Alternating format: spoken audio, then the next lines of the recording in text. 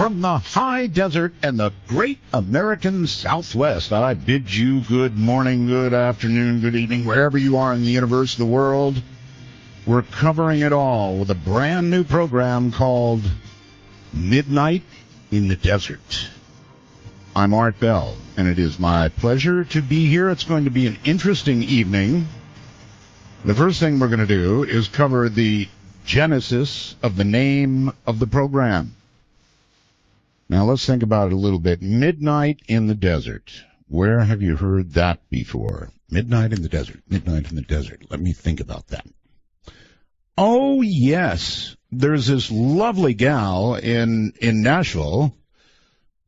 There's this lovely gal in Nashville who, I'm hearing music. I wonder where that's coming from. It's really strange.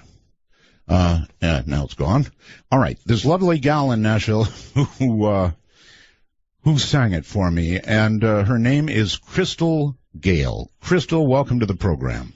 Well, thank you for having me on. I'm so excited. I guess now I should reach back. I should tell everybody that one day you came to my house here in Nevada. You came all the way to Pahrump, Nevada, and handed me a song on a CD, and it blew me away. And then, Crystal, as time went on, and you said, I sang this for you, here you go, it's yours. And as time went on, I fell more and more and more in love with the song. It's the last song I play every single night. And so, first of all, I guess I would like to ask about the genesis of this song. Did you write it yourself? I wrote this with Mike Laudermilk and then my husband Bill. But Mike and I started out the song. We listen to your program all the time, as you know. And we just started thinking about it. And we said, we got to come up with something. And it just came. And we wrote it, and we decided we had to bring it to you. Crystal, when you write a song, does it most times just come, or are a lot of them struggles to write? Yeah, a lot of it can be struggle.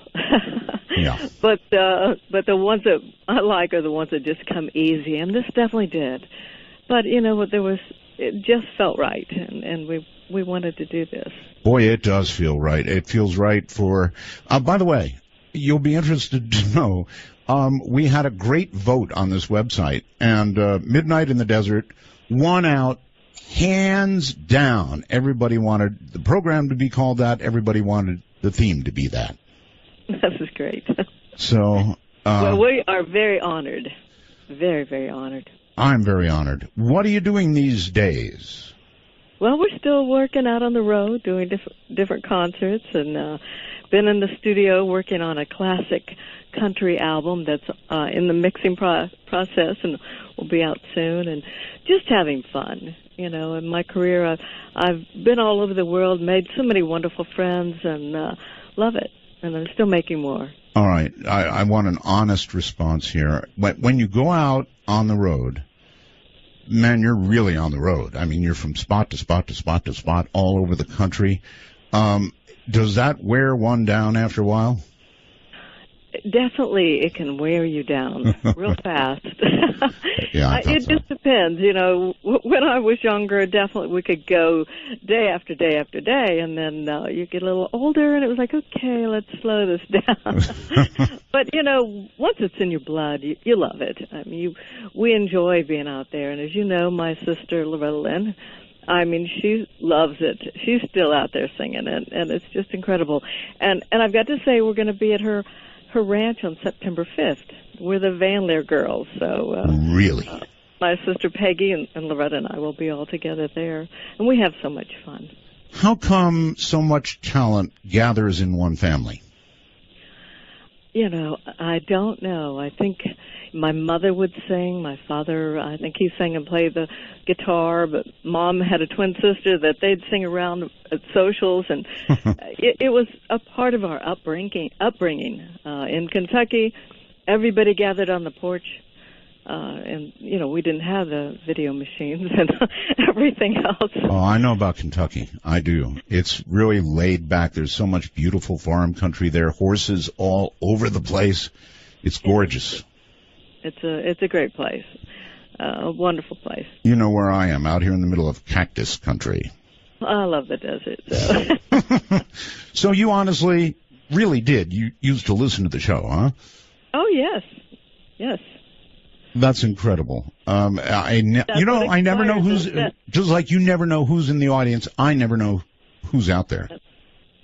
That's right. Well, we listen, love it, and it inspired that song. Definitely. Somehow I can imagine you all listening as you're on a bus or on something going from, one gig to another. Definitely that, at home as well. It's, when you enjoy something, and I enjoy what you talk about, so all the interesting things. Well, when I played this, I'm married again. I played it for my wife, and she just absolutely fell in love with it. And then I told her that I actually met you, and I showed her your picture, and she about fell over. So I've got to ask you about your hair. You're world famous for your hair. There was some rumor or something, I don't know, I heard from somebody that you were at one time thinking of cutting it. No. I have been cutting it back some. It's not quite as long, but no. It's hard to get rid of something that's been with you as long as it has, so that's one thing. But, I do dream about having short hair, where I can just wash it and go. How hard is it? I mean, that's when I saw you, it was at your ankles. Now, I can't even imagine hair that long, but it's part of your trademark now, so I'm sure anybody connected with you is also saying, no, don't cut your hair, right? Some have said through the years, cut it, and some have said no. But I owe my long hair to my American Indian heritage. I'm Cherokee, and it just grows so fast. And I had no idea you had Cherokee. From 9 to 12 inches off a year. 9 to 12? Yeah, it just grows so fast. I don't know how long my hair would have been if I'd never trimmed it.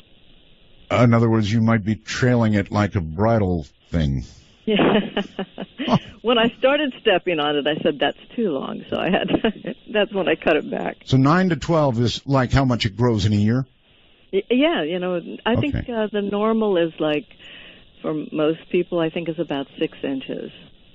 But I started measuring my trimmings through the year, and it was from 9 to 12 inches. Well, it's absolutely gorgeous, and I think that's why when you appear somewhere, they frequently get television shots or, photo shots of you from the rear to show your hair. Yes, they have. Well, again, it is my distinct honor and pleasure to have the show named Midnight in the Desert. I'm in love with that song, and, if I weren't entangled, I'd be in love with you, too. No. Oh, man.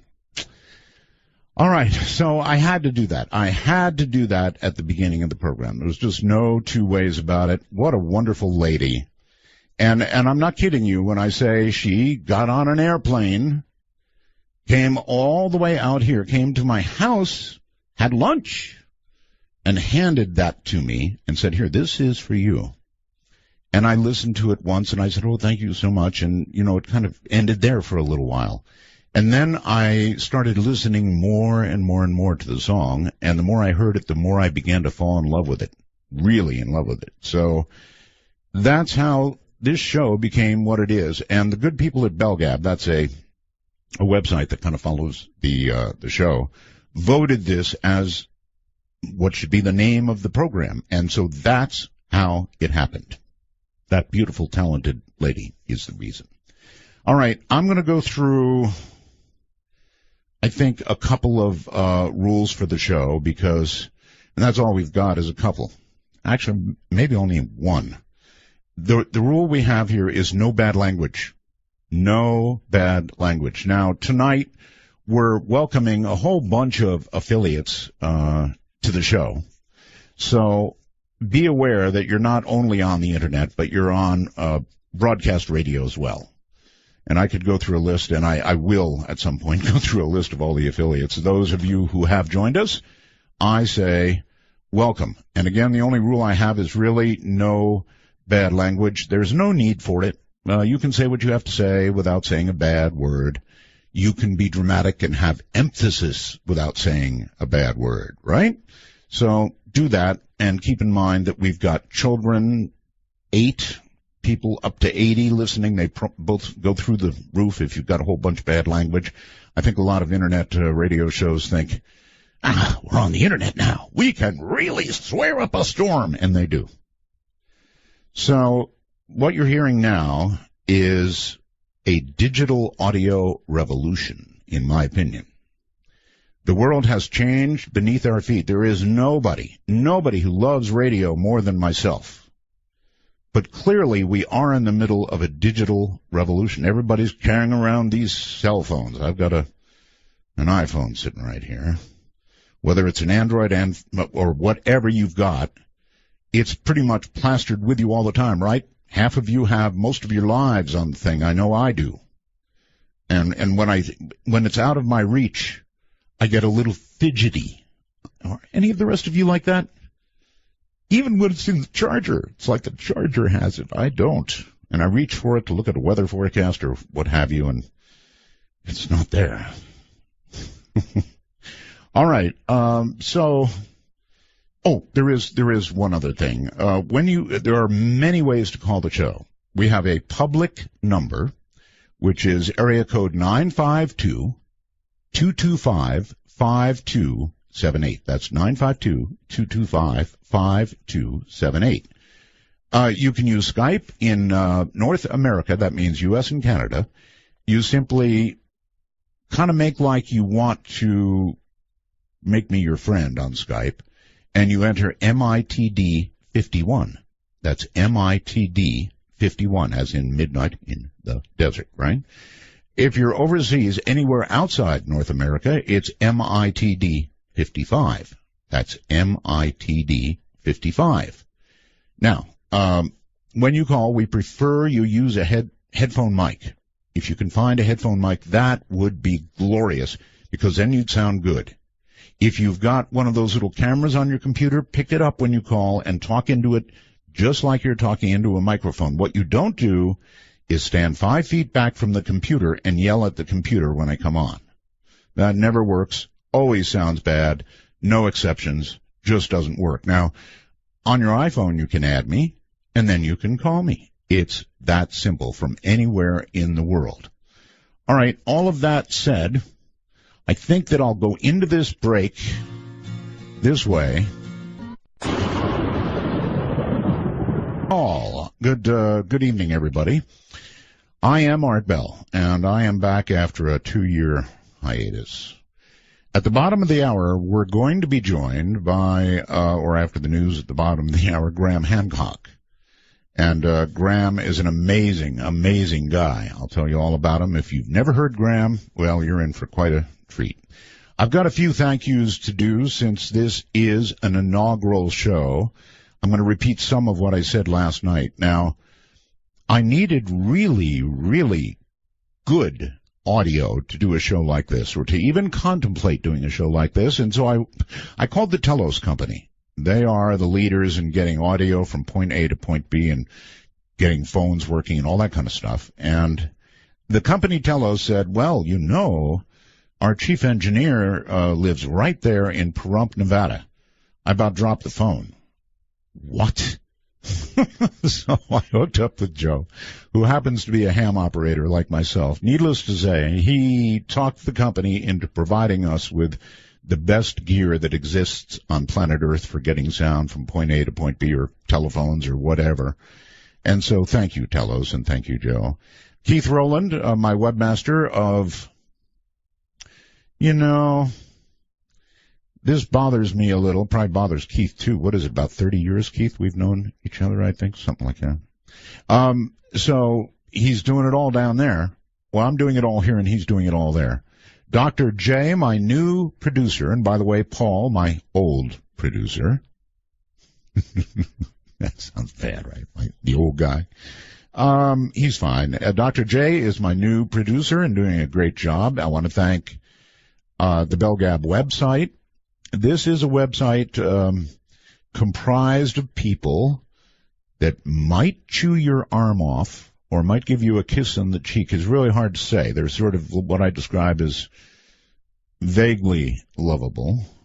It's a great site. If you're not, well, there's 2 sites listed at artbell.com, incidentally. 2 sites. So here's the deal. Belgab is the wild, wild west. The other website listed, which claims the name of the show, is a little easier going. So if you don't feel like you would even put your head into the lion's den, you're going to want to go to that one. If you're unafraid, I make these people sound bad. They're actually bright people. They're people who have really helped spread the word of the show. And, it's a little acerbic at times, but Belgab is a place you might want to try. Belgab.com. Then there's Las Vegas Net, lasvegas.net. We did a test show last night, and as I mentioned last night, Internet is crucial to virtually everything I do. Without Internet, there is no me. The phones come in by Internet, Skype comes in by Internet, my program goes by the Internet, so I am Internet dependent. Last night we did a little test show, and we had storms up on the mountain between here and Las Vegas. That's where the microwave sends the Internet, right? And these storms caused a gigantic rain fade. I mean, it's 9,000 feet up, folks, and it came down so hard that even the microwave signal simply didn't make it through. And when that happened, of course, an hour and a half or an hour and whatever it was, 3/4 into the show, things began going bonkers. So that's why you do tests. We ironed that out. We ironed out a whole lot of other things. And hopefully all will run smoothly tonight. That's not wood. That's sort of metallic, but it looks like wood. It's wood-like. Probably doesn't count at all. Let me find. There we go. That's real wood. All right. While we've got a moment, I'm going to pick up, I think, a call. And I'm going to go to, let's see. Let's go to Illinois. Hello, Illinois. Are you there? Yes. Extinguish your device, please. Done. Done. Great. Okay. What is your first name?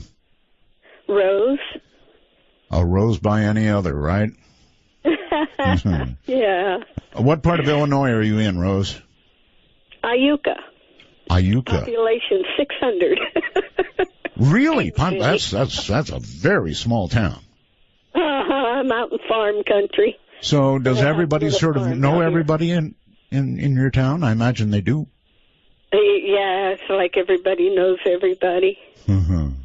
Okay, well, listen, welcome to the program. Do you have any thoughts, suggestions, ideas, criticisms, anything? No criticisms. I love him. I cried when they took his show off the air. My husband, I was screaming and yelling at him, he's not on, that other radio show's on. Oh, wait a minute. I've been listening to Art for years. Well, yeah, but you're talking about him like he's in the third person. Well, he was gone for a little while, and I missed him very much. Well, he was, and he missed being here, too. But listen, just for the record, I'm Art. This is Art. Oh, my God! No, just Art. Oh, my God! I got through to you? Oh, my God! Now, what have I always said, Rose? I've always said I don't have a call screener. Screeners, yeah, but usually they say that and somebody else picks up. Oh, my Lord! Rose, Art! Oh, yes, my God! Yes. I love you, your thank you. family. I swear, the day that you signed off the air, I go, no, he's going to be back on. That other radio show was on. I screamed at my husband, he's not on! I sat down and cried. It was like somebody stabbed me in the heart with a knife. I've been listening to you for years. Rose, you've really got to get a recording of this program. I hope you have joined as a time traveler. And a copy of it. If you're a time traveler, you can get a copy of the show. Because my husband paid for a subscription. There you go. There you go. Because you've got to hear your voice, Rose. You've got to hear your voice when you figured out it was me. I just can't believe it. Oh, yes, you can Oh, believe my it. God. Oh, Art, I love you and your family, and your daughters and your wife are just beautiful. Thank you. And so very much sorry about Mona. Oh, thank you. And, All right, so Rose, what would you like to hear on the show? I mean, what is almost your favorite topic? Well, I have two of them. One is what's going on with the Earth and the planets, how they're changing, and the volcanoes and the earthquakes. And the other one is UFOs, and I've seen one. Rose, let me that's first seen it. address the first thing you said. We now have, it'd be a great book title too, but I'm not going to write it. The Quickening, we have The Quickening on Steroids. The quickening on steroids. That's right, we do. All right, now briefly, you said you've seen a UFO. Welcome to the Yes. club. Tell me about it real quickly. Okay, at the time, I was living in Kansas, and I went out to take my dog out, and I looked up at the sky, and the moon and the stars were gone. I ran back in the house, got my daughter, drug her out on the porch, and I hollered, "Look, look!" And she looked up, and she goes, "What?" I says, "Where's the moon? Where's the stars?" Right. And then my neighbors across the way, they came out of their house, and we were all pointing at the sky. And that thing was dead silent. Massive, so big, so huge. What about the And shape? it took off with a blink of an eye, All right, and but- no noise. Okay, but what about the shape? It was... It wasn't round like a saucer or nothing. It was kind of like an arrowhead shape. An arrowhead. Yeah, you know how an arrowhead is kind of shaped? Oh, sure. It was kind of something like that. And it was just the whole bottom of it was pitch black Right. until it took off. And And- then multicolored lights and when were it- all at the bottom. Multicolored lights at the bottom. So it isn't like Yeah. not like it was on a rainbow, firing itself off on a rainbow or something. No, it was like when the thing powered up and took off, there were like these multicolored lights. And my daughter, speechless, I grabbed her and I was shaking her, trying to snap her out of it because she was terrified. Whew. All she was saying was, duh, duh, duh, duh, and pointing at it. Really? Yeah. So me, some of my neighbors, and then shortly after that, we moved here. Rose, is there anything that makes you think that it was, from somewhere else? Well, I don't think we have anything. I mean, this is a huge trailer park that I was living in. Right. We got nothing that big. Nothing. Was it silent? Dead silent. Not a sound. For Dark Matter News, I'm Leo Ashcraft. The Associated Press says scores of low-flying planes circling American cities are part of a civilian air force operated by the FBI and obscured behind fictitious companies. The AP said it traced at least 50 aircraft back to the FBI and identified more than 100 flights in 11 states over a 30-day period since late April. They were orbiting both major cities and rural areas. At least 115 planes, including 90 Cessna aircraft, were mentioned in a federal budget document from 2009. For decades, the planes have provided support to FBI surveillance operations on the ground, but now the aircraft are equipped with high-tech cameras and, in rare circumstances, technology capable of tracking thousands of cell phones, raising questions about how these surveillance flights affect Americans' privacy. The FBI says the planes are not equipped or used for bulk collection activities or mass surveillance. They say the surveillance equipment is used for ongoing investigations, but generally without a judge's approval. The Earth could be headed for a mini ice age, according to researchers. A new study claims to have cracked predicting solar cycles and says that between 2020 and 2030, solar cycles will cancel each other out. This, they say, will lead to a phenomenon known as the Maunder Minimum, which has previously been known as a mini ice age when it hit between 1646 and 1715, even causing London's River Thames to freeze over. The new model of the sun's solar cycle is producing unprecedentedly accurate predictions of irregularities within the sun's 11-year heartbeat. It draws on dynamo effects in 2 layers of the sun, one close to the surface and one deep within its convection zone. Predictions from the model suggest that solar activity will fall by 60% during the 2030s to conditions last seen during the mini ice age that began in 1645. NASA has released an online tool known as Mars Trek, which aims to provide a Google-like experience so that users can explore the red planet's terrain. The zoomable map provides detailed views of landmarks such as Olympus Mons, the largest known volcano in the solar system, measuring more than 15 miles above its surrounding surface. Other notable features on the map include Valles Marineris, a canyon that runs across 1/4 of Mars' surface and measures about 90 miles wide. Across the map, gigantic rift valleys fracture the surface over vast distances. Huge outflow channels tell the stories of floods in Mars' distant past when water flowed across its surface. Studying these landforms reveals how Mars' environment has gone through tremendous changes over time and helps us understand how life might have possibly survived there to the present. The tool also provides users with the option of using a 3D view, which rotates the red planet to reveal its north and south poles. This is Dark Matter News.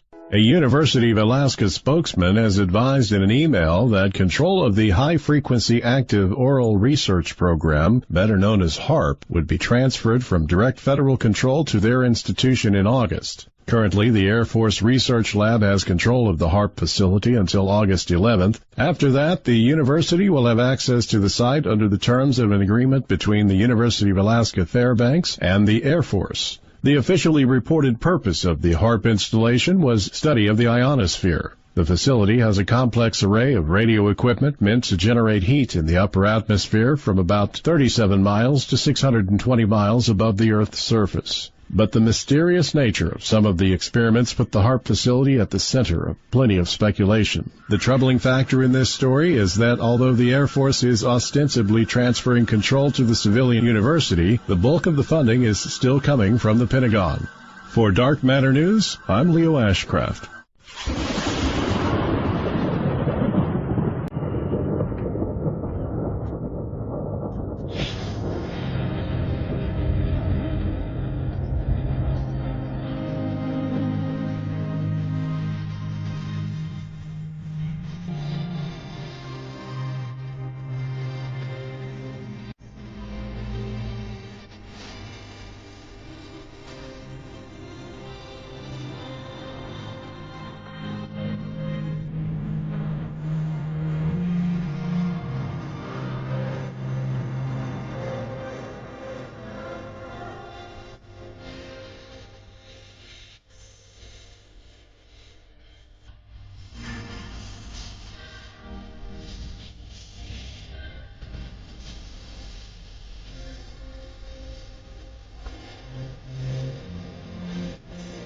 Midnight matters are best handled by those that understand how to move in the darkness, like Art Bell. To call the show, please dial 1-952-CALL-ART. That's 1-952-225-5278. Midnight in the Desert.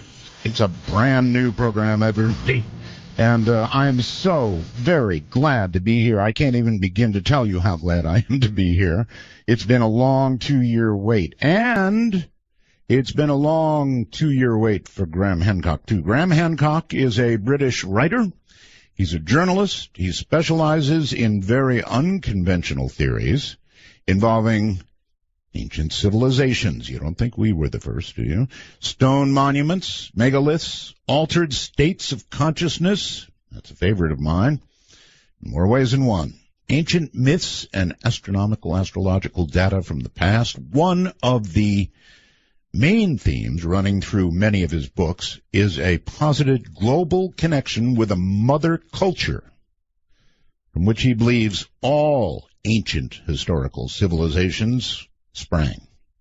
His work has been rejected by many scientists. They call it pseudo-archaeology. What a rotten word, pseudo-archaeology. Graham, welcome to the program all the way from, I believe, London, right? Actually, the city of Bath in southwest England, about 100 miles west of London. Bath. I hope Bath was not a toll call to our London line. Probably is, but it's okay. We'll live with that, Arthur. All right, I'm glad to have a London line. I'm glad to have you on it. And listen, I am so sorry, Graham. Really, truly sorry about you were going to be on the next night 2 years ago. Yeah, you stood me up, Art. I know. I felt so godforsaken guilty about that. That's all right. Really did. So it's been so long. Here's where I want to start, if I can. This has been a pretty much lifelong journey for you, and I guess I want to ask you how it began. In other words, what set you on this path? Yeah. Really, I got onto this path by what certainly felt like and seemed to be a series of accidents. I really had no interest in ancient mysteries at all. If we go back to the 1970s and 1980s, I was very much into current affairs. I was based in East Africa. I was based in Nairobi in Kenya. I was the East Africa correspondent for The Economist in the early 1980s, and that was a responsibility that took me regularly to the war-torn, famine-hit country of Ethiopia, right to the north of Kenya. It was on my beat, and I used to go there regularly as a journalist. And in Ethiopia, I stumbled across a non-current affairs story that Ethiopia claims to possess the Lost Ark of the Covenant with all its powers, that it can still strike people dead, that it is still a thing of fire. And initially this just seemed to me, at one level, like a fantastic claim being made by an obscure country in the Horn of Africa. And at the other level, there were intriguing elements about it that made me wonder what lay behind it and whether it... Uh-oh. Well, that was awfully quick. We lost him awfully quickly. And he was just talking about the Lost Ark of the Covenant. So I have no idea what just occurred. Nothing else is going askew here. So hopefully Graham will call back. The Lost Ark of the Covenant. Now, I've seen all the movies, as I'm sure you have. And I am intensely curious about the Lost Ark. I wonder, A, if it, still exists. And I wonder, B, if we were to lay our hands on it, would we be pleased that we did that? Really, what happened? I wonder what happened to our line. That is our London line. It pretty much should have stayed together. And I'm looking at everything else that I can look at. The Skype calls coming in and other calls coming in, and everything looks all right. So I don't know. This is one of those things that you don't expect. You certainly don't hope that. Do hope ahead of time that nothing like this will occur, but it did. So he will realize, he's probably going on and on, he'll realize that he's been disconnected and will call back. But there's just no reason for this. You all have seen the movies about the Lost Ark, right? And I was just prepared to ask him about that. Let's see, what should we do? We could take an additional break here, and then I could call him, or I suppose I could just call him. I'm not against doing that either. So, let's see. I wonder if it'll hold up. And I wonder how I dial from here. I wonder a lot of things. You should all know this is all new equipment. I repeat, new equipment. So I hardly know what I'm doing. Though, in that case, I'm not exactly sure what I would have to do to call London from here. So what we will do is we will take an additional break. That's what we will do. And that'll take care of one for later. So we'll pause for... No, wait a minute. Wait. I think this might be Graham back on the line again. It's me. That connection to London doesn't sound so good anymore. We just got cut off there. We sure did. You sound fine right now. Good. Well, let's carry on. Okay, we were with the Lost Ark of the Covenant. Yeah, and the bottom line was that it was that accidental encounter with the Ethiopian claim and my investigation of it over several years that led me to take an interest in ancient mysteries and to wonder whether the story we were being told about our past was actually true. I mean, previously I'd accepted that, that what the historians and archaeologists said was based on science. It must be true. There was no reason to question it. And then I discovered in this specific case that there were lots and lots and lots of reasons to question it. And then I thought, well, if that's the case here in this subject, which I've now thoroughly investigated and found that archaeologists are missing a trick on, maybe it's true in other areas of the past as well. And that ultimately led me to my next book, and certainly my best-known book, which was Fingerprints of the Gods, published in 1995. All right, let me back up just a little bit. I can't leave the Lost Ark just yet. Sure. Is it your view, Graham, that the Lost Ark still exists somewhere in the world? Yes, absolutely. And if Ethiopia doesn't have the whole thing, it's certainly got a large piece of it. There are some indications that it got broken or damaged during the last couple of thousand years. And according to my reconstruction, it's been in Ethiopia since about 400 years before Christ.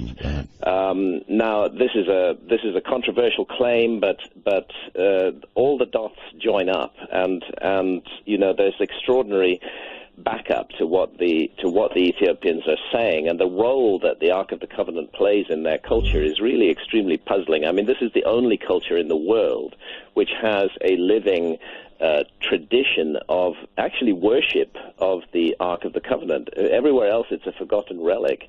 In Ethiopia, it's part of the beating cultural heart of that country, and every church has a replica of the Ark of the Covenant in its Holy of Holies. And it's really, the more you get into it, the more extraordinary it seems that this could just be based on nothing.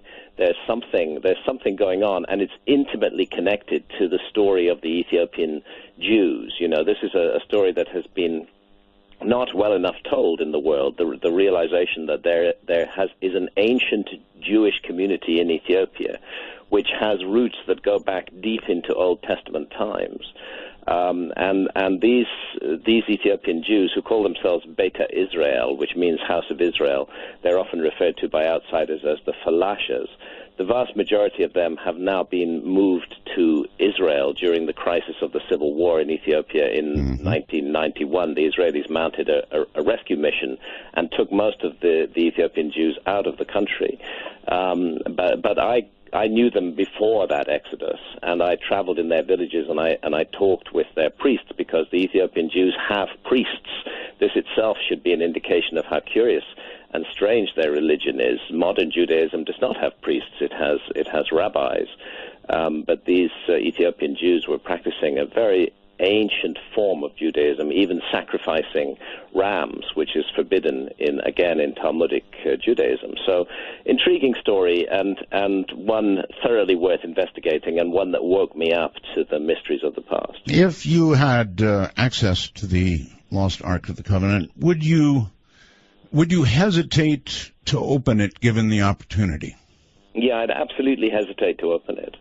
I think we're looking at a piece of lost technology, and there are some indications that it has gone rogue. Rogue? That it kills its keepers.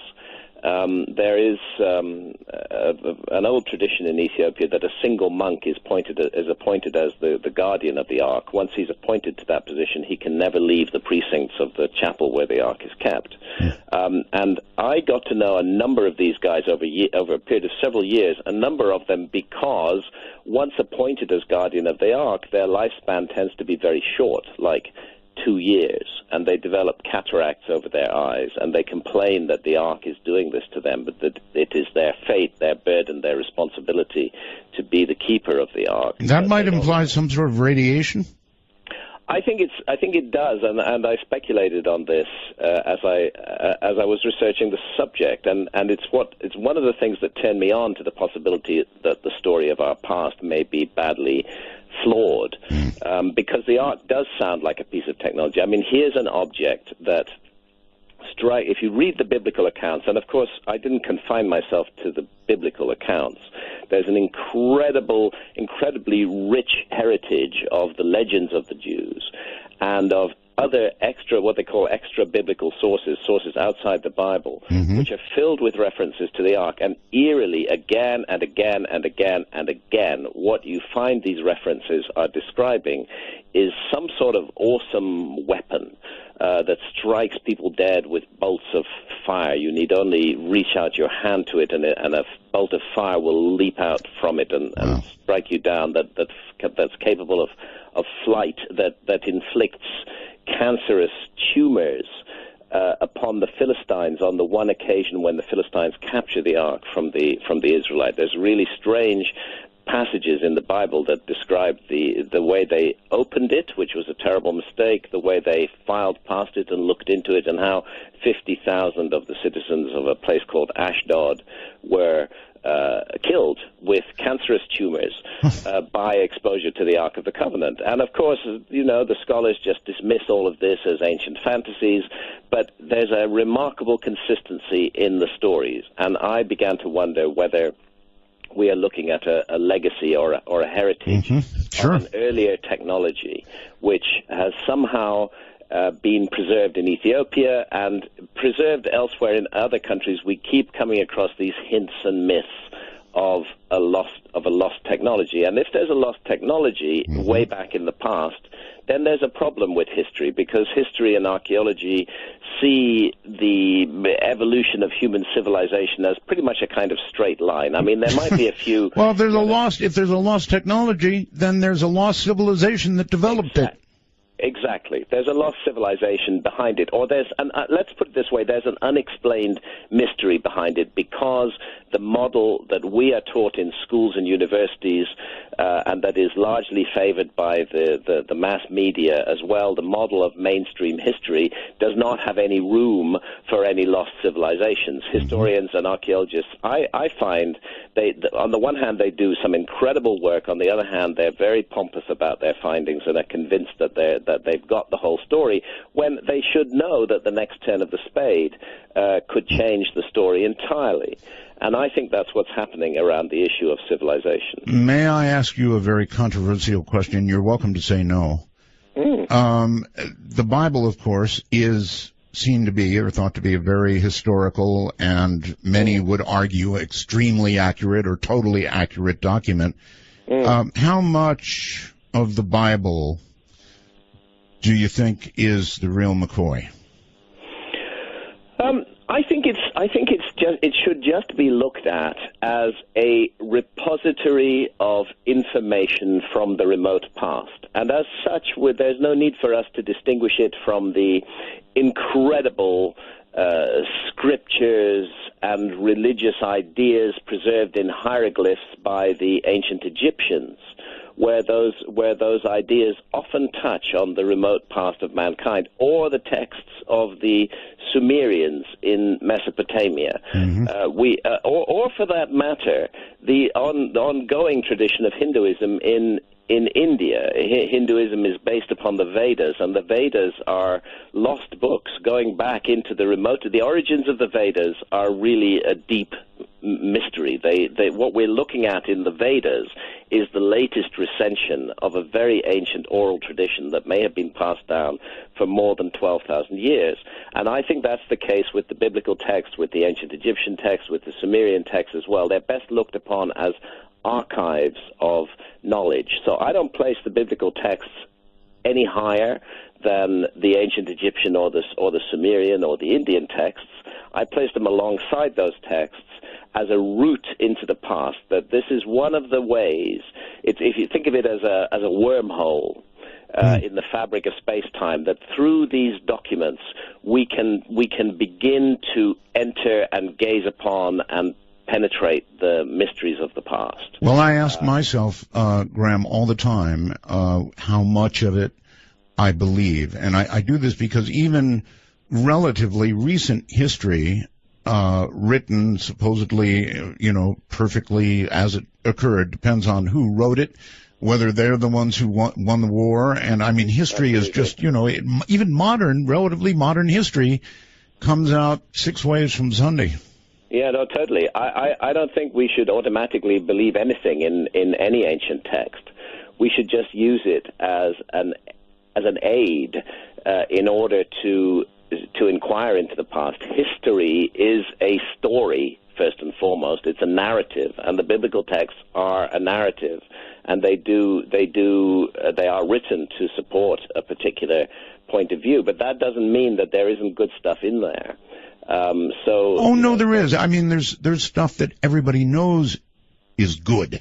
You know, that human beings, I think, just know as a natural matter of being a human being the right and wrong way to treat somebody else, for example. So a lot of it is that kind of common sense, and you can believe it. Yeah, well, the ethical stuff, you know, is an aspect of all ancient texts. No harm in listening to that. But Graham, I want to know: did the miracles really occur? Did the sea really part? All of that, I want to know, and we all do.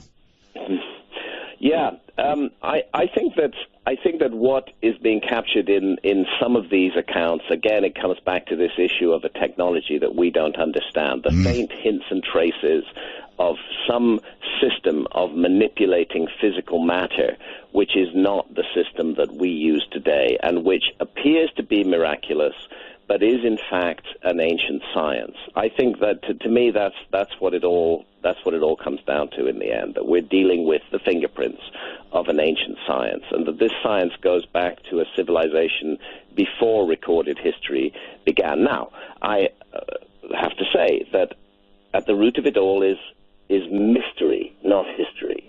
And when we seek to explain this, we should keep an open mind to all possibilities. Another possibility that many people like is the ancient astronaut. All right, hold it right there. We're at a break point, and we'll be right back with Graham Hancock.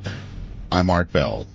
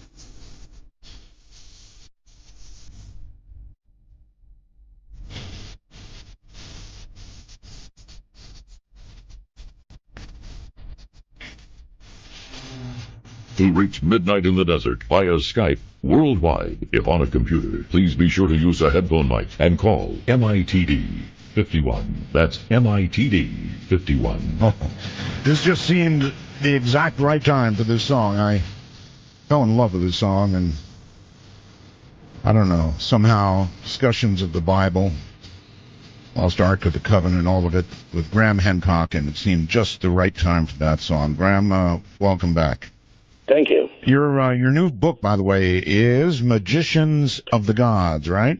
Yeah, Magicians of the Gods, not published yet. It'll be published in the fall, and it is the sequel to Fingerprints of the Gods. And when I say a sequel, I'm not referring to an update of Fingerprints of the Gods. This is a completely new book.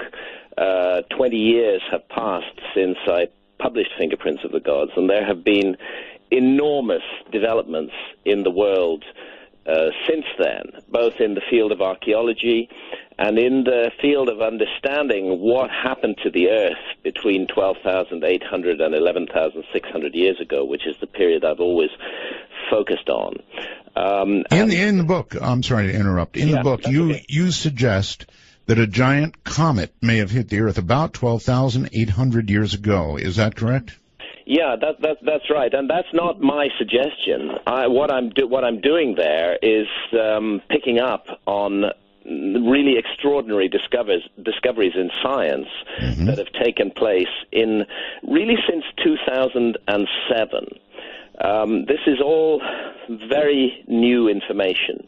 We have a group of around 30 scientists from all around the world, from major universities and research institutes, who've been looking at what they call impact proxies.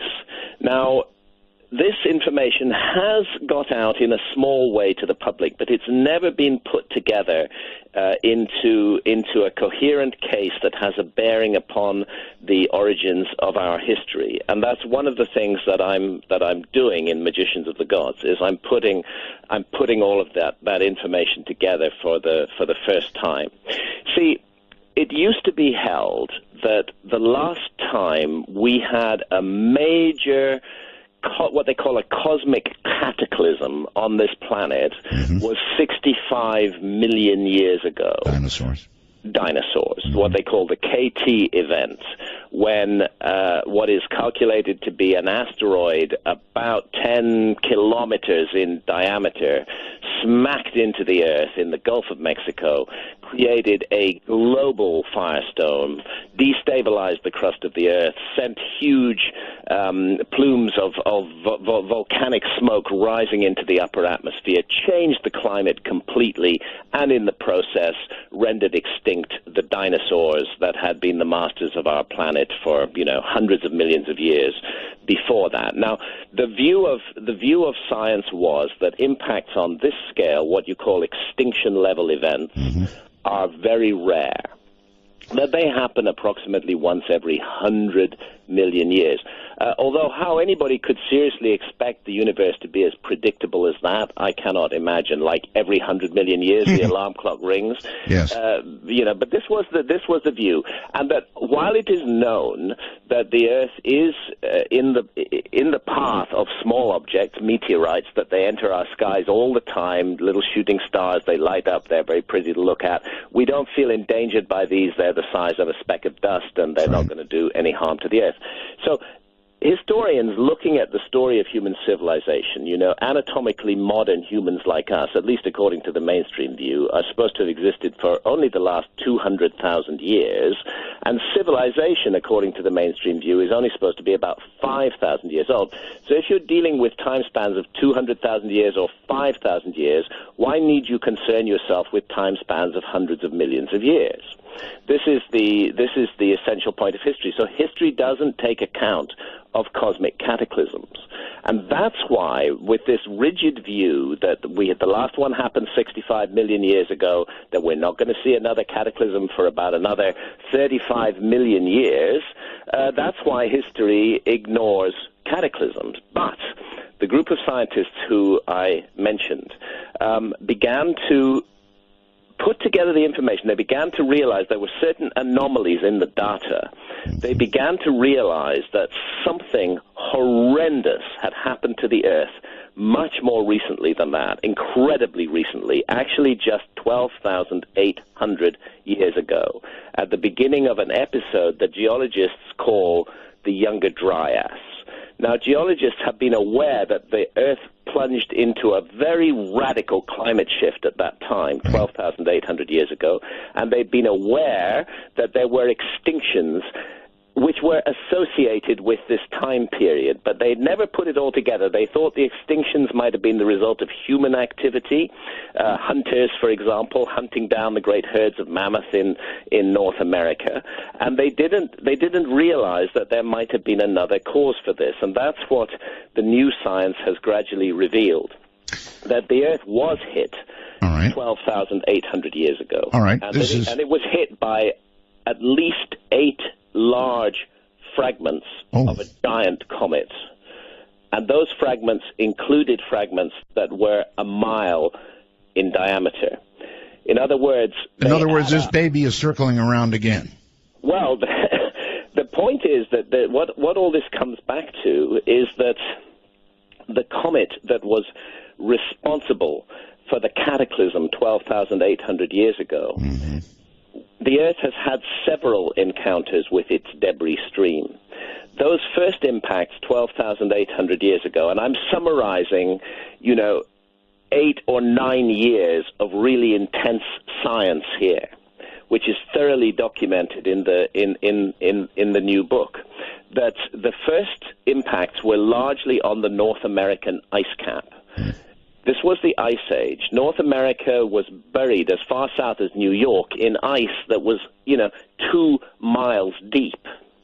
This is why craters were not found, because those impacts on the North American ice cap were on the ice itself, and therefore the craters formed in the ice, and the vast heat initiated by these gigantic impacts. These objects are coming in at close to 100,000 miles an hour.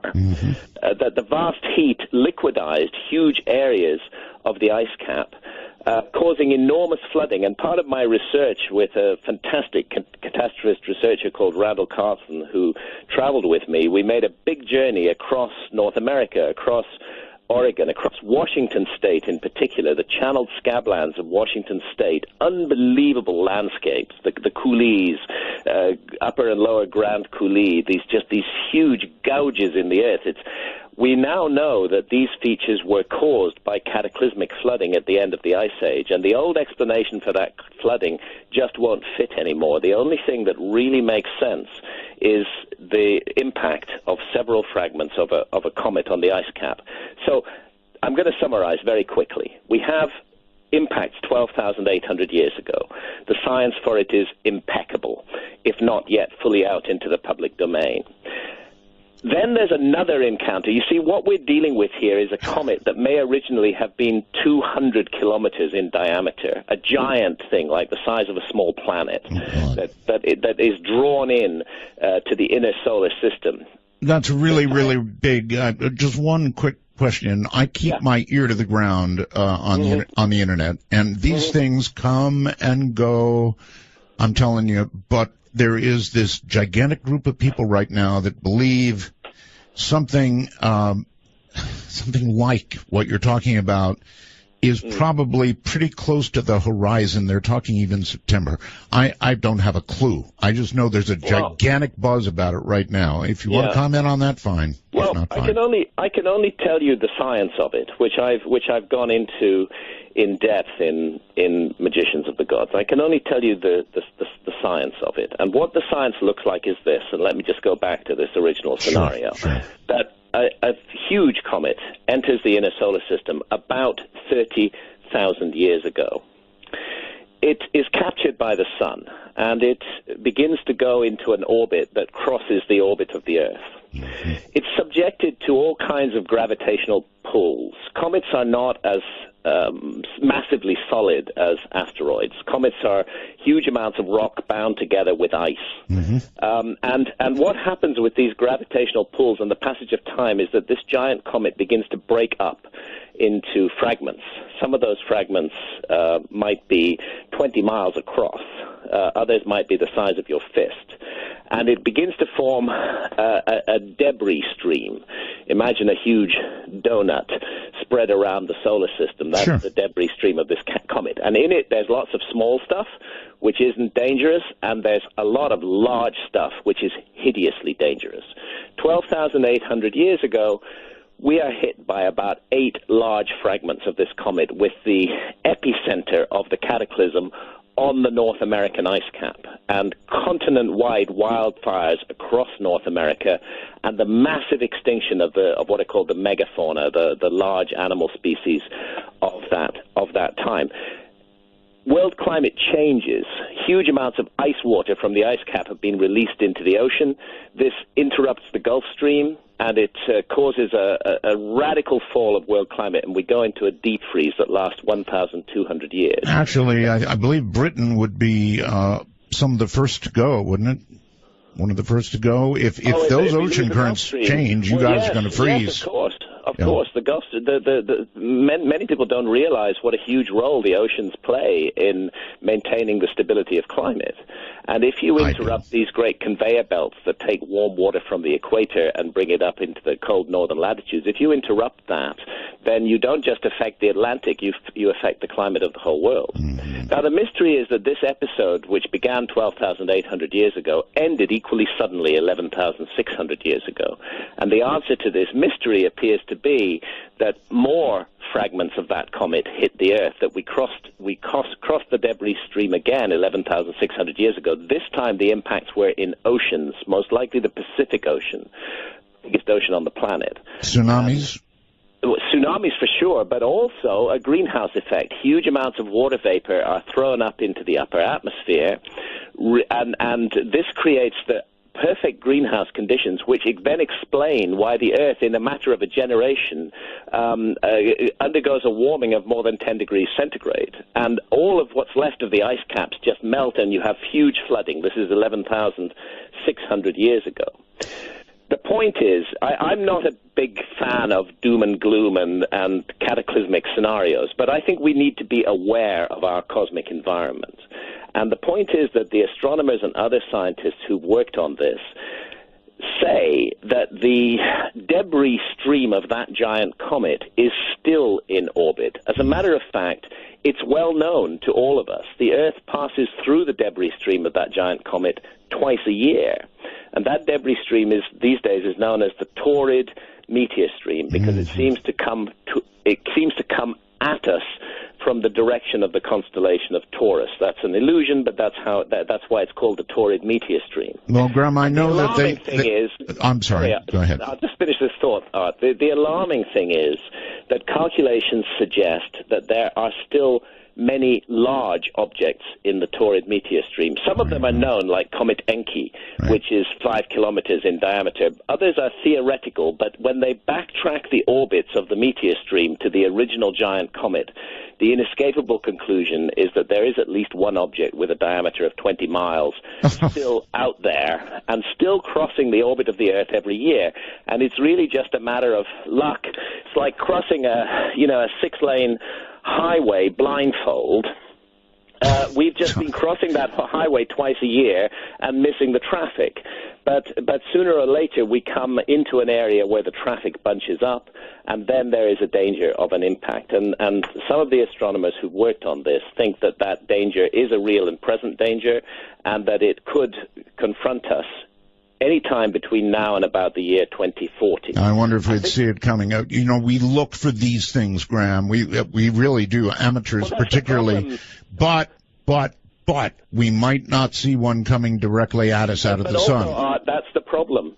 We're not looking for these things. Well, the amount of money amateurs. that NASA is spending on the research for Earth-crossing objects is absolutely minuscule. Yes, and as you to pick up on what you said, coming from the direction of the sun, we have no eyes on that at all. That's right. And we're looking at a situation here where actually we as a civilization could prevent this cataclysm.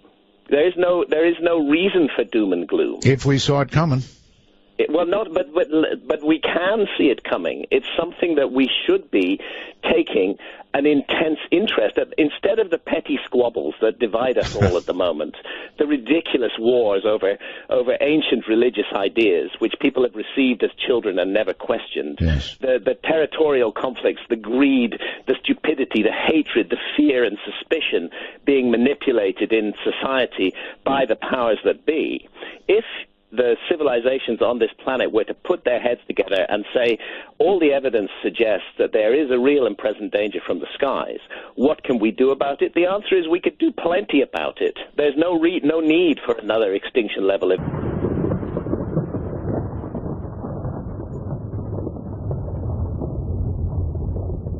My guest is Graham Hancock, and here he is again. Graham, welcome back. Thank you, Art. All right. So, with all the internet rumor going on right now about something really gigantic coming, I cast these things off, but this one seemed particularly, constant. The drumbeat of something, people feeling something's coming. I guess they always do to some degree, but... Well, I just think that I think we have to take a different perspective on this. We live in a very dangerous cosmic environment. Mm-hmm. That's a fact. But we do not need to embrace gloom and doom, and we do not need to project a cataclysm upon ourselves. In other words, we do not need to manifest these things by dwelling upon them in some sort of extraordinary masochistic way. That's true. But you mentioned wars, Graham. You mentioned wars, right? Yeah, and that's what I'm saying.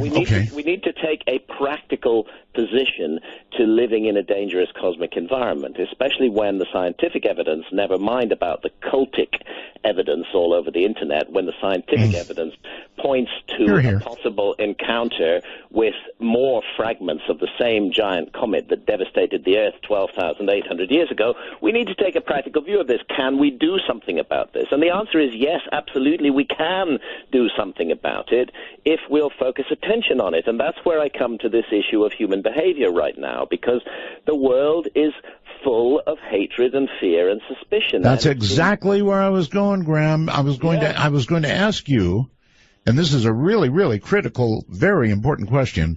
In your view, is mankind now any more or less warlike than we always have been? I actually think that we are much more warlike than we've always been. I think it's getting worse and worse because the same atavistic, primitive urges that led to those bloody medieval wars with swords and spears are still at play. We still haven't grown up. We're still infantile. And we are now equipped with really dangerous toys, which can cause absolute havoc and chaos in the world. Actually, never mind a comet. We're perfectly capable of wiping ourselves out, of taking this beautiful garden that the universe has given us to play in and turning it into a hell world. And we're in the process of doing that. And I can't help feeling that there are powers at work which are manipulating us to think in this way, which are pressing those primitive buttons in our deep reptilian brain and not allowing us to begin to think clearly and openly. If we thought clearly and openly, we wouldn't have a single nuclear weapon on this planet. They're just such deadly, dreadful, dreadful things.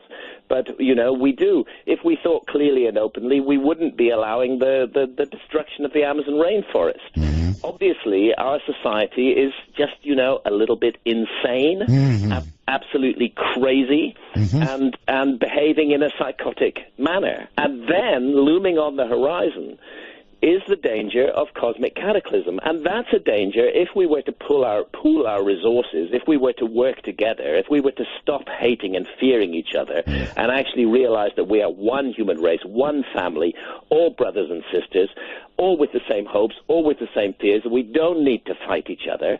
If we could take that line, then we could look at the challenges that face humanity, amongst which is the challenge of a dangerous cosmic environment, and we could do something about it. We could use our brilliant science for positive rather than negative ends. Any idea, Graham, how we create that change in humanity?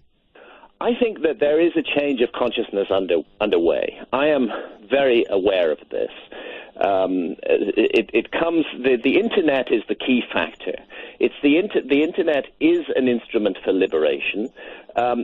Dark forces are seeking to control it and to limit its liberating powers. But what the internet is doing is it's joining people all around the world into communities of ideas, not communities based on skin color or the religious belief that we happen to have been born with or of our ethnic roots. Well, that's the upside of the internet.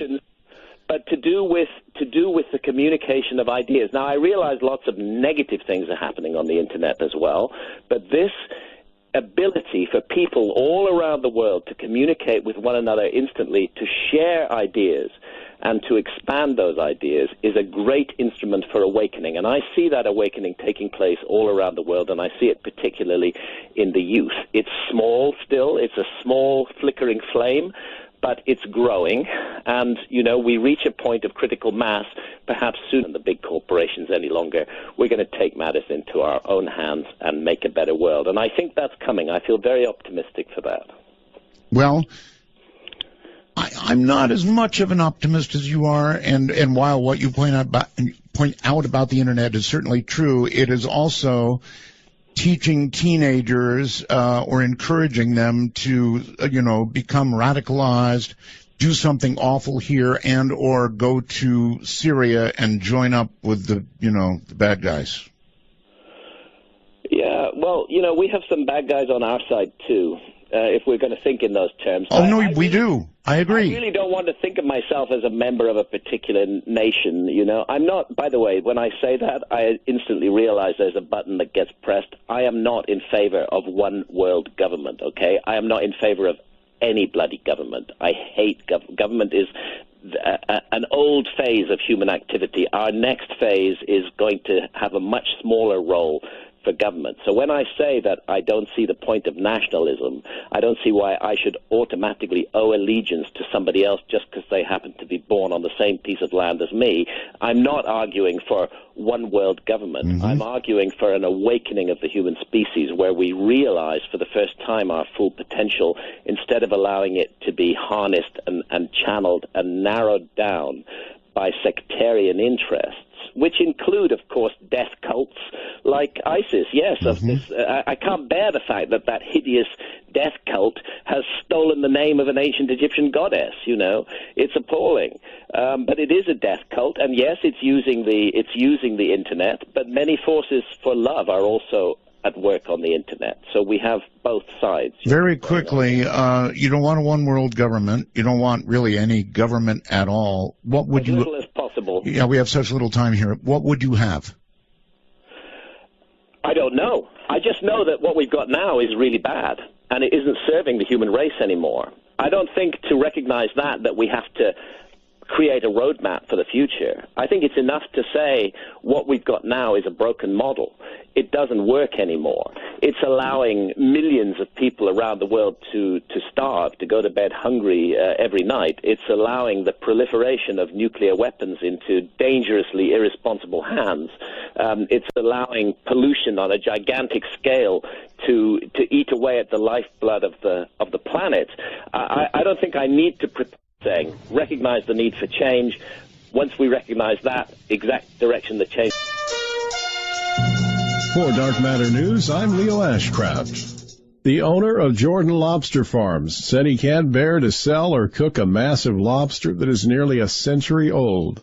The crustacean is so big, employees are surprised by it, and customers would rather take pictures with it than eat it. I've heard of these enormous lobsters, but I've never seen one, so it's a real treat. It's humongous. That one, you have to kind of use your whole body weight to just lift it up, so that was crazy. While it's difficult to tell a lobster's exact age, based on its weight and size, fishermen say this one is roughly 95 years old. Experts say lobsters at the deepest part of the ocean often live to be a century old. Owner Stephen Jordan is no stranger to large lobsters. Restaurant owners and diners routinely come to his wholesale and retail business for ones that weigh 5 to 10 pounds. But this one officially weighs in at a whopping 23 pounds. We received it yesterday morning from one of our fishermen, John Price, who's in the Bay of Fundy. And he shipped it in. He didn't even tell us. He told us to look in the crate. We opened it up. It was like, whoa. Jordan said it's been about a decade since he's seen a lobster this big. He plans to donate it to the Long Island Aquarium. It's almost like a dinosaur, You don't want to, you like to see it continue on, and I think they would take good care of it. I think it's a nice thing for him to do, that the kids get to see it. It's more cool to watch it and look at it than eat it. The new movie Selfless, released this month, is a provocative psychological science fiction thriller. An extremely wealthy man dying from cancer undergoes a map an individual's intricate and totally unique consciousness and upload it into another mind? According to ASAP Science, the short answer is yes. It will become possible one day. Scientists continue to research this field and have begun to locate the true storage location of consciousness within our brains. This is Dark Matter News. Researchers have discovered the world's oldest fossilized sperm. According to the new study, the cells date back some 50 million years. The sperm fragments were found entrapped in the wall of the fossilized worm cocoon in Antarctica. Sperm cells are rarely found in fossil record as they tend to be short-lived and have delicate structures that don't fossilize well. The research team from Sweden, Italy, and Argentina used a scanning electron microscope to look at the specimen's surface, which revealed the presence of the sperm cell fragments from a 50-million-year-old Clitolata. Researchers suggest that the sperm fragments are similar to that of a group of leech-like worms found on the shells of modern crayfish in the northern hemisphere, where they feed on dead organic matter. Further studies on the cocoon could reveal a great deal of information, which has been overlooked by paleontologists who tend to focus on relatively hard structures, like bones and shells. For Dark Matter News, I'm Leo Ashcraft.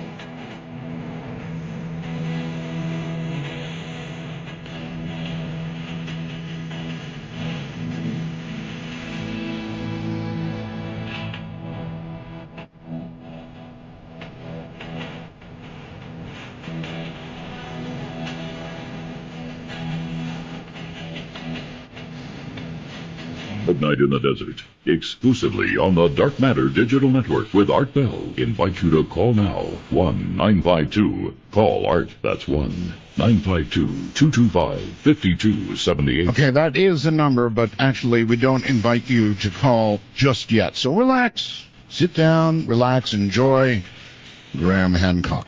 We're we have clear sailing all the way to the top of the hour. Graham, we're back on. Welcome. Thank you, Art. All right. Yes, there's so much to talk about, there is, yeah, and such a lot. Well, I'm just brimming with this stuff at the moment, because I spent the last 3 years working on this new book, gathering the evidence, putting it together. I try to make complex data, as accessible as possible, to open this up in a way that anybody can follow and understand. And in the process, I have to understand that data myself and really get on top of it. I think that's maybe the advantage of being a journalist rather than a scientist.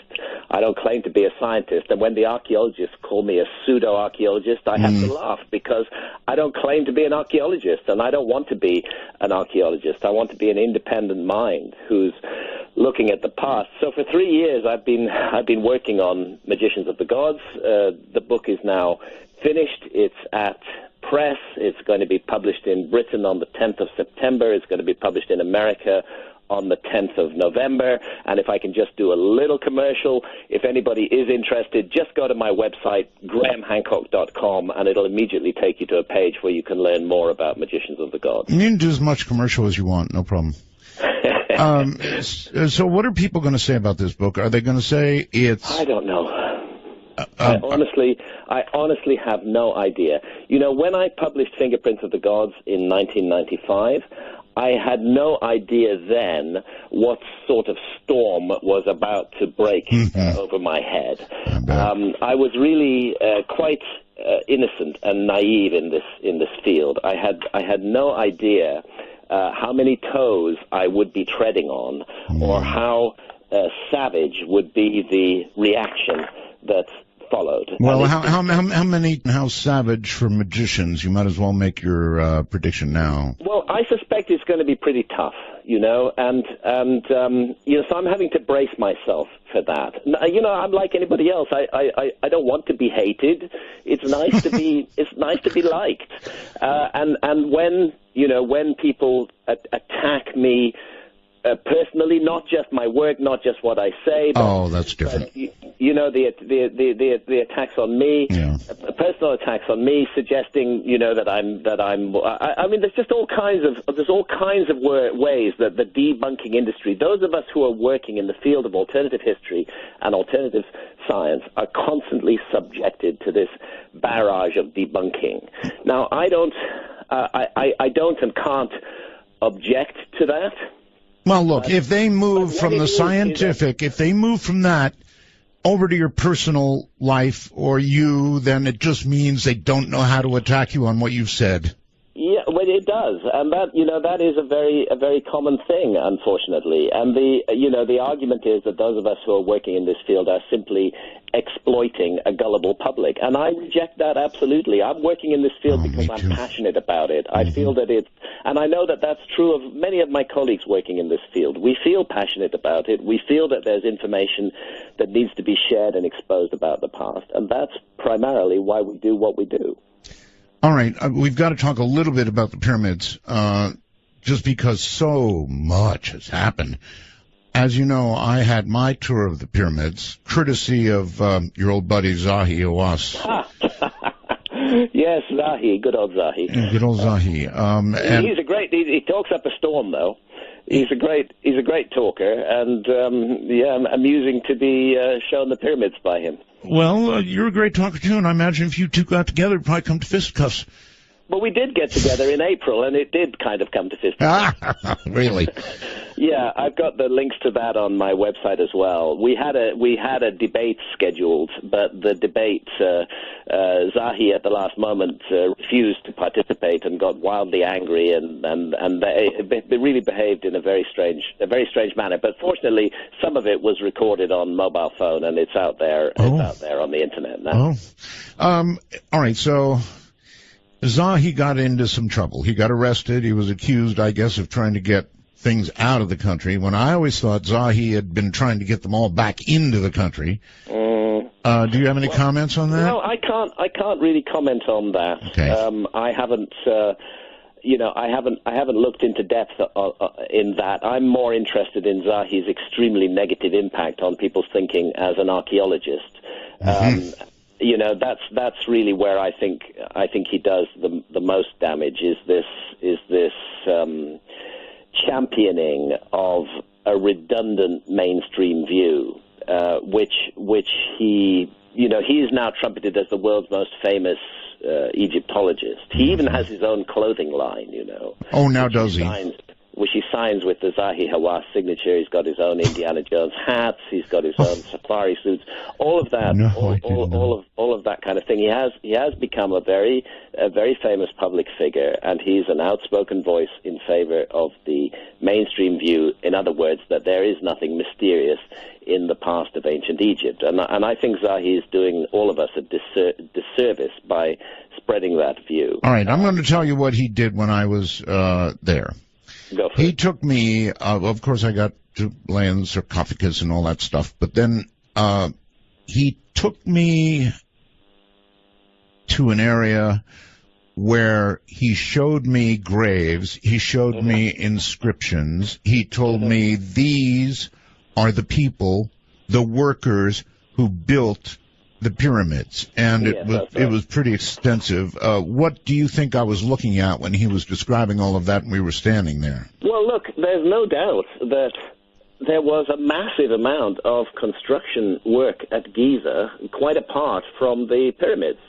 Giza is a gigantic construction site that's thousands of years old, where huge projects have been initiated and put underway.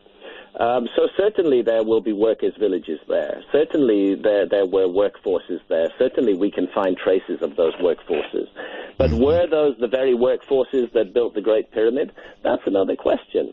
By the way, I'm not one of those who seeks to divorce the Great Pyramids entirely from the ancient Egyptians. I think we're looking at a very nuanced site at Giza. And again, I go into this in Magicians of the Gods. We're looking at a site, it's not a simple site. There are two simplistic views of Giza. One is that it's all thousands, 12,000, 15,000, 30,000, hundreds of thousands of years old, or that it was made by aliens or whatever. I think that's a very simplistic view. And the other is the mainstream Egyptological view that it was made entirely by the ancient Egyptians in the period from 3000 BC onwards. I think both views are wrong. I think we're looking at a very complicated site. I think that elements of the site are remotely ancient, and other aspects of the site were the work of the ancient Egyptians. The ancient Egyptians saw themselves as the inheritors of and as the continuers of a very ancient tradition that had come down to them from the gods. Now, we may argue about who or what those gods were, but we can't argue that that's what the ancient Egyptians said. And they said that their uncanny abilities to manipulate stone, and the ancient Egyptians were brilliant stone cutters and stone carvers, were a legacy of the knowledge of the gods. So we can see the ancient Egyptians as the continuers of a tradition, and I trace that tradition back 12,500 years in such monuments as the subterranean chamber beneath the Great Pyramid. Of course, the Great Sphinx is more than 12,000 years old, and Robert Schoch's excellent geological work on the Sphinx going back to the 1990s has long ago made that case. The megalithic temples at Giza, the base courses of the Great Pyramids, but I think the pyramids themselves were completed by the ancient Egyptians, and I think they were using the same almost magical scientific techniques to do that job that had originally come down from a lost civilization. Do you dismiss the ancient alien theory now? It's very interesting and also complex issue, and I don't dismiss it entirely. Let me, if I have a moment or two, tell you my views on this. Please. I think there's no doubt that the universe is filled with life. I don't think that human beings are just the only kind of life form in this vast and immeasurable universe. And I think there's compelling evidence for contact with other intelligences, if you like. Mm-hmm. And I think there's compelling evidence that that contact takes place now and that it has taken place throughout human history. Wow. But what those other intelligences are exactly, that's not been settled yet at all. At the moment, we happen to be a spacefaring civilization, or we've begun to be. We've started sending spacecraft to the moon, even to Pluto. We're exploring our immediate cosmic environment. Well, we've kind of started to back away a little bit, to be honest with you. Well, yes, we have, but the notion is not new to us any longer. Since the 1950s, 1960s, we have been the idea that planetary beings can explore their cosmic environment isn't a strange one to us anymore. Right, it's something that we've done ourselves, and therefore, when weird things happen and strange beings appear, and they may even appear to be in craft of some kind, mm-hmm. we automatically jump to the conclusion that these must be visitors from other planets. Well, it could be more complicated than that. We shouldn't arrive at our conclusion before we've done the work. It could be that we're dealing, for example, that we're dealing with some kind of interdimensional connection. That this is much more mysterious and much more complicated than simply physical beings a bit like us crossing interstellar space in high-tech spaceships. Maybe what they're actually crossing is the veil between dimensions. Maybe that's why they're so elusive. Maybe that's how they can dip in and out of human culture. I have no doubt that something's going on. Well, actually, modern physics backs you up on that. Sure, it does. And, I think we're just beginning to realize how mysterious the nature of reality actually is. We're just beginning to get this thing we call reality that we access through our five senses is very complicated and multi-layered and deep and perhaps endless, and that there are many different levels of vibration and many different levels of quote-unquote reality, and that they all intersect and interact. So I think we should keep an open mind to what is behind the phenomenon that we are presently labeling as ET contact. I wrote a whole book about this called Supernatural, Meetings with the Ancient Teachers of Mankind, where I set out my view. There's no doubt that something's going on, but let's keep an open mind as to what it is. Now, when it comes to the ancient astronaut question, I can only tell you this, that I have spent 25 years traveling around the world's most mysterious archaeological sites. I know. I've climbed sites. I've climbed the Great Pyramid 5 times. I've dived to the bottom of the ocean, looking at structures and ruins underwater. I've traveled the world for a quarter of a century, and nowhere, not in any single ancient archaeological site, have I seen something that could only be explained by high-tech aliens doing it. By the way, this is only slightly related, but anything new on Yonaguni in Japan? Okinawa, actually. Last time I dived Yonaguni was 2002. I haven't been back since then, and in the way that the academic community does, they've just moved on and they ignore the fact that there are gigantic man-made structures under the ocean off the southwest islands of Japan. That's the case. My point is, all of these mysteries from the past, which I have really an intimate and detailed knowledge of, I don't need the kind of level of technology that you need to cross interstellar space in order to explain them.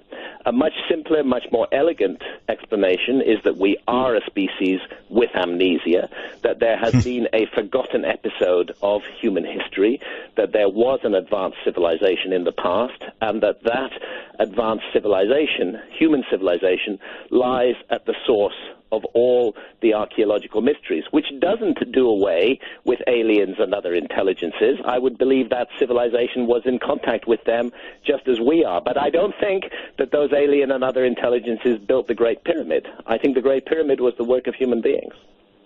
And what do you think the purpose of the Great Pyramids would be? Multi-dimensional purpose, many things. But one thing the Great Pyramid is for sure is a gigantic instrument that works on human consciousness. You can see this effect at work in the faces of all of us who are drawn to the Great Pyramid. People come from all over the world. It's like a beacon, even in these troubled times in Egypt, and Egypt is going through very troubled times at the moment. That beacon reaches out and calls to us, and we all, so many people feel that at some time in their lives they need to make contact with the Great Pyramid. And let's ask ourselves why that should be. And I think it's because it works on human. First and foremost, it was designed to elevate and accentuate human consciousness. Okay, well, this is the absolute truth, my friend. I got to lay in that sarcophagus, and I felt something very powerful. I don't know if it was my own mind, sort of telling me I should be feeling that because I'm in this exotic place, but I felt something very strong. And me too. I've also had the privilege to lie down in that sarcophagus, and if you tone in there, if you make a musical note, it's just incredible what happens with the vibration around you. You can almost feel the veil between worlds thinning, and feel yourself encountering other levels of reality that you might never have imagined were there before. There are many ways to alter human consciousness, and I've explored quite a number of those myself. But the Great Pyramid is an astonishing instrument for developing, I would say, for enhancing the potential of human consciousness. And all right, I want to very quickly, because, time is so short, I want to ask you about this. The Arab so-called Spring. Yeah. What to say about it? Are you fearing the possibility of the destruction of so much that could be destroyed in Egypt? I mean, God knows we have no idea what's going to happen. Even Italy is being threatened as this disaster spreads across. Yes. Well, unfortunately, in fundamentalist Islam, we have within it, there are many great people in Islam, but within fundamentalist Islam, there is a kind of death cult operating at the moment, yes, which hates the past. it cannot bear the past. Perhaps because it realizes that the past holds the key to unwinding the whole edifice of control that the mainstream religions represent. I don't separate Islam from Christianity and Judaism in this sense. Christianity, of course, has had to give way to the Enlightenment, but there are still fundamentalist Christians who would impose their vision on others, just as there are fundamentalist Muslims and just as there are fundamentalist Jews. At the end of the day, all these three religions worship the same God, Jehovah, Allah, Yahweh, whatever you want to call him. He's the God of Abraham. He's the same God in all cases. And unfortunately, I think the common point is fundamentalism. When people get so carried away with their beliefs that they're actually prepared to kill somebody else because of their beliefs, then you're dealing with a true psychotic. And unfortunately, these true psychotics are now in large numbers around the world, and they appear to be dedicated to the destruction of our past. So when I say we're a species with amnesia, it's not just because we've suffered cosmic cataclysms in the past. It's also because human beings again and again have deliberately rubbed out the past. Christian mobs used to do that in Egypt in the 4th and 5th centuries A.D. You go around the Egyptian temples, you'll see many of the figures pecked out. Somebody's taken a hammer and a chisel and just pecked them out. Well, that was Christians who did that at a time when Christians were locked in the fundamentalist mindset. And this is what we need to free ourselves from if we're to move forward as a species. By all means, have spiritual values and spiritual beliefs, but never, ever, ever impose those values and beliefs on others. All right. That's it. When you do that, you're lost. Right. Hold it right there. Okay. Graham Hancock is my guest. Can you imagine that? If those people ever got their hands on Egypt in totality. This is Midnight.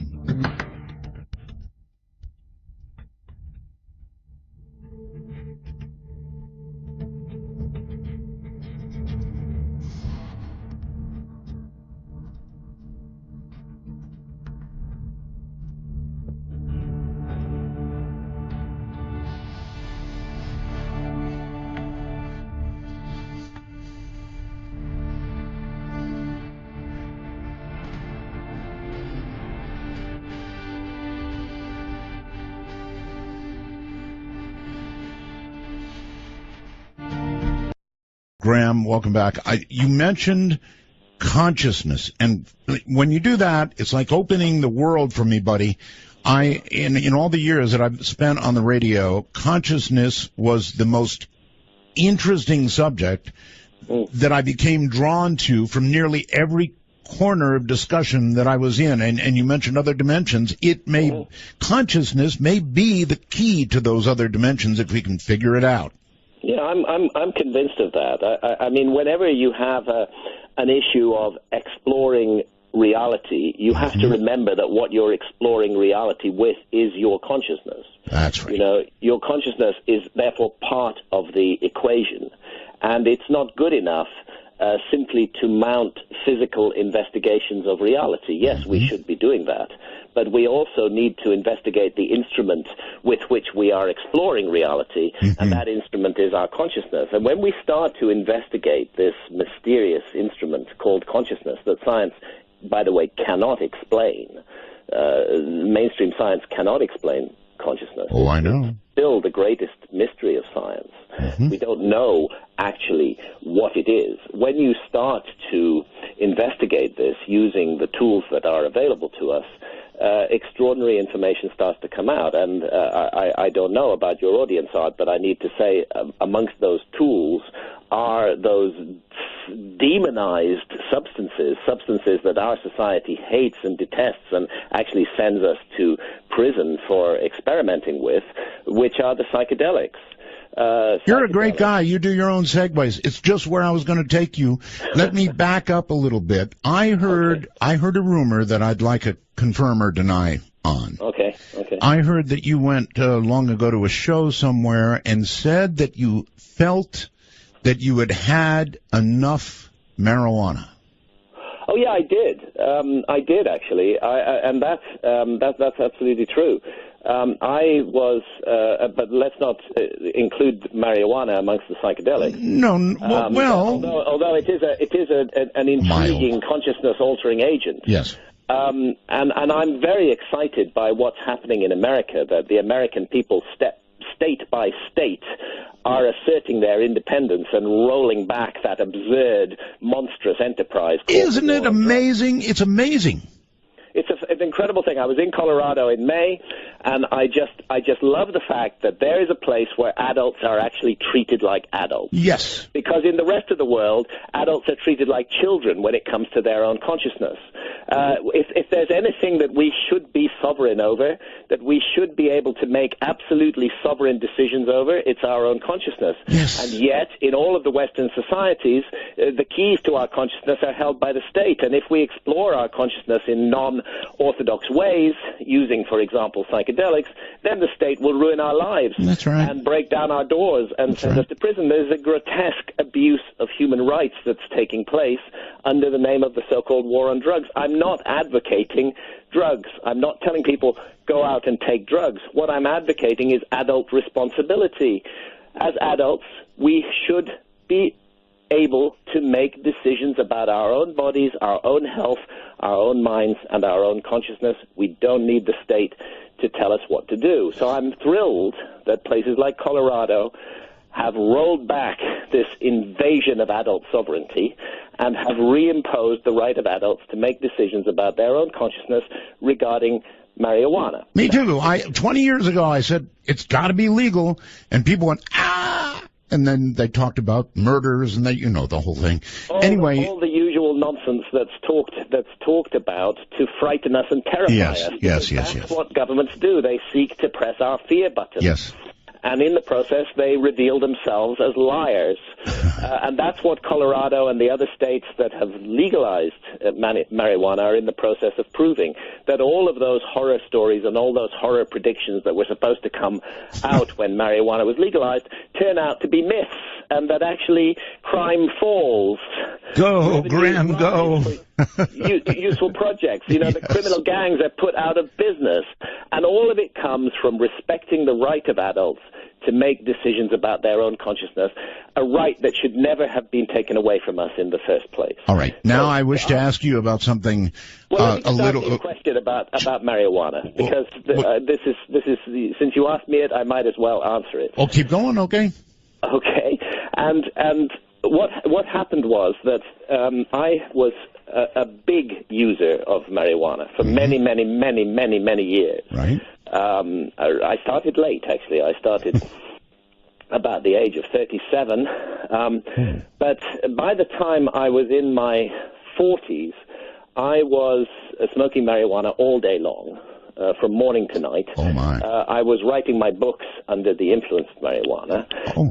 And it came to the point where I was smoking it 16 hours a day. Later on, I turned to vaporizers and started using vaporizers, much better for your lungs than combustion products from smoke.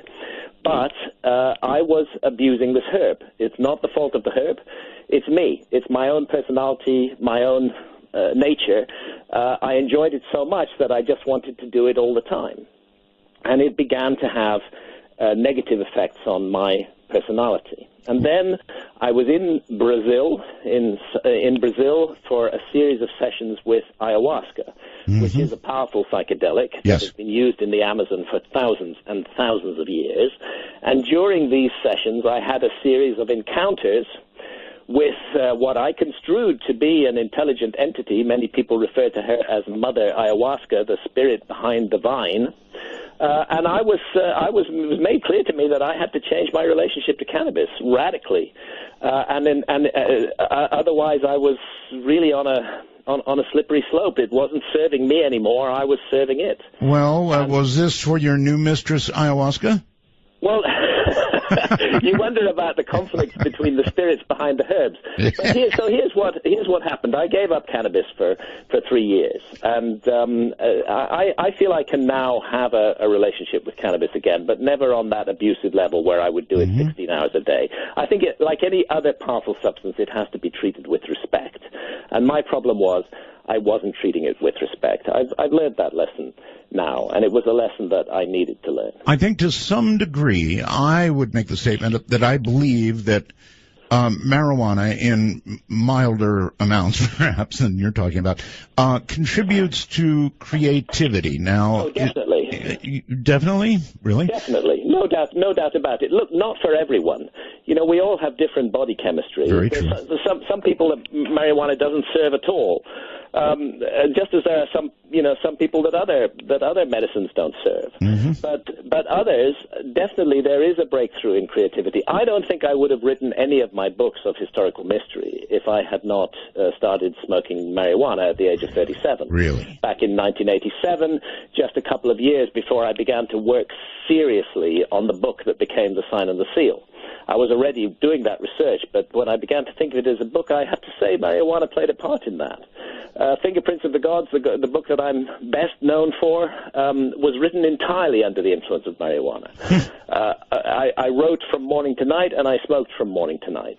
And I have no doubt that it loosens up creative processes in my mind, at any rate, but only if it's treated with respect.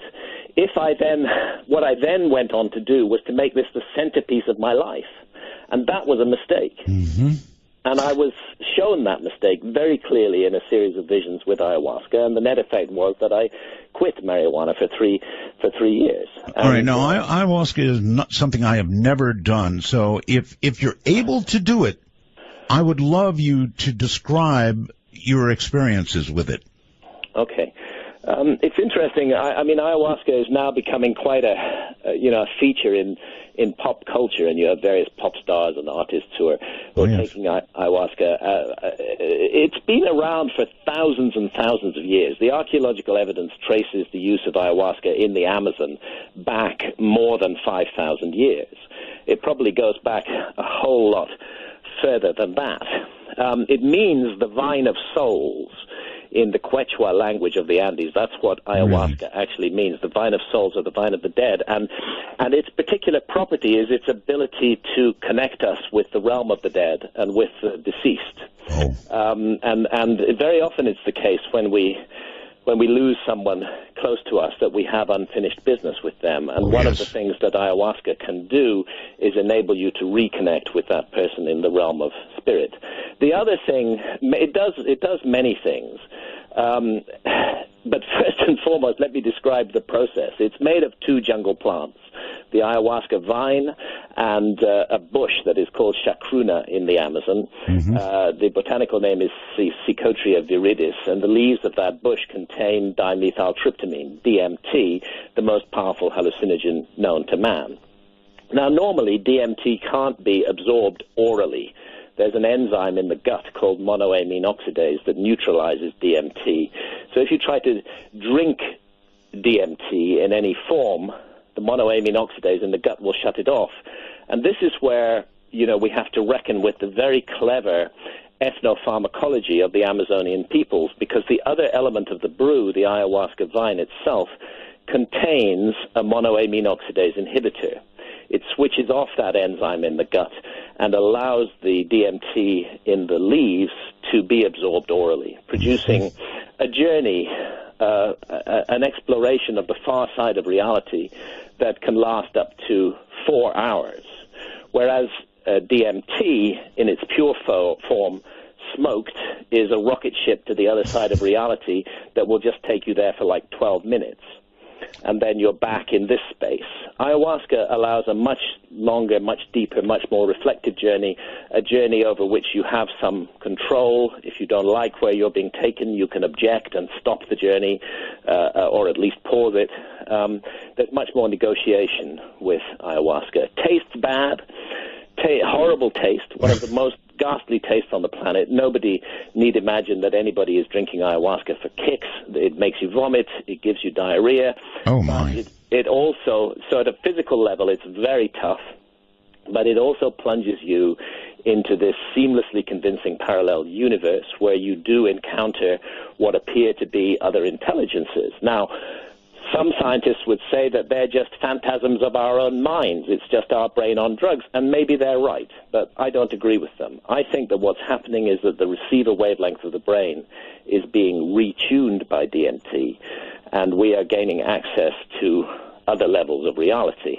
And those other levels of reality appear to have an interest in the planet. Other levels of reality, or do you think possibly other dimensions? Well, that's what I mean, really.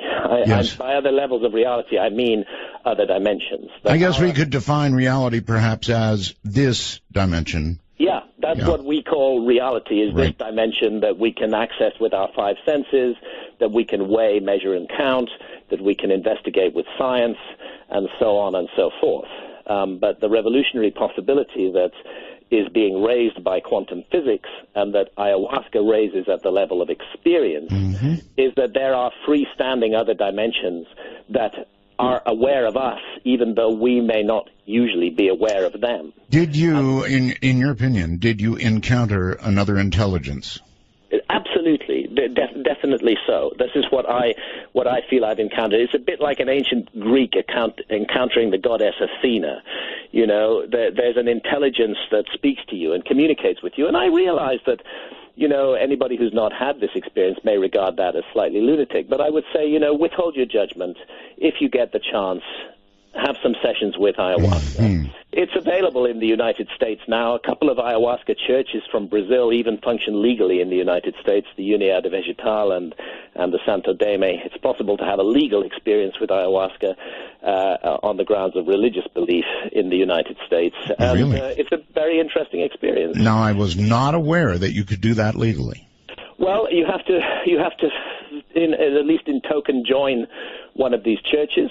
When I say churches, they're the rather typical syncretic Brazilian spiritual traditions that mix together the aspects of many different religions. But both the Unidad Vegetal, the UDV, and the Santo Daime have chapters in the United States. They have got Supreme Court exemption for their members to drink ayahuasca, because again, this is one of the great things about the United States, you know, is that there is this recognition that we do have certain rights, and those rights include the right to sacred space.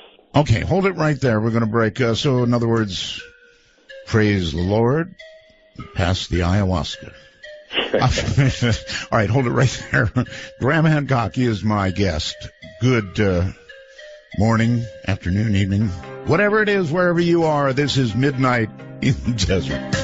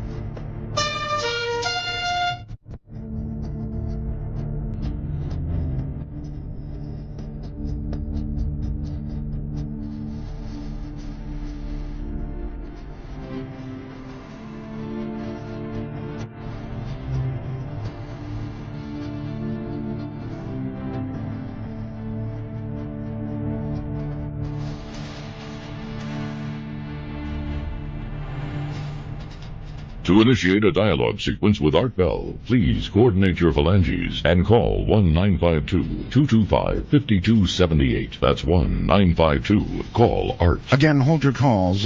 We're so deeply into this conversation right now that it is going to be difficult to take questions. However, I will say this. I've got a message from a Canadian. Just came in. Somebody up in Canada calls himself the Canadian Walrus. And he says, you know, your guest, Graham, has just lost all his credibility and respect in my book. And this person read your books and loved them.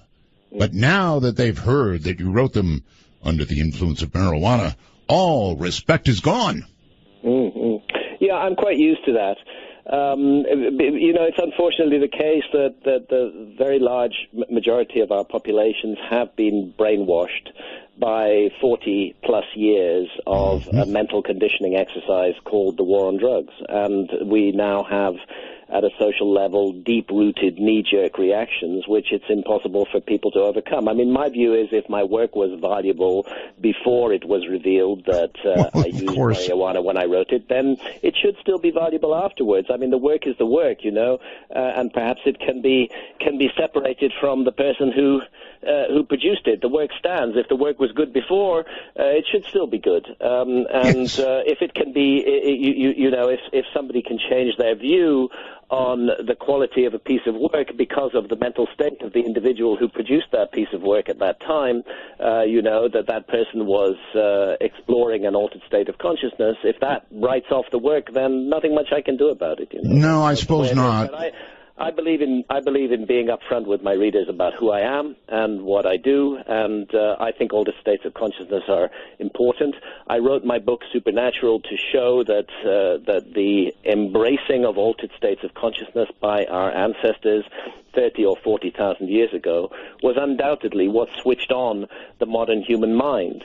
And some of the greatest thinkers of our time, I mean, I wonder if the person who sent you that message has, also written off all the work of Carl Sagan, because Carl Sagan was a great advocate of marijuana and a very big user of marijuana. I wonder if they're going to write off the work of Francis Crick, the discoverer of the double helix of DNA, because Francis Crick regularly used LSD in the early 1950s and late 1940s. Well, we'll see if I get another message.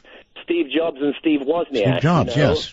LSD played a huge role in the creation of the Apple computer. So we can either shut our eyes and our ears to all these facts and just bow down to the war on drugs and to the war on our minds that it has involved, or we can think for ourselves. That's a free choice for every individual. Okay, so he now says he's turning off his computer permanently. That's okay. Just kidding, I added that. All right, I want to know a little more about the communication you had under ayahuasca. It obviously stopped you from the marijuana use or taught you something about that use. It interrupted my marijuana use and taught me that if I were to continue with it, it would need to be in a much more respectful manner. Or realize that I am using a sacred medicinal herb here, not a crutch to lean on 16 hours a day. And that was a very important realization for me. Marijuana, in my opinion, is very valuable in stimulating creative insight, but it's also very seductive, and she can draw you down into this place where you really don't do all that much. I mean, these days I would not write a book under the influence of marijuana. I'd rather not spend the entire day puzzling over a single paragraph. Did that really go on, or were there... Yes, it went on. It went on. I write faster now, and I believe better. The inspiration is still there, but putting it down on words, I don't want to be smoking marijuana. Were there any other valuable communications while using ayahuasca? I'm very curious about that. Well, most important of all, it's well recognized amongst those who've drunk ayahuasca that you go through a kind of life review. You get to look at episodes from your life. That's scary. And your interactions with other people, not from your own point of view, but from their point of view. And this can show you that you may not have been as kind and welcoming and nurturing and as positive an influence as you imagined you were. I was going to say, it's a frightening thing to go through as a review of your own life. It's a frightening thing to go through, and it's why ayahuasca is sometimes described as 20 years of psychotherapy in one night. And it's why people burst into tears in ayahuasca sessions, because you suddenly get it from the other person's point of view, that actually you hurt them really badly that time. Those words that you said that you thought were perfectly justified, turned out to be a cruel attack on another person, and you see that from that other person's point of view. So what it's doing is it's it's not asking you to welter in self-pity about how negatively you behaved in the past. Mm-hmm. It's saying, listen, this is the truth about you. You want to do something about it? Well, now you know the truth. You can. Wow. You can do something about it. You get to see yourself as you've never seen yourself before, and that gives you the opportunity to change your behavior. You know, what you're describing sounds an awful lot like an NDE. Yes, a near-death experience. It's very similar to a near-death experience, and again, let's remember this is the vine of souls or the vine of the dead. It is very similar to an induced near-death experience, and that sense of passing through a tunnel and of encountering spirits of the deceased is a very common part of the ayahuasca journey. And again, we're dealing with the mystery of consciousness here. Yes. And I happen to believe that we should use all of these ancient plant technologies, because that's what they are. They're ancient plant technologies that have been used in shamanistic culture for tens of thousands of years. Mm-hmm. We should deploy them to exploring the mystery of consciousness, which is truly the greatest mystery of all. Really, outer space can wait as far as I'm concerned.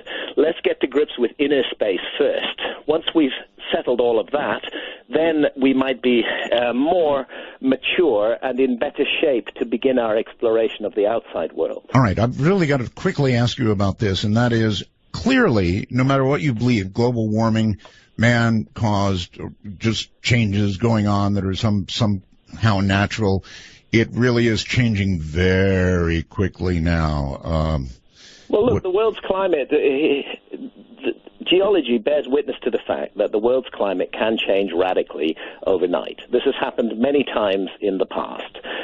Before the last ice age set in, go back 130, 140,000 years ago, and you find yourself in a time of massive climate instability with huge rises and falls in temperature. 12,800 years ago, induced by comet impact, you have the extraordinary climate change of the Younger Dryas. Mm-hmm. Huge factors are at work in the climate of the Earth. It's a very complicated system. Undoubtedly, one of those factors is human beings, but we're not the only factor at all, and we'd be stupid to think we are.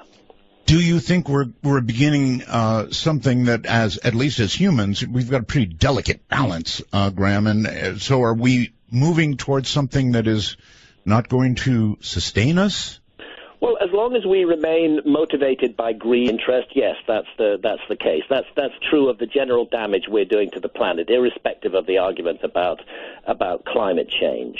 The general damage, I think I've said already, we need to recognize there are many factors at work that influence the climate of planet Earth. It's a delicately balanced system, and humanity is undoubtedly one of those factors. Mm. But what we need to do, I think what we need to do is focus less on climate and climate change as such, and more on our own behavior for the sake of looking at our own behavior. What is it we're doing in the world today that is really good and helpful for the future, and what is it that we're doing in the world today that's negative and destructive and dark? And the human project, regardless of issues like climate, the human project should be to fill ourselves with light and to eliminate the darkness as much as possible. So anything we do as nations that is damaging to this gorgeous garden of a planet that we live on, yes, is something we should stop doing, because it's right to stop doing it regardless of what happens to climate. All right. Listen, will you come back in this final segment and at least answer a question or two from the audience? Of course. I'd love to hear from the audience. All right. If any of them are still with us after I... Oh, they are. Stay right there. This is Midnight in the Desert. I'm Art Bell.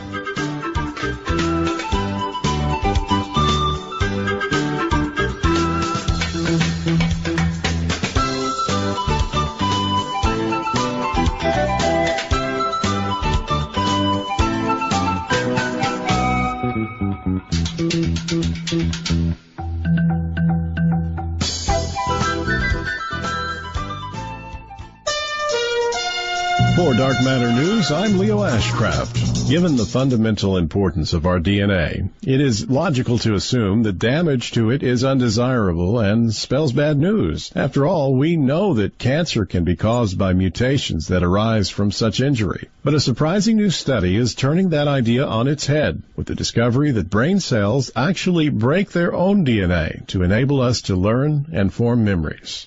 While that may sound counterintuitive, it turns out that the damage is necessary to allow the expression of a set of genes called early response genes, which regulate various processes that are critical in the creation of long-lasting memories. These lesions are rectified pronto by repair systems, but interestingly, it seems that this ability deteriorates during aging, leading to a buildup of damage that could ultimately result in the degeneration of our brain cells. These findings could have important implications because earlier work has demonstrated that aging is associated with a decline in the expression of genes involved in the processes of learning and memory formation. It therefore seems likely that the DNA repair system deteriorates with age, but at this stage it is unclear how these changes occur, so the researchers plan to design further studies to find out.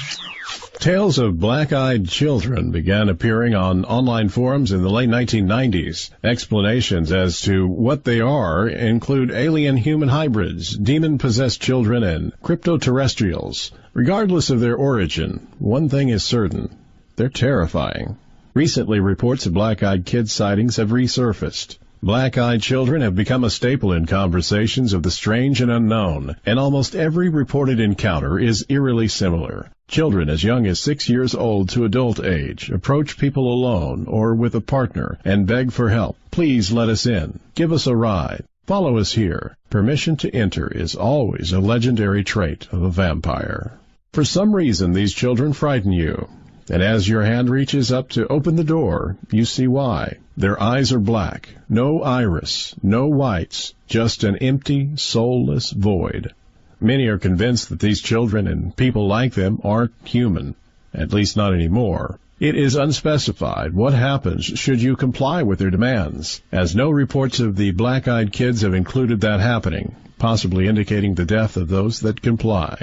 Whatever these entities are, the fact is people around the globe are encountering beings that look human but are something else, something dark. Organizers of a Russian town's annual mosquito festival said this year's event will include a Most Delicious Girl contest for women who don't mind bug bites. The festival features the contest with women in shorts and vests standing still for 20 minutes to allow the blood-sucking insects to feast.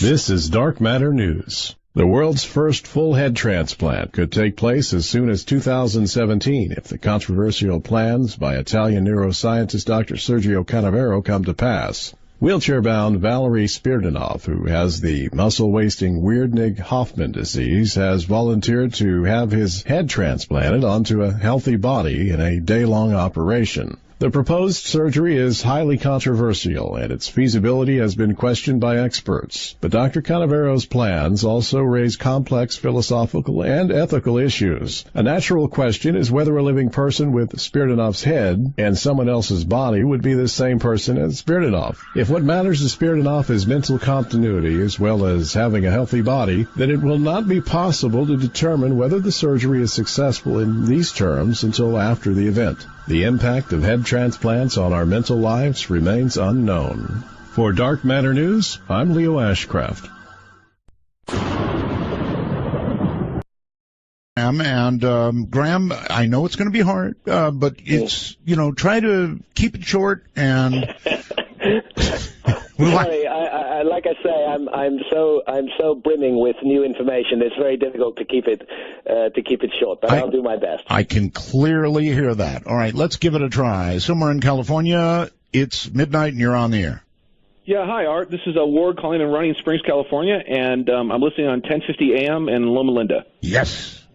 And I just want to say, first of all, Uber Roswell to you, Art, for being back. Thank you. Yeah, and hello, Bell Gabbers. But, Graham, I had a question for you. I really respect how passionate you are. And, you were looking for an explanation, maybe the, anthropologist or whatever, but you seem to be an explorer of consciousness. And I think you really kind of define what that term is. And, you think you're either, a scaring the people out there, but you're not. You're really putting us on fire. I myself had an experience. Yeah, I myself had an experience, but yeah, I used to be really, I used to look at this stuff as sort of all new agey and everything else. But the more I've gotten into biology, the more that I feel like we're missing a connection that we're having between us and plants. I mean, they really are the yin to our yang. All right, hold it right there. Absolutely. Plant intelligence, this is, we have to realize we're not the only intelligent species on this planet. Plants may manifest their intelligence in a different way, but the way that plants can affect human consciousness is quite extraordinary and I believe deliberate. So there is a connection, there can be a connection. Somebody else, let me see, I get these messages while I'm on the air, and they really want to know, again, if you received any other important messages while on ayahuasca. Well, yes, and it's the simplest message of all. We need to set aside hate and fear and suspicion. We have to stop fearing one another, both at a personal, individual level and at national levels as well. And we have to manifest love. For too much of my life, I did not manifest love. Ayahuasca, more than anything else, has taught me that that's our central mission here. That's what we're actually here to do. And while we cannot change our past, we can make sure that we act in a more loving and positive way in the future. All right, off to Hilo, Hawaii we go. Hello, it's midnight, you're on. Yes, aloha, Art and Graham. My name is Pete. Hi, Pete. Okay, here on the Big Island, we have an actual church of the ayahuasca, where they actually do ceremonies and stuff like that. Yeah, excellent. Which is, again, the Supreme Court has granted legal exemption for members of the ayahuasca churches to work with this extraordinary brew. Yep, they sure have. Okay, so my question is in the ancient cultures and stuff like that, they used mushrooms and psychedelics and stuff like that. The neurological diseases that we seem to have now in our society, like Parkinson's and stuff like that. Did they have it back then? Because I haven't really been able to find anything that shows anything that I think they had it much less. One thing that's come clear to me from my study of ancient civilizations is that the use of psychedelic plants was very extensive in the ancient world, and I think it led to healthy civilizations in the past and healthy individuals. I think that our society today is the opposite of that. We think we've got all the truth, but actually our society is just a little pimple on the backside of history. History is a gigantic, deep, and ancient, and modern technological society, which has been fighting the so-called war on drugs for 40 years, is a really recent comer. And actually, it's our civilization that is the aberration. We are out of step with the human story. We are medicating our populations massively, often against their will, with deeply dangerous pharmaceutical drugs, and at the same time, we are denying our population access to the healing powers of ancient visionary plants that have been trial tested in human society for thousands and thousands of years. And obviously, this is a huge mistake, and it manifests in what I call the unconsciousness and the insanity of modern technological society. All right, let me try Skype. James, wherever you are, you're on midnight. G'day, Art. This is James from Adelaide, Australia. Perhaps your first international caller from last night's test show. You are. We had many last night, but yes, from Australia. You're on with Graham. Yes. G'day, Graham. I actually got to meet David Hatcher-Childress last week at my very first UFO conference in Melbourne, as well as Eric von Daniken. But I had a question regarding the ancient destruction that you talk about. Have you at all looked into the information in the Billy Meier case regarding the great catastrophe of over 11,000 years ago and the destruction of Atlantis? No, I haven't looked into the Billy Meier case. I've looked into an enormous amount of information on the destruction of Atlantis, and it plays an important role in my new book. But the Billy Meier case has escaped me. Tell me more. Well, I think you pretty much know what Billy Meier is about, right? And the sightings he had, the pictures he posted, and all the rest of that, right? No, I really haven't followed it. Oh, well, then that's a whole nother story. Let's go to Kayleen, is that right? Kayleen, is that right? Keelan. Keelan, I'm sorry. Welcome to the program. It's midnight. You're on. Well, Art, it's wonderful to be on the air with you. Thank you. It's just a shame I'm not your first Australian call. I would have liked to be. I was wondering if Mr. Hitchcock, was it Hitchcock? Hancock, by the way. Sorry. Hancock. Hancock, I'm sorry. I was wondering if Mr. Hancock had any opinions on the unknown bears. I can't pronounce it. It's German. Their work with psychedelics during World War II.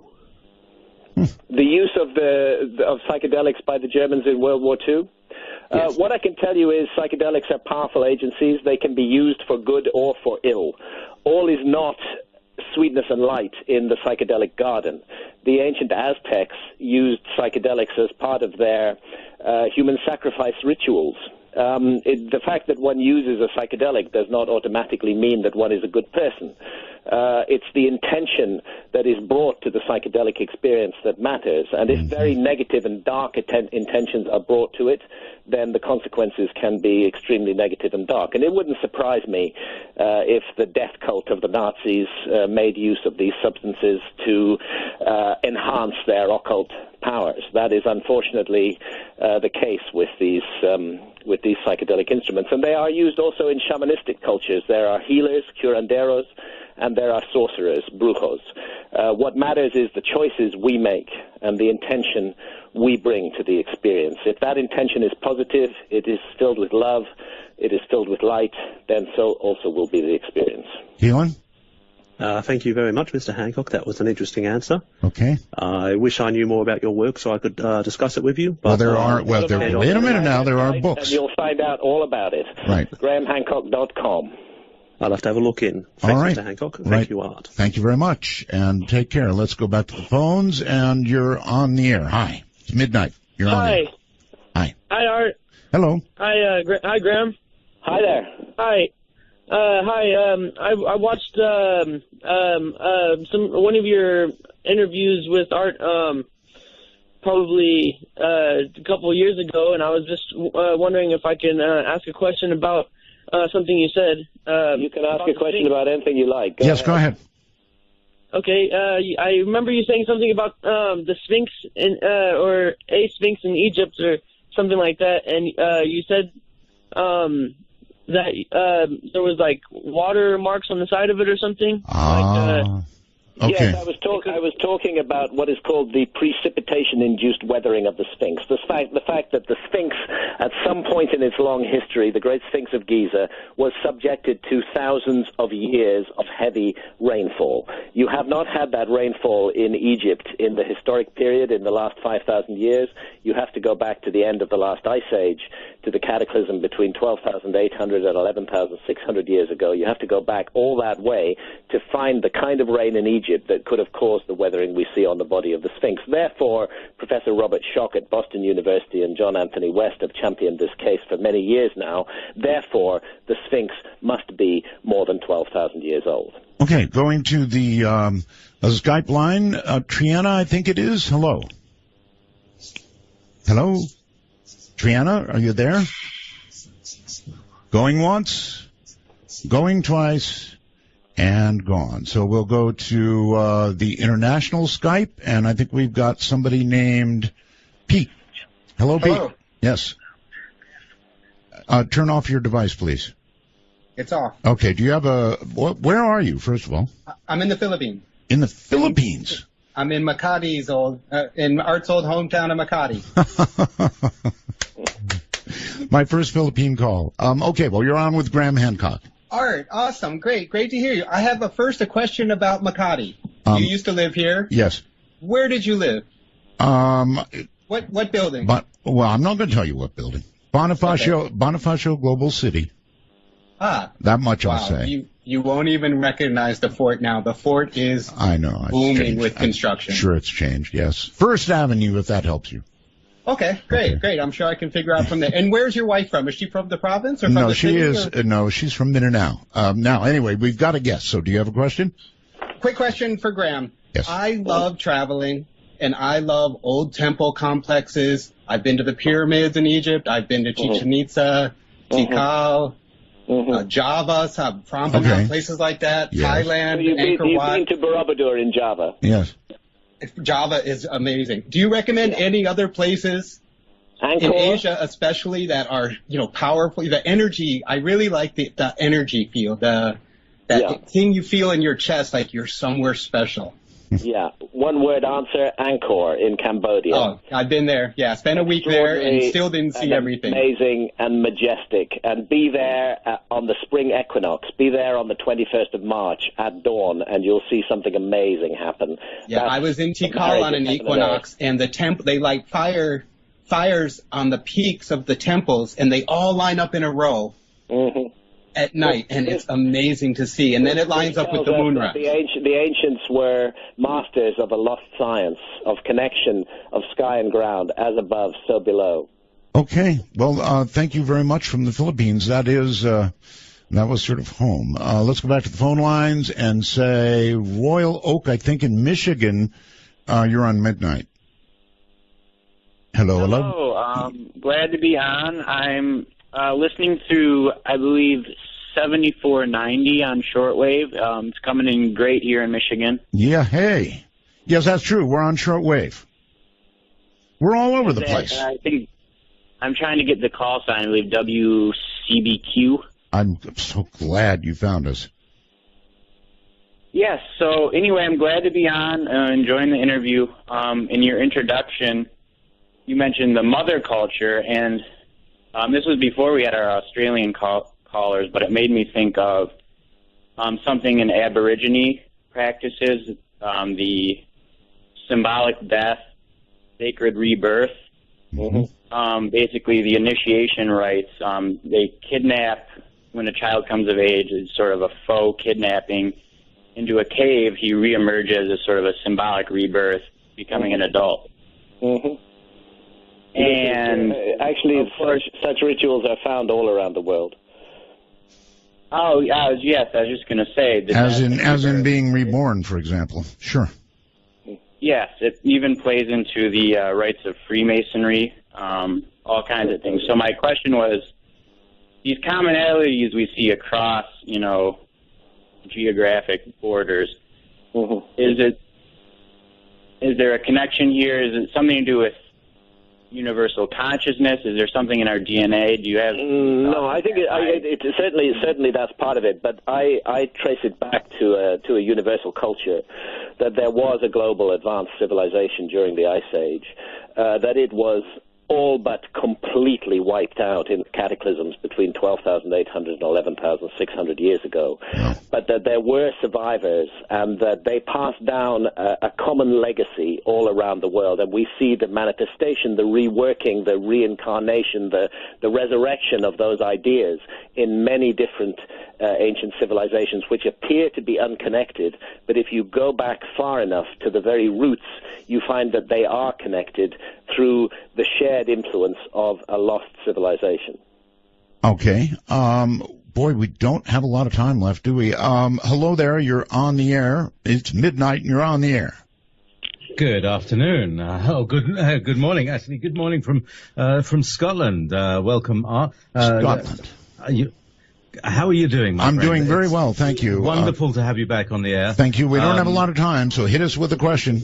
The question, all right, this is going to blow everybody. Would you comment on, Graham, thank you for coming on. Mm-hmm. Would you comment on the idea that there are two sphinxes and that indeed the sphinxes aren't lions but dogs? Because they're Anubis, the guardians of the gate. Okay, hold on. I definitely don't think the Sphinx is a dog. I think that's a mistaken idea, connecting the Sphinx to Anubis, the psychopomp or guide of souls. I think the Sphinx has always been a lion. I think it was at one point entirely a lion, and that its head was reworked into human form during the historical period by Egyptian pharaohs, but that the body is much, and the connections of the Sphinx to the constellation of Leo at the equinox takes us back to that epoch of 12,500 years ago, when the world was going through a turbulent and traumatic change. So I have no doubt about the leonine connection. Many ancient artworks show us two sphinxes, and it wouldn't surprise me at all if, under the sands of the desert, a second sphinx awaits discovery. Really? You really think there may be a second? Oh, yes. I think it's very likely that there's a second Sphinx. In fact, on the UK cover of my new book, I show two Sphinxes. The American cover is different, but the content of the book is the same in both cases. And let me ask, if the audience are interested in what I've said, and if you want to help my work, please pre-order Magicians of the Gods. Just go to grahamhancock.com, go to the Magicians of the Gods page, and you'll see the possibility of pre-ordering there. You'll strengthen me, you'll strengthen my book, you'll give me a chance in the argument if you do that. Oh, I think there are many who will wish to do that. Very quickly, let me try Lewis on Skype. Lewis, hello there. You're on the air. It's midnight. Yes, go ahead. Hi. I'm sorry. I'll make this quick. Okay, you're going to have to get very close to your microphone. Listen to me. Listen to me. You're going to have to get very close to your microphone. Thank you. Thank you for your patience. Go ahead. I want to know about Gunung Padang in West Java, Indonesia. If you could give us a quick update. Thanks for asking that. Gunung Padang is a 25,000-year-old pyramid in Indonesia, which has been explored and investigated as the result of the work of an extraordinary Indonesian geologist called Danny Hillman. And I have made 3 visits to Gunung Padang, extensive research visits. This is the most extraordinary site in the world today, and I cover it in depth in my book, Magicians of the Gods. Well, all right. It is perhaps a little early. It's such a pleasure having you on the program. Graham, you've got to come back. You've absolutely got to come back. I would love to come back, Art. It's a delight to talk to you. It's been many years. It's great to hear your voice. I'm so glad you're back on the air.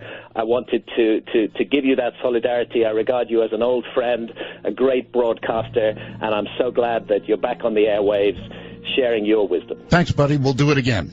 Okay. Good night. Good night. All right. That's it. That's it for tonight. We're just simply out of time. Thank you all very much. Have a wonderful night, and we'll do it again tomorrow. This magical journey will take us on a ride, filled with the longing, searching for the truth. Will we make it to tomorrow? Will the sun shine on you? Midnight in the desert, and we're listening. Ooh, we're listening to you.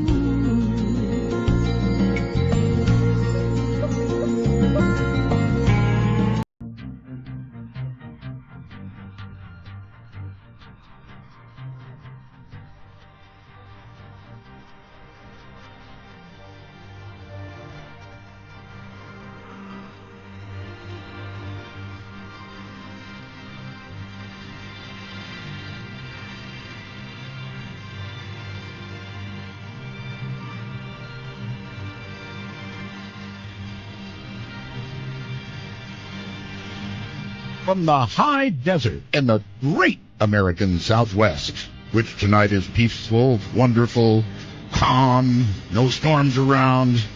Good morning, good afternoon, good evening, wherever you may be in God's universe. I'm Art Bell, and this is Midnight in the Desert. It's great to be here. This is night number 2, so I know that, a lot of you are new, and you're going to have to excuse me for this, but I'm going to roll over a few of the basics because, man, they're joining in droves. It's unbelievable. Thank you all so much. And thank Telos for great sound. Joe Talbot, great guy right here in Pahrump. I want to thank Keith Rowland, my webmaster of... Keith, one of these years you're going to have to tell me how many years it's been. I don't even know. Dr. J is my producer. He's just a great guy, lines people up for me, like tonight, for example. We're going to talk to a spy. Charles Faddis, we're going to talk to a spy, CIA, well, retired, but spy. I want to thank all of you. I want to thank the Belgab website for so much support. The Stream Guys, Stream Guys, I'll thank you, and, maybe you throw in another month. LasVegas.net. They get the internet here, and they get it from here to there, and so forth. And our new one more, Peter Eberhardt. I want to thank you too. He's our sales guy up in Anchorage. And then I want to roll over the rules. There are only 2 of them, really. No bad language. We don't need bad language. And only 1 call per show. And that's it. Those are the rules. No bad language, 1 call per show. Oh, and now, the way to call, I know it's tiresome if you already know how to call, but really the cool way to do it, if you've got an Apple product or you've got an Android or whatever, if you put Skype on it, you can call us, and you'll sound like $1 million. Or you can call from your computer on Skype. You'll sound like $1 million if you have a headset mic. So please use one if calling on a computer. So put Skype on your phone or your tablet, whatever. If it's a tablet, then you have to kind of talk into the mic part of the tablet. We have 2 ways for you to get in. North America calls at MITD 51. That's Midnight in the Desert 51. MITD. All you need is the initials, 51. And then, set it up like you're going to call me, but you don't really have to. And then it'll be in your list, and you can call it any time. And then overseas, that means everybody outside North America calls MITD 55, MITD 55. Important things to go over. When you do call on a phone and you're using Skype, boy, does it sound good. Really, really good. Okay, Charles will be with us at the bottom of the hour. I've got a couple things I want to go over. I've got the drone blues. I've got drone blues tonight. I have a DJI drone. I got one of the early ones. It's wonderful. It does exactly what it's supposed to do, takes high-definition video and everything, and is just awesome. And being a ham operator, of course, I toyed around with it a little bit for additional range. But I've got the drone blues tonight. Now, not as much as this leader of the Khorasan group has in Syria. They flew a drone silently above his head, and I'm sure he never knew what hit him. That's one of our big drones. And so he's gone. He was an important leader, Khorasan, in Syria, so bye-bye. I don't think you ever hear them. I don't think you ever hear the drone. I don't think you ever hear the missile that comes from it. You just cease to exist. I've still got the drone blues.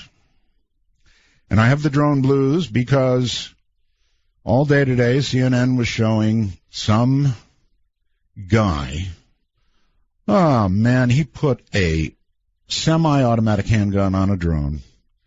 And he was firing it, and the drone, of course, was GPS controlled, so it took the recoil, went right back to where it was, fired another shot, boom, boom, boom, boom, boom.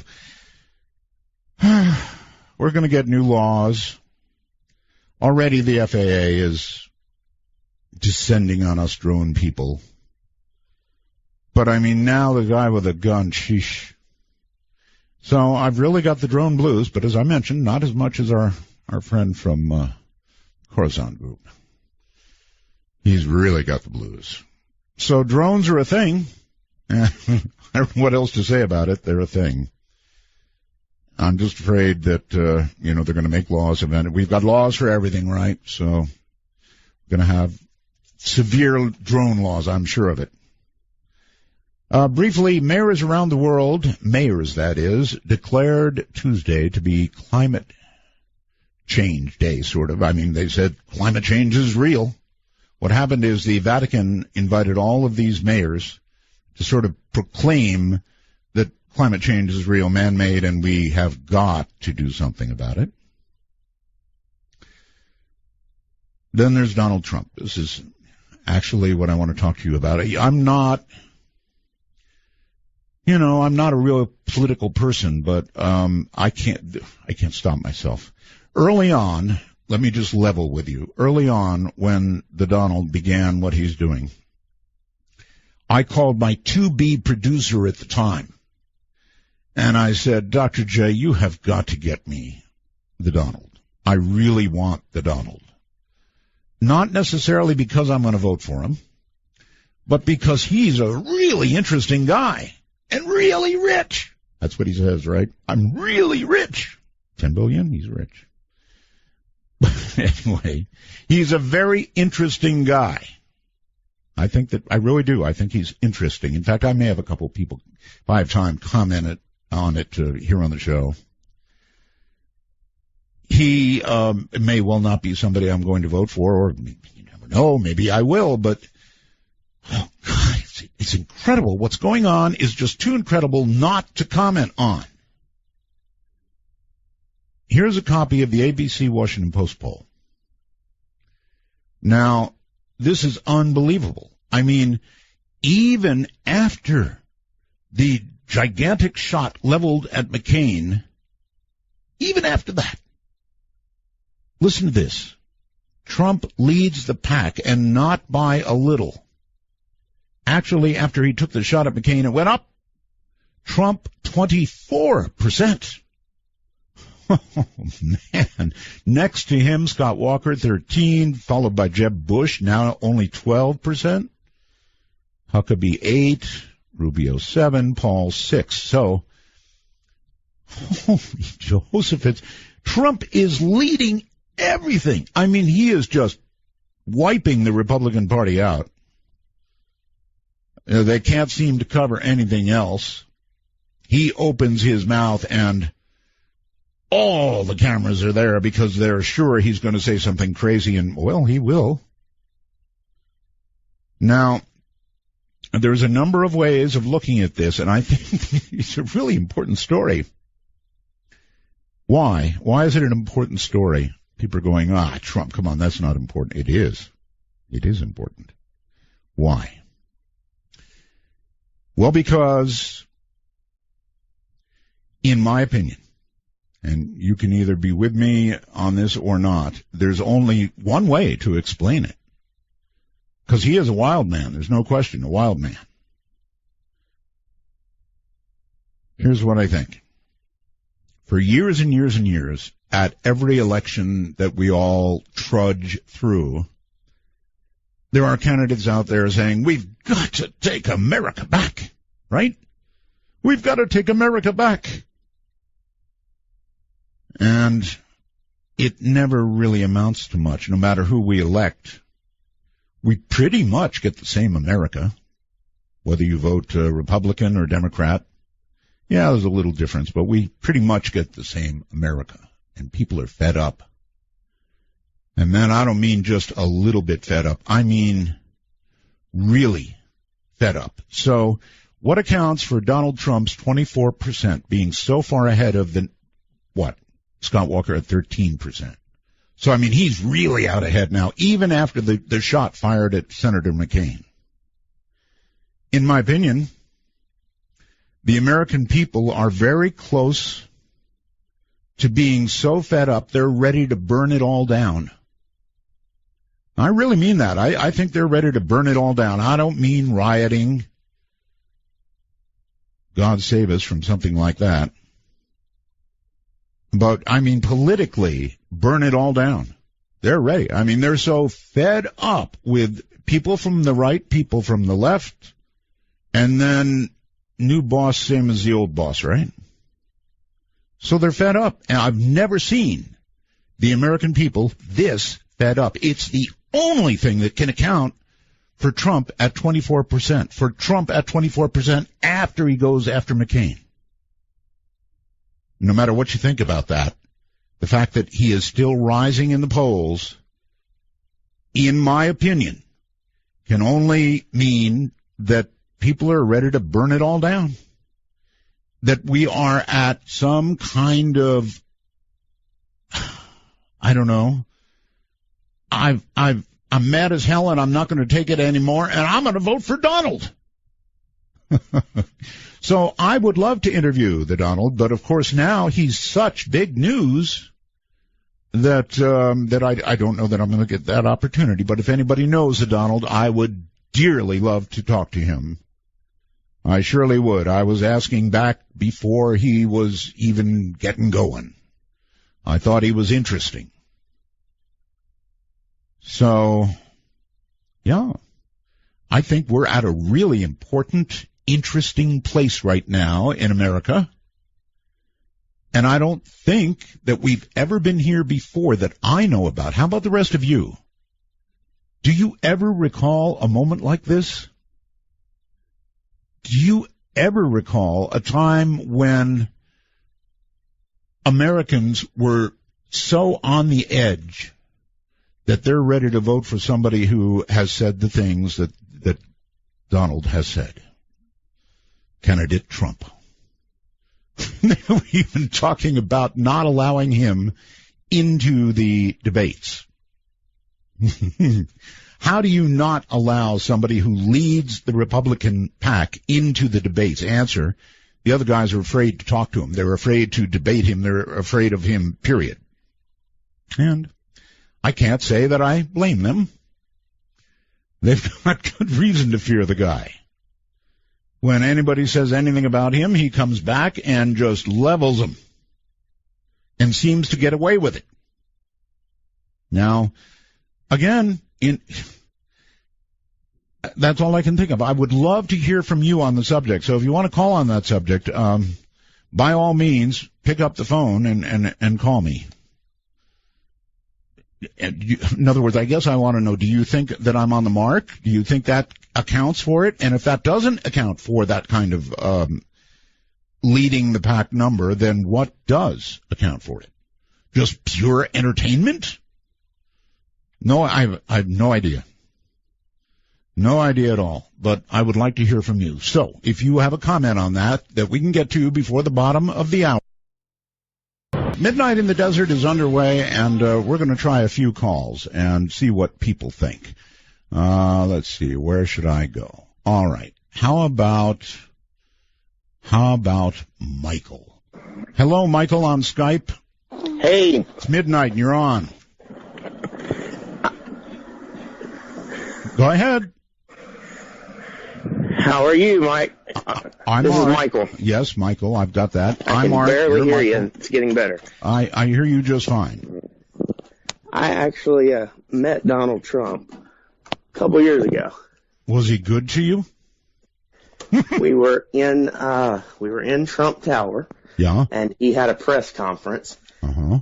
My wife and I were walking out the door and saw an entourage of cars there. Yes. I realized, you know what, they're fixing to walk him right through here. So we kind of held around in that corridor and waited for him to come out. And here come all the cameras. Mm-hmm. And we stood there. I was standing by a counter, and he stopped right next to the counter. When was it? How long ago? I'm sorry, how long ago? It was 2 years ago. 2 years ago, okay. Way before And there was some discussion at that point while we were in New York about him running for president, and they were also talking about Alec Baldwin running for president. Oh, yeah. But at that point, I looked at Donald Trump in the face, and I said, "Are you going to run?" And he laughed, and he said, "God, no." Yeah, well, so did you get that on tape? Yes, it is on tape. My wife was filming. Really? It is on tape. Oh, man, you should have had that ready to play. Oh, it's on a video camera from our trip, but I will have it. I'll tell you what. Get it off the camera, put it on audio, and call me back with that. I sure will. All right. Not tonight, but another night. And by the way, what do you think about, 24%. He's leading the total pack. All the cameras are covering nothing but the Donald. I just hope he stays in it. That's my only thought. I hope he doesn't just drop out after he has the potential to maybe hurt the pool. Hurt? If it's last He's right. They're already wounded beyond redemption. That's right. But if he's not really in it to be in it, yeah, then at that point he's hurt us. I hear you. All right. Thank you very much. Well, people are saying the same thing about me too. Stay in it. Stay in it, right? So there's somebody who actually met him and got I'm not going to run from him. So that's I would actually like to hear that. Hello there, Andrew. It's midnight and you're on the air. Andrew, it's midnight and you're on the air. Going once, going twice, gone. Oh, Andrew tried so hard to get through. So many calling, and he didn't. Okay, let's try Ronnie. Midnight, you're on the air. Oh, me? You? Yes, you. Wow. All right. I just clicked dialed, and it just went right straight to you. That's awesome. That's how it's supposed to happen, buddy. All right. Oh, yeah. Donald? Yes. I was thinking about him. If he gets the White House, is he going to actually stay there? I don't know. Every president we've had lately, they always say, oh, there's going to be martial law and the president will never leave and he'll just stay there. But, with the Donalds, that's actually a legitimate question. I don't know, Rob. Okay. Well, anyway, I know you was having suggestions the other night, and I'll give you a suggestion. Please. It's not a debate, but just the interview and having callers call in for you. Yes. And crap. Who took your spot? You're all nervous, aren't you? I am nervous. I didn't know I was on air all of a sudden. What you really meant to say or ask was something about an interview. Yes. Something about somebody who took my spot. Yes. But I'm not clear on it. He took your old show. Took my old show? Oh, you mean the person doing my old show? Yes. What about him?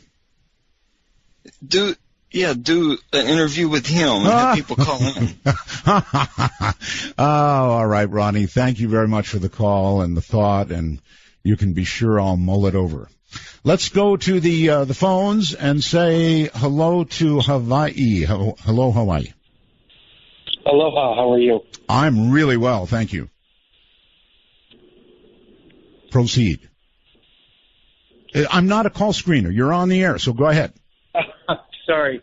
Sorry. Thank you, Art. It's a pleasure to be talking to you.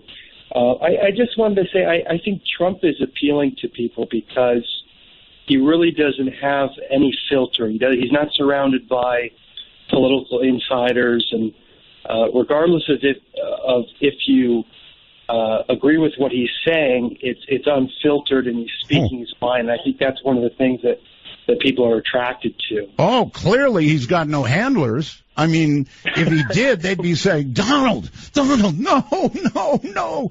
But, that's not happening. So, yeah, you're right. I mean, that's part of the appeal, but some of the stuff he's saying, oh, my goodness. I know. Absolutely. But to me, it says that the American people are so incredibly fed up that, they're ready for this.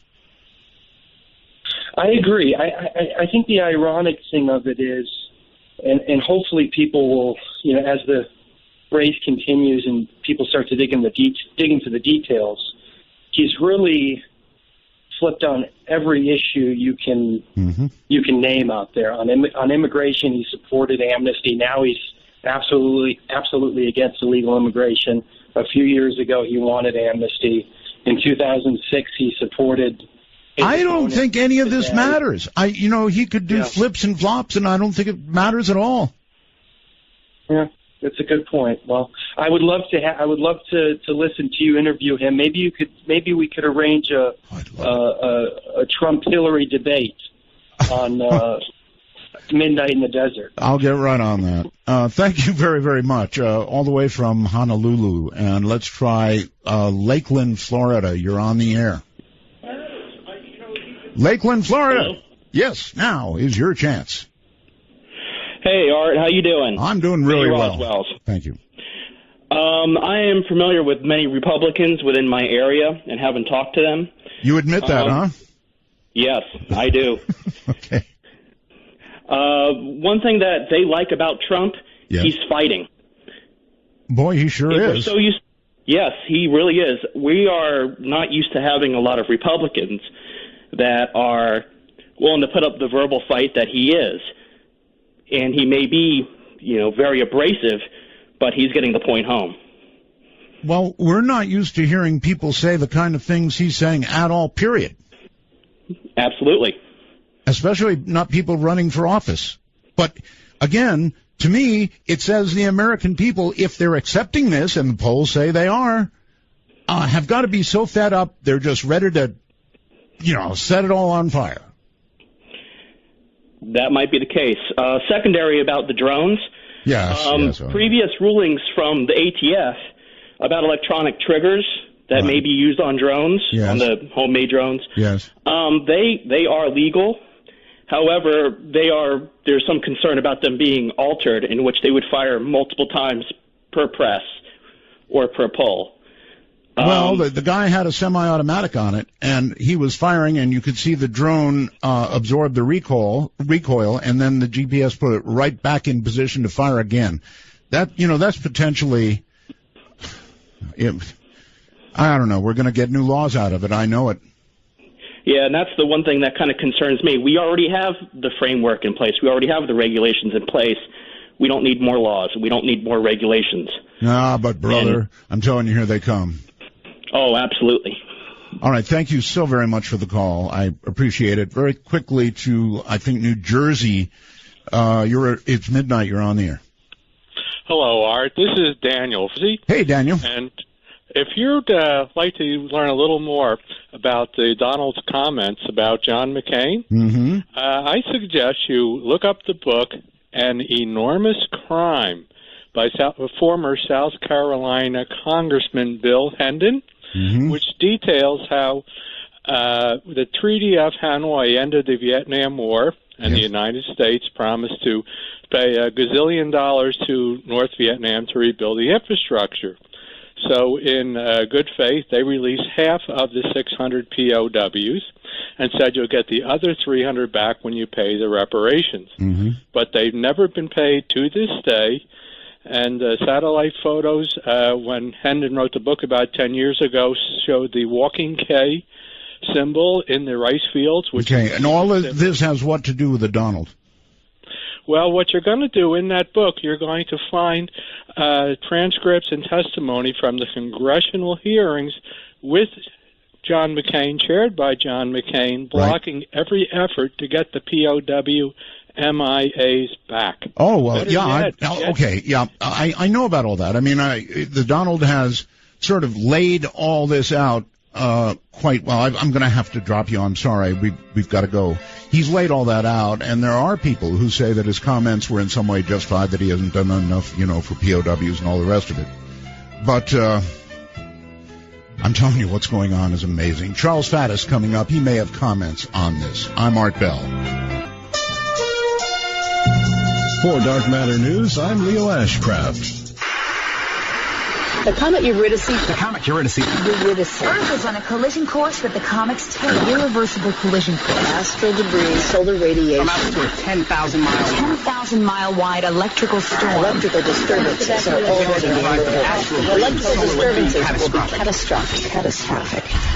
Last night on Midnight in the Desert, while speaking with Graham Hancock about possible past comet strikes on Earth, Art mentioned all the internet chatter about something headed towards us from space with a possible September impact. Both NASA and the Federal Emergency Management Agency have been preparing for a global catastrophe. NASA has launched its hypothetical asteroid impact scenario, while FEMA's begun stockpiling on emergency supplies.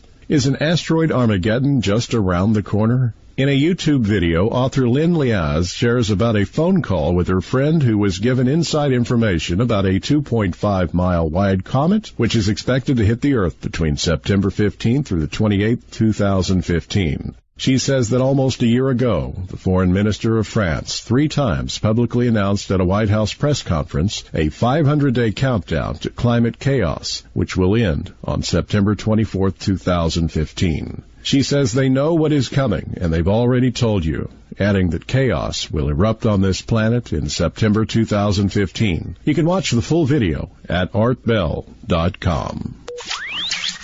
This is Dark Matter News. The conspiracy theories grew wilder as the massive military exercise grew closer. Some said food riots and martial law were coming to the United States. Dissidents would be assassinated. Walmart stores turned into prison camps. Foreign troops brought in to help. Jade Helm began last week, but so far no one has seemed to have seen any of the troops or the out-of-town conspiracy theorists who vowed to watch their every move. Closures of up to 6 Walmart stores around the country seem to add credence to these theories. Walmart claims that the stores have been closed for plumbing problems. However, several months after the closures, necessary permitting has not been applied for from the local municipalities. The timing of the closures and lack of real disclosure from Walmart hasn't helped the paranoia. Then the governor of Texas added to this paranoia by ordering the state's National Guard to monitor a weeks-long special operations training exercise called Jade Helm 15, involving 1,200 troops in 7 states. Some people reportedly buried their guns so government troops couldn't take them away. Others stockpiled ammunition and supplies. A group called Counter Jade Helm helped organize quasi-militias to keep track of troop movements. But while the wildest theories, like how the government is building re-education camps for Christians, libertarians, and other enemies of the state may seem outlandish, the underlying fear is widespread. Some 60% of Americans see the government as a threat to individual liberty, according to a poll conducted by Rasmussen in May. The Army spent months trying to reassure people that the public would experience little disruption to their normal lives aside from a slight increase in vehicle traffic and the limited use of military aircraft and its associated noise. Efforts to create a realistic exercise by having some troops conduct suspicious activity while dressed as civilians and a map that labeled Texas and Utah as hostile territory played into the fears of people convinced the government is out to get them. Gary Franchi of the online Next News Network ominously warned his viewers, "This is by far the greatest public conditioning exercise in American history. Martial law may not happen this summer," Franchi intoned, "but some say that when the time comes, troops will be ready and trained to take over your town." For Dark Matter News, I'm Leo Ashcraft.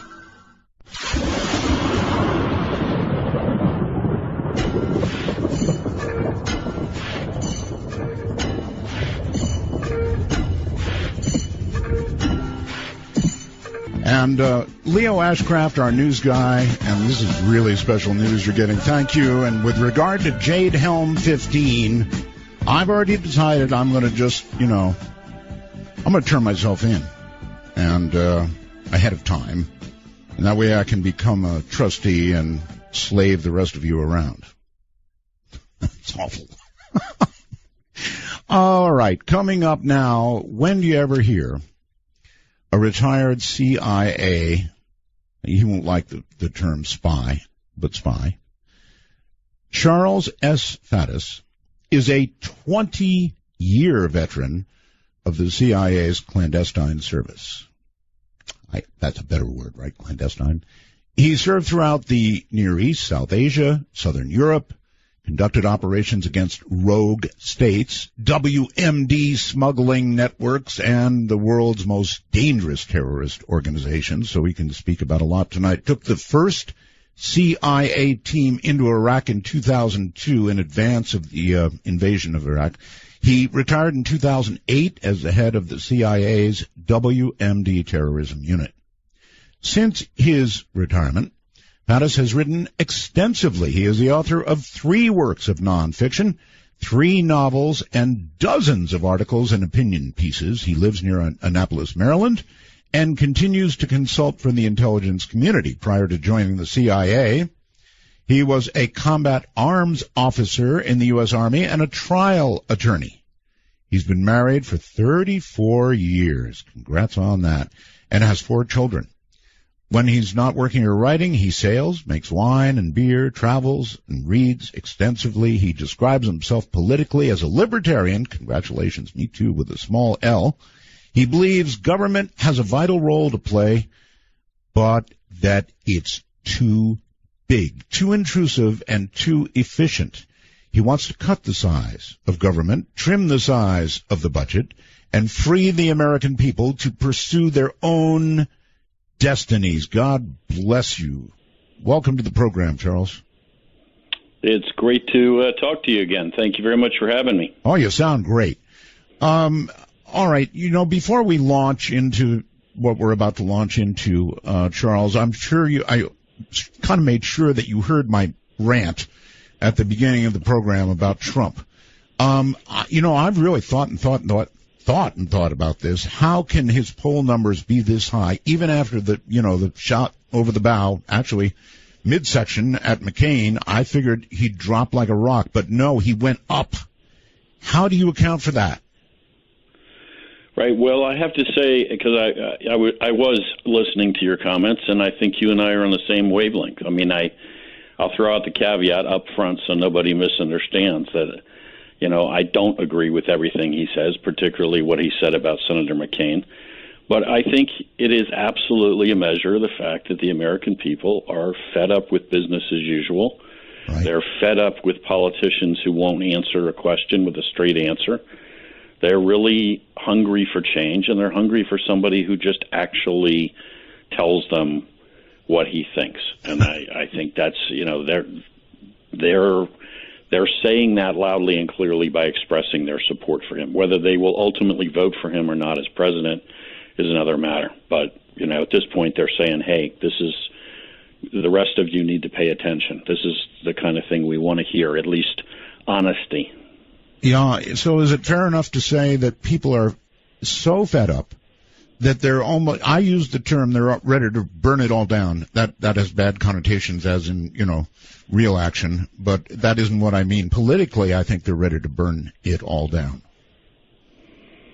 I think people are very fed up. I think people are disgusted with the status quo. I think they recognize that we have massive issues in Washington that we are not resolving, and they feel, many of them, that no matter which party we vote in, that they don't fix it. That's it. Whether it's the budget, whether it's anything, they don't fix it. And at least the Donald actually, sounds like something new and fresh. And my God, you can actually, whether you agree or not, you could at least understand what the answer was he just gave to that question. That's right. And that it is boiled down to that, boy, it says just an awful lot. So I'm fascinated with it.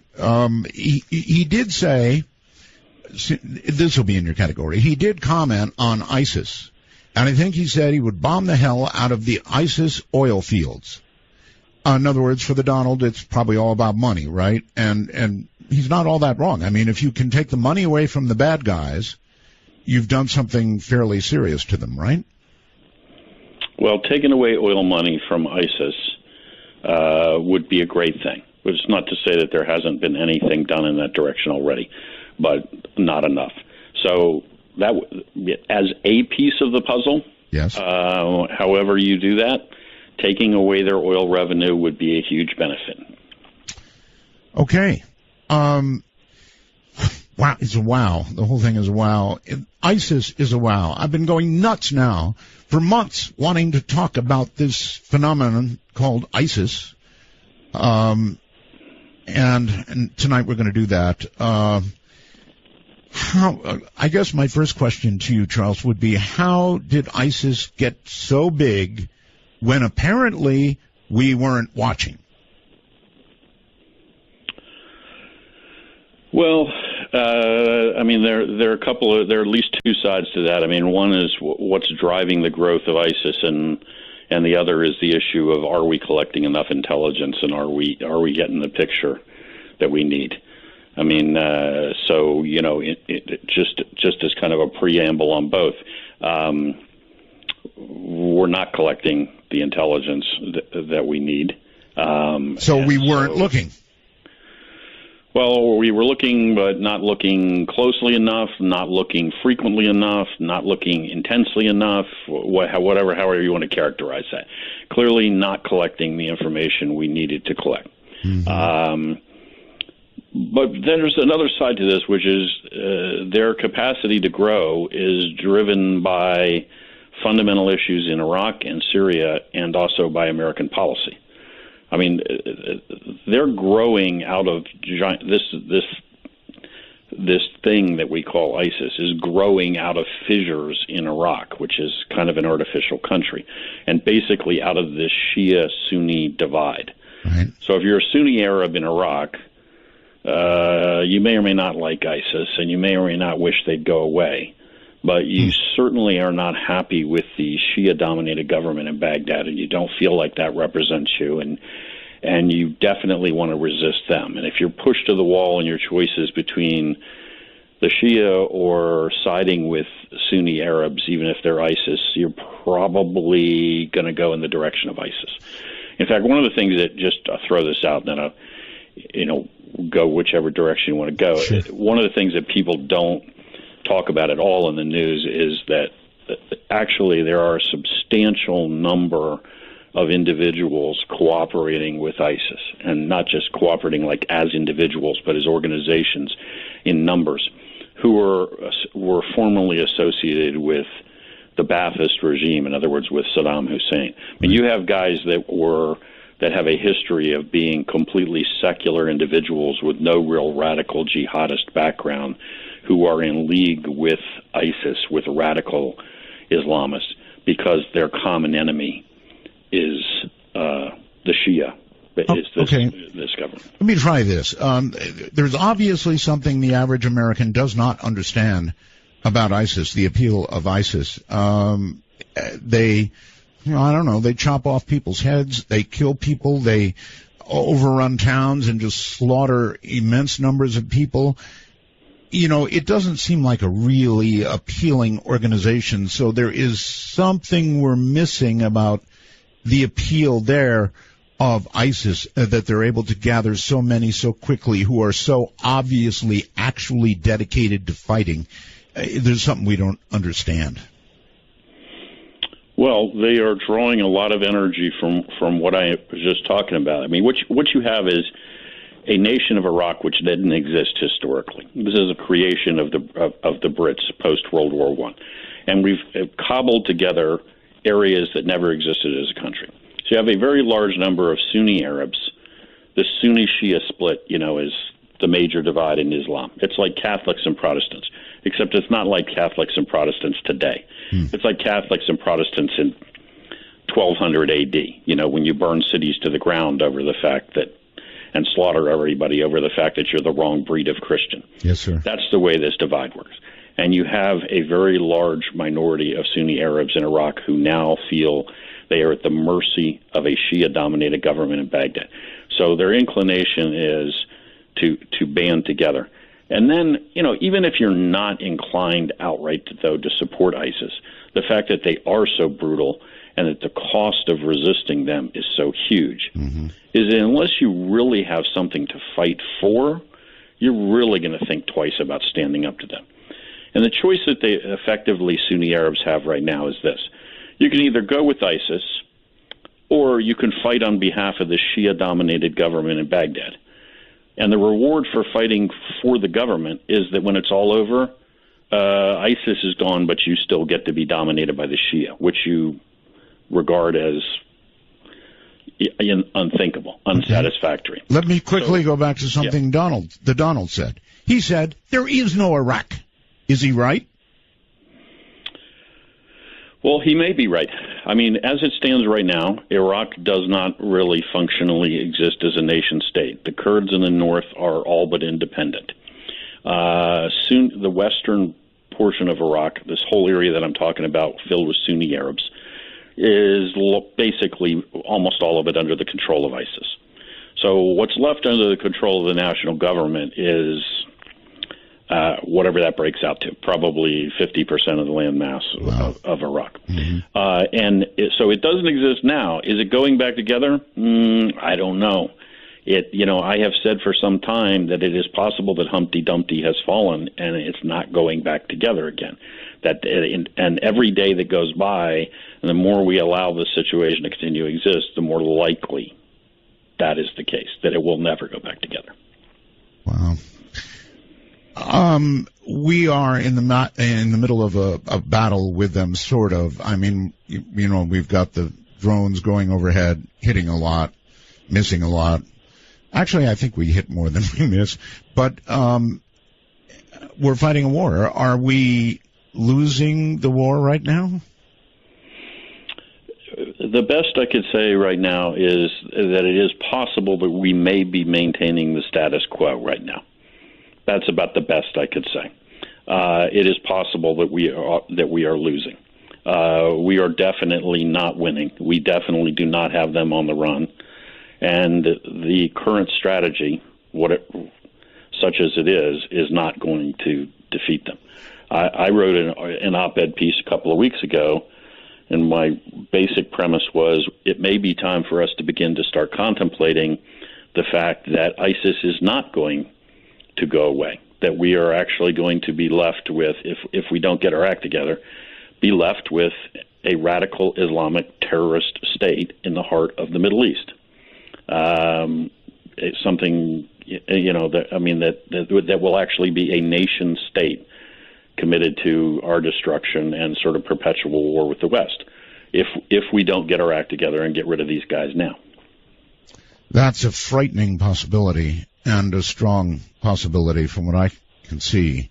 CNN trots out military analysts all the time. They've got a map, showing the ISIS-controlled areas and so forth.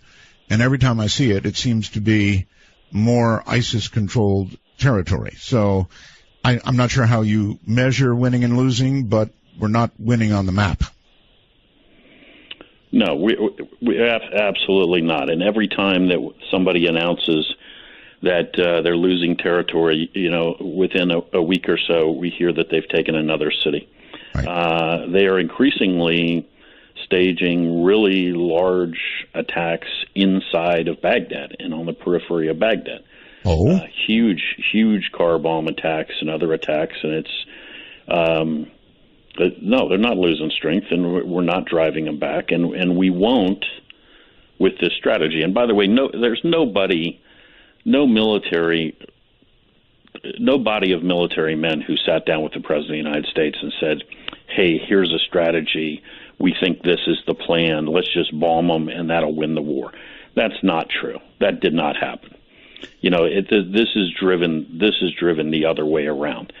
Political decisions are made about what we're willing to do, and then the military is told to implement it. Of course, the president was in a very tight spot. He said he was going to get us out of and keep us out of land wars in Iraq and that sort of thing, right?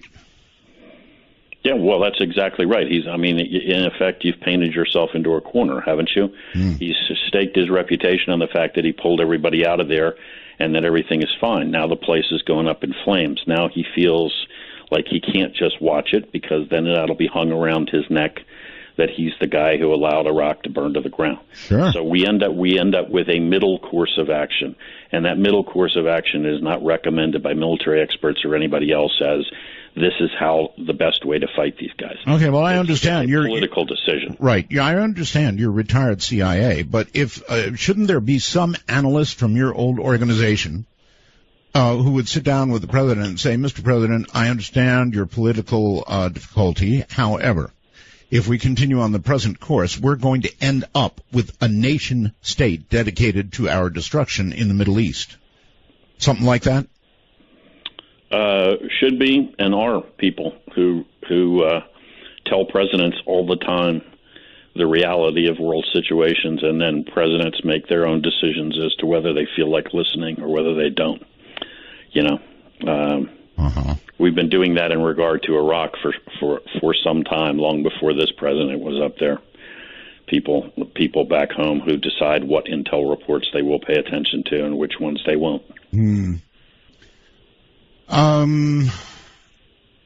Kind of like there's weapons of mass destruction in Iraq and intel like that. Yeah, kind of like that. You mentioned that I took the first team into Iraq. We were in Iraq for close to a year before the invasion.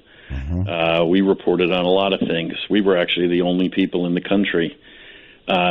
We never sent intelligence reports to Washington saying we found weapons of mass destruction. What?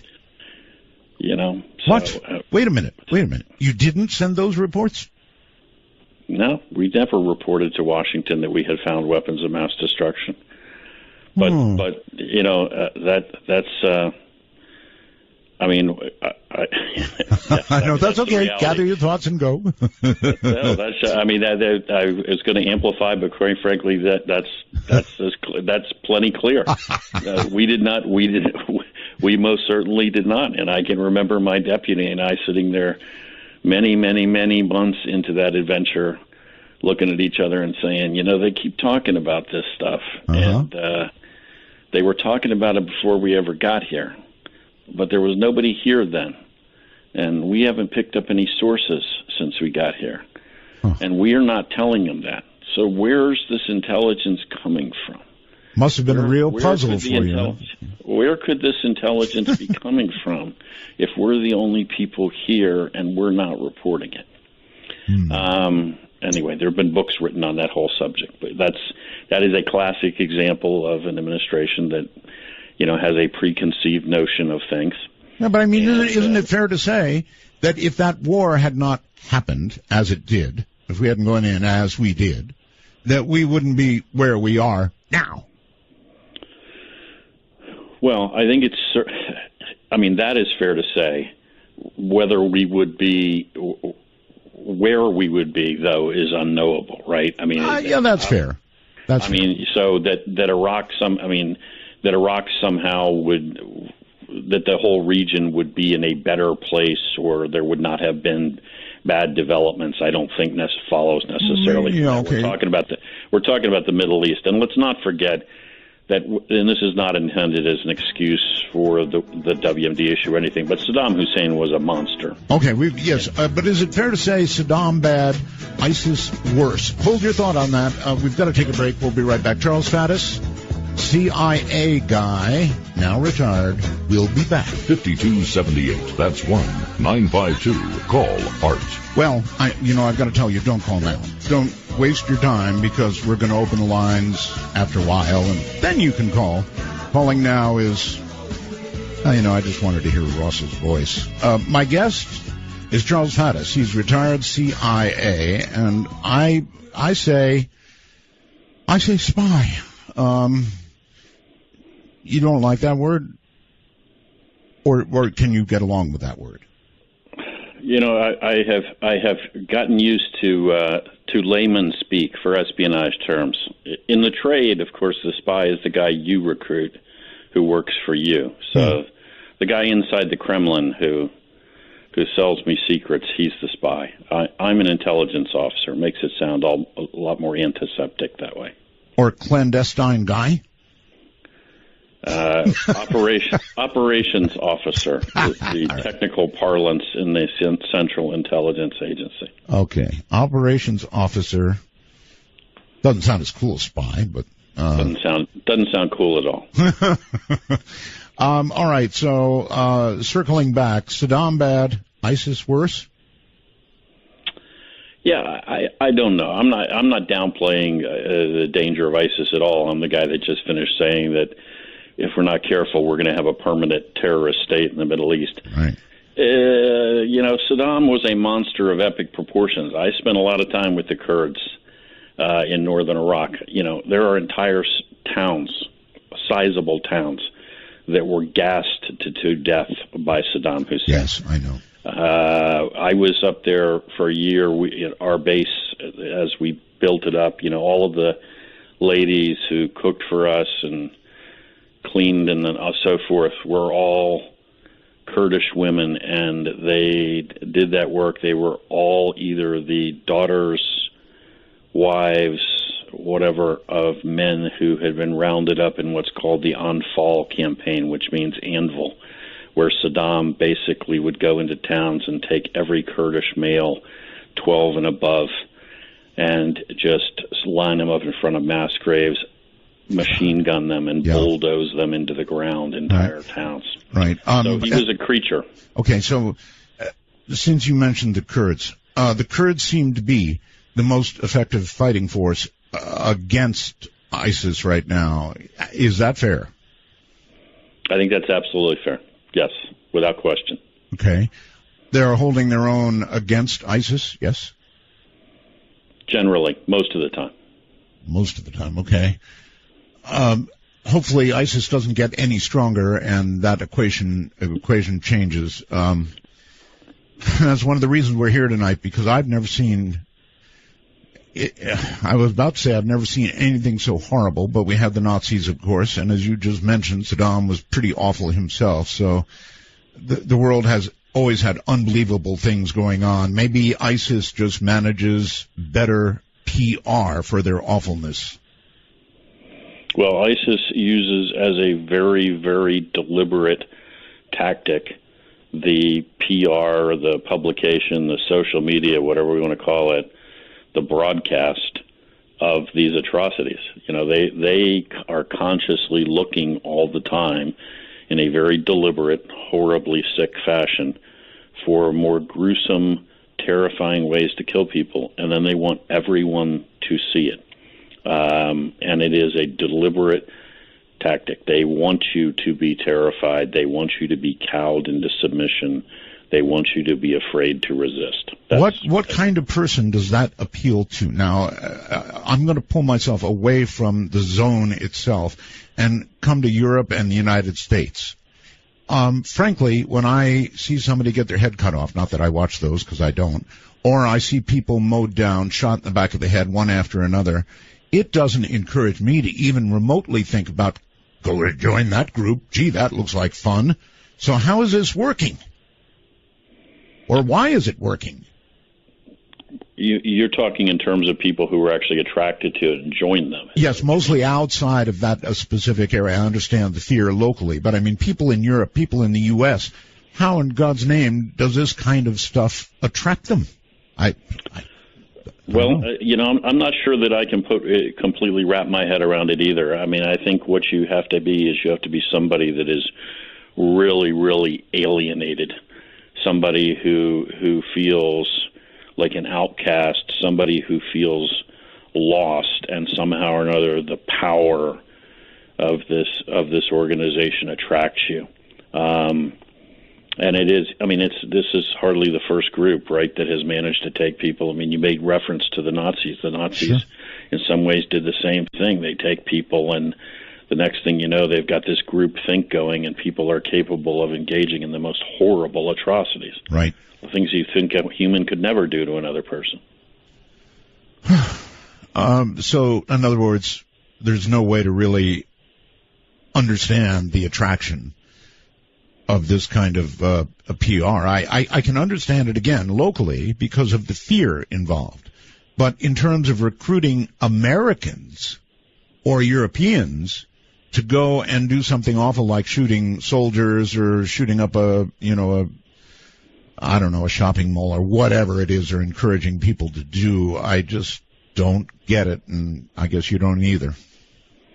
Well, I mean, ultimately, the basis for this is obviously that you have accepted this ideology so completely that you believe that anything is justified.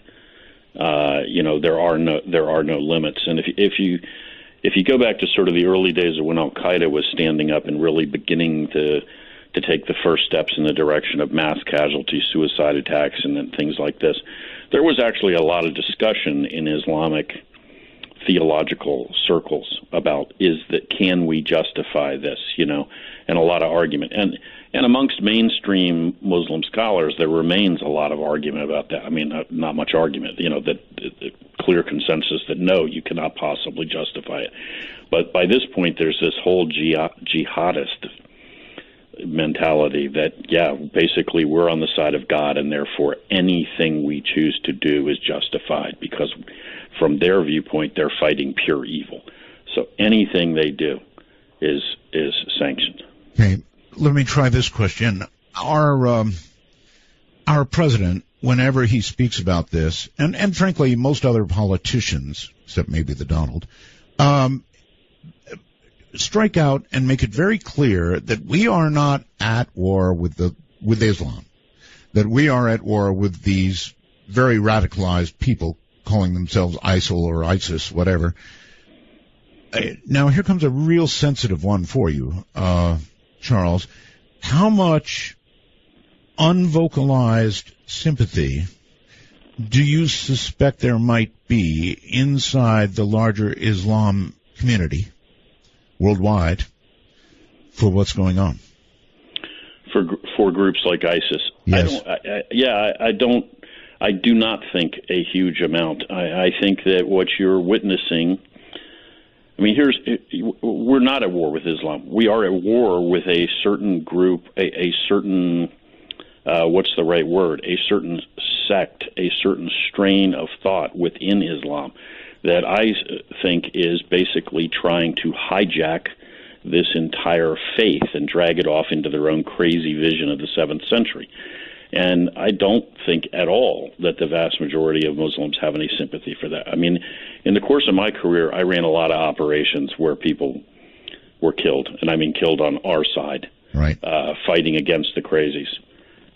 95% of those guys were Muslims on our side, you know, fighting against this kind of ideology. Okay, that's very comforting for me to hear. I was really actually worried about your answer to that, so thank you. There's not any change that you can see going on in that as this wears on and on and on and on. You know, I understand how it works. I mean, as we kill people with drone strikes or whatever it is we're going to do to kill them, there are relatives of those people who then become our enemies. I know how it works. And so the longer it goes on, it seems to me, the more people will hate us. Yes? Well, there's certainly that danger, and there's certainly going to be a reaction in some situations. And the other thing is this: even if we're not just talking about religion, and this is not necessarily an argument for or against drone strikes. I'm just pointing this out. If you're living in a nation in which another country, the United States, is routinely operating drones in your airspace without the permission of your country, potentially, and carrying out, at its discretion, attacks inside that country where people are being blown up and killed. Right. Whether you are sympathetic to the people being killed or not, that's got to probably rub you really the wrong way. Oh, yes. I mean, if somebody was operating drones over Kansas from another nation, making decisions about people to hit, we would probably react pretty strongly to it. Now, again, I'm not saying whether that, I mean, it may be, in fact, that in some situations we don't have any choice, that we don't have a cooperating government, there's a threat on the ground, and this is the mechanism we have. All I'm saying is, when you choose that mechanism, you have to accept the fact that you're going to, even people that are not on the side of the bad guys, are going to have good reasons why they may not really like the fact that you are making drone strikes in their territory without their permission. That's just that goes with the territory. You cannot expect otherwise. Sure, and if a 12-year-old sees his dad get killed, then we've probably got somebody who's going to be thinking about buttons they can push when the time is right to get revenge. So it's hard. And you're also going to face the fact, again, this is a reality, it goes with the territory. The enemy is going to do everything they can to make propaganda value out of every strike. Right. So maybe there was a strike and civilians were killed, because there's no such thing as a war without unintended consequences, except in the movies, I guess. But maybe nobody was killed except militants, except targets that we knew were there. But by the time the ISIS or the Taliban is done portraying that strike, you know, they're going to bill it as you just blew up a nursery school. You just killed a family on their way to the mosque. They are going to absolutely sell it locally as, oh my God, here's another example of American brutality. Sure. All these people were just sitting around and doing nothing, and they never hurt anyone, and they were all murdered by the Americans. And that's you can't stop that. That's just going to happen every time you attack.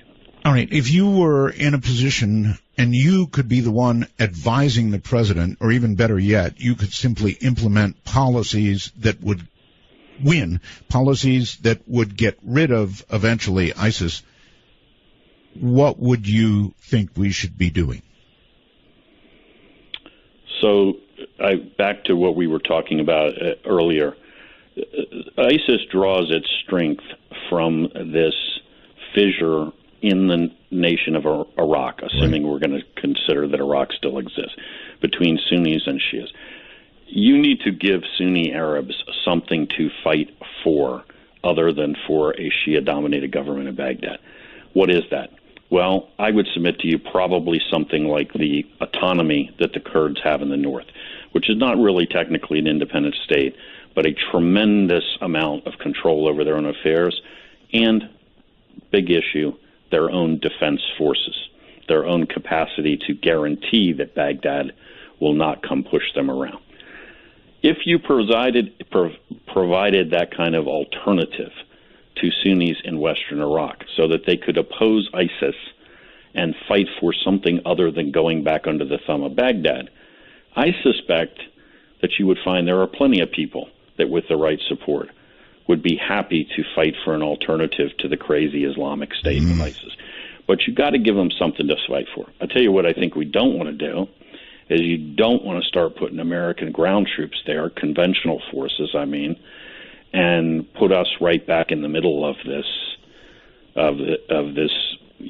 ongoing war where they're fighting ISIS on one hand while you've got Shia militias running around. We do not want to do that. I mean, special forces, intelligence officers, fine. You do not want to start putting armored divisions and infantry divisions back on the ground in Iraq in the midst of this mess. Bad idea. Okay. Were you surprised when whatever Iraqi forces did exist that we supposedly had trained and armed and financed turned tail and just split when ISIS came? No, not really. I mean, because, again, these guys have nothing to fight for. I mean, you have these crazy legions of ISIS coming. You know that they're fanatics, and you know what the price you're going to pay and your family's going to pay if you fight and lose is. It's going to be hideous. And you're supposed to stand up to these guys and risk all of that on behalf of a government that you don't believe in, that frankly you think is oppressing you. And increasingly Sunni Arabs would tell you it's a puppet state of Tehran. There's no way. No, you're going to put down your weapon and you're going to go home. That's what you're going to do. You're opting out. At a minimum, if you don't join ISIS and you don't help the government, you're going to go home and sit this one out and wait to see who wins this thing. So, no, it doesn't surprise me. They're going to melt away. They're going to continue to melt away. We're training a whole new army. Why are we training a whole new army? We just spent, I think, $26 billion in 9 years training an army that gave its weapons to ISIS and ran away as soon as the fighting started. Why do we think this is going to be different this time around? Just quite yet. Charles Faddis is my guest. We're talking about, well, we've been talking about ISIS, and I'm going to move it away from ISIS a little bit, I think, because it's sort of depressing in a way, because I just don't see our way clear to a victory. Hopefully that'll happen. We just concluded an agreement with Iran, and apparently they're saying, we promise not to make a nuclear weapon. And in return for that, we're going to give them money, I guess, allow them trade, selling oil, all kinds of goodies go their way in return for, we promise we won't make a nuke. Number one, in your position as not an analyst, but if you were an analyst, have we made a good deal or have we made a bad deal? So you left ISIS because it was too depressing. You sure you want to talk about this topic? Or I'm good. Talk about puppies and rainbows or something like that? No, I'm good. Let's head right over here. Okay. No, it's not a good deal. It's a terrible deal. It's a really terrible idea. It's anytime we talk weapons of mass destruction, which for good or for worse, I've worked with for a lot of years, we could get lost in a lot of technical stuff. But just to break this down, I mean, first of all, even if it was effective, even if they actually intended to abide by this, handing them, $100 billion in frozen assets that they're going to get, opening them up to trade, allowing them to now import the most advanced weapons they want from all over the world, and they'll be flush with cash to buy it. Right. All of this is a horrifying prospect. I mean, we're worried about ISIS. If we don't defeat ISIS and ISIS grows up, it'll look like Iran. That's what Iran is. Iran is a militant, radical Islamic, anti-American state, armed to the teeth, and now we're handing them $100 billion and going to let them restart their economy, and we're going to let them go forth and buy weapons from everybody on the planet. Terrible idea. That's one. Two is, no, they have no intention whatsoever of abiding by this treaty, and there are loopholes in the treaty big enough to drive a nuclear missile through. So we're not winning on either count. Very bad plan.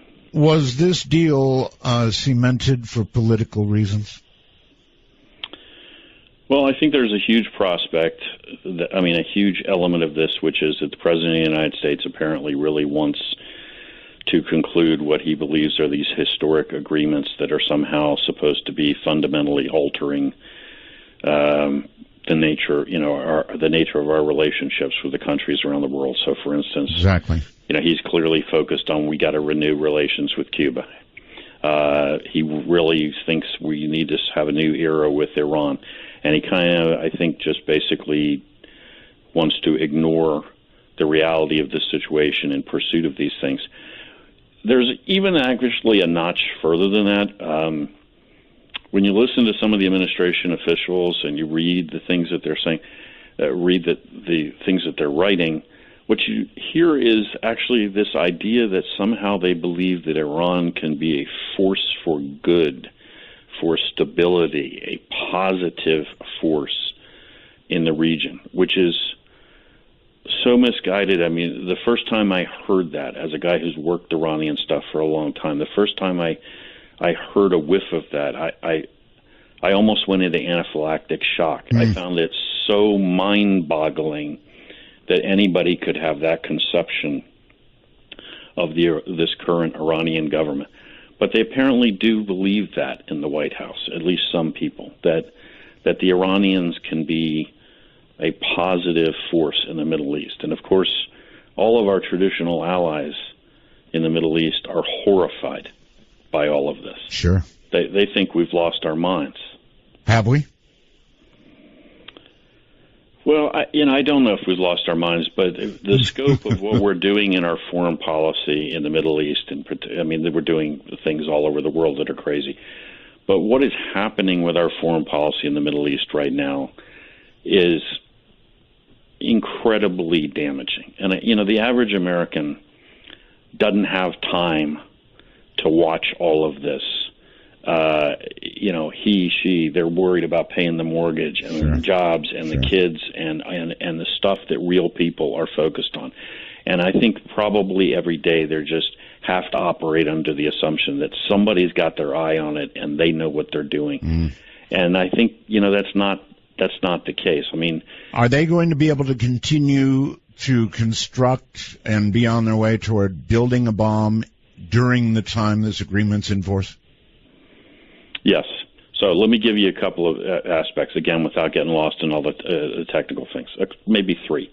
First, this is a military nuclear weapons program that we're worried about. We're worried about them building an atomic warhead to go on a missile. That's right. Military installations in Iran are not covered by the inspection regime under this deal. That the provisions that specifically apply to everything else do not include military installations, and the Iranians, and there's a lot of dispute about what will happen when we want to inspect a military base. Now, just as a matter of common sense, if you were trying to build a nuclear weapon for military use and you were trying to hide it, I think it would be fair to assume you would locate it on a military installation. Sure. So saying that we're just kind of not going to address that issue, that's a huge deal. Let's see. They enriched uranium that they have, something like 98% of it has to be sent out of the country. Not specified exactly where it's going to be sent, but the smart money says Russia is going to take it. That means that we're going to take all this Iranian enriched uranium and give it to Vladimir Putin. And then Vladimir Putin's good faith is the only thing that will stop it from being handed back to the Iranians. So if that makes you sleep well at night, not at all. It doesn't make me sleep well at night. No. What assurance is that? That's none. Last thing I'll hit. They have spent years and ungodliest amounts of money on developing ballistic missiles that are of use militarily only for one thing, to carry a nuclear weapon.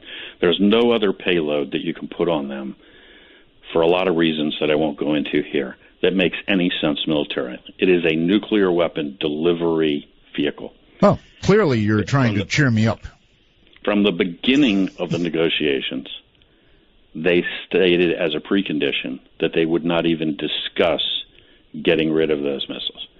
Now, why would you want to retain this incredibly expensive delivery capability if you did not intend at some point to actually finish building the weapon that goes on? Well, to carry the weapon that you and I are talking about that they're probably going to keep building anyway despite the agreement, hold tight right where you are. From the high desert, great American Southwest, this is Midnight in the Desert, and I'm Art Bell. For Dark Matter News, I'm Leo Ashcraft. Scientists have proven a robot can show a glimmer of consciousness. In an experiment, neobots were programmed to think two of them took dumbing pills to prevent them from speaking, while one had been given a placebo. They all tried to respond to a question about which robots took the pills, with one able to recognize its own voice and reason it could speak. While all of them tried to answer, only one was able to respond aloud by saying, "I don't know." It seemed to take a while to consider the question before standing up and answering. The robot that spoke recognized its own voice and said, "Sorry, I know now. I was able to prove that I was not given a dumbing pill." Its response demonstrates a basic level of self-awareness, as well as good manners. The test also shows that the robot could understand a question as well as demonstrate reasoning and recognize its own voice. The last visible feature of a suburban Pittsburgh mall that appeared in George Romero's 1978 zombie classic Dawn of the Dead is being given a new life. A small footbridge from the Monroe Mall will be removed and taken to the Senator John Hines History Center in Pittsburgh. Romero has said he chose a mall for much of the film's undead action to serve as social commentary on mindless commercialism. The bridge will be packed up and moved on Wednesday. This is Dark Matter News. One of the hardest things I had to live through was knowing when Jared disappeared. I was part of that circle that he could count on, and I wasn't there for him. The fact that hundreds and hundreds of people have gone in to national parks and forests, tried to enjoy our public lands, and disappeared or were killed, it's something that the public needs to know about. A National Park Ranger told 30-year investigator and author David Paulides a troubling story. Over his years of involvement with numerous search and rescue operations at several different national parks, he had detected a trend that he couldn't understand. The ranger explained that during the first 7 to 10 days of a disappearance that he would witness massive search and rescue activity and significant press coverage. Following his initial week-long effort, there was almost always an immediate halt to the coverage, a discontinued search for the victims, and no explanation from the search authorities. It bothered David enough that he began asking questions, yet he got no answers, so he conducted research. What he discovered shocked him. People of all ages have been disappearing from national parks and forests at an alarming rate, all under similar circumstances. Victims' families are left without closure, and the Park Service refuses to follow up or keep any sort of national list or database of the missing people. Thousands of missing people.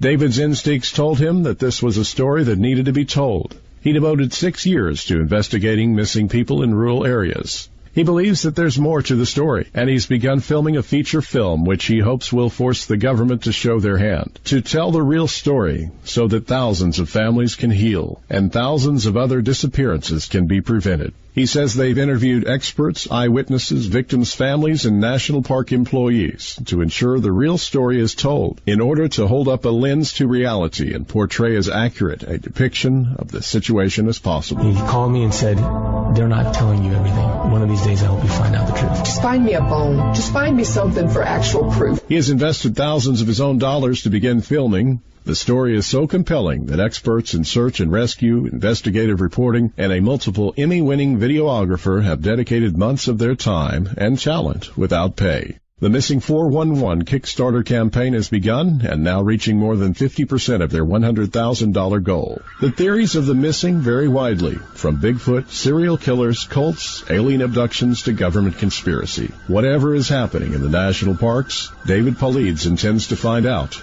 and expose it. For Dark Matter News, I'm Leo Ashcraft. The calls, we'll do that at the top of the hour. I'm going to run through several questions quickly with Charles because we've spent so much time on ISIS, which is fine. So, Charles, if we might move quickly, what do you think is the biggest WMD threat? If we're talking, well, regardless of what we're talking, terrorist biological weapons attack. Head and shoulders above anything else. The little things that get you. Well, you know, in the business of weapons of mass destruction, that sounds horrible even saying that there is such a thing as a business of weapons of mass destruction. But in terms of people studying that and looking for it and preparing to try to stop it, right. You know, they call biological weapons the poor man's nuclear weapon. Chemical weapons are horrible, realistically very hard to kill. Thousands of people with them. Nuclear weapons, not impossible to build, but very, you know, engineering intensive, expensive. Right. Radiological weapons, realistically, dirty bombs, not going to. Also a concern. All these things are concerns, but not going to kill huge numbers of people. Right. Biological weapon potentially kills thousands. You know, many thousands, depending on what it is and how successful you are. That's the number one concern, and I think every WMD expert you talk to who studies terrorist threats would tell you exactly the same thing. Well, if you're going to kill people that way, you've got to be able to protect yourself against what you set loose, right? Well, if you're a rational person. That's right. Yeah, but, you know, I don't know that that's necessarily a guarantee. I mean, again, in jihadist circles, there's been a lot of discussion about exactly those kinds of issues. But these days, we are entering a world where there doesn't seem to be any barrier to anything anymore. So I don't know if we could necessarily count on that. I have heard it said, and I hate going back to ISIS, but I have heard it said that ISIS, one of the central tenets of ISIS is to bring about Armageddon. Anything to that? Well, they believe that they are sort of there. So there are elements of, in other words, when I say there, that they believe that they are basically at the end of times.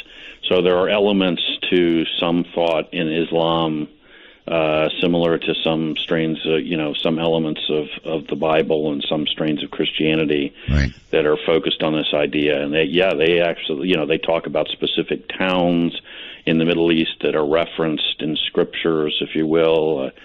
I mean, they believe they are in a battle at the end of time, and they will emerge victorious. And this is, if you will, the final battle. All right, let's move around the world a little bit. The Chinese are doing some interesting things. I lived, as you may know, in the Philippines for a long time, and they're kind of invading, frankly, the Spratlys. The Chinese are building islands that didn't exist in the South China Sea. When they're looked at by satellite, they look like gigantic airports. What are they doing? Well, what they're doing is exactly what you just suggested they're doing. They're basically annexing the South China Sea. They've been in, which is a huge expanse of ocean, sort of from Malaysia to Indonesia to the Philippines up to the coast of China. And they have for a long time been claiming it, and now they've just decided to effectively occupy it by building artificial islands. And yes, they are moving. They have military forces there. They have ships there. They have weapons there, and now they have airstrips there on which obviously they can put military aircraft, and they're effectively aircraft carriers. So they're presenting us with a fait accompli in that they have effectively occupied this big chunk of the Pacific Ocean, and we have watched. and occasionally protested mildly from the sidelines while they keep doing it. We're trying to make an agreement right now with the Philippines to once again allow our Navy into port and to have a base there. Any thoughts on whether that might be successful? I think that there will be. I think we will end up with some sort of limited basing there. We're never going to go back and recreate what we used to have at Subic Bay, because to begin with, we just spent a lot of years and a lot of our money recreating a lot of that infrastructure on Guam and other places. Mm-hmm. So we're not going to, the Filipinos kind of made that decision, for right or for wrong, that they wanted us out. And once we left and spent all that money recreating things elsewhere, we're not going to go back and do it all over again. Are our creations elsewhere, you mentioned Guam, and other places, are our creations elsewhere sufficient to deal with the Chinese threat? Well, what they're not having any impact on things like the South China Sea. So, they're not stopping the Chinese from what they're doing right now. And I don't see where the Chinese threat goes and how we react to it, we'll see. The Chinese are embarked, as you well know, on a very ambitious military expansion, and particularly in regard to naval forces, and they're developing a lot of capabilities that are specifically designed to defeat U.S. aircraft carriers and other things. So they are moving from a defend their coastal waters stance to a be able to project power way offshore stance. If we don't counter that, if we just allow that to continue, then at some point, the balance tips the other way. Right now, we're not doing enough. Okay, here's a hard one for you. If they decided they wanted to digest Taiwan, would we stop them?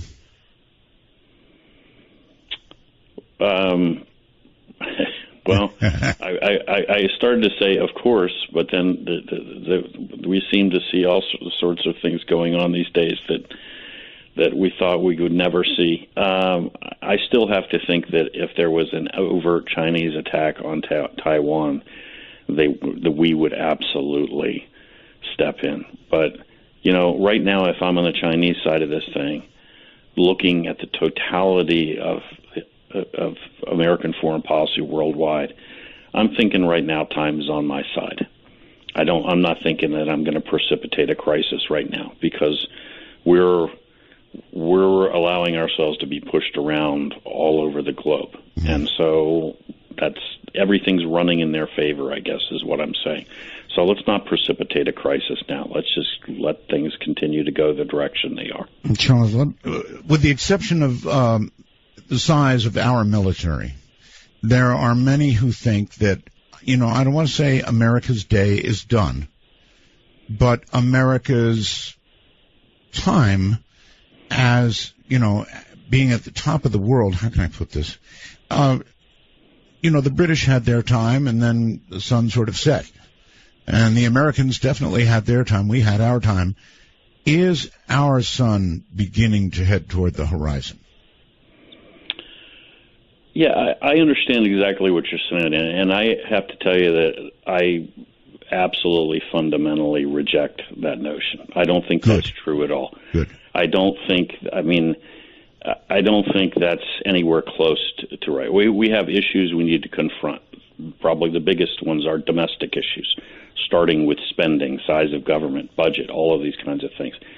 But, I'm incredibly optimistic about the country and about the American people. We have the capacity to get those things under control, and there's still no country on earth that has the energy, the drive that the United States has. You unleash that potential, and I think you're looking at a new American century, not the sunset of anything. But we sure have the innovation. We've really got the innovation. Absolutely, and work. Come on. In America, you look at what people in this country did. I don't want to sound like some sort of commercial here, but you think about what people Americans did, who are people who've come from all over the globe, right? Every color, race, creed, and built this place from the ground up, from nothing to the most dominant military, political, economic force the world has ever seen. That energy and drive and imagination has not gone away. Now we need to confront problems. We need to get the government out of the way in a lot of places and unleash that potential. But there's a reason why people are still coming here from all over the planet, legally and illegally, to start over, because they recognize that immediately, that there's no better place on the planet to build something, to build a future. All right. In the interest of time, I've heard the Russians are moving military into Arctic areas. Is that true?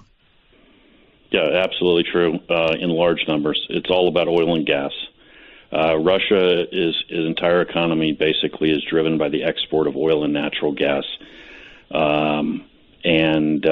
Without that, they're Bulgaria with nuclear weapons. There's a lot of oil and gas in the Arctic, and there's a lot of dispute over who owns it. And the Russians are doing in the Arctic exactly what we just talked about the Chinese doing in the South China Sea. Wow. They're moving forces in. They're going to present us with a fait accompli. They're going to be there. They're going to have occupied it. They're going to have forces there. And then they're just going to look at us and say, you can give us all the international court opinions you want, but the bottom line is we're not leaving. Now, see, this is the first I'm really hearing of this. So this is another one of those things that's occurring under our nose, but I don't hear CNN screaming and yelling about the Russians in the Arctic. Why not? No. Well, you'd have to call CNN and ask or Fox. I don't hear Fox yelling either. I don't. You're right. Nobody's talking about it. In fact, here are just a couple other points to make it even worse. U.S. Army is in the midst of a drawdown. They're talking about another 45,000 troops they're going to cut. Right. On the chopping block for this next round of cuts are the Army brigades that are in Alaska, which are actually the only forces of any size that we have anywhere close to the Arctic. We're getting ready to cut them as the Russians are moving in. In Norway, the Norwegians have a base built in northern Norway. It was built at the height of the Cold War, built into the side of a mountain, like something out of a James Bond film. You can drive submarines into this thing, everything. Wow. So they decided they don't need it anymore. They sold it off to a private entity, I think a Norwegian company. That Norwegian company has now leased it to the Russians. So the Russians actually have a military base on Norwegian soil from which they use this old Norwegian base to now project power into the Arctic. That's how crazy things are. That is crazy. All right. Yeah. Again, in the interest of time, we have wonderful satellites. We have satellites, I'm told, that can read license plates, that sort of thing. Although that seems impossible. I'd love to understand how you can read a license plate from a satellite, but I guess you can. See small stuff. We have great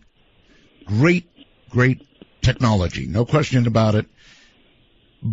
But do we have good human intelligence on the ground, the kind you really need before you act? No. I mean, the short version is we do not have the human intelligence we need in the quantity and the quality we need. Doesn't mean we don't have great people. Doesn't mean we don't collect a lot of stuff. We don't collect enough. We don't collect the right stuff. And that's been true for a lot of years, and it's going to take a much more aggressive posture and changes in how we operate to do that. So a lot of times we are way too reliant on technical means for our collection. Why is human intelligence not in a better place? I mean, why not? Well, if you're going to go, we could talk about that for hours. But if you're going to go into an area that is radical Islamic controlled area, you're going to go up in the Northwest Frontier Province. You're going to go to an ISIS controlled area. If you're really talking about putting officers, our people on the ground operating in those areas, then you're talking about a very high risk operations. And the bottom line is you're going to get people killed and you're going to get people captured. Right. Because there's no such thing as an op that's, all ops go right. They go wrong for a million reasons. So it starts at the top. It's a matter of a political will. If you want people to be that aggressive and push the envelope that hard, then the guy that sits in the White House has to give that directive. He has to be willing to stand behind that.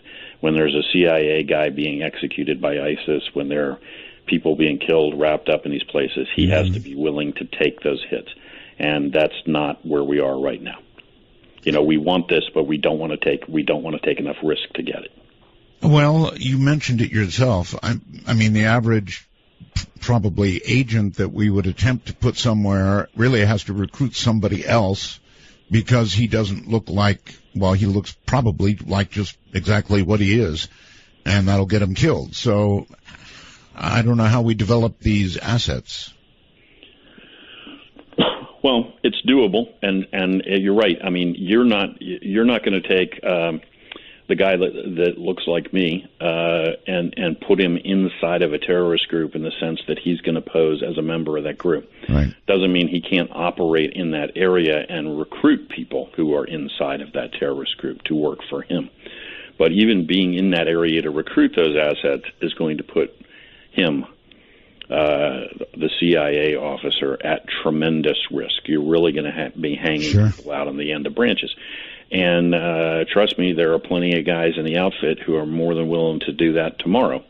But somebody is going to have to stand up and say that they're politically standing behind that, taking the risk, you know, and that's not where we are. When you get risk aversion, then everybody's going to draw back.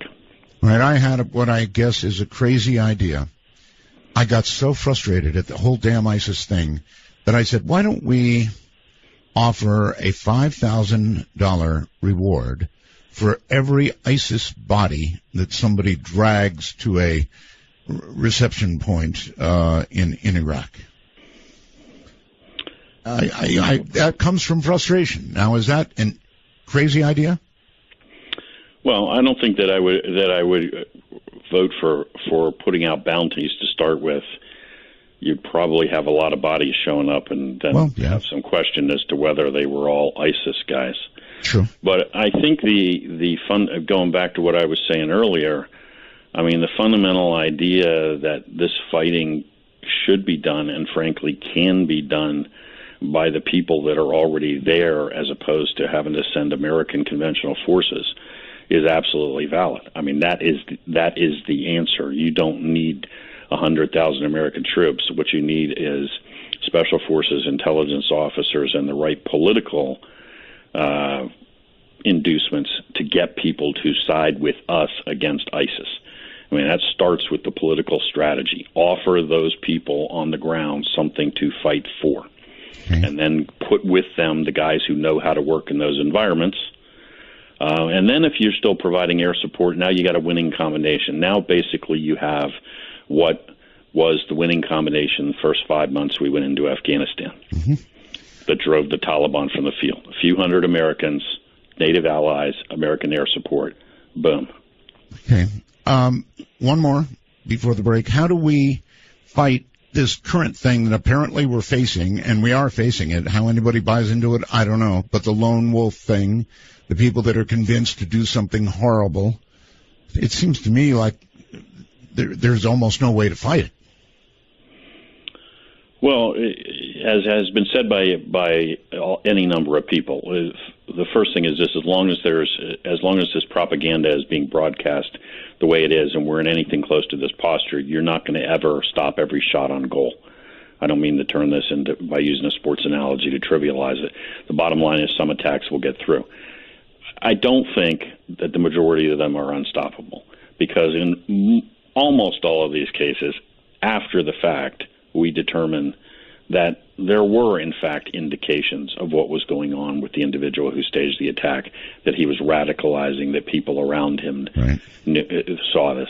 What we didn't have was an aggressive posture by intelligence and law enforcement personnel to go out and get after these things while they're still at that stage. And that's really fundamentally the answer. You go nip it in the bud before it has a chance to develop. All right, Charles. Hold on. We're going to take a break. We will be back. We will open the phone lines, so all those numbers you've been hearing, now's the time to act. From the high desert, I'm Art Bell, and this is Midnight in the Desert. Knows how to move in the dark coming up, and so, Charles, I guess, would you like to make it yourself? We're talking about the campaign now. We are. Yeah, we've stood up a committee, and I am running for Congress in the state of Maryland in the 5th District. Holy moly, how did that come to pass? You know, everybody asks me this question, and what I tell them is, look, I got out of the agency when I did, not because I had hit mandatory retirement or was forced out. I passed up promotion and so forth and made a decision to get out, and really because I felt like there were a lot of things that needed to be talked about, and there is a tension, obviously, between speaking out and being part of a clandestine organization. So I made the decision to get out. And I've been doing that for whatever it is now, 6 years, pushing 7, and that has been very satisfying. But in the end, it's not enough. In the end, there's this little voice in your head that says, that's great, but you're still just recommending that somebody else should do something about all these problems. And after a while, that voice in my head sort of transforms to, so either you should at some point shut up, or you should actually get off the sidelines and jump into the ring, so to speak. And this is not a decision that comes to you in a flash of light. It comes to, you think about it over a period of years, actually. But I decided, look, I think there are major problems. The country's in trouble.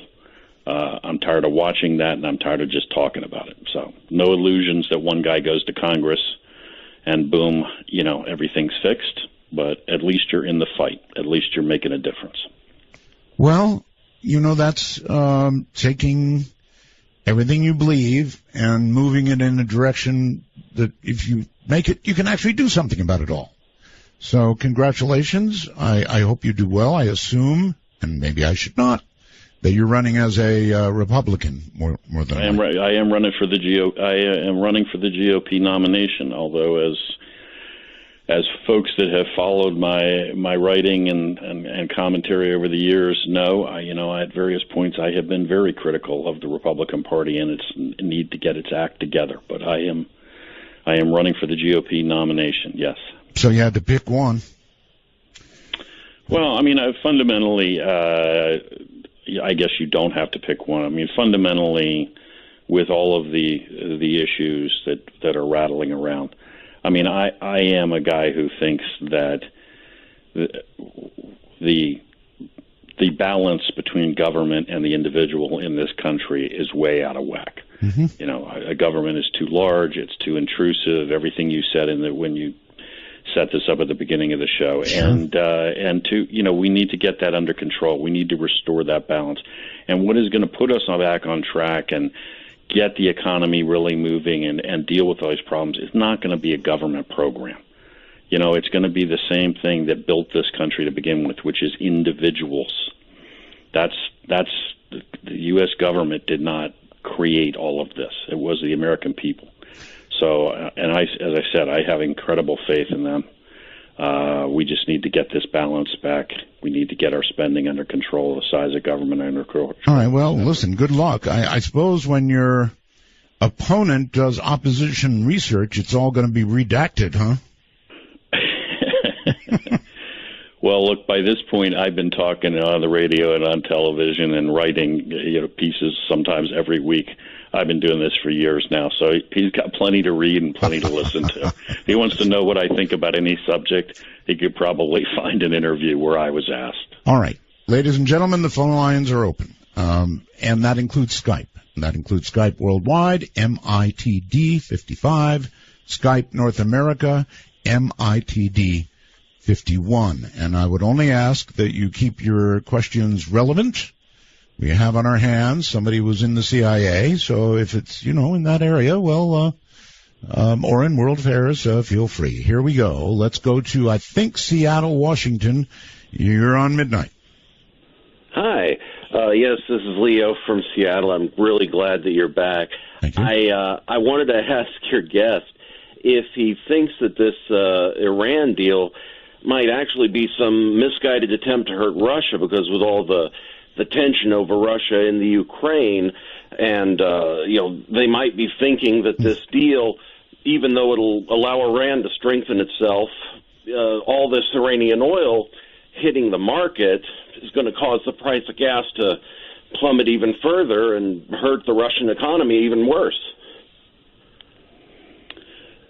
I don't think that that's the strategy. I mean, I think it is driven, unfortunately, by what I will charitably call naivete about the Iranians, and I should add, by the way, when I say that, I'm not really talking about the Iranian people. We're talking about the regime in Tehran. Okay, does that answer it? No, thank you. Yeah. All right, thank you very much. And let's attempt to go outside North America, somewhere in the world. Laser? Hello, how's it going? It's going very well, Laser. Where are you? My name's Lisa. I'm calling you from Ireland. Oh, I'm sorry. Missed your name. It does say Lazer. Yeah, nobody uses the real name these days, do they? That's right. Okay, well, go right ahead. I guess I'd love to know about who, the rest of the countries in the world who have nuclear weapons. Oh. You know? Who has nukes? Yeah, I mean, how many nukes does the United States have? You know what? I think if he knew, he couldn't tell us. Oh, okay. But no, wait, I don't know that to be true. Charles? Yeah, well, I'm not sure I can pull off the top of my head the exact count of American nuclear weapons, but obviously the two leading arsenals in the world are the Russians and the Americans, and they number easily into the thousands of warheads, and after that the Chinese. Countries, Britain, France obviously have nuclear weapons. Israel's presumed to have nuclear weapons. India has nuclear weapons. The North Koreans at least have some capability. Probably out of all of these countries, the arsenal that most people are really worried about, if you're talking about danger, is Pakistan. We haven't talked about, because they are furiously building more nuclear weapons all the time. Obviously, Pakistan has a lot of issues with stability and with violence and insurgency, and people really worry about Pakistan and the possibility of a nuclear warhead falling into the wrong hands. I sure do. All right, thank you very much for the call, and let me ask this as a follow-up. How likely is it that they will end up giving a nuclear weapon to the wrong group? Well, with the current government in Pakistan, I think that it is extremely unlikely that there's going to be anything where you have a sanctioned handover of a weapon. Or selling. Well, if they're going to sell nuclear weapons to somebody, they're probably going to sell nuclear weapons to the Saudis, because the Saudis are very, very concerned about this whole Iran deal. And and one of the options the Saudis have made very clear that they are considering is basically just buying a nuclear arsenal from Pakistan. In other words, they won't bother to develop their own weapons. They'll just send a boatload of cash to Pakistan, and they will get a turnkey nuclear force, probably with Pakistanis to operate it in the kingdom. Now, the danger in Pakistan is that somebody's going to steal it, there's going to be an attack on a base, somebody's going to take a warhead, or you're going to have military or security personnel that are sympathetic to the insurgents who would grab a weapon and hand it over. I mean, near term, that's what people really worry about. Can I throw out one more thing, Charles? Sure. When you talk about nuclear weapons, obviously, if there were a full exchange, we're cooked. It's pretty well, we're all done. But what I do worry about is the possibility of a high altitude burst that would essentially give off a magnetic pulse strong enough to kill most electronics within a certain region. And a number of them exploded thusly, could pretty well send us back to the Stone Age. Yes? Right, so you're talking about EMP. I am, yes. And, if you're talking about airburst of nuclear weapons, yes, you're going to have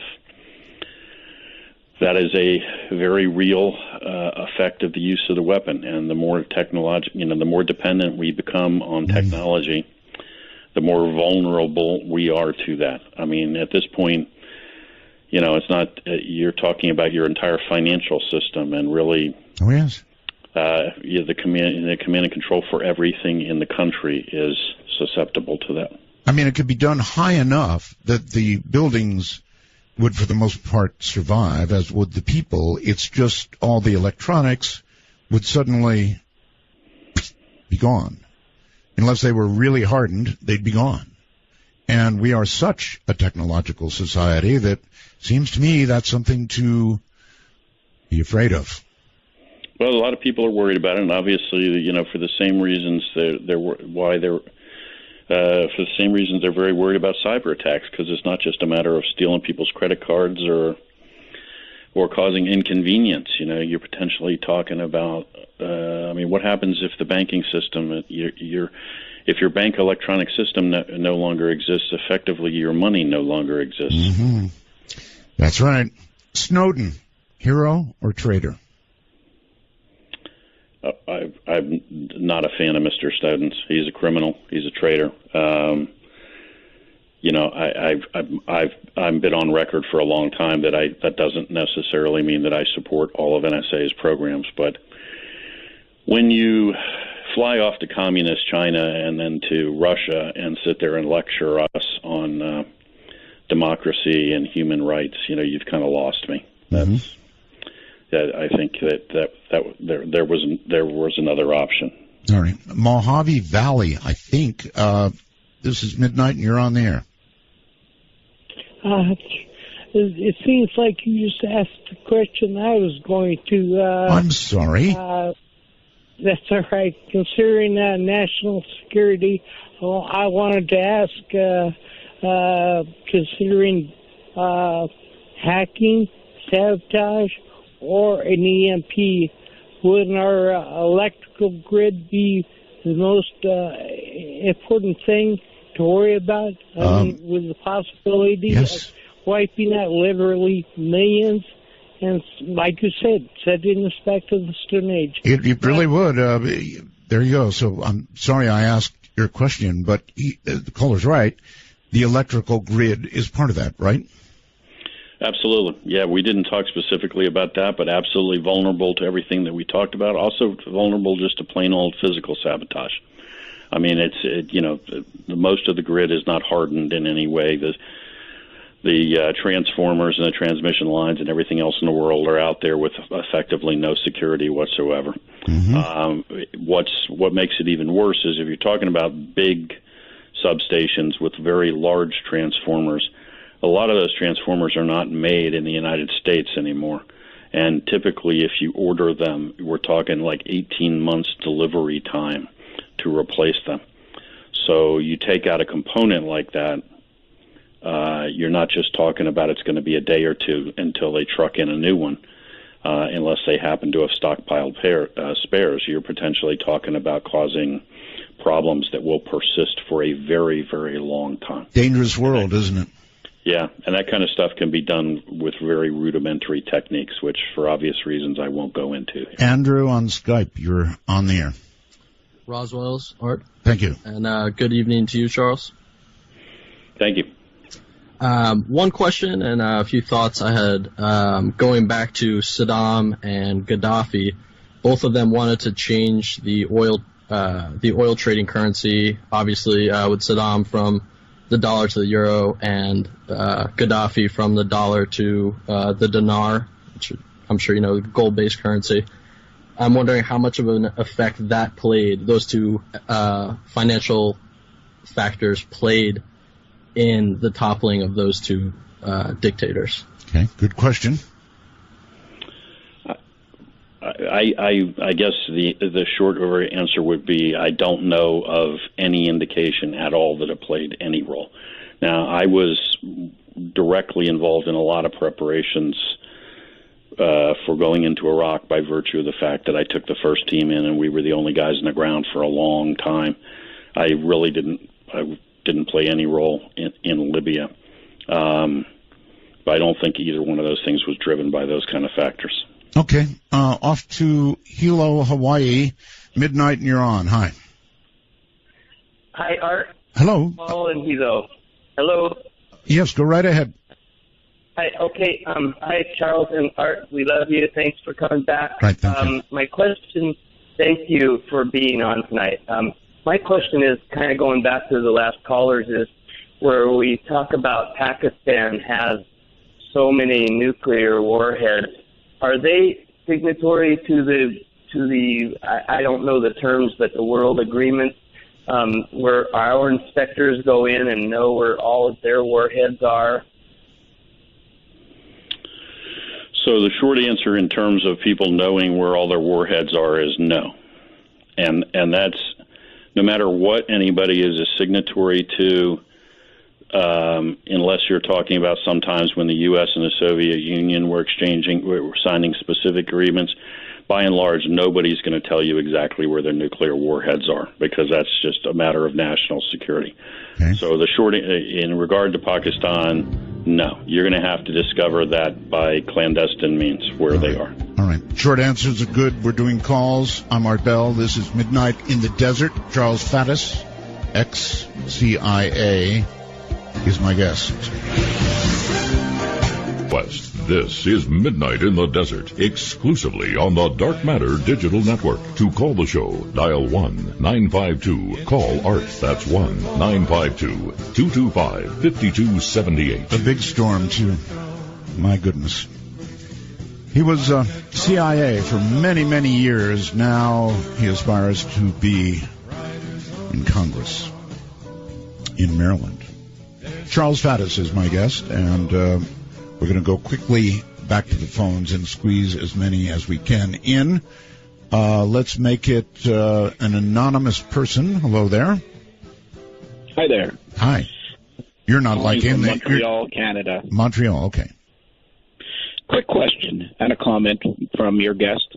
I'm sure we would both agree the economic conditions in the United States have really deteriorated despite what the government has said, and people with simple solutions like Donald Trump seem to be more easily looked at. And you look at Germany and the rise of Hitler. I'm not comparing the two, but I'm just saying people with simple solutions and right-wing solutions are looked at.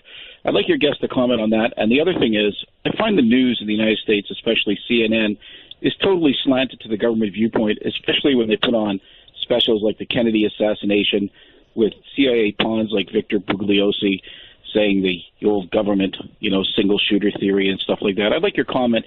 Does the CIA really control CNN? Maybe CNN should just be called CIA. And that's my questions. Thank you. Those are pretty heavy duty. Okay, Charles. Okay, so I'm not gonna go with a comparison of Donald Trump to Adolf Hitler. Okay. But Wise. I do. But back to what you and I were talking about earlier, I do think that absolutely people are frustrated, people are angry, people are tired of politicians who don't seem to be able to even answer a direct question. A guy who will actually say what he thinks, give you a direct answer, whether you agree with it or not, you actually understood what the answer was, is refreshing. And I also think there's an element of people expressing support for him as a mechanism for saying we're angry with the rest of you. Mm-hmm. We're tired of the status quo. CIA and CNN. So, no, the agency doesn't control CNN. And although, you know what, I would like to add that I recently learned that Anderson Cooper has something of a CIA connection background. Were you aware of that? That I am completely unaware. What's his connection? It's just, he's actually acknowledged it. I guess it was when he was much younger. Now, whether you're once connected and then you remain connected, or you sever and then become a unbiased news person, or a biased one, I don't know, but I had heard that. Well, I mean, the broader point that the caller was making, that that he finds CNN's viewpoint to be slanted in a particular way. I mean, I find it to be slanted too. I don't necessarily find it to be slanted toward the government, but it's toward their own viewpoint on a variety of things. Actually, just the rules regarding American intelligence and American news organizations are, not that I'm in a position to go into them on the air, but are incredibly strict on prohibitions about any kind of interference with American news programs. Mm-hmm. That's an outgrowth of the Vietnam era and Watergate and so forth. So you say they don't interfere, but it does really seem as though, frankly, I think the American people are to some degree propagandized, as are people in the rest of the world. Well, I'll tell you, this is a slightly different tangent, but I certainly find that trying to keep up on what's going on in the world or really understand what's happening in the world by watching major American networks is a losing proposition. Hear, hear. I get up every morning and fire up my iPad, and I'm on 100 different news sites, most of them small, local, regional news sites all around the world. Mm-hmm. And every morning I am finding hundreds of developments of great significance, like the Russians rolling into the Arctic. That's a big one. That you could watch CNN all day, every day, and not hear a word about it. I hear you. All right, Michael, you're on the air on Skype if you're there. I'm there, Art. Okay. Welcome back. Thank you. Charles, do you believe that at one point the Israelis will just have enough and just go after the Iranian sites? Yeah, that's an excellent question. Thank you. It really is a good question. They probably view this agreement about the way you seem to, Charles. Are they going to throw up their hands and go in? Well, unfortunately, this deal makes the danger of that happening much greater. We talked about the East China Sea earlier, the Chinese, and how we're not doing anything about it, or the South China Sea. They're doing the same thing in the East China Sea. One of the byproducts of that is the Japanese are now rearming and really adopting a much more aggressive military posture. Why? Because they're not comfortable anymore relying upon us to the extent they have. The Israelis are very much in the same mode now. And keep in mind, the Israelis don't have any strategic depth, by which I mean they are a tiny country. A handful of nuclear weapons hitting Israel, and Israel effectively ceases to exist. That means they have no choice but to have a hair trigger. And this deal, does it mandate that they're going to strike them? Maybe not. But it certainly pushes them very hard in that direction. They're thinking, we're on our own now. Isn't it possible, after seeing the construct of this deal, that the Israelis have already made their decision? It's just a matter of when? Well, that absolutely could be possible. I don't know that by any stretch of the imagination, but yes, at a minimum, they're now in a different world than they were before, as far as they're concerned. They're in a world. The Saudis are saying the same thing. They're in a world where increasingly they have to think about managing their security without the reliance on the United States that they've been used to for decades. Okay, very short on time. Very short on time. Lawrence, I think Massachusetts, is that right? Yes, that's correct, yeah. You are on Midnight. Well, I got to say, I never thought in a million years I'd ever get a chance to call in and into your show. And it's such a great feeling to hear your voice again. Thank you. My question for your guest, Charles, is concerns controlled remote viewing. I was wondering what his views were in terms of the validity, accuracy of the past use of controlled remote viewing and possibly present, possibly. Okay, that's a tough question. Were you aware of the remote viewing program that the CIA did have, Charles? So I've not ever been involved with such a program, and I don't think that any such program existed during the time I was with the agency. I am aware that there was a program related to that I don't know what the exact dates, but preceded my involvement with CIA. Mm-hmm. And beyond that, I don't know really anything about it or the details or how it ended up. All right. Thank you very much. Hold tight. We'll be back. This is Midnight in the Desert. I'm Art Bell.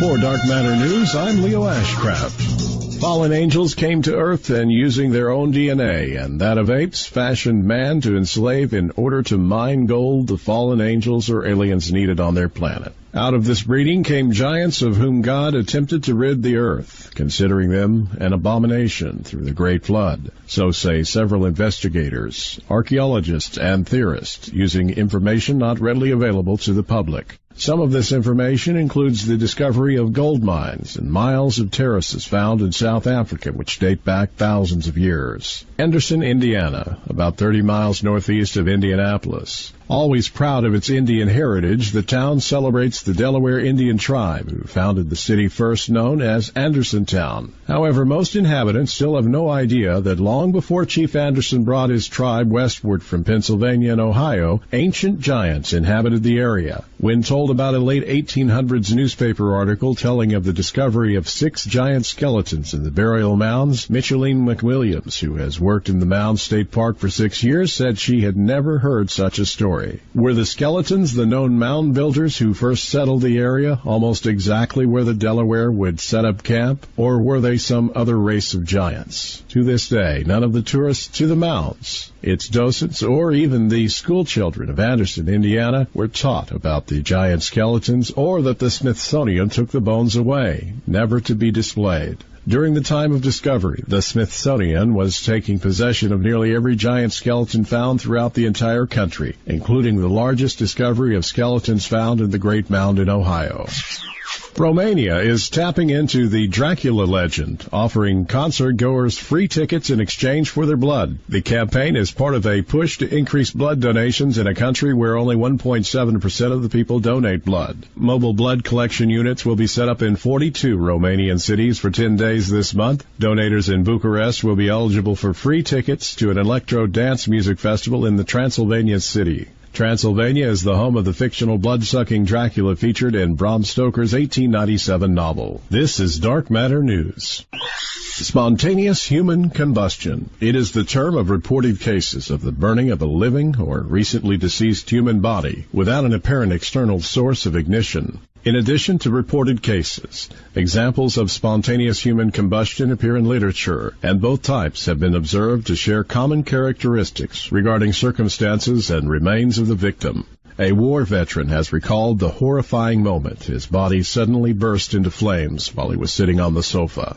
Frank Baker, who served in the U.S. Army in Vietnam, is the only known survivor of the unexplained phenomenon known as spontaneous human combustion. The doctor was completely baffled, and he said, looking at it, Frank, this burned from the inside out. And he said, I've never, ever seen anything like this. It wasn't smoking, there were no flames around, there was no lights on, no microwaves. All that was coming in was the sun from the far end of the house when this happened. The highly decorated former soldier had been preparing to go on a fishing trip with his friend when fire suddenly engulfed his body. Frank Baker appears to fit all the criteria for survival of partial spontaneous human combustion, and he's had to deal with it. He's had to come to terms with something that was said to be impossible, something that could not happen. Larry E. Arnold, in his 1995 book Ablaze, proposed a pseudo-scientific new subatomic particle which he called pyrotron. Arnold also wrote that the flammability of a human body could be increased by certain circumstances, like increased alcohol in the blood. He also wrote that extreme stress could be the trigger that starts many combustions. This process may use no external oxygen to spread throughout the body. Others attribute these sudden combustions as paranormal phenomenon. For Dark Matter News, I'm Leo Ashcraft. Really a busy guy. I've got something called the Wormhole. You can fire me if you're a member of the Time Traveler group. You can fire me a message. Keith has done so. Hey, Art, could you please ask Mr. Faddis about suitcase nukes? That's a curiosity for me, too. A, do they really exist? B, are they on the loose out there? That'll do. So they do exist, although they are not really suitcase-sized. What we're really talking about is what are called man-portable nuclear weapons. But yes, they do exist. And there's been a lot of speculation over the years of some of them getting loose out of the Soviet Union and into the hands of terrorists. And to the best of my knowledge, we have never confirmed any such thing. But remains a big concern because the delivery vehicle for a suitcase nuke is a guy. You don't have to have a missile. Exactly. Yeah. All right. Interest of time. Middletown, Connecticut, I think. Hello. Yes, this is Romero, Mini Roswell. Thank you. I just wanted to say this has been a great show, and suddenly I became aware that we have a politician now. You're right, we do. Well, I've been... a wannabe politician, right?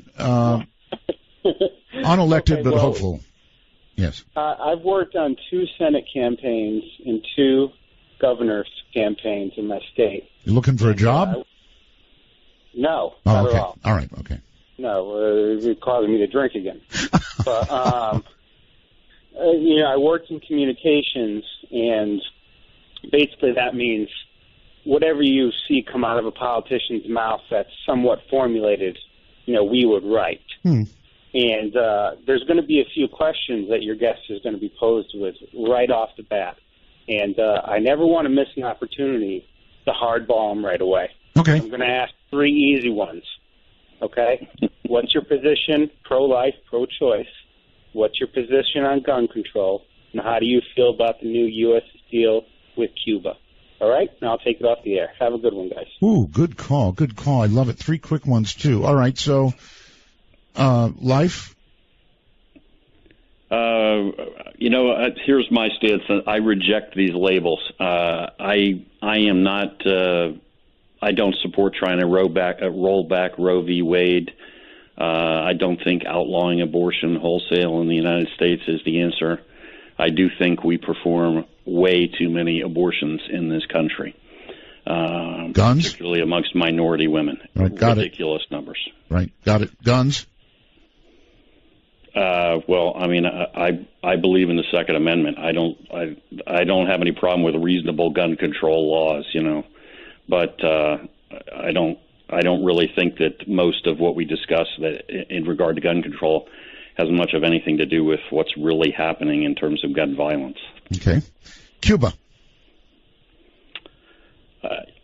I don't oppose the idea, per se, of normalizing relations with Cuba. We have relations with communist China, Russia, all kinds of people. What I oppose is the attempt by this administration to paint the Cuban regime as somehow having changed its stripes.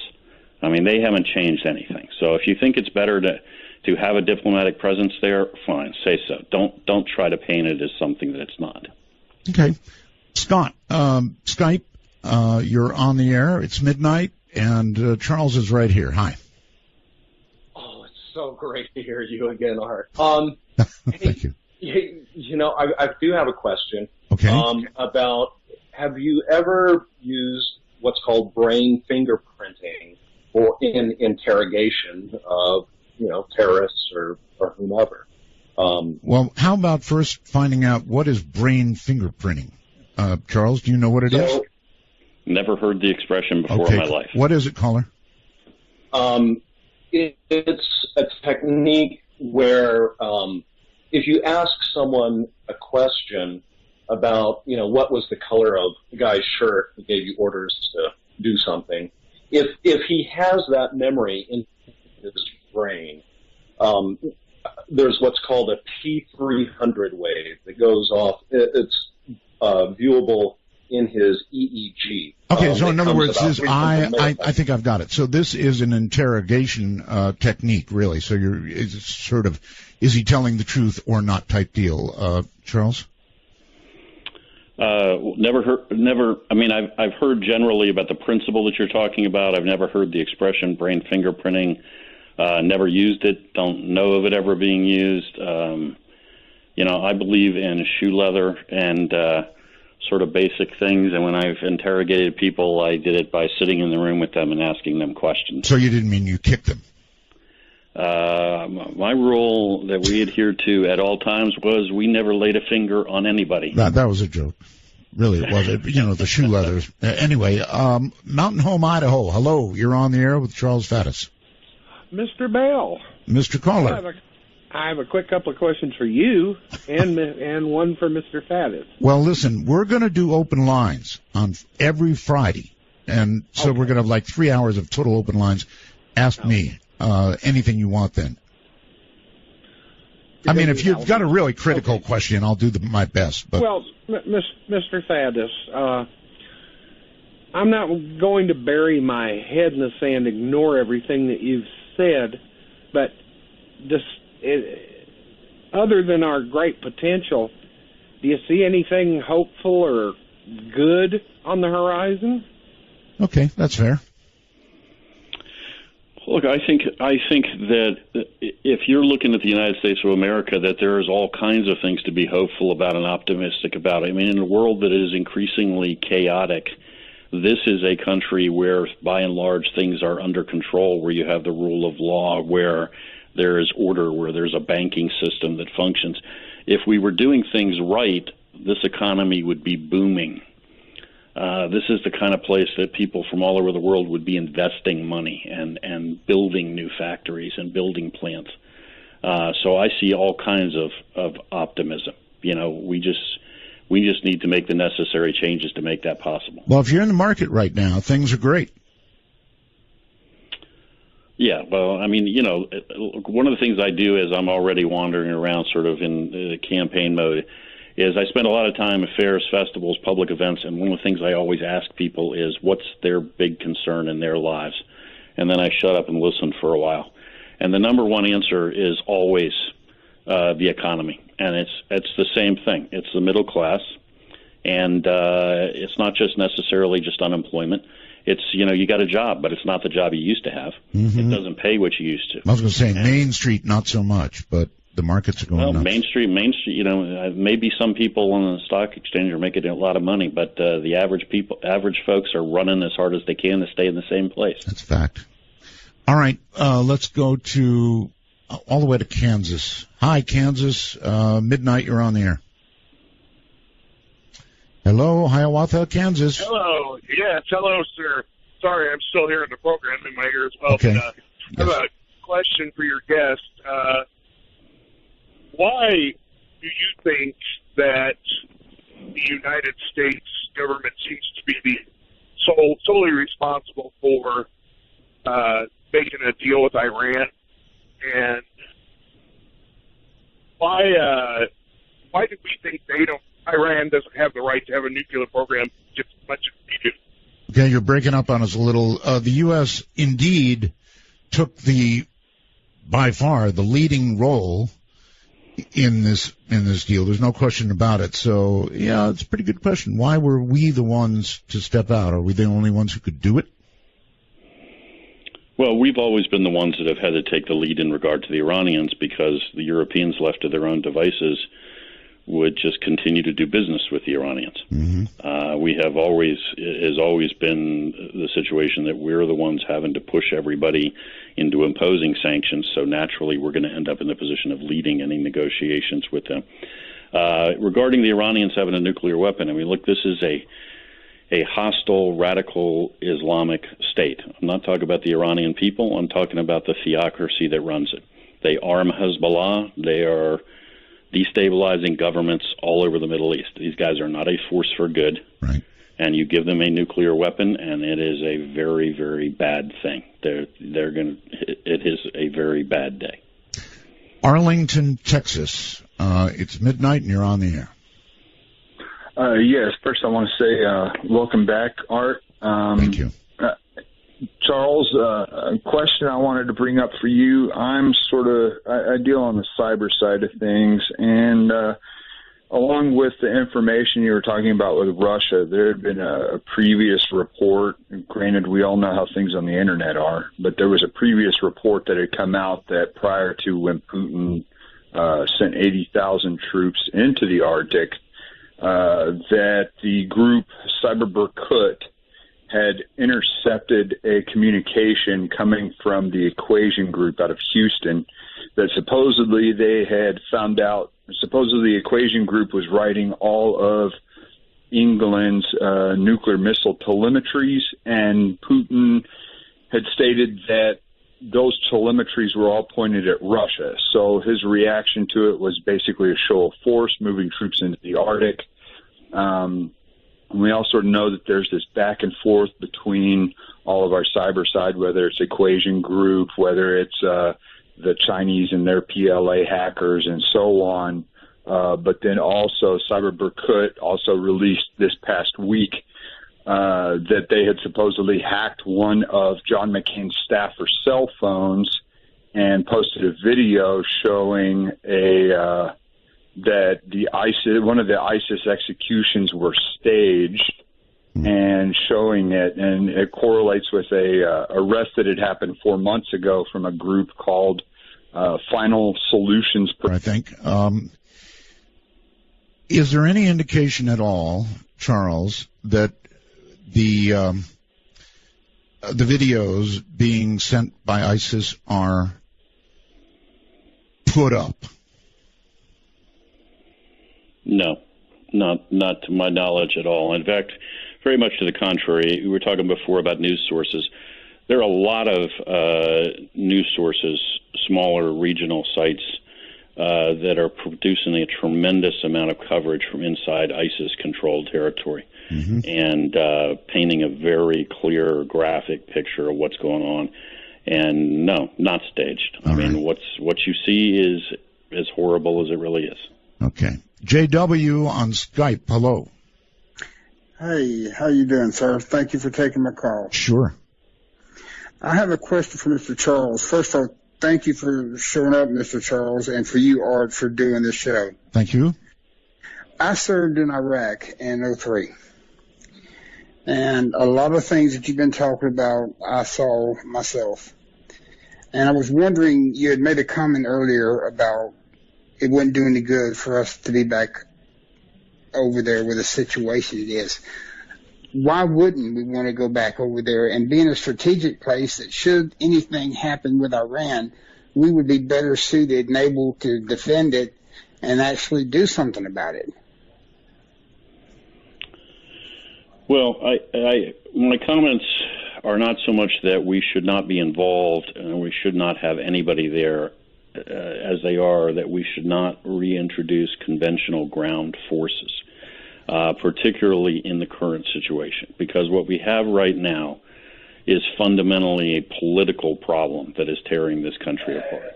And if we put American troops back in the middle of that, they're inevitably going to be forced to take the side of the Baghdad government against Sunni Arabs. And as far as the Sunni Arabs are concerned, frankly, they're going to be fighting on the same side with the Iranians. We are going to be in the middle of this political struggle with our guys on the ground, and that's not the answer. I don't think it's fair to our troops. I don't think it'll resolve the situation. No question, our guys can go find ISIS in the field of battle and defeat them handily. That's not the issue. When it's all done, when you're all done doing that, you're still going to have a bunch of guys stuck in the middle of a political mess in an unstable situation. And I don't think that's the answer. And I don't think it's fair to our people to put them back in that situation where they're getting shot at from both sides. I understand. And so I don't think any of us would ever want to be caught up in, dare I say, another Vietnam. Mm-hmm. All right. Thank you very much. So you actually agree with the president on the no boots or few boots, or very selective boots on the ground. I'm not sure how to put that. Well, I mean, I suppose to that extent I do, but the thing is that what's missing from his approach is any strategy. Mm-hmm. In other words, is air power alone and not confronting the political issues and not putting our special forces personnel on the ground lashed up with tribal units. All of these things are critical. I mean, we have aircraft now flying around dropping $1 million munitions on pickup trucks. Yeah.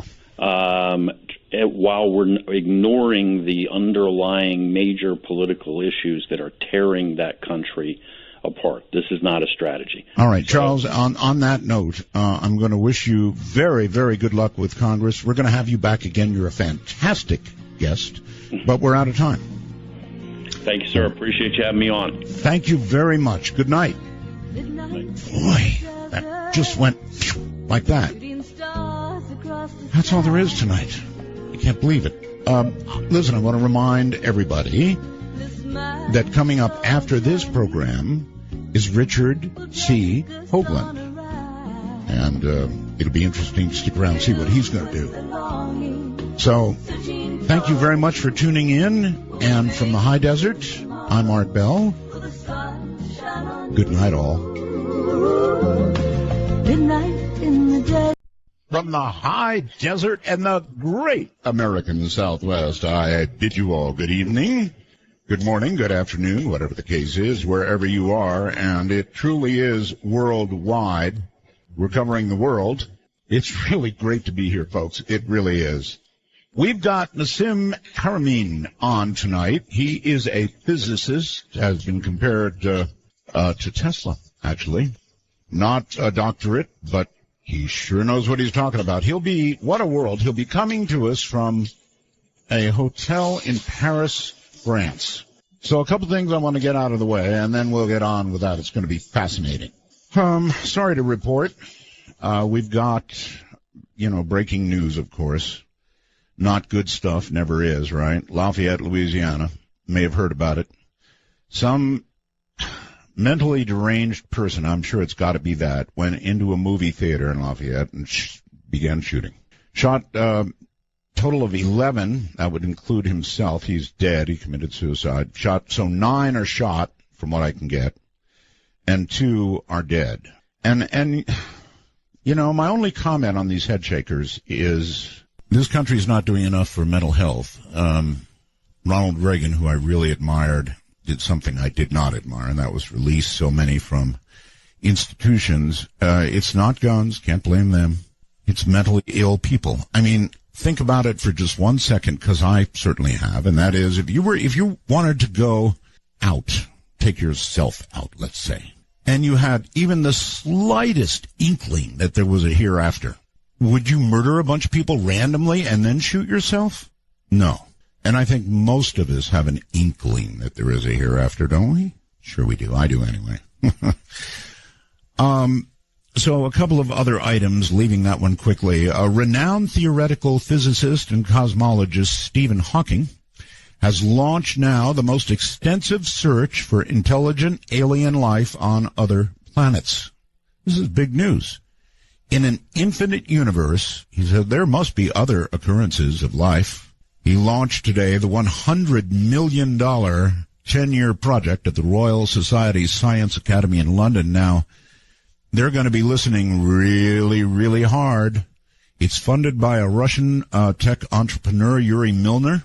They're going to be using satellite dishes, big satellite dishes in West Virginia, I believe. And where else? United States Parks Telescope in New South Wales, so Australia. So there you go. And the other news on that front is we have a sister planet, Earth 2.0, they now call it. This is dubbed Kepler 452b. It's in a 385-day orbit around its sun, and it's probably Earth 2.0. It is, of course, it's been created 6 billion years ago, so if it's got the stuff of life, water, air, whatever, it's just like Earth, but it's 1,400 light years from Earth. Translated, that means if you could fly at the speed of light, it would take you 1,400 years to get there. 1,400. So even if they were madly sending signals, they would have had to have been sending them for some time. Well, there may be life there. There really may be. All right. Now, the big one. Last night, at the beginning of the program, I said I would like to connect with Anonymous, the hacker group, the group Anonymous. They're not really a group. So between the time I said that last night and now, I have learned more than most people want to know about Anonymous. However, I'm going to read you an email that I received, and I'm pretty darn sure I'm in contact. I had a number of emails today that said, well, Art, you wanted to hear from Anonymous. You better check your Twitter. Good luck. So I got this email today, and I want to read it to you, and it was I'll give you my impression after I read it. Art, you had speculated that Anonymous was probably involved in the New York Stock Exchange outage last week. I do not believe this to be the case for the following reasons. Even though the warning was posted by an establishment media outlet of the anonymous hive mind, that would be at Your Anon News on Twitter, among others, it was not done in the typical style of Anonymous warning a target. In other words, there was no media blitz, no computer-generated featurette on YouTube to warn the target and recruit Anons, no press release on any of the anonymous text posting services like Pastebin, and no dissemination of links to pages containing relevant reconnaissance information and operational security tips to Anons who are not plugged into the usual communication channels but who still may wish to take part.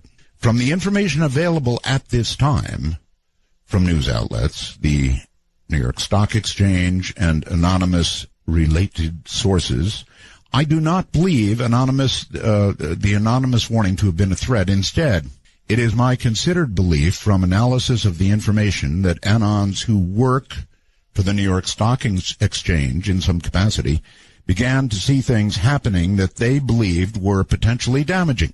Buggy software updates, hardware problems that were not going to be solved before the start of business the next day, or something else along those lines, and attempted to warn people through those anonymous media outlets. It's typical that anonymous social media and propaganda outlets are operated by multiple individuals simultaneously. So, if this is in fact the case, it would not be surprising that there are members of the anonymous hive mind that work for the New York Stock Exchange. Anonymous is one of the most socially and economically diverse groups out there. Group is not the proper term. Adherent of the anonymous meme is more correct. There are Anons who are precocious youngsters in middle school, parents, active duty soldiers, police officers, programmers. To blame Anonymous for a specific attack is to mistake membership in or adherence to a meme with the existence of an actual attack. To put it another way, and I believe you will understand as you are in possession of no small degree of technical skill due to your background, Douglas Adams once famously said, "We're stuck with technology when what we really want is just stuff that works." So after reading this, I said to myself, okay, this is the one. I mean, clearly he knows what he's saying. So I can't promise this, but it is possible that tomorrow night we may get a means of communication from the person who wrote what I just read to you. Nassim Haramein was born. So I've connected with Anonymous, obviously, and we'll see where it goes from here. My wife, who is Filipina, as you know, is obviously connected enough to ask me, "You did what?" I told him I wanted to talk to somebody from Anonymous.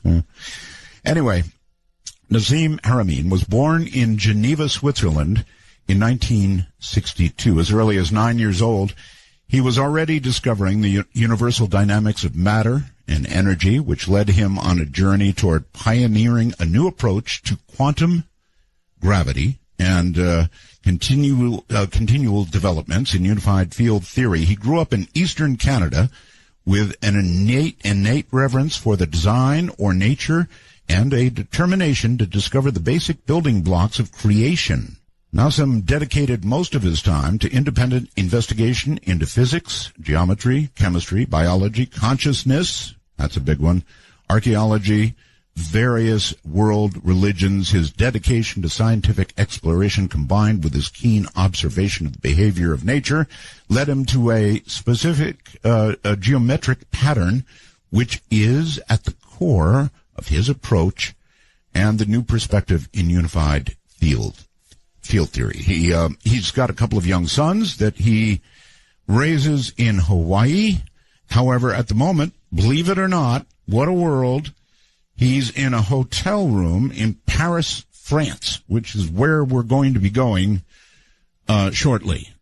He's quite an amazing individual, in my opinion, just an absolutely amazing individual. So we're going to have fun. We're going to talk to him. We're going to ask him about, I think, the things we all want to know about. So that's coming up. This is Midnight in the Desert. Stay right where you are. Paris, France. Can you believe that? What a world. And wait till you hear how he sounds. It's all coming up next. No call screening, no waiting on hold, no requirement to kiss Art's ring, just good talk. Join Art by calling 1-952-225-5278. That's 1-952. Call Art. All right. I just have one more comment on Anon, folks. Thank you for all the contact. Don't hurt me. It's going to be a good interview. I'm just interested in the philosophy. I've heard a number of recordings from that group, so don't get me. All right, let's see if we can go all the way to Paris, France, and say hello. Nassim, you're on the air. Hi, Art. Hi. It's great to have you. Really in Paris, huh? Yeah, I am. I've been traveling a lot and, down here having a few meetings. I am so jealous. I've been there a number of times, Nassim, and it is such a gorgeous place. God. I wonder something. Tell me something, Nassim.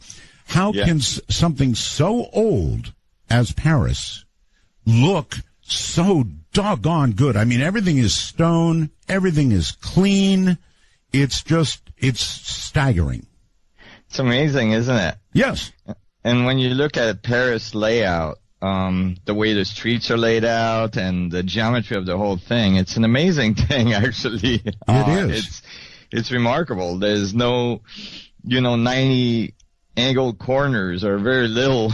It's all round. That's right. And it's an amazing setup. It's a little bit hard to navigate. But you get used to it. Yeah, that's okay. I just went down by the Seine, sat down with some nice French bread and some wine, and anyway. Good food, for sure. Yeah, down to business here. You're a physicist. Now, you don't have a doctorate. Many have compared you favorably with, for example, Tesla. You've studied physics for 30 years. And so I guess the first and most obvious question is, what in the world led you into the field?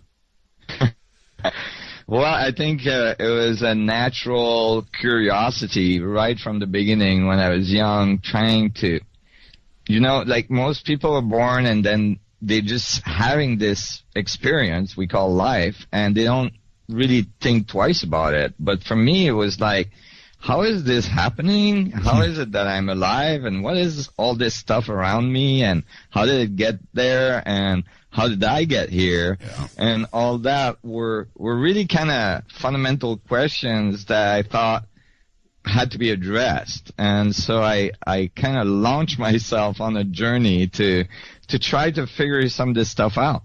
Have you figured some of this stuff out? I think so. Although as you get older and wiser, you start to feel that you haven't maybe figured it out as much as you thought you did. But that's right. Yeah. All right. So where do we launch here? I'm going to ask that you keep this discussion sort of at a human level.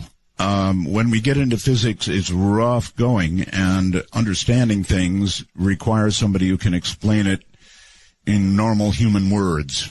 Mm-hmm. Yes, I'll try to keep it as layman as I can. Okay. I can see from some of what you've written that may not be easy. Go ahead. I am very, very, very interested in consciousness. And I wonder, I guess you feel that everything is connected. Yes? Absolutely. It's not just a feeling; it's a function of how things are. You can't really isolate anything from anything else. Gravitational field, electromagnetic field, and so on cannot be completely shielded. And so everything is kind of interacting with everything. And we have lots of evidence in quantum field theory and quantum mechanics that's the case, that things are interacting at a level that's not necessarily obvious. Oh, very much not obvious. Whenever I have a physicist on, I try to have him explain to me the concept or the apparent reality of quantum entanglement. Now, I want to give you a shot at it. It's where one particle. Let me try. It's when one particle's next to another particle and they get into some kind of sync or they recognize each other. It's like shaking hands. Then you can take particle B, to Paris, for example, from where I am here in the desert, and both of these particles are flipping and flopping in exactly the same way, as if they are, in communication. Yes, they're instantaneously connected, no matter how far they are from each other. One could be on the other side of the universe. And if you polarize this one in a certain polarity angle over here, the other one will change its polarity angle instantaneously. It's remarkable. Right. Instantaneously is the word. In other words, perhaps even exceeding, if we're talking about communication, and we'll get to that, if we were, it would be at the speed of light or better, right? Yeah, way faster. Way faster. It's instantaneous, no matter how far it is. Exciting. And so we've been able to test this because we can get particles on Earth far enough apart that even at the speed of light, we could see a delay in the reaction of the entangled particle, and we're unable to measure any delay. It's instantaneous. That's impossible. Well, it's impossible if we think of things being separate from each other, but it's possible if we think of things being part of one fundamental network that everything interacts with. But it, in the way you just described it, for example, you said if you were to get one of the particles at one particular angle, the other would. It's impossible, Nelson. It's impossible. And if it is possible, how? And if you don't know, which I don't think you do, don't be afraid to say you don't know. I can't fathom it. I've thought about this again and again and again, and it just won't come to me.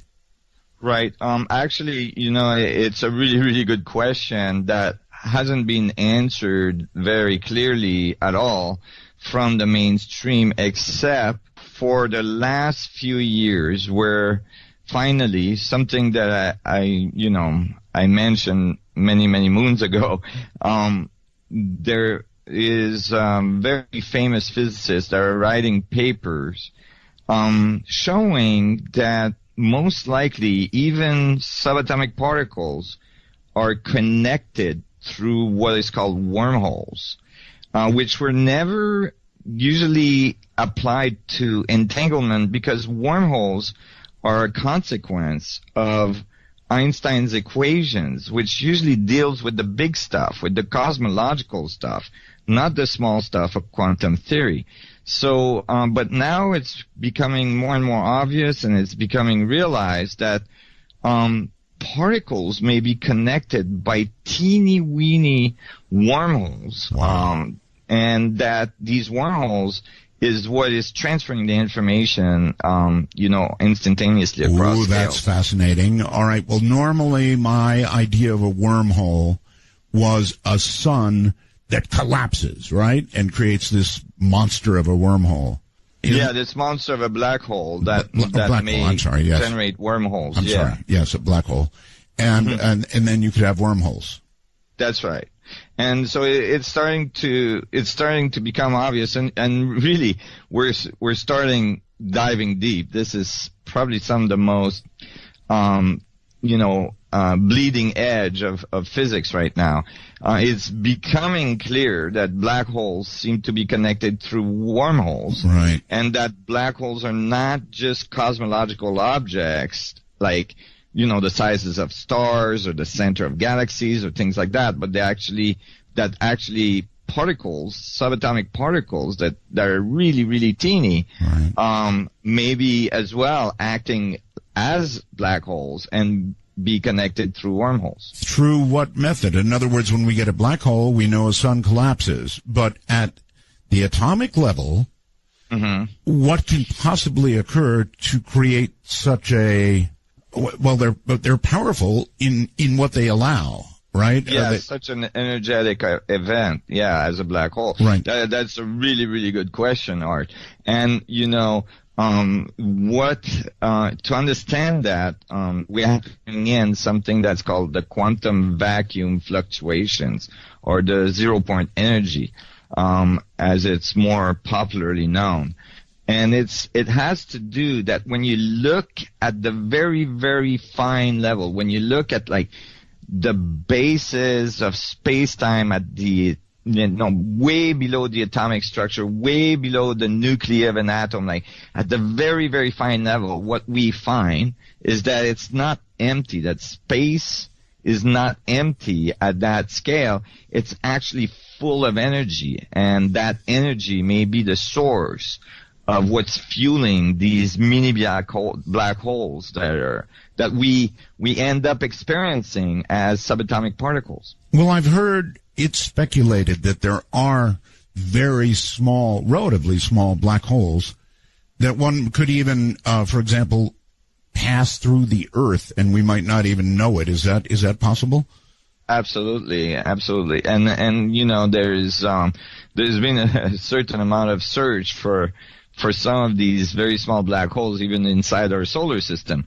This might sound shocking, but as a result of the mathematics that I wrote, which predicted very, very accurately, actually more accurately than any other theory on Earth today, the mass and radius of a proton, which is the nuclei of an atom or matter. Right.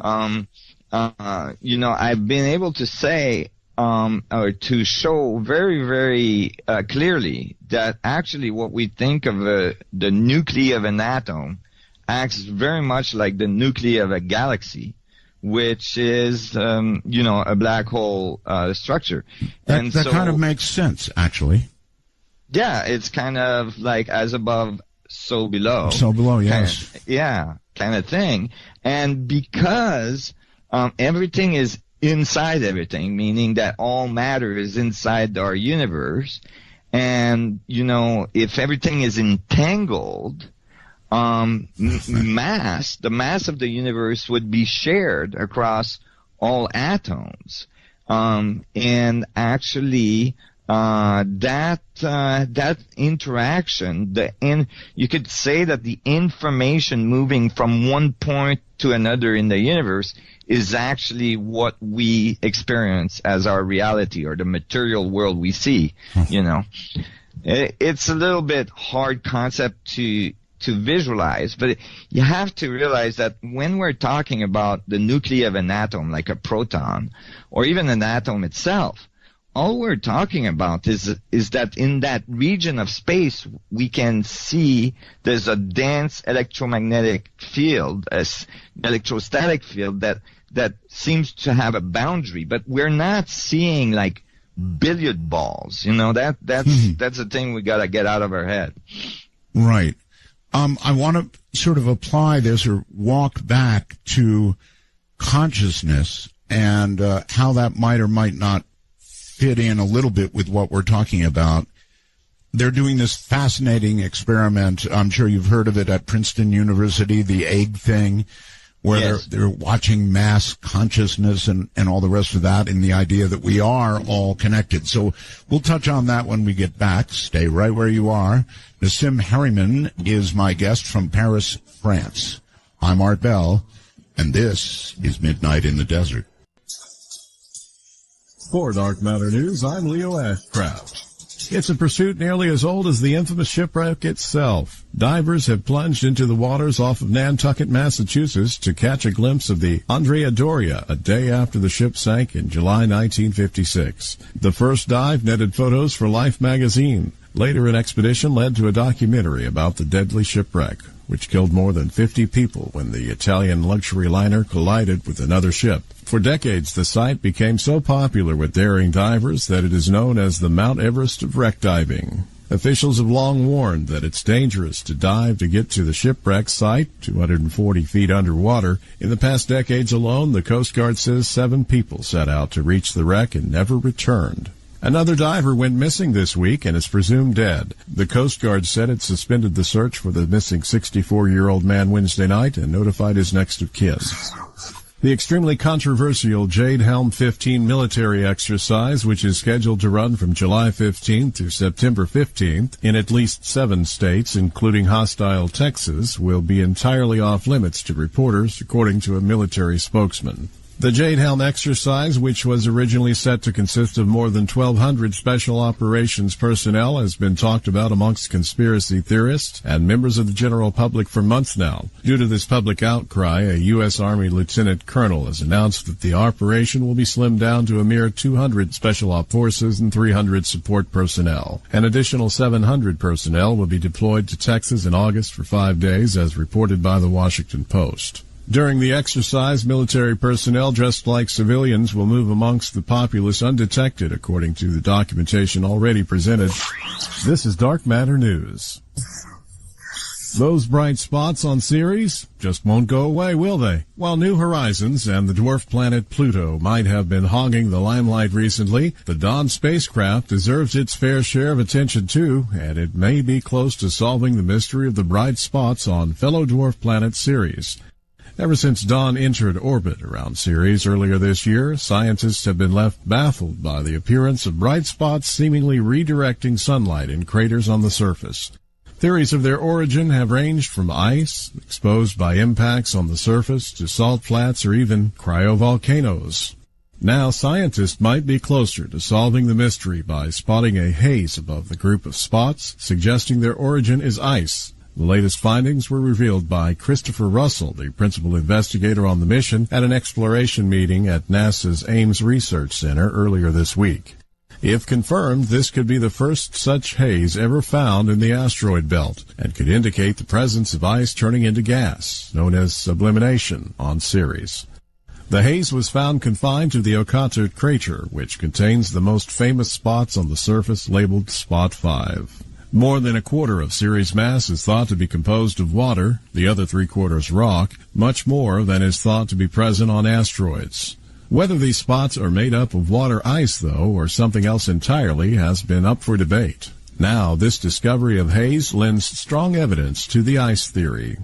Dawn is continuing to spiral closer and closer to Ceres as it lowers its orbit, and by August it will be 1,500 kilometers above the surface, compared to less than 4,000 kilometers now. It will also use its infrared spectrometer, which should be able to work out if the spots are made of ice or salt.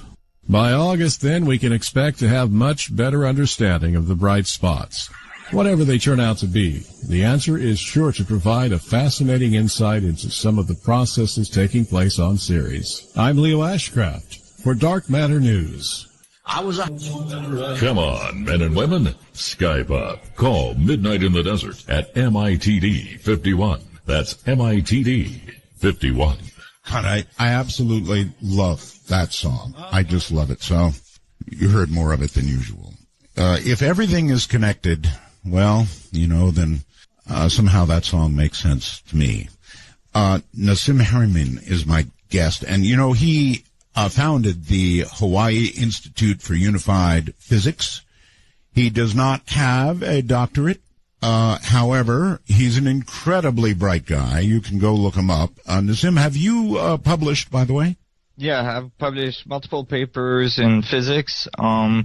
Some of them are very controversial, describing the nuclei of an atom as a mini black hole. Mm-hmm. But the latest one, making a prediction of actually exactly the radius and the mass of that mini black hole we call the nuclei of an atom, or the proton. Yes. And as well predicting how that black hole would behave in terms of its strength and gravity, attracting other little protons, and proving that that force is exactly what's holding the nuclei together, not the typical strong force described in quantum mechanics. What has to be done to prove your prediction?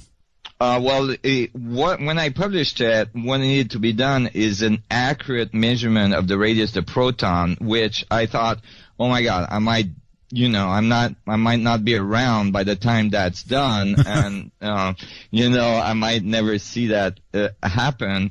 And then, unbeknown to me, an experiment was actually being carried out in Switzerland in an accelerator to measure more precisely the radius of the proton than ever. And it was published about 2 months after I published my paper. And the prediction startled the measurement startled the scientific community because it was too small to support the standard model of physics.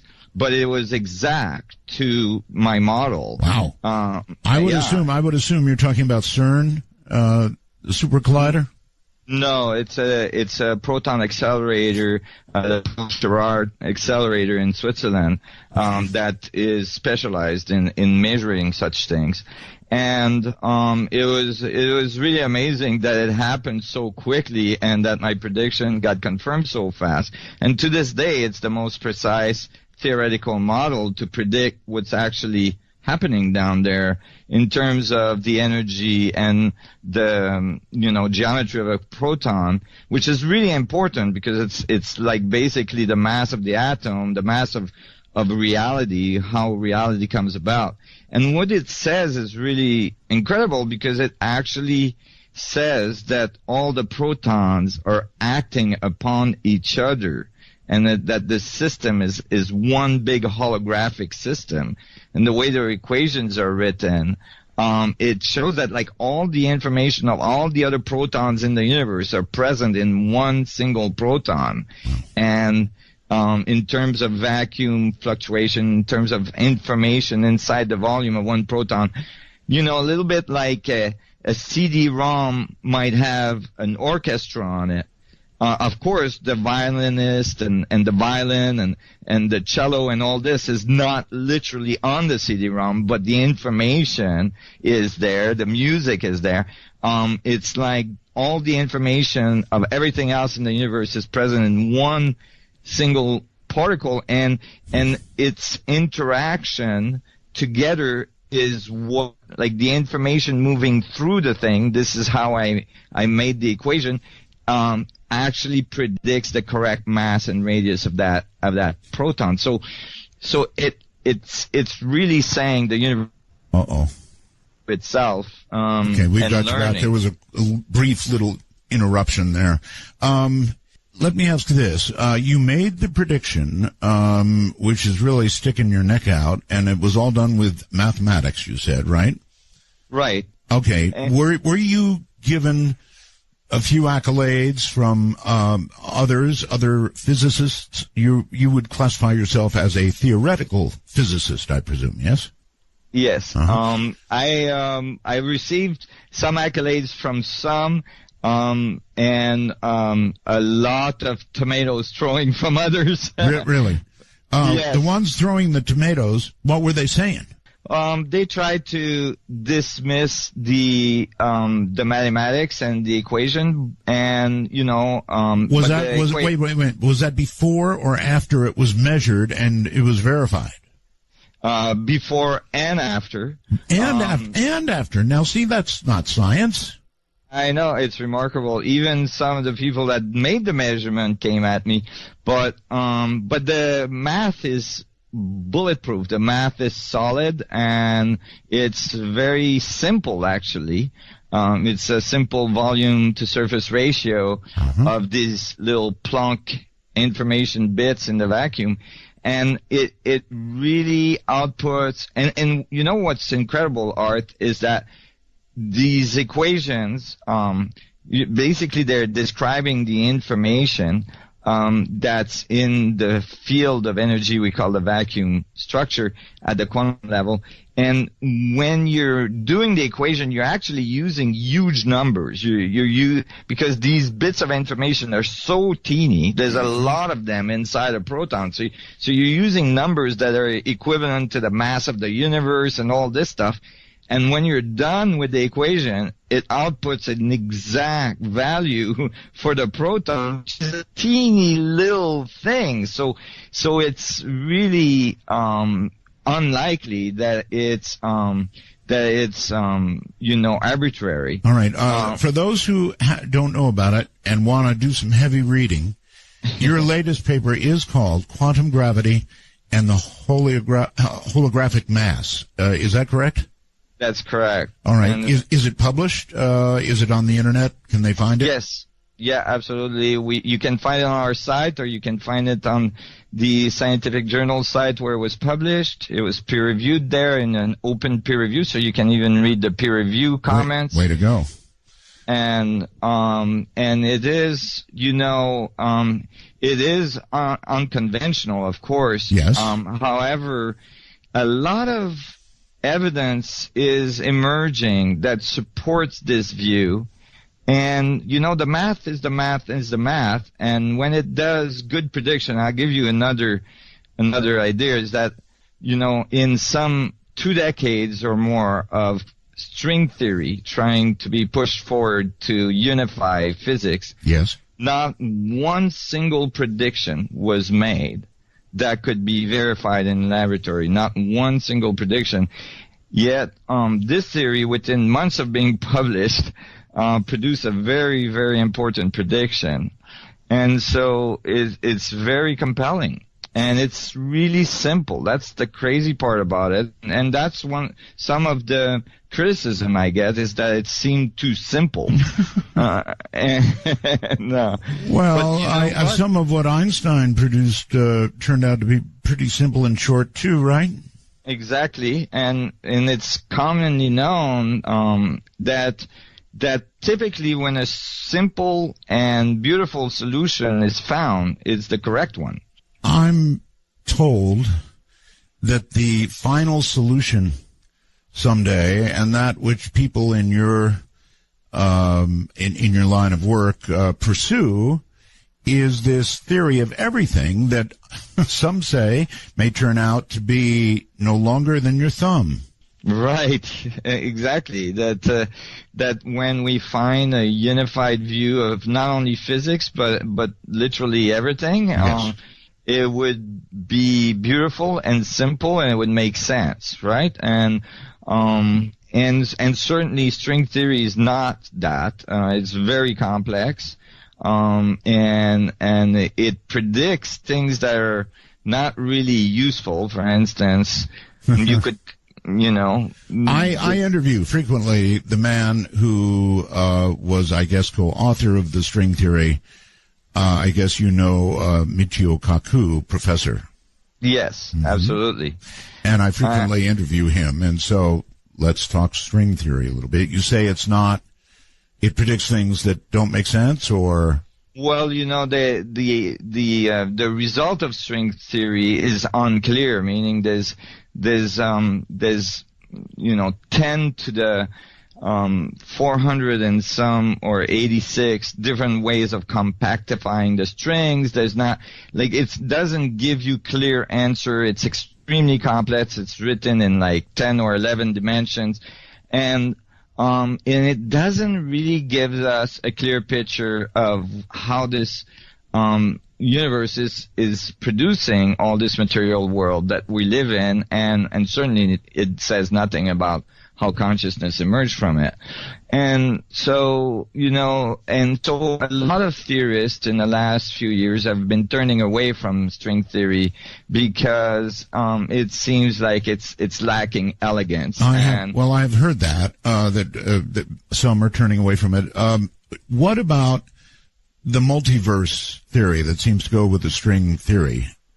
Do you think the whole concept of multiverse existence collapses without string theory being so, or can is there some way in which you can see multiple dimensions? Yeah, I think that the multiverse can remain, but it becomes much less esoteric in terms of the way it's functioning. It's more mechanical. It makes more sense. That is that our universe is most likely not isolated, is probably part of a larger universe, which is part of a larger universe, which is part of a larger universe again, and so on. So it's more like fractal universes instead of parallel ones. I can embrace that idea as well. I can see that. It goes from the very largest to the very smallest. Very smallest. Yes. That's right. And when you look at the bubble we call our universe today, and we have some idea of its radius, and you put the mass that we observe in our universe in it, our universe obeys the exact quantity or the exact density of a black hole. In other words, all the rules are followed. That's right. And so if our universe is a black hole, most likely the material stuff we see in it are mini black holes as well, and so on. And so basically it's kind of scales of black holes from infinitely big to infinitely small. All right. I'm going to venture all over the place, and I'm just going to ask you about this. And you're from Switzerland. The CERN devices, Super Collider, the big mama, they're really cranking it up. I think they're taking the voltage way, way up. And I've asked a number of people about this and would like to ask you, is there any possibility, in your opinion, of danger with what they're doing? That's a complex question. I think in general, no. I think in general, what they're doing is, it's colliding proton at very, very, very, very high velocity with each other. Now, if my theory, and, I was invited to present, when I made this prediction, I was then shortly thereafter invited to present my paper at CERN, which was canceled promptly by the director. My predict, if we take my theory and then we apply it to what's going on at CERN, it's probably not the best idea to collide little protons together. No. If they're all connected, we're probably sending shockwaves. Oh, no, wait a minute. See, I just said, is there any possible danger in what they're doing? And now you seem to be, after saying no, describing possible danger. Well, it's probably creating some noise on the structure of space-time that may not be the best thing to do. Is it endangering our health directly and so on? I think the effect is so minimal that we don't necessarily experience it. But I would say that even all right, let me ask you this. Is your only concern for the poor little colliding particles, or is there a possibility that something else might occur in the continuum that all of us might not like? I think it could be, absolutely. But I don't think we're any close to the energy levels I would require to do something very, very dramatic. I think those energy levels are way above what the standard model predicts. Just because of the way the equations I wrote are set up. Okay, I'm not a physicist, but, little things can make big bangs, and we know that. And so if we collide the wrong thing with the wrong thing at the wrong speed, you couldn't exactly say there's 100% no problem, because we're off into territory that we don't understand fully, right?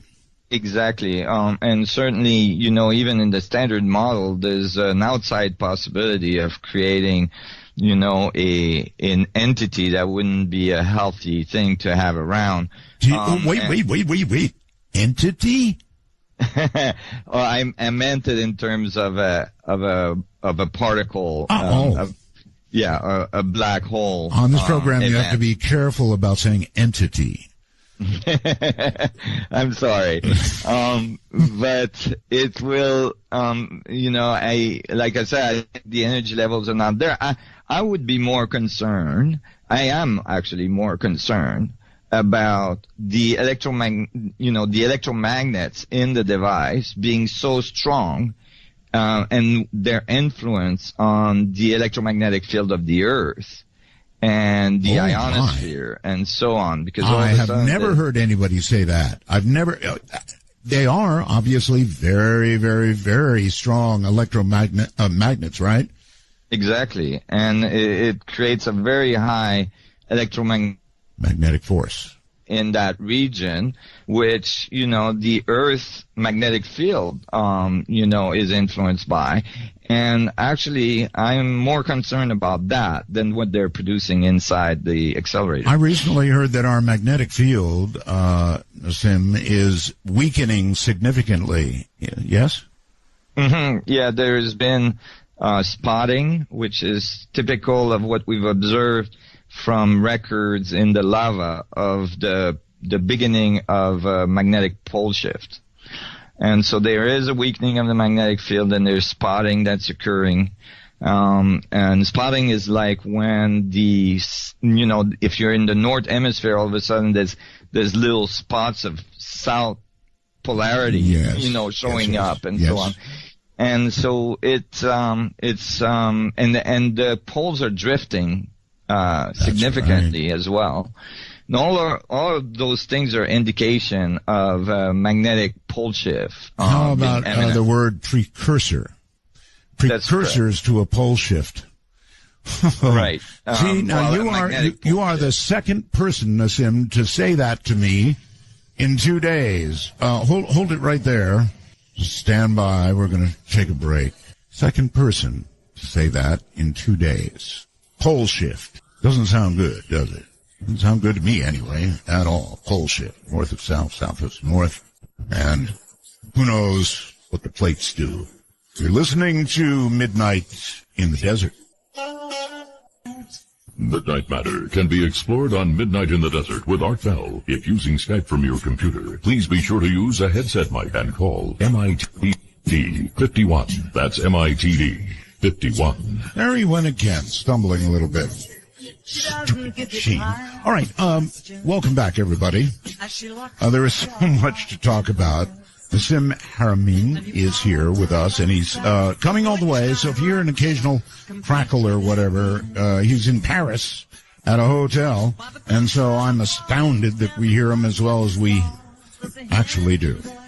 So once again, welcome back, and we left it at pole shift. I'm coming back to consciousness eventually, but pole shift. When you hear pole shift from two people in 2 days, and you start thinking about it drifting and doing all kinds of precursor things that people are talking about, I can't resist asking you, Nassim, about the possibility of a pole shift. If that were to occur, and frankly, we're overdue for it. Mm-hmm. That's right, we're overdue. Yeah. We know that it's flipped many, many times before. Right. From records in the lava where the particles align to the magnetic field of the Earth. So we know it's flipped a bunch of times, and we seem to be overdue for one. And the way the magnetic field is behaving right now seem to be suspiciously confirming that we're about to have one. Well, let's say we have one. Let's say we have a pole flip. What do you believe we can expect? We humans can expect, the animals of the planet, the perhaps the mammals, the fish, the birds, and then of course, us. They could be significant disruption, that as a result of a magnetic pole shift, many of our technologies would be disrupted. The way birds navigate, the way some of the marine mammals navigate, and so on, could be very much disrupted, and it could have some significant impact on our civilization. Just because our civilization is technically and technologically very much tied into the expecting the electromagnetic field and magnetic field of the Earth to be stable and to be polarized in a certain way. We definitely depend on it, yes. That's right. But I think overall we would survive the event quite well. You can think of it as our sun, for instance, which is some 99.8% the mass of our solar system. Every 11 years, our sun flips its poles. Some people may not be aware of that. Well, it's true. And we don't experience huge impact from that, either than the sun becomes very active and throws out sun flares, and if we were hit by one of those sun flares like directly, could be catastrophic for the Earth. Well, here's the thing. Let me just interject. We do have the magnetic field, which is exactly what protects us from those sun flares, right? So if it gets really, really weak before it decides to do its flip thing, and there's a big sun flare, it'll cook us alive, literally. Yeah, it could be a big problem. For instance, if it got really weak, even without a big sun flare, just from galactic cosmic rays and radiation from the sun and all this, it could be a big problem. Yes, exactly. Yeah. Fortunately, perhaps fortunately, as I mentioned last night, because we talked about this last night, we're having a minimum. According to the scientists, we may enter a period where there'll be absolutely no sunspots at all, the Mortar minimum. And that could go on for a number of years, and one has to wonder if whoever's watching out for us, and I hope there's somebody, has decided if we've got to have a flip, let's have low sun activity, right? Yes. Well, that's, convenient. It certainly is. I think, Art, at the end of the day, what we're getting to is that eventually we have to learn to fly. I like to think of it that way. We have to learn. We have to learn to fly? Yeah, we have to learn exactly what is a gravitational field and how to modulate it so that we can actually live in space and not on the surface of a planet. Because surfaces of planets are very unstable. They can get disrupted by many different sources, like a meteorite large enough, a comet coming by too close, a sun flare, and so on. And, I think like planetary systems are like little incubators. They're good for a little while, but eventually you got to learn to fly, just like a bird in a nest, and get out of the nest before the next hurricane, Fly, little bird, now, or you die. Yeah, and I'm not the only one saying that. For instance, Stephen Hawking for years have been saying we have to learn. We have to figure out a way to colonize other planet or live in space. And all that cannot be done using fossil fuels in rockets. And so we have to learn how to use gravity. How to really fly. Yeah. Again, I harken back. I harken back to Michio Kaku, Professor Kaku, and here's something he said. Maybe you agree on this one. He said that right now we are a Type 0 planet, or civilization, if you will, and that in his opinion, though he's upped the chances a little bit, I asked him what are the chances of our surviving here on Earth if we don't find a way to get off the planet, and he thinks we really need to get off the planet, just like you do. He said the odds of surviving if we don't get off the planet are really tiny. In other words, we'll end up with either ruining the planet, blowing ourselves up, or whatever. Yeah, actually, I think we're living in grace. I'm just amazed we're still here to talk about it, like considering all the stuff that could happen that could wipe us out. It doesn't actually take that big of a meteorite to lose usable atmosphere and so on. And so it really is remarkable we're still here, but I think we shouldn't push our luck. Well, Nazim, I've noticed something, and that is the scientists sort of try to reassure us by saying, well, they're looking for these things. Yes. However, you may have noticed that many, many times you see a newspaper article that says something, or a broadcast that says something like, yesterday, the Earth had a really close call. Well, so that means nobody noticed this thing was coming.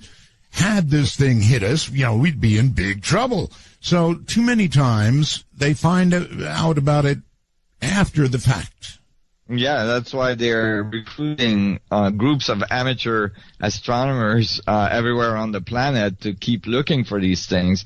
It's not obvious to be able to track these objects in the space of our solar system is very large, and by the time we see it might be too late.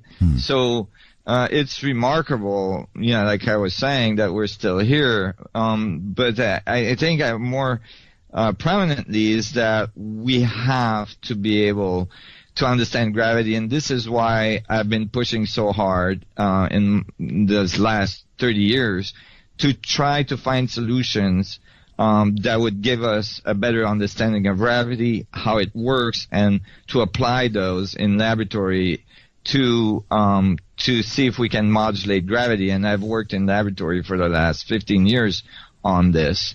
And the equations I wrote tells us that gravity is a little bit different than what Einstein described. Can I stop you there? You used the term modulate gravity. Oh, my. That is very, very interesting. Modulate, for example, folks, modulation, think of it like this. A radio wave is silent. It is there. And then once modulated, it has intelligence on it. And that's how you hear it come out of your radio. It's a modulated wave. So you're talking about modulating gravity.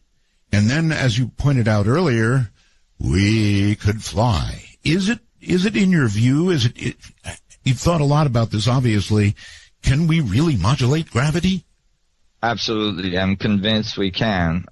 Just as we learn to modulate, as you were mentioning, the electromagnetic field, and pretty well all of our civilization came out of it. We learned that, we can use magnetic fields to produce electricity. We learned how to use the electromagnetic field as we got a better understanding of it.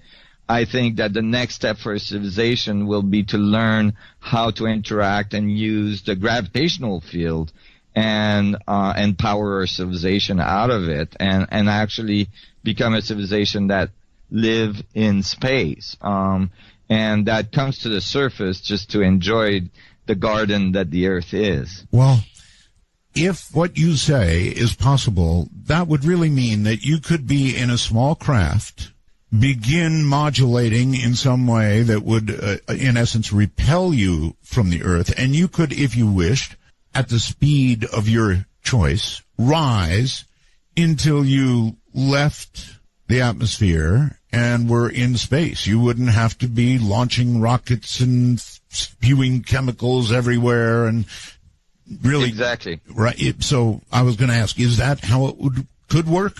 Yeah, absolutely. You can think of it this way. It's like if you were to create a gravitational field, yes, strong enough above your head, eventually you would start getting sucked towards it. And if you were holding a device in your hand that's creating that really high energy gravitational field above your head, and you got sucked towards it, that point would move with you because you're holding the device, so you kept on getting sucked towards it. You would accelerate in that direction. I would have thought it would be the other way around. In other words, gravity is what holds our feet to the ground. So if you were modulating gravity, would you not modulate it so that it pushed you away from the source of gravity that holds our feet to the ground?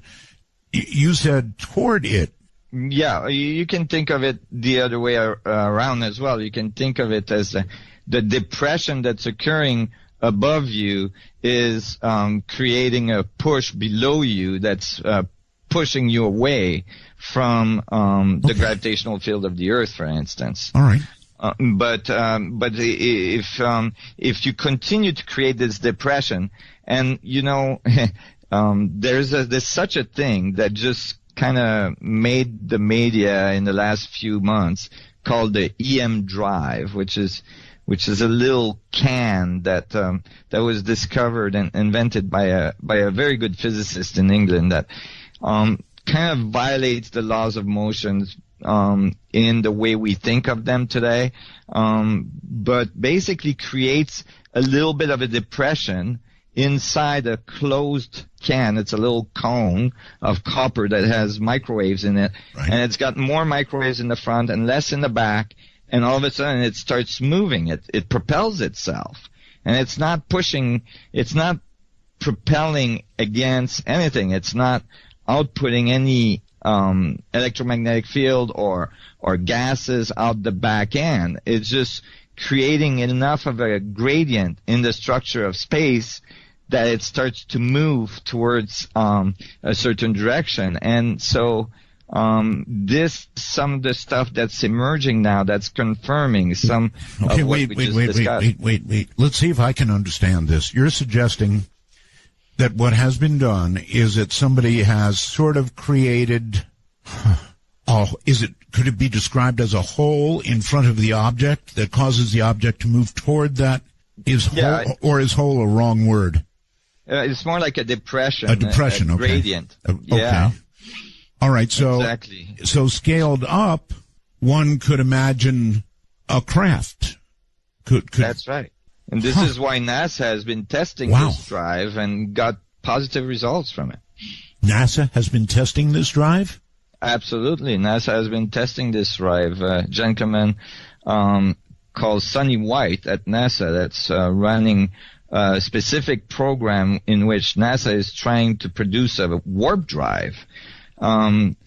Came across the EM drive, which this physicist, which was an excellent physicist, couldn't get anybody to test because many scientists said this violates the laws of motion. It's impossible. So it's got to be a hoax. So nobody would test it. Finally, for goodness sake. It took him years, like some 10 years. Finally, the Chinese tested it with positive result, and now finally NASA tested it with positive result. And it does what it says it does. It does produce thrust without expelling anything off the back end. And this is why physicists said it violates the laws of motion, that for any action you have to have a reaction or the other way around. Yeah. And so, but when the NASA, and this is really important, when NASA published the result of their test, they mentioned very clearly in the abstract of the paper that most likely what this drive does is that it's pushing against the vacuum fluctuations at the quantum level. And here we are right back to some of the equations I wrote that describes matter in that way. Okay, please repeat. NASA said that basically what happens is that the density gradient, the change in density from the front of the cone to the back of the cone of this little drive, is creating a flow in the structure of space-time, in the fluctuations of the vacuum at the quantum level around it. You can think of it as like a fluid. Well, there's no minor matter at all. In fact, if you were in space, you would just, check me if I'm wrong here, but if what you say is true, you would continually accelerate, right? That's right. Oh, so, well, but if you're pushing against the quantum vacuum, you see, because that's even in space where it seems like there's nothing, at the very fine level, there's all this energy that's present in the structure of space-time itself. Actually, we can't find anywhere where there is not this electromagnetic energy. And what NASA said, and it's very significant. Could it be dark matter? Yeah, dark energy. together thing. To initiate a dialogue sequence with Art Bell, please coordinate your phalanges and call 1-952-225-5278. That's 1-952-CALL-ART. Nassim Harriman is my guest, and wow, we're into some pretty interesting territory here. He's a theoretical physicist. You can look him up. You can read his papers if you wish. But some of what we're talking about, absolutely priceless if one of these days, as he feels, we're going to have to learn to fly. So here you are once again, Nassim. Thank you. This will be a fairly short span we've got here before the bottom of the hour break. But anyway, this incredible drive, is it fair to call it a drive? It could be a drive, right, for space travel. Absolutely. It All right. produces thrust. And although it's producing very little thrust right now, it is producing some, considering that only very little wattage of energy is put in the drive. With more energy, of course, more thrust. Mm-hmm. And, it is definitely the beginning of realizing that we may be able to interact with the structure of space-time and produce gravitational effects.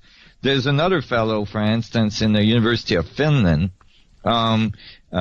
Eugene Poklaknov, that has succeeded in creating a gravitational beam that propagates at some 64 times the speed of light, and that's published in peer-reviewed journals as well. And so what I'm saying here is that, we're not that far. People would think, oh my God, this is going to be generations from now. I think it's actually imminent that we will be able to modulate gravity and control it. Imminent is a really good word. And that really, you're right. It's the only way that we could move masses, if we had to or wanted to, from point A to point B. Also, if we were able to, I guess I'm going to ask this, if we were able to modulate gravity, how effective would it be, Sim, way out, for example, far from Earth? It's not, is it or does it not depend on its ability to repel from Earth's gravity, or once out in deep space, could you just accelerate endlessly? Oh, absolutely, because space-time is everywhere, and so basically what you're doing is you're warping the fabric of space-time. You're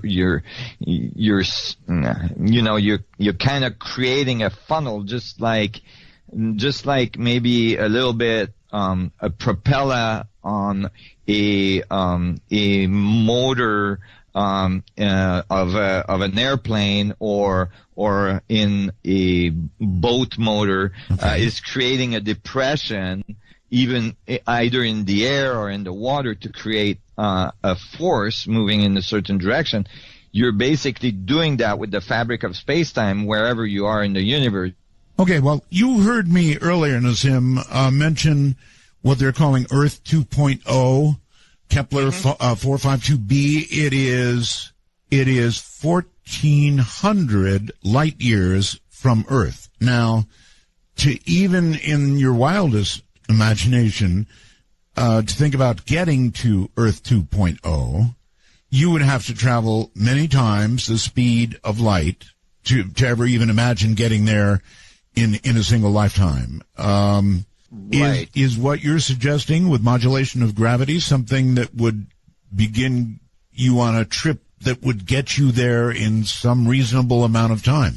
Yeah, this brings us back to the beginning of our conversation about wormholes, because if you're able to warp space-time, and this is what some of the fellows at NASA are working on, if you're able to warp space-time into a wormhole, right, then all of a sudden you could transfer the information across the universe extremely, almost instantaneously, as we were discussing. Yes. And you could be there, in a few seconds, with no jet lag. So yeah, all these technologies that are being developed now, and some of these effects that we're now starting to realize, are occurring. And I want to mention, Art, that all these effects have to do with spin. And that's why I use the analogy of a propeller.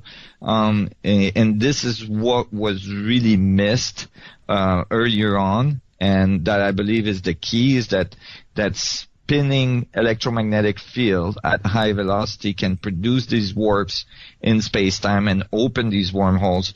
This is really becoming reality now. It's not just in the theoretical realm. Some of these devices are starting to show these effects. Do you know some of the wildest stories that anybody's ever told? Things like the Philadelphia experiment involved spinning things. That's right. You're aware, electromagnetic fields. That's right. You're aware of those stories, right? Absolutely. So you're suggesting there could be a real basis for. I mean, it's not. There's an old story, so right. A new theory, an old story. Exactly, and you know. It's just like this. Einstein described gravity as the curvature of space-time, and I don't know if we have enough time in this section, but I'm just going to start on it. Imagine that, let's describe it this way. Typically, it's described as the surface of a trampoline that you put a ball on it, and it curves the trampoline so that it curves the surface so that another ball would appear to be attracted to the first one, right? All right, pick right up. When we're done with the break, relax. You've got a few minutes to relax. I love this stuff. Right, exclusively on the Dark Matter Digital Network. This is Midnight in the Desert with your host, Art Bell. To call Art, please dial 1-952-225-5278. That's 1-952-CALL ART. Don't worry, everybody. We're going to get the lines open here at the top of the hour, maybe even earlier. I promise. I know when I get a really good guest and I get all wrapped up, it's hard to let go, but we will do that. We'll get the lines open, I promise.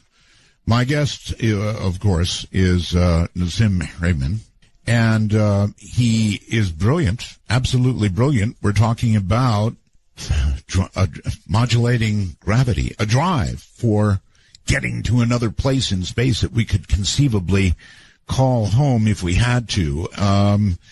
All right, so I get messages, and believe it or not, something called the wormholes. I'm doing the program. They send it on the computer, and it comes blasting over here from Arizona. Lasha says, how can you create gravitational depressions in space if there's no gravity in space? It doesn't make sense to me. Right.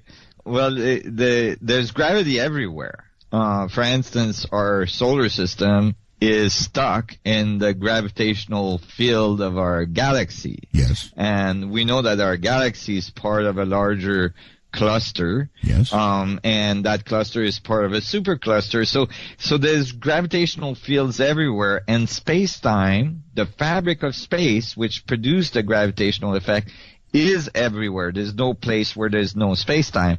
And so, modulating space-time or curving space-time or warping space-time anywhere you are will produce gravitational effects. And if you're controlling those, you can make it so it propels you in one direction or another. Okay. So, yeah. Continue. Go ahead. Yeah, so I, before the break, I was saying that, like, and the problem, and that's known, is just the problem has been that the idea that we could curve space-time strong enough to produce such an effect has always been thought to be impossible because the amount of energy it would take to curve it.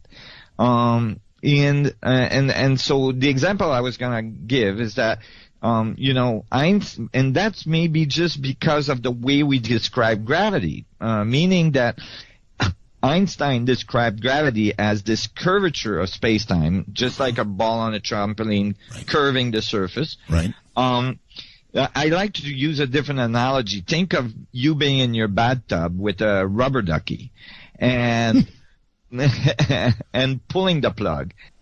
And so you got this little vortex that's being created near the drain because there's a little gradient there. There's this density change. The air is coming up, the water's going down, and if you look on the surface of the water, it looks like it's curving towards the drain. And if you put your rubber ducky close enough, he's going to die. he's going to start orbiting and act very much like the way we think of gravity. Right. But, and so what Einstein described is very much that curvature that you see on the surface producing the gravitational effect. And that, demands tensor equations, and it's very complex. But what I found is that you can describe the same effect, get the same result, get the same math, except instead of describing the curvature, you describe the water molecule spinning, making the vortex in the first place, which is more fundamental. The curvature on the surface is kind of a secondary effect. The source of the gravitational field is actually all these little Planck fluctuations spinning together, producing that effect. And so the key word here is spin. So all of a sudden, you start to realize, wait, I might be able to curve space-time, not by creating this massive energy event, but just by getting space-time to spin. All right. Have you ever heard the name Bob Lazar? Absolutely. All right. My friend Rossi sends me a message saying the electromagnetic drive is almost exactly what Bob Lazar described to you so many years ago. He talked about the sport ship drive on the UFO at S4, which used a depression of gravity in front of it, pulling it forward. That's right. Yeah, that's correct. And many people that had some of the people that had these experiences, or and that's gonna sound pretty esoteric, but even the people that have been taken on spaceship by maybe another civilization, yes, describe these spinning magnetic fields or spinning electromagnetic events. And even when you look at some of the footage in modern time of some of these so-called UFOs or flying objects that we're not sure where they come from or how they get here, very commonly we see kind of the object wobbling in space. When it slows down enough, we see it like it almost looks like it's a little unstable. That's right. And that's called precession. And it's very much the result of spinning things. It's a gyroscopic effect. When you're spinning things, you can think of a top that you're spinning, those toys from when you were a kid. Right, as they slow, they wobble. Yeah, as they slow, they wobble. That's called precession. Very good. And so you can imagine that a ship that's using spin in the electromagnetic field to propel themselves by curving space-time, when they slow down and stabilize, or they slow down the drive so much that it starts to wobble just like a top. Jacob says, if modulating gravity was possible one day, would it be possible to bend the space fabric to the point you could actually create a wormhole? Absolutely. And this is what Sonny Whites and those folks at NASA are actually working on, because the math is very clear and straightforward that you could eventually create enough curvature to produce a wormhole and connect very distant places in the universe and travel instantaneously. It's very real.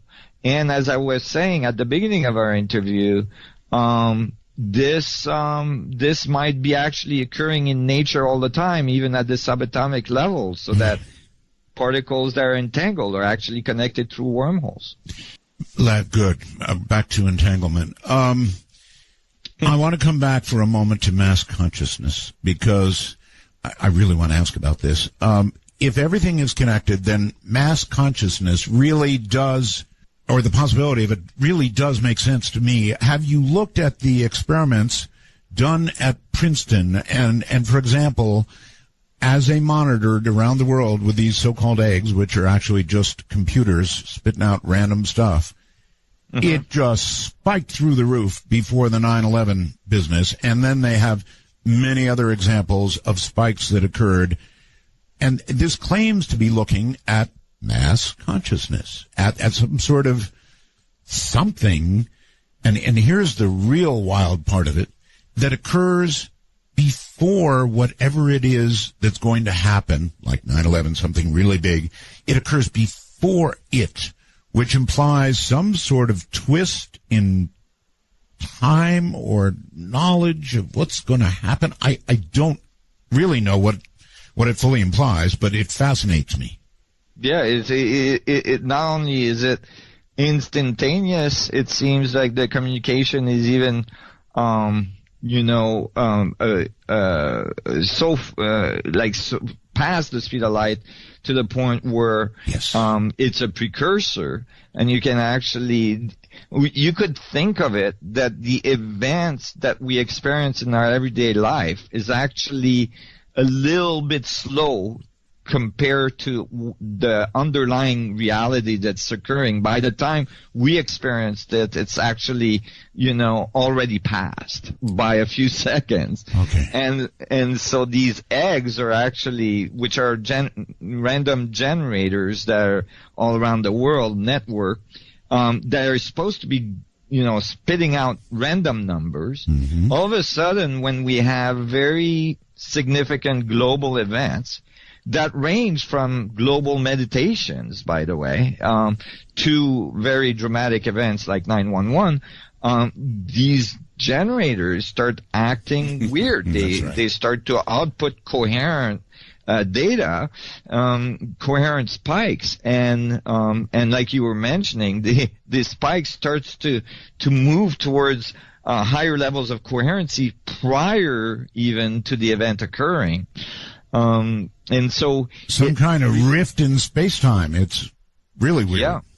All right, here comes a big one. I lay just this on that subject, or just one Oh, more. by all means. What's really cool is that some of these experiments are done as well with individuals trying to influence the random generators, and that's been shown to be very effective. With your consciousness, you can influence a computer that's outputting random numbers. That's a fact.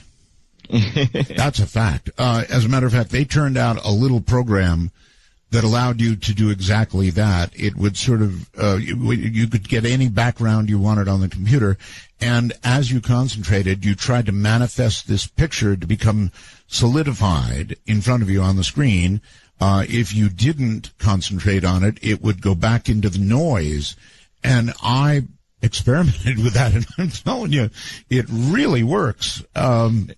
It's remarkable, and it supports the concept that you're connected even to a computer. Exactly. And so it really kind of starts to land that, wow, we're really connected to this material world around us. All right. Before we ever get to phones here, I really want to ask you if you believe that time travel in time, will actually ever become possible in either direction. Mm-hmm. Well, that's a really good question, and it could take a long time to answer because we would, as well, the concept of time might be erroneous the way we think about it. But just to give the standard answer would be that it's not precluded from Einstein field equation, meaning that even the standard model of physics predicts that time can be manipulated and that we should be able to travel in time. It might sound a little mind-boggling, but, when we actually start to modulate gravity, we may end up modulating time at the same time. At the same time, yes. Yeah, because, it's space-time that we're affecting. And so the thing is that the way I see it from the perspective of the work I've done is that when you change time, you change space as well. And so that you are actually in a different place, not necessarily, at a different time. So you might not be on Earth anymore that you might be on a, parallel or, a reflection Earth in space. But that's, going down the rabbit hole. It is. How about questions about life and death? In other words, is it your view that when we, human beings, die, that's it, game over, nothing left? Or in physics, is there some way to, how can I put this, imagine that something continues when we die? Yeah, absolutely. Really? Yeah, meaning that like we know for a fact that no information can be lost. And so if you think of yourself, well, first of all, it's important to describe what we call death, because basically when Be my guest, describe death. Well, because all we observe is just a change of state, meaning that all the atoms you were ever made of and all the atoms you're made of currently are still there. They don't go anywhere. They just change state. They change form. And so if you thought about it that way, even in a very physical way, nothing really was lost. There's just a rearrangement of the information. And so I particularly believe that, the information still remains, and that it's in a different form, and it's in a form that's not necessarily directly accessible from our perspective, from our experience every day. But I don't see why some people wouldn't be able to access it, or, that even technologically eventually we would be able to access it. If the information is in the structure of space. If I'm hearing you correctly, you're talking about accessing information from people that, from our perspective, have died. Exactly. That information is still present, and it may still be coherent. What is that going to take? A quantum computer? Yes, a quantum interacting device that is tapping into this field of information I was describing earlier. That's called the vacuum fluctuation that makes up everything we see and don't see, according to what I found. Wow. You have given me so much to think about. Holy mackerel. All right. Zim, It's mind-boggling. It absolutely does. You're in the mind-boggling business, no question about it. Nazim, give me a moment. We're going to take a break, but before we do, I wanted to, because we're a new show, I want to describe to people how to call. So hold tight. We'll be back with you after the break, and we will be taking calls. So here's the deal, folks. You know the phone number, the public phone number, right? It's area code 952-225-5278. That's 952-225-5278. That's an easy one to call. But then we've got ways you can call from all over the world. North America and Canada. Folks, you have got your own window to get in and ask a question. How can you not have a question after all of this? It's Skype. And what I'm suggesting to you is that you put Skype on your phone. If you've got whatever phone you've got, a smartphone, put it on your phone. And the way you set it up is, if you're in North America, Canada, whatever, go like you're going to make a new contact and put in simply, and it's not case sensitive, just put in MITD 51. MITD 51. And then you'll find that in your list, and you'll see the little phone symbol, and you can press on it with Apple anyway. I've got Apple. Sorry if I offend the Android people. And then the same deal goes for international calls. If you're somewhere outside the North American universe, put in MITD 55. That's MITD 55. Now, again, it will appear in your contact list, right? And after it's in the list, you can go there, and even though we haven't connected as buds, you can call it anytime you want. And by the way, it's free. Absolutely free. And the reason I'm suggesting all this to all of you is because when you do call by Skype, oh my, you get really, really good connections, as you can tell. Tonight I've been talking to somebody in Paris, France. Well, guess what? Though we've had maybe a hiccup or two, What a connection from Paris, huh? Way better than the average phone company could do. So it's kind of necessary for me to take a moment out and explain to people how they can call. Now, you can also do that from the computer of your choice. Apple or everybody's favorite, Windows. Same deal. And, of course, that's the way you receive the show. We come to you on the Internet or on your local station, whatever the case may be, and through TuneIn. God bless TuneIn, getting us from here to there. So I hope I've explained it reasonably because the phone lines are about to open. And we'd love to have your questions. Because, boy, this is really, really good stuff. I'm Art Bell, Midnight in the Desert, roaring.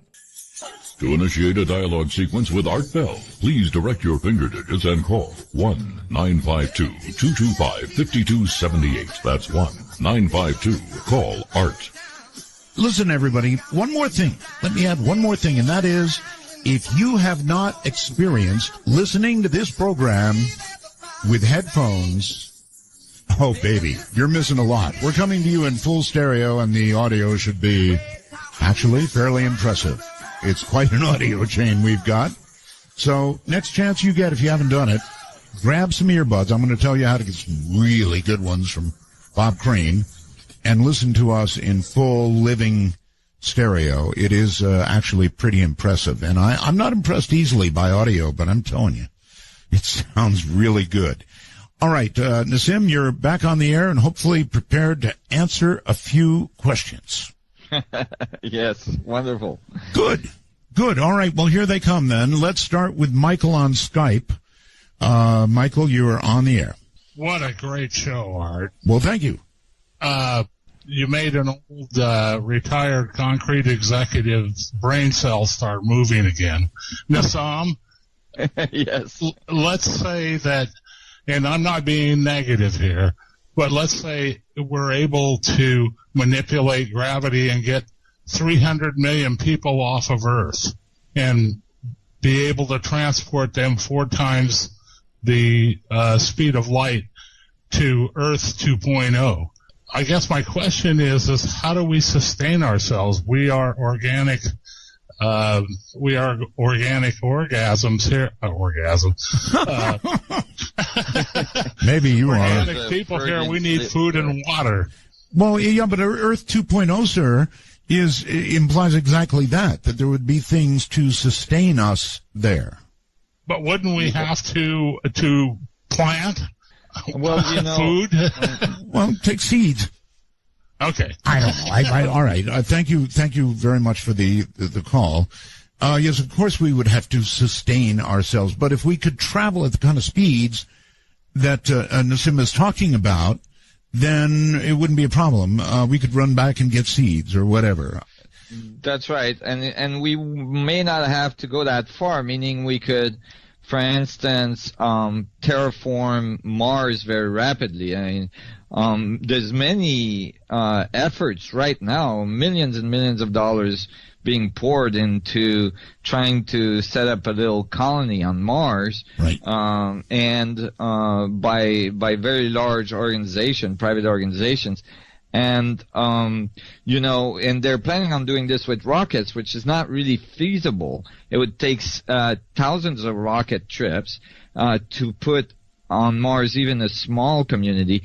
But if you are able to control gravity, or you have gravity control, I mean, you could do trips within a few minutes to Mars, and you could easily, when you have this type of technology, when you have this type of power, of control, you can do all sorts of things that makes absolutely no sense with anything less. For instance, you can transport large amount of water. You can transport all kinds of materials. You can even capture materials that are floating around, like, for instance, in the asteroid belt, and bring them to where you need them, and so on. Yeah, and you can even go back and get your rocket keys you left on Earth. If you.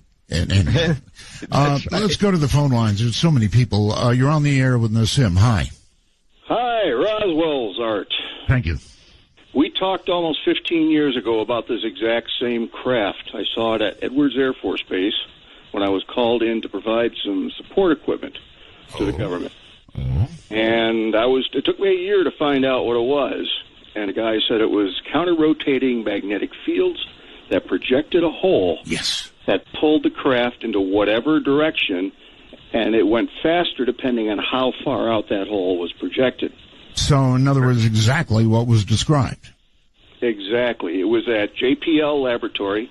I had to be cleared and all that. Never had to sign anything. I had one of those type jobs, like, you have a janitor. They're always there. They're always doing something, but you're never quite sure who they're with. All right. Do you have an actual question for Nassim? Is this craft's been around since the 80s? Will it be revealed soon, in your opinion? And I was told that there was probably 60 of these things back in '89 that were operational as part of Star Wars. Is there anything that you've heard about that? All right. Yeah, let's actually ask him. Nassim, he's right. There are many who believe exactly what he said, that these craft that can do what you have described have been around for a relatively long time. Is there any chance, in your opinion, that all of this will get revealed to the world? Yeah, I think so. I think that, many of these experiments that have been done in, behind the scene, what's typically described as black budgets in the military-industrial complex, even since the Second World War and so on. I think that now it's emerging in the population, and it will become available. It will become revealed. That and how to interact with the vacuum to produce energy and so on. These things are about to emerge, and it's going to change our world. It's going to rock our world, like at a very fundamental level. I don't often say this. People have been saying it for years, and I've heard it, but I actually think our world is about to get rocked. I've got this impending feeling that I've come on the air at the right time because something really big is getting ready to happen, and I'll leave it at that. Matthew, you're on the air. Hello, Art. So Hi. Happy to have you back on the air. Thank you so much. I was wondering about the potential for using this technology, this wormhole technology. Theoretically, would it be feasible, say, to activate a wormhole in the Yellowstone caldera and have the other end, say, on the moon? And we could terraform the moon by moving the caldera to the moon? Shifting real estate, huh? I don't know. That's pretty wild. Nassim, you want to answer it? I never thought of it that way, but I would say probably yes, correct. We could move massive amount of material across wormholes to wherever we want it. And it would be very effective in terraforming and so on. Bringing in water. I mean, we could theoretically take a planet that looks like Mars or the moon, and bring water, produce atmospheres. Sure. I mean, literally, when you have control over gravity, you can do really incredible things. And again, it's your view that we are going to need something like this because we're going to have a dire need to be off the planet en masse at some point. Absolutely. And I think that any society in the universe that develop on any size planet eventually reach that point where there's just too many people, there's not enough resources, right, and they have to learn to fly. Gotcha. All right, to the phones we go. It just says anonymous. I assume not that group. Anyway, it's not a group. Not that massive. Hi, Art. Hi, my name- people. Yes, hi. Hi. I was going to say that I think people might be overthinking these propulsion devices. Instead of thinking of it as anti-gravity or depressions in gravity, I don't see why you can't just take two magnetic elements, which normally people would think push apart or pull together like magnets do, but adjust the variables so that the fields propagating between them, instead of generating balanced forces, generate unbalanced or unidirectional forces where one field is pushing and the other is pulling in the same direction, and then you will get propulsion. Sim? Very good. That's a little bit of what we're describing. It's a little more complex just because, you can't just get a magnetic field to attract to another one if you don't have the other one in front of it. So, it's a little, but it's along those lines. You're using magnetic fields, you're spinning them at high velocity, like the experiments in Finland from Eugene, where he's spinning a high-density magnetic field in a superconductive disk and getting this beam of gravity coming off it.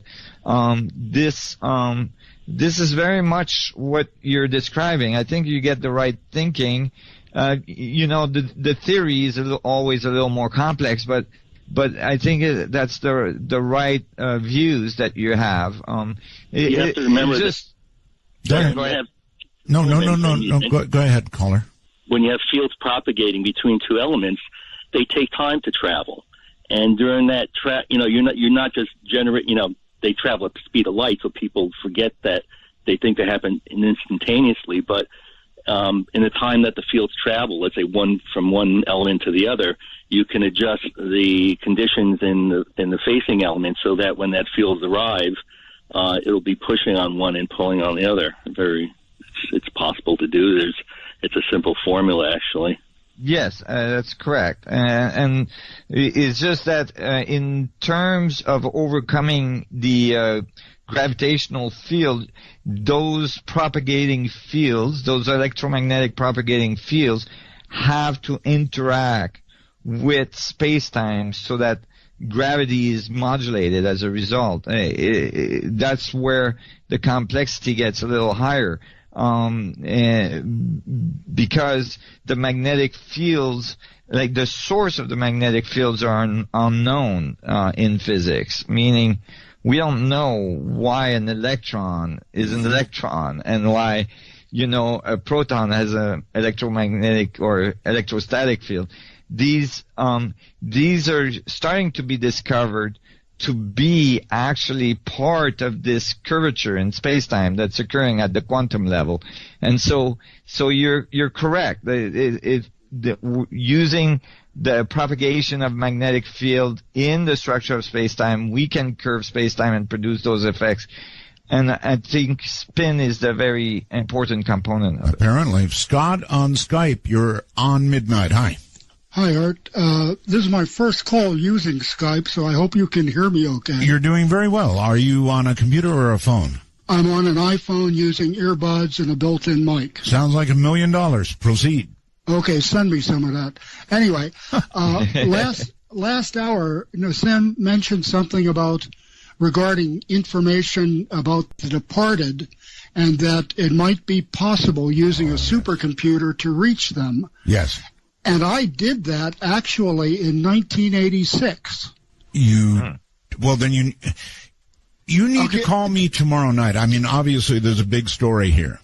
Okay, yes, there is, and I'm willing to tell you, and the lady that taught me how to do it is a psychic who I would love to have on your show. But I will call during open phones and discuss this, because it'll knock your socks off. So wear socks. I will wear socks. I will be ready for you. Make sure and call me. All right. Okay, man. All right. Take care. Oh my. All right. We're going to do an early break, trying to squeeze as much as I can in. You know the phone numbers. You know the Skype way in, I hope. Now, there was an example of somebody who did it. And boy, does it ever work. If you use Skype the right way on your smartphone, you'll sound like $1 million, but I'm not going to send anything out. Want to take a ride? From the high desert and the great American Southwest, this is Midnight in the Desert, exclusively on the Dark Matter Digital Network. To call the show, dial 1-952-CALL-ART. That's 1-952-225-5278. Hi, everybody. I'm Art Bell, and this is Midnight in the Desert. Very, very busy night. I'm going to find out if Nassim is still... Are you still there? Yeah, absolutely. Good. There was somebody trying to get in from Asia, and I think that I brought them on not successfully because it somehow put you on hold. So I didn't answer it the right way. I'm going to learn how to do it. So the caller from Asia, give it another try, and we'll give it another try. And in the meantime, hello there in Marysville something. You're on the air. Yeah, hi. My name is John. I'm actually in Yuba City, right next to Marysville. All right. I have a couple. Hey, first of all, thank you, Art. You've been such a big part of my life for so long, and I'm so glad you're back. Thank you. I have a couple questions for your guest. You guys touched earlier on pole shift. Right. And I would like to know I'd like to elaborate on it a little bit, some specifics, like how it would affect our electronics, our basic electronics. Right. Internet and GPS, satellites and stuff like that. Really good question. Most of our defense and everything is relying on that, and I don't understand what would happen with a pole shift. Is it like positive to negative as far as electronics are concerned? You know what I'm saying? Right. It would have a very devastating effect on many of our devices. Already the fact that the poles are drifting is, running havoc with some of the navigation systems for airplanes. They have to readjust the coordinates for landing strips and so on because of the change. Actually, that happened down in Florida. They had to actually reorient runways or something. It was a big mess down there because of it. That's right, because of the pole drifting. Yes. So it really could produce some very big challenges on our planet if the pole shift happened in a very sudden way, especially. If it's more gradual, we may be able to adjust some of our technologies. But as we were discussing earlier, if it dropped dramatically in strength, it would be a big problem in terms of the radiation we receive both from the galactic cosmic rays and from our sun. So go ahead. Go ahead, caller. No, I'm sorry. I thought that our magnetic field is decreasing now, and that's an indication of pole shift. Is that correct? That's correct. It is decreasing, or it has been seen to be. Would it be stronger? It will rebuild itself? It will, yes. It's assumed that it would rebuild after the flip, as we can see from the records in the lava.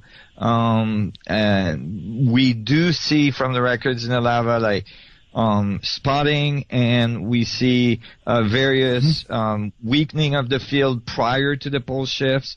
So all these things are precursors. Seems to me it's the devil in the details of the flip that we need to know about.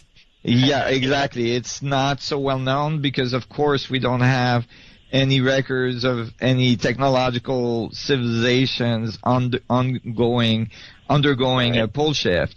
So we don't know exactly what it will do and how exactly it's going to do it. Here's a question for you, one that you haven't addressed yet, Nassim, and it's how quickly or how long might it take for the flip to actually occur? Maybe this question you can't answer. I mean, is it overnight? Is it like, oh my God, it just flipped? Or is it over 100 years or 1,000? Well, that's the thing. It was first believed that it would take hundreds of years. Yes. And then some of the latest data is showing no, it can happen very, very quickly in a matter of a few days. So, it can be very rapid. Okay. All right, caller, does that answer? Yeah, that was awesome. I do have one other quick question. He mentioned earlier that NASA was working on creating a wormhole. Some guys at NASA were working sure he said on that. I don't know. I don't think he said that. He also mentioned... I don't think he said that. No, I don't think he said they were working on making a wormhole. He said they were working on a drive, I believe. Warp drive. A warp That's drive, right. yes. Yeah, exactly.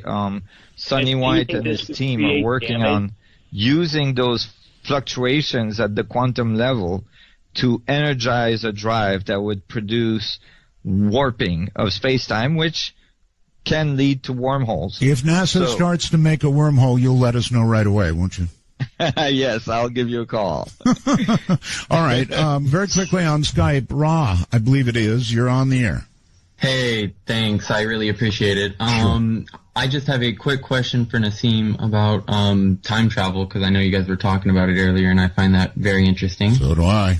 How do you feel about like the butterfly effect and the ripple effect and paradoxes and stuff like that? Because it seems to make time travel really complicated. Because if you go back in time, eventually in the future someone would go back in time. Would it mess up the current timeline, or does time fix itself?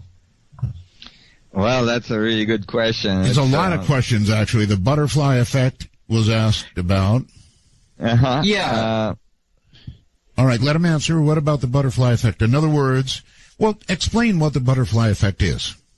Well, the idea that if you went back in time and killed your grandpa, would you be there to, that's kill him in the first place? Yeah, that's a big paradox. The butterfly effect is like, if for example you went back and you made some wind, right? Wind, a little bit of wind.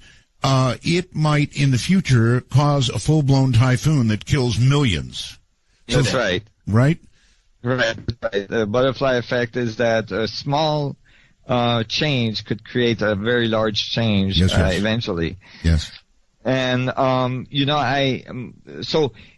directly related to the butterfly effect, I think there's something that's misunderstood about that, and is that, for instance, the idea that and that's why it's called that way, like that a butterfly in Africa could bat its wing and all of a sudden eventually produce a hurricane in Florida. There's scale relationships in the universe that are very fundamental to the way the universe functions, according to what I found.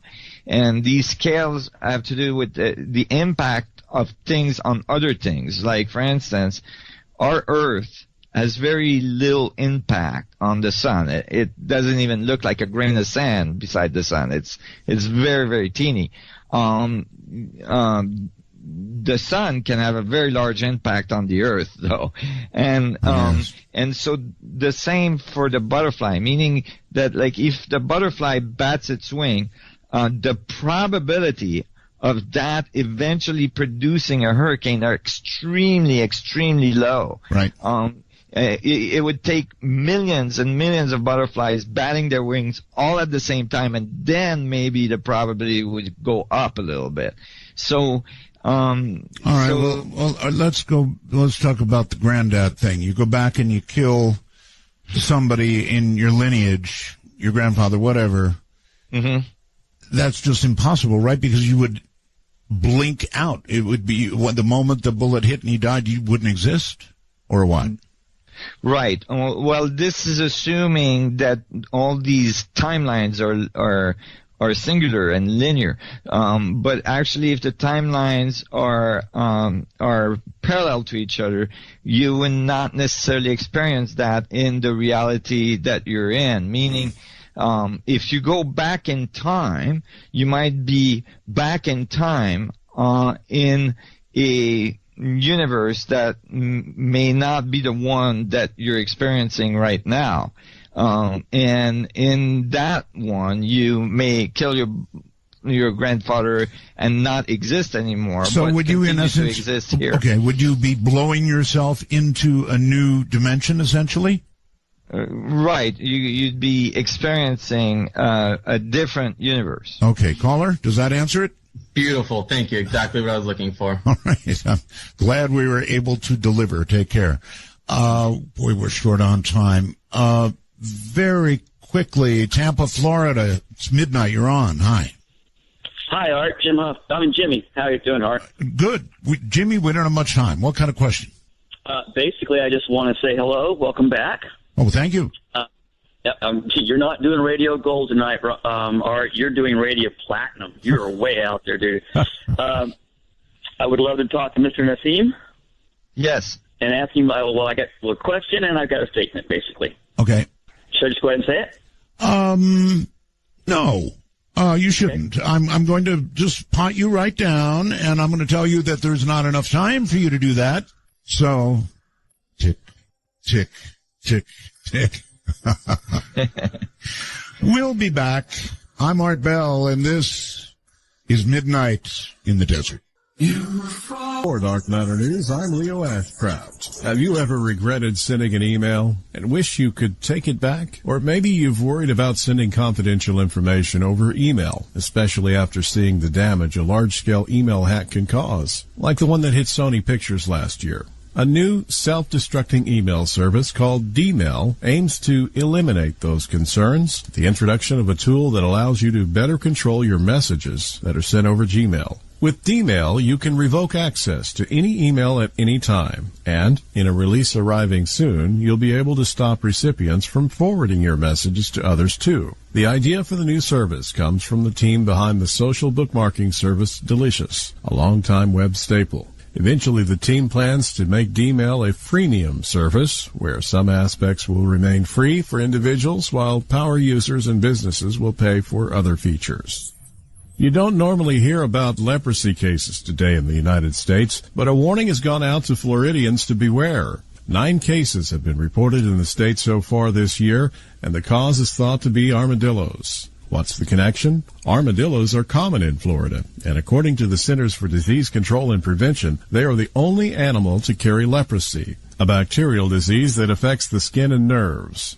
Each of the Florida cases this year involved people who were in direct contact with the armadillos, and the disease could be spread through saliva. What's more startling, the Department of Health reports that an average of 10 Floridians are diagnosed every year. So having 9 people already infected this year is a huge jump. While armadillos are nocturnal, it is currently breeding season, so experts warn that you may come across some babies during the day. They may be cute. They can also carry the disease. So make sure you and your kids stay clear of armadillos. This is Dark Matter News. The FDA has approved a device that lets the blind see with their tongue. Developed by Wisconsin-based WICAB, the device translates visual information from a video camera into gentle electrical stimuli on the tongue. Eventually, users are able to interpret the signals to see where objects are located, how big they are, and how quickly and in what direction they're moving. If only Nikola Tesla were alive to see this now. A group of Russian physicists are picking up from where he had left off, using his patents and ideas to finally create the masterpiece that had been long suppressed, wireless electricity transmission. Their work has been largely forgotten. And just like Tesla himself, they have not reached their funding goals, but they still seem to be publishing updates regardless. In 1891, Nikola Tesla gave a lecture for the members of the American Institute of Electrical Engineers in New York City, where he made a striking demonstration. In each hand he held a gas discharge tube, an early version of the modern fluorescent tube. The tubes were not connected to any wires, but nonetheless they glowed brightly during his demonstration. Wireless electricity transmission solves a number of problems. It allows people to receive electricity without large-scale infrastructure costs. Transmission to remote locations becomes feasible, and terrain is no longer a restriction. This one invention could well grant billions of people access to life-empowering electricity, assuming they succeed. Imagine watching TV via the power of lightning. By using the Earth as a dynamo, or by making use of the existing potential difference between the ionosphere and the Earth, Tesla had hoped to be able to generate electric charge, which would be then dissipated around the world. The man was ambitious. Tesla's ambitions were thwarted by money. The first real Tesla tower, the Wardenclyffe Tower, was near completion and showed encouraging signs. The project would be abandoned when Tesla himself spent all of his savings on the project. I'm Leo Ashcraft for Dark Matter News. Again, back to Paris, France. And Nassim, you still in place, I presume? Yes, I am. Good. All right, I believe we were talking with somebody in Middletown, Connecticut, and hopefully you're still there. Proceed, sir. Oh, I'm absolutely still here. Okay, good. I'd like to preface this question for your guest with, I'm an evil billionaire. And, it's the Donald! No. Well, no. Instead of running for president this year, I decided that I would love to build an anti-gravity chamber in my house. Okay. But I have some concerns. Okay. And hoping your guest can answer them. when I'm floating in the air, now I kidnapped some of the best scientists from around the world to work on this, but they seem to not be able to answer the question of fire. Will I be able to smoke my marijuana as I float? Because if I can't float to a bag of Cheetos, I don't want to do it. Well, that probably leads to the question. One way to travel would be to, modulate gravity, and this guy obviously travels a different way. He waited all that time to say that. Sheesh. Oh my God! If I knew, I could have reduced my 30 years research long ago. Yeah, Adam on Skype, you're on the air with us. Hey, you're sounding better than ever on this digital network here. Oh, it is. It's pretty cool, isn't it? Oh man, it sounds good. Yeah. You're fascinating guest there tonight, and he mentioned CERN earlier, and I had got just a couple questions for him about the people over at CERN. Mm-hmm. You hear about these increases in their TeVs, that they're spinning these particles around faster and faster and faster. And then you also hear about, the closer you get to the speed of light, the more and more energy it takes. And I just thought it would be interesting from a practical standpoint. When they go from 6.5 to 13 TeV, which is, I guess, a little over double, or at double, they don't, I guess it's not linear as far as increasing the speed of these particles over there. Are they getting close to a point where there's a really diminishing return because of putting so much more energy in, but not getting that much closer to the speed of light? Is that a concern for them? And the second part of that CERN question was, is it really anything to worry about a black hole being created out of the research over at CERN that just gobbles up the planet? Well, as I was saying earlier, actually, there is an outside possibility in the mathematics that could occur, and that's what has created so much concern in some of the scientific community and the public. Absolutely, more energy you're putting into those things, there is a diminishing return as you get closer and closer to the speed of light. And, there's more and more time variations that are occurring. It gets very complex, and it demands a lot of energy. And at the end of the day, and there's other physicists that would agree with this, the whole concept of smashing particles together to figure out how they work may not be a completely valid concept.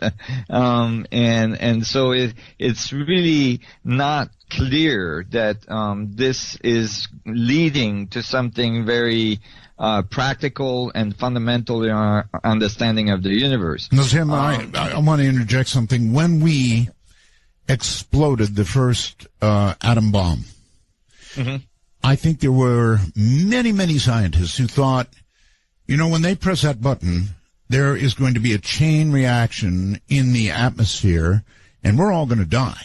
Now, I'm not saying that everybody thought that, but many, many legitimate scientists thought that. And, right. Yeah, but they still pushed the button. They still pushed the button. I know, it's remarkable. Yeah, I mean, there's it's a little bit the same situation. There's an outside possibility that we could create a large enough energy event that it would create some disturbance.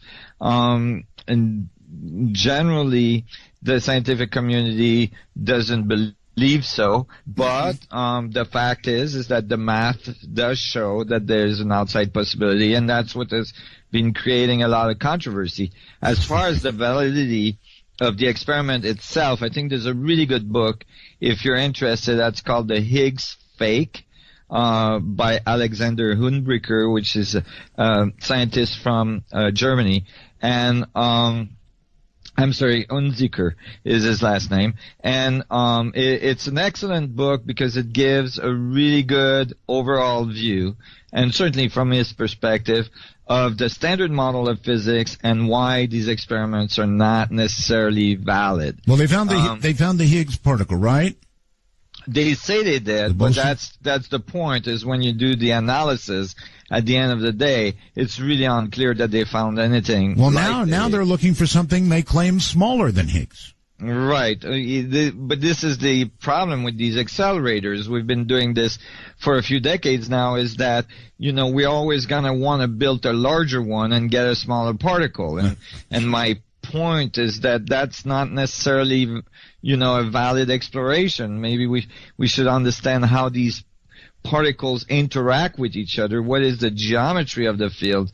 And, instead of trying to get a smaller and smaller and smaller particles, we might be able to do this to infinity. I mean, and it's been like that. We keep wanting to build larger accelerator and get smaller particles so that a few scientists can get a Nobel Prize for having discovered it. Gotcha. And that book actually, is a nice analysis of this. And it shows that the complexity in the model that's being used right now is so high, and it's so unclear what we're actually finding, that it's not necessarily a valid exploration. All right, Wayne in Michigan, your turn. We're running out of time. Hi, Wayne.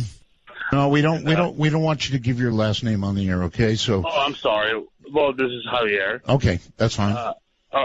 Okay. And first of all, I gotta say thank you for coming back on the airwaves. You're most welcome. I have been listening to you since I was 15 years old. I am 37 now. Thanks for that. And I have a question for your guest, right? Yes. Mr. Nassim Haramein. Mm-hmm. Very good.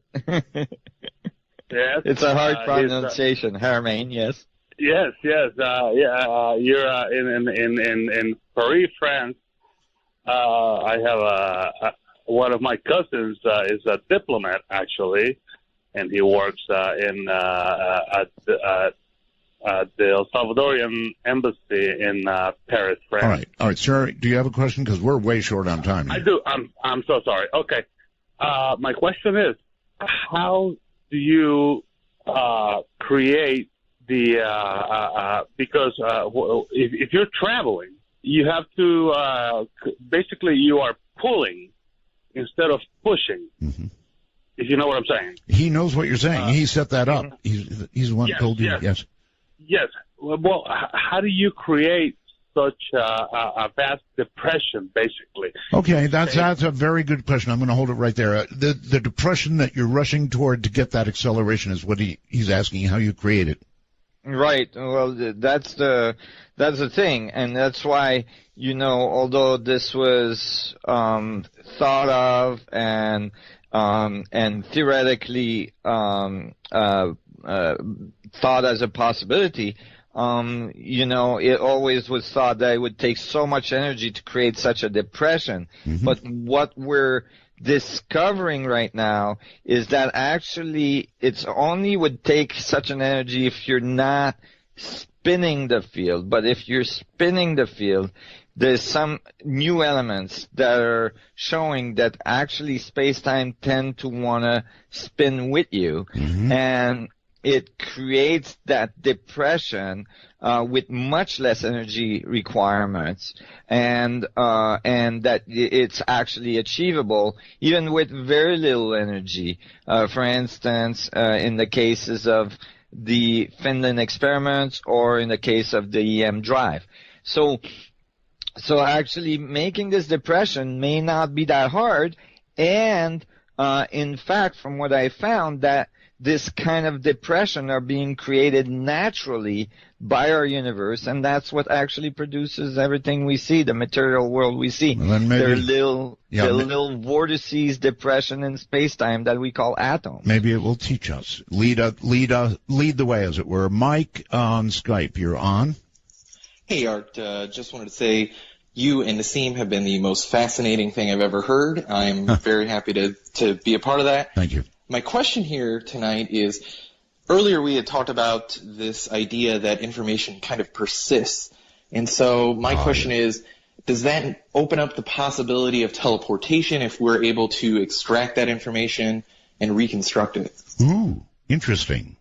Very good. Absolutely. It does do that. It does predict that this kind of stuff can happen, and it has been somewhat achieved by various experiments, some in Australia, the Sydney universities, where they were able to teleport photons of a laser beam and so on. So it actually is in the works as well. This beam me up Scuddy thing could be a possibility, absolutely. And as well, you know what, Art, some caller earlier, we were talking about psychic phenomena and so on. This new view of the universe where there's this field of information that connects us all of a sudden, starts to explain phenomena that have been in the folklore for hundreds of years about people being able to remote view places they've never been at. Yes. And all these things, remote healing, all this stuff. It starts to make sense. It starts to connect the dots. Universe. It connects the dots. Right. Exactly. Mike, does that answer it? It absolutely does. Thank you, guys. Nassim, I'm going to go download your paper tonight and just tear into it. Thank you. All right. Thank you very much. Good on you. Nassim, let me ask you, do you have a website? Do you have, I understand you teach some kind of online course. Tell us what you can about this while we have time. Yes, well, we have a website called resonance.is. Resonance is. People can go there and download my papers. There's all sorts of information. Actually, what's really cool to read is the articles that we publish there. So if you go to the news and frequently asked questions, you can get on our articles list. And actually, we just published an article on the EM drive and all this stuff. And as well, we have an online academy with a very extensive course that gives all of the details of the theory, what it means, how it applies to our lives. And, and every month I go online and I answer all the questions that people have that are taking the course. And so there's all sorts of ways people can participate.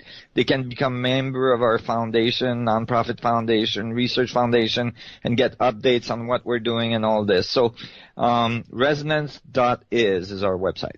What a neat URL, resonance.is.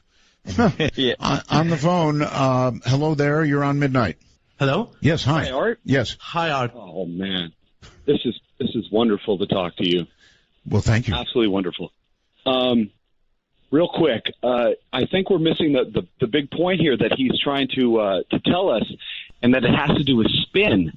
And I think that the theory of everything is going to come down to this idea of spin, because if you look at our solar system, if you look at our planets, if you look at even molecules and atoms, I believe that the very protons and electrons and everything like that even spin. I don't think that we missed it at all. I think that he laid it out very well earlier. I don't think we missed it. I'm saying that he was talking about the idea that he's trying to figure out an equation for the theory of everything. Oh, I see. Yes. And I think that that spin, this concept of spin, may that the equation that he's looking for may be in this idea. And just real quick, I even think that the Big Bang has this expansion, but I also think that it's also spins. I think that the Big Bang also has a spin to it, and not just an expansion, and that the universe itself is actually spinning. I think you're absolutely right. We are so out of time. One last call, maybe. Cedar Rapids, very quickly. You're on Midnight. Hi. Hi. Good. Go. My name is Brett. I'm in Cedar Rapids. Okay, and you have a question. For the guest about waves. Particles, we all know about particles and atoms and whatnot. And is there a way that there could be waves that would create the particle? Yeah, very good. Absolutely. In fact, particles may be waves in the structure of space-time.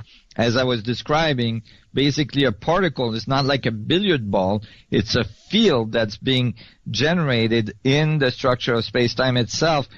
And that field is being generated because it's a little vortex. You can think of it as a little eddy in the structure of the vacuum at the quantum level, and this is how I solve those equations. So absolutely, these particles appears as particles, but they're actually little waveforms in the structure of space-time.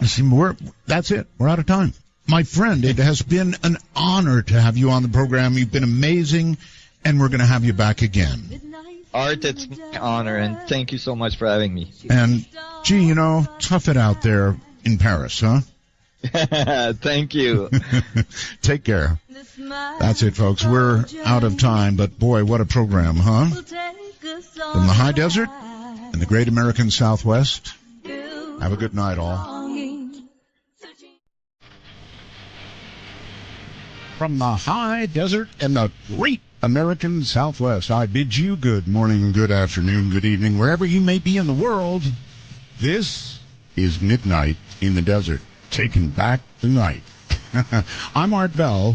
Good evening, everybody. Linda Moulton Howe is our guest tonight, and she's got some stuff tonight that, frankly, is going to curl your blood.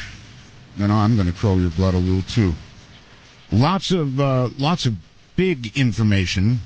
She'll probably start out talking about the New Horizons mission. There's some stuff you don't know about. Boy, they're making discoveries daily, and these things that are being discovered don't make any sense, frankly. But I guess that's what discovery is all about, right? And then she's going to be talking about a couple of things that are really scary. And one is in Rhode Island, they're getting these big booms. I'm sure you've heard them, right? Boom. All of a sudden you're sitting in your house, and boom. Well, they're getting such big booms there that there's a lady who got tossed like 10 feet into the air, broke bones and all that. She'll talk about that. And then also, we may be in the middle of a magnetic field reversal. You're going to want to hear about that. And then finally, this one's really hard for me. I'm a cat guy, right? We've got Dolly, Abby. Some of you may not know, Yeti passed. It was very, very difficult. So I'm a cat guy, and this last story is just horrible. But Linda will cover it. And now I've got one just briefly to curl your blood. It certainly curled mine. If this doesn't do it, I don't know what will.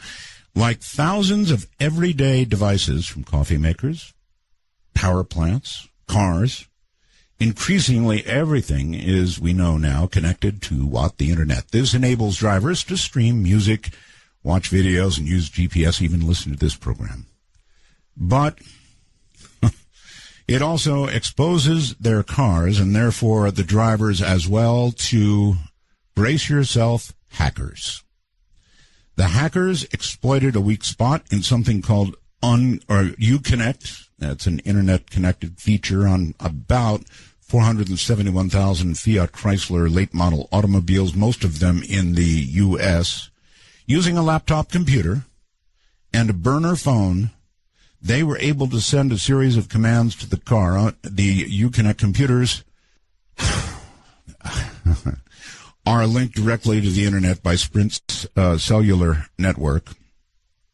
The bottom line is, from wherever they care, with a laptop computer, they could do things like make your windshield wipers go, make the spray come up, confuse you, turn your radio on, change the station, but it gets worse. They can turn your engine off. Imagine that, 75 miles an hour on the freeway. It gets worse. If you're in reverse, they can take over your steering wheel. Good Lord. So that's the kind of world we live in right now, and that got me thinking. I am convinced, personally, I understand the big media didn't cover it, but I think that Anonymous took down Wall Street. They didn't report it. I know. But there were all kinds of legit messages up on the internet showing a message that came the night before from Anonymous saying Wall Street is going to have a difficult day tomorrow. So I've got a request. I want somebody from Anonymous. I want to interview somebody from Anonymous. Now, I know this is a fraught with danger request. Probably for me personally, but I want to interview somebody from Anonymous. I've seen a number of their statements on the internet. This is a really, really serious group of really serious people. And I don't know how we're going to accomplish it. I would assume Anonymous has the ability to probably, A, disguise their voice, and B, disguise their origin. They could come in by computer. See what I mean? I'm a little concerned about that. Or they could come in on the phone or through, bounces or I don't know. But I'd like to get somebody from Anonymous. So if anybody can help me out with that, please do. I'm Art Bell at artbell.com. You can send me a message, which I'll probably be afraid to respond to. Okay, so there is that. Now, very quickly, rules of the show, very quickly, no bad language, only one call per show. If you're able to do it, for heaven's sakes, put Skype on your phone, whatever kind of smartphone you've got, put it on your phone, because that is a cool way to call the show. No, if you want to really sound good, that'll do the trick, trust me. So, everybody stay right where you are, because coming up in just a moment is Linda Moulton Howe, and she is going to have an awful lot to say. She's got so much cool stuff to talk about. You're not going to want to miss a minute of it. Stay right where you are. Incarnation. And apparently sometime before any incarnation. At 36 years investigating this, really? And it doesn't even seem like that. That is a number when we think of the cycle of time. It has one meaning, but for me, it has all been linked to one overpowering and driving question. If what I was exposed to in the animal mutilations back in 1979 to 80 when I was producing A Strange Harvest, the documentary for the CBS station in Denver, and law enforcement are the ones who first said to me, Linda, the perpetrators of the animal mutilations are creatures from outer space, I had to go through that strange sense of being hit with a 220-volt circuit and not prepared for the thinking that I would have to go through when I was making A Strange Harvest about what are we dealing with? Is it evil? Is it good? Does it have survival problems? How long has it been here? Why are we here? Is it true what some say in the abduction syndrome and government documents that we were made by something in the non-human category? All of that hit me in the year 79 to 80 working on that documentary and later. And once you've been exposed to, I'm just going to boil it down, that it all comes down to, Art, who are we, Homo sapien sapien, in this whole strange planet where many people feel disconnected. Mm-hmm. And we look out on the universe and some people are haunted as if there is something in their gut, in their very soul that says, I come from someplace else. You find a lot of that in the abduction syndrome.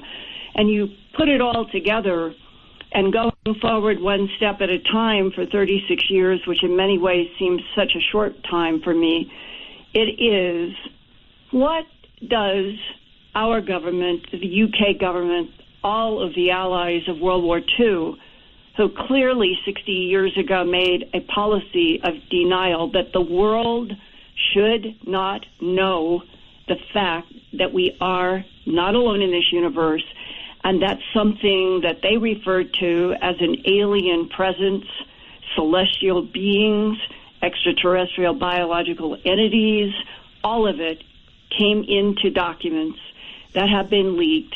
There have been whistleblowers who have talked before they died.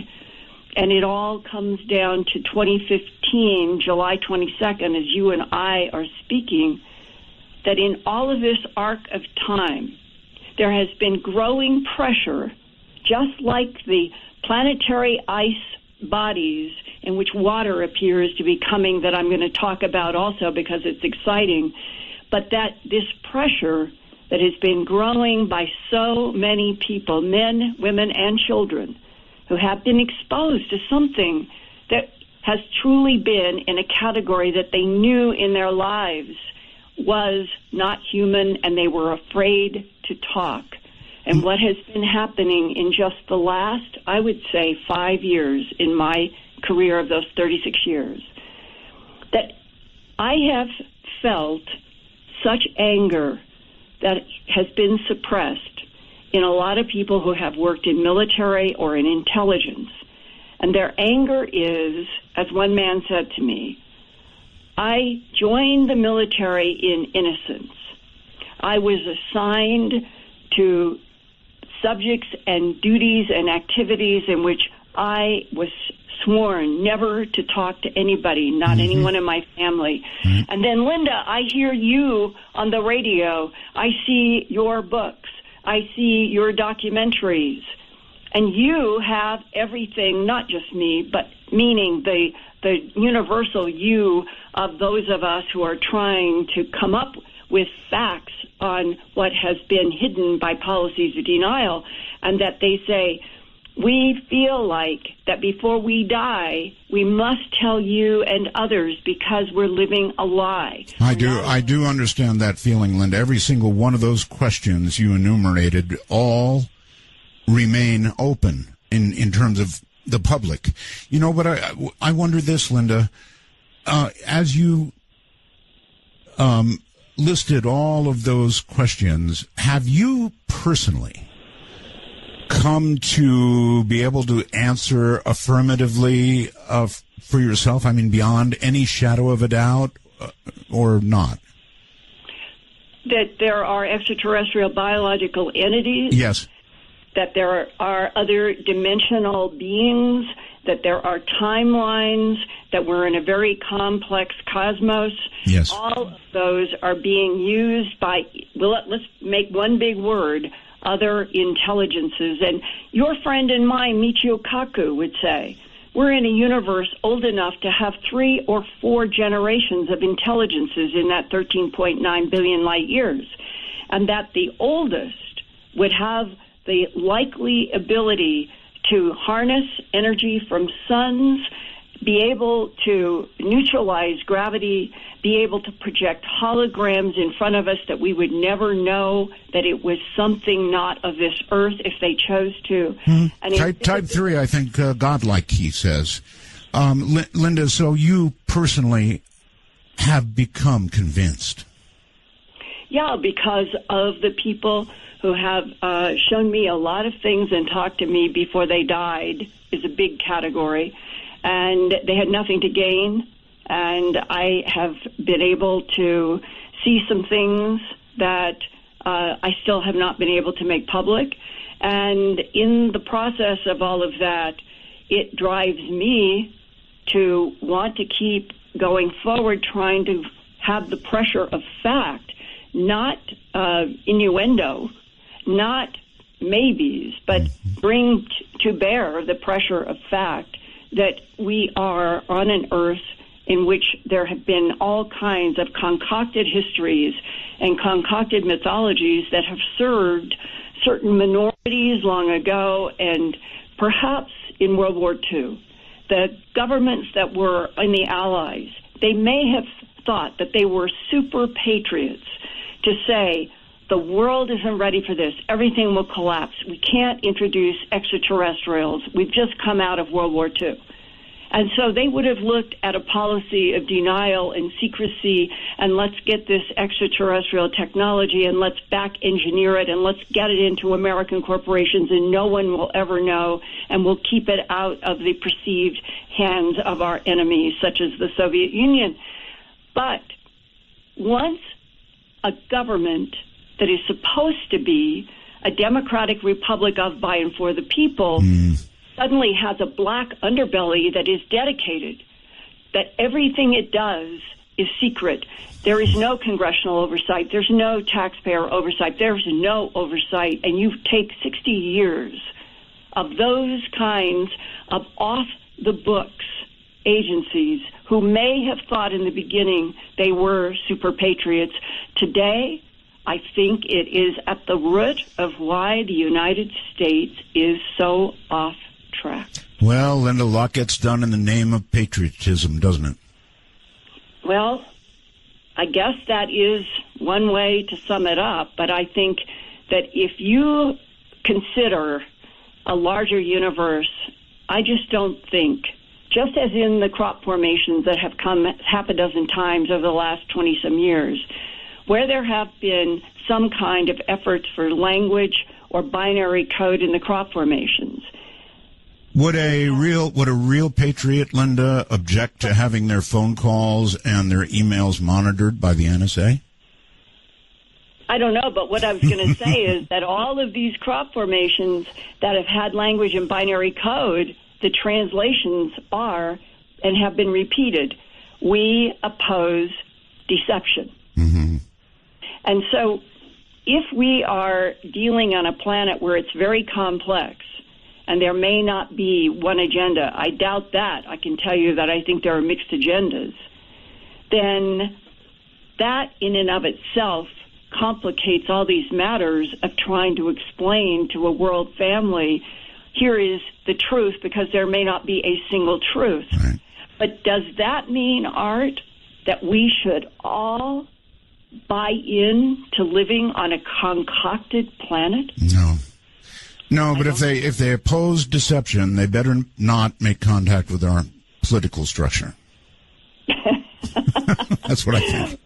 Okay, well, let's switch tracks to something that's exciting and positive in the context that I have no doubt that we certainly have other intelligence in this universe, and that as we're moving out into our own solar system in getting further and now finally out to nearly the Kuiper Belt, and dear once upon a time lonely Pluto that everybody thought if we ever did get there, we would just be looking at something like a billiard ball. Yeah, isn't that what it should be? I mean, Linda, it's really way out there. It's in the dark. It's freezing cold. It should be nothing but, as you said, a billiard ball. But it's 3.6 billion miles from where we are right now on Earth, but Pluto has shocked everyone. Yesterday, I talked with the New Horizons project scientist Hal Weaver, and he's at Johns Hopkins University, and he works in the Applied Physics Laboratory there in Baltimore. And he said to me, who would ever expect ice mountains on Pluto? Is just blowing my mind. And he's one of the scientists who is helping manage the whole New Horizons program. Well, what has blown him away and all of the other New Horizons scientists and all of us who have been watching and tracking with this is that since that July 14th, when it was that historic close flyby, and the New Horizons spacecraft got about 7,700 miles above Pluto's surface, they weren't looking at a white billiard ball. This planet, keep in mind, which has been knocked down to a dwarf planet because it's so far out there and small, and the International Astronomical Union in 2006 decided it was too small and far away to be a planet, although that may change. But let's just say it got knocked down to a dwarf planet because it's only about 1,500 miles in diameter, a little less. And yet, when New Horizons flew by and they came in with that first video, we're looking at 2-mile-high mountains, and it has to be solid water ice, Art, because that's the only thing that would be like rock to go up 2 miles. Linda, how much gravity would Pluto have? Any thoughts compared to Earth? Well, I can't fill in a figure, but it's only 1,500 miles in diameter. The Earth is 8,000 miles in diameter. Right. We have a very active and core in the Earth, and we have mantle, and it's hugely a rocky planet. When you go to the density of Pluto, which they did measure on this close flyby, and it turns out, in fact, it was Professor Weaver told me that they now think that Pluto is about 55% ice and 45% rocky material. Wow. So, and then Charon, it's we'll call it its sidekick. It's almost like two little planets as opposed to a planet and a moon.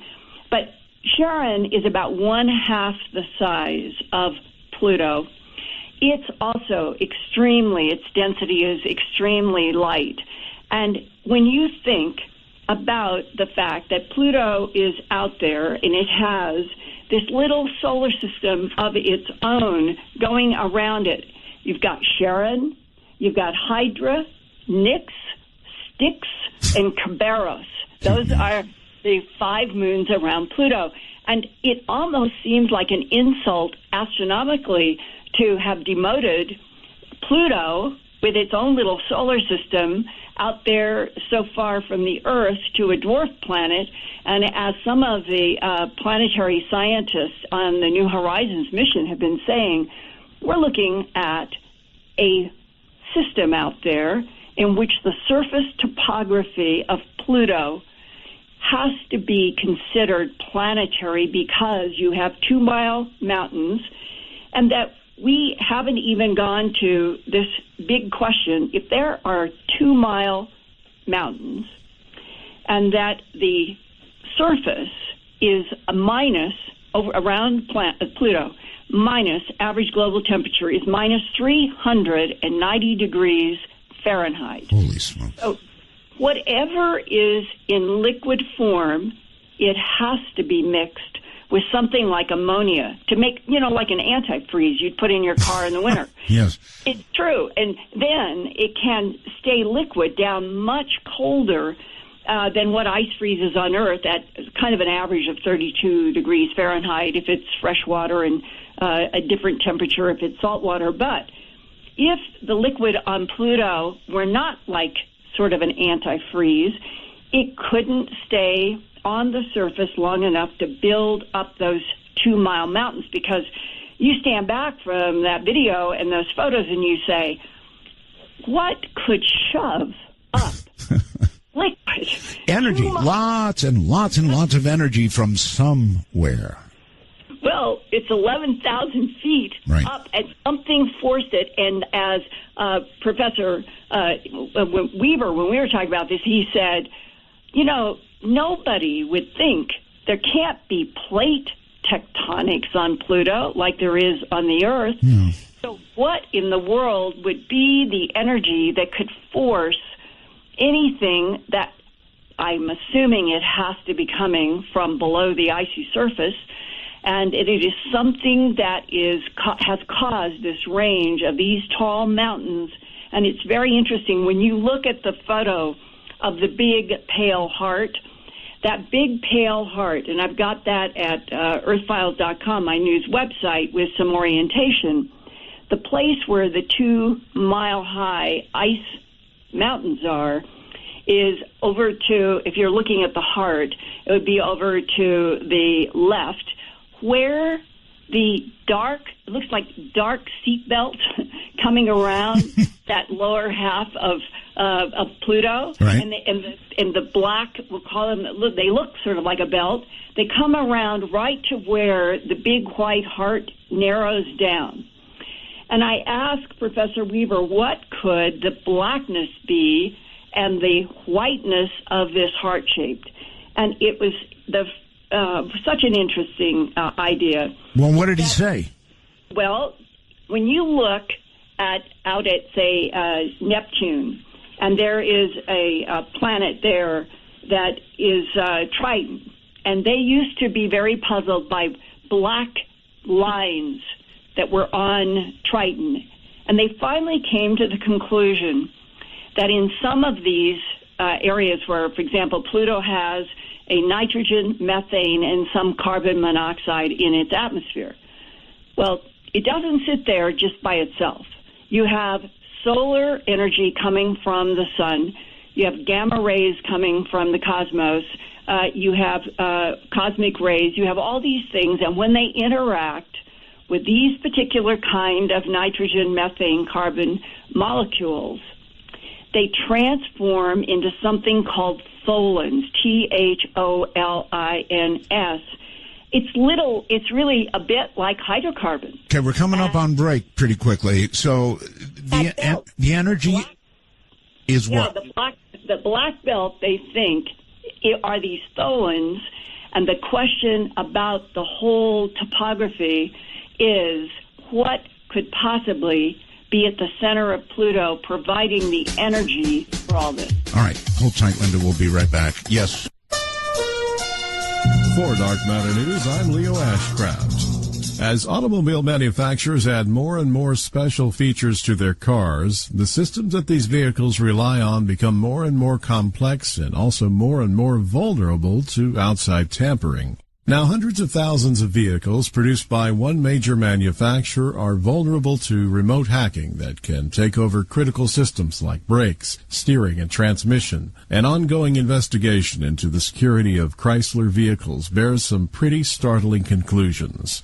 In a couple of weeks, security researchers will reveal the details of a zero-day exploit that affects some 471,000 cars. Put bluntly, hackers can take complete control of the cars from thousands of miles away. For now, owners of vehicles with the Uconnect feature should install the update as soon as possible. The patch must be manually installed via USB stick or by dealership mechanics.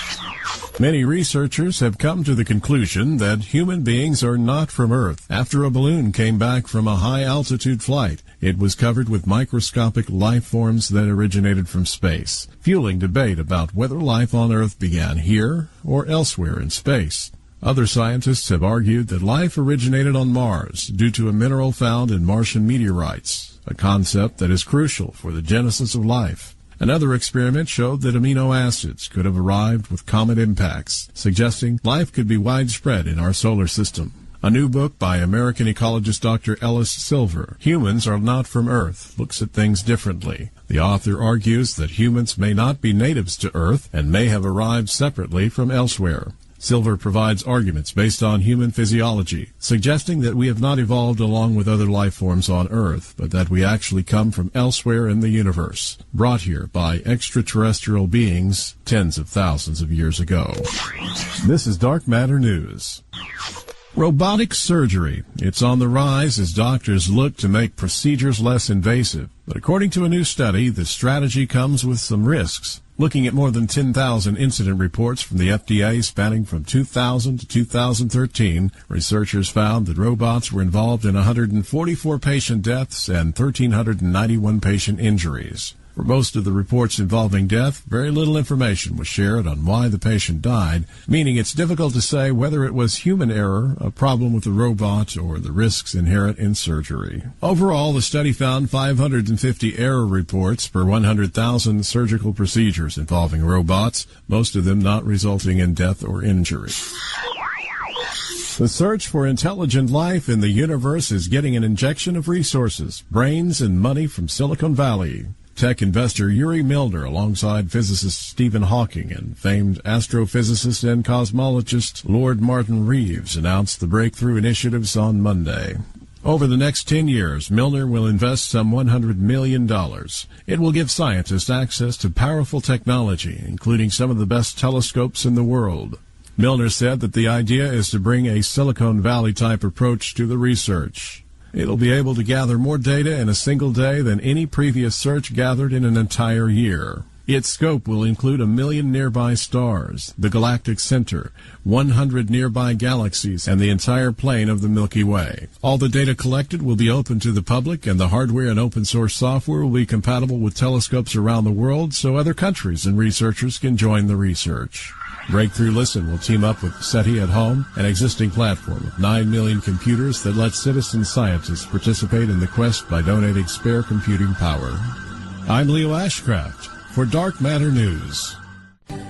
In the podcast, no, we can't. And if we did, the music industry would cause us to have to charge you about $50 to hear it, so sorry about that. However, I am informed that our newscast, by popular demand, and I mean popular demand, is going to go into the podcast. So they're so good. Leo's newscasts are so good that they're going to go into the podcast. And with that, back now to Linda Moulton Howe. Hi, Linda. Hi, and before the break, we were talking about 2 Mile High Mountains, and we didn't talk about the fact that they have not found a single crater yet on Pluto. That means that something is filling in the craters and resurfacing it. Scientists think that Pluto might not be older than 100 million years in this 4.6 billion-year-old solar system, meaning that the surface is that young because something is resurfacing. Well, like a extraterrestrial road crew, you mean? Well, no, we left on the question what would be the energy source to make these 2 Mile mountains.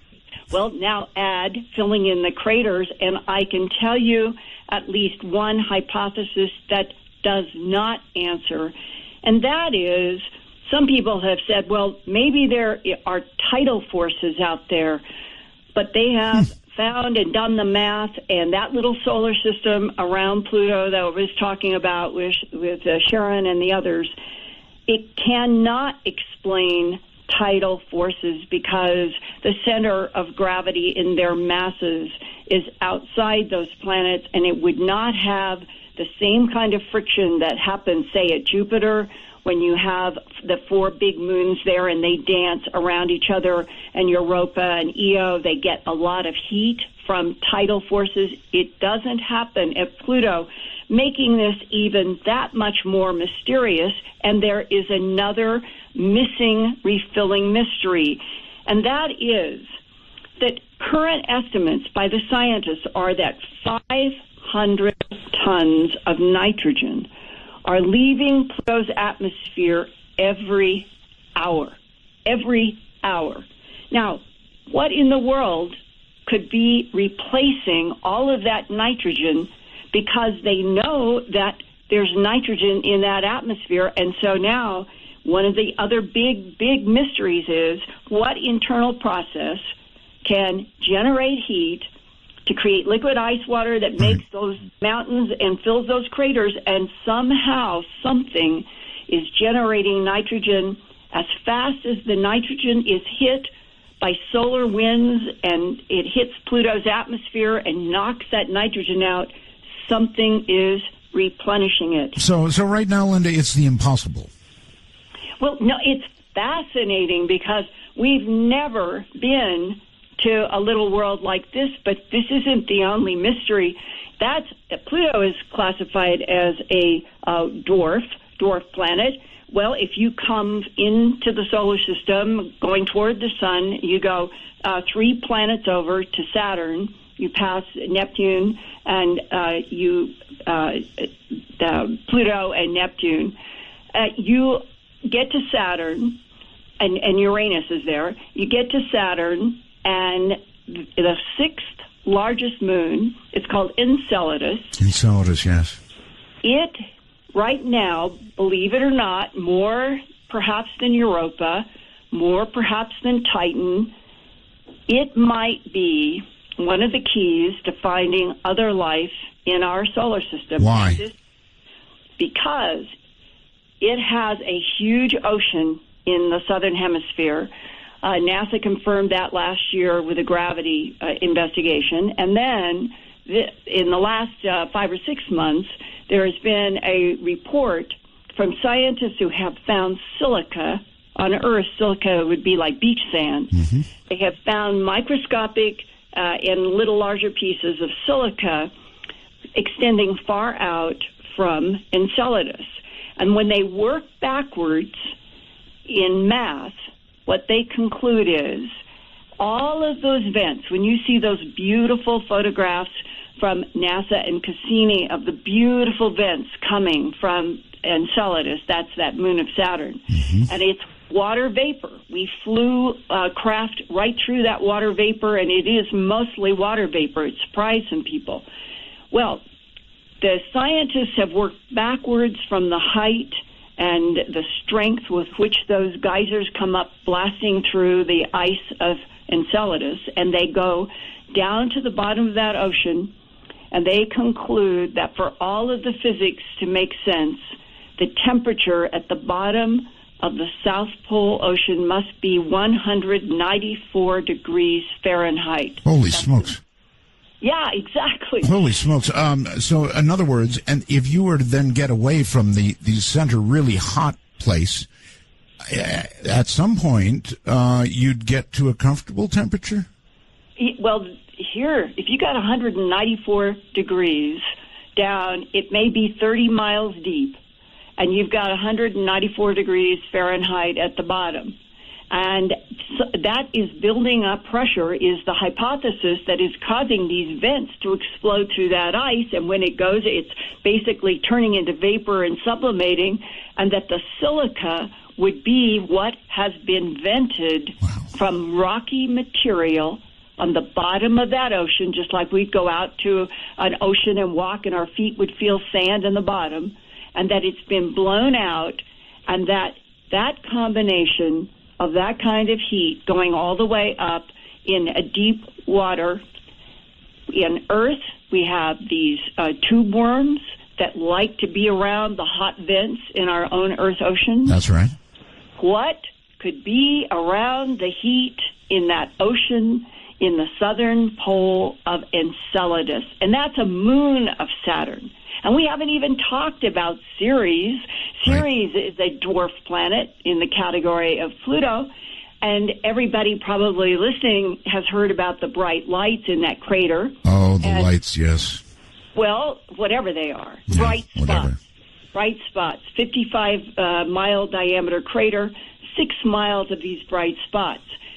It's still a mystery. And this week, the Dawn spacecraft started going down. It's a spiraling orbit, and it will continue now until about the 1st of August, and it is going to go down to 932 miles above the surface. And we're going to get really good pictures. And if it's not close enough to have a small enough pixel definition in that first week of August, it begins to spiral down again, and in December, our Dawn spacecraft will be 235 miles above the surface of Ceres, this strange dwarf planet with one single 3-mile mountain. One. Okay, well, you know, Linda, that's close enough for our military satellites to read license plates, so... Lower than the ISS. Yes, yes. And here's a kicker, though. I was talking with Professor Russell about this, and would we then be able to definitively say what these bright spots in the crater are? If we can't do it in August, what about December? And he said, well, one of the problems is the camera, that the smallest pixel will be about 121 miles on a side because of the way that the camera was built. He said we could have had a more refined one. So we may get down to, if I said miles, I meant feet, 121 feet by 121 feet, and that the pixels then might not be able to see the tiniest details, but we should know what's in that crater. Wow. If we were to find life, Linda, depending on the nature of it, do you think that would be knowing what you know about our government? And I'm sure we want to think that everybody in NASA and everybody in the government would tell us nothing but the straight truth. But if they found life, Linda, would they tell us right away? They found life before World War II, as far as I know. Back in 1941, they knew they were dealing with extraterrestrial biological entities or alien presence here then. Mm-hmm. So that's fair. Well, but I meant contemporary new photographs. If they came up with something, really, evidence of life, photographic evidence of life, would they release that? I have felt for some time that around this period, 2015, 2016, that there is going to be, they're looking, I think, they want we'll call it a politically convenient and safe way to introduce the planet to other life. And what easier and convenient way would it be to say we've got marine life in the ocean of Enceladus, or we have microbes on Mars, or we have discovered something on Ceres, or whatever it is, as long as the 3-inch headline is other life, we've confirmed it in this universe, it's in our own solar system, but it's far enough away psychologically that it's not a threat. It's fascinating. It moves the whole dialogue. It gives permission to every human being on the planet to report strange things. And once that permission is there, I think some of the horrible pressure that all of us feel, that we're living at a time when governments are sliding more and more down that slippery slope of wanting to control everything we do, think, and be, and that this could be a psychological release in some way for the whole planet, because we are then going to be not alone in the universe. We will not be isolated, quote unquote, on Earth, and that I think the Pope has said this would make the divine field larger. The fact that there are other intelligences, and there may be some in the Michiokaku 3 or 4 category of really advanced intelligence, that enhances the whole idea of what is the pura vida that is behind all life. That I don't think they would. I don't think they'd announce that. If they found some small crawling thing or evidence of life on one of these moons, that I think they could release safely. If they encountered a Type 2, Type 3 civilization, I'm not so sure. Well, I think that's the kind of civilization that has been dealing with this planet and other planets. Yes, yes. That is why I personally do not think that it has demonstrated that it wants to annihilate us. I think that, in fact, humanity has value, and that we may be being manipulated and used, but it may be in the long run for all benefit, theirs and ours, and that we just have to get past this provincial thinking that we have been manipulated by concocted policies of denial for so long. We have to get past that. If we know that there's other life in the universe, that somehow this would cause the world to panic. I don't think the world would panic if they were told we're not alone in the universe, there are other life forms, and now we have a lot more to explore, learn, and maybe develop trade.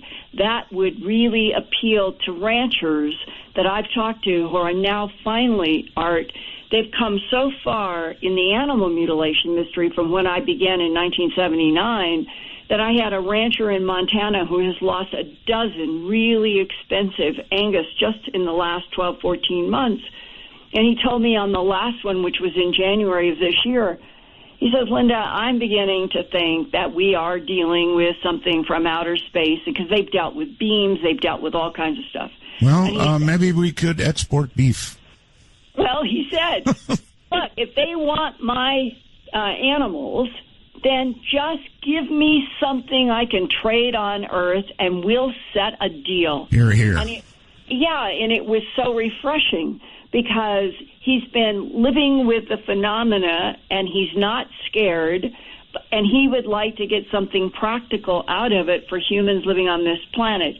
Wouldn't it be great if we could get to that point where we here on the Earth would stop violence because it's crazy to kill each other, and that we could have trade routes, and who knows what horizons if we actually could have some kind of trade agreements that was not confined to black underbelly governments, but was our whole planet involved with the solar system and beyond. That would be wonderful. But if it involves stopping violence on Earth, well, that's going to be quite a quite a do. If they made us, they must know how violent we are and that we have to get past it. Well, do you think they made us in their image? And if so, then I don't know. We better think pretty hard before getting into too many trade agreements.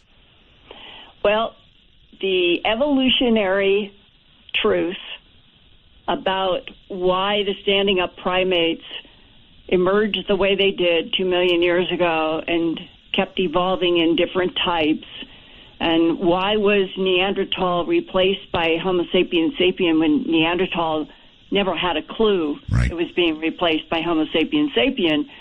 What is it that Homo sapiens sapien brought to the extraterrestrial table that Neanderthal did not, when we are learning that Neanderthal had a bigger capacity skull for a brain, that they buried their dead, that they put flowers on graves, and now there is even a kind of reanalysis on some of the beautiful cave paintings, not some of the grander ones, but a lot of the cave paintings on the France, Spain, that area border, they have always been ascribed to evolving Homo sapiens sapien.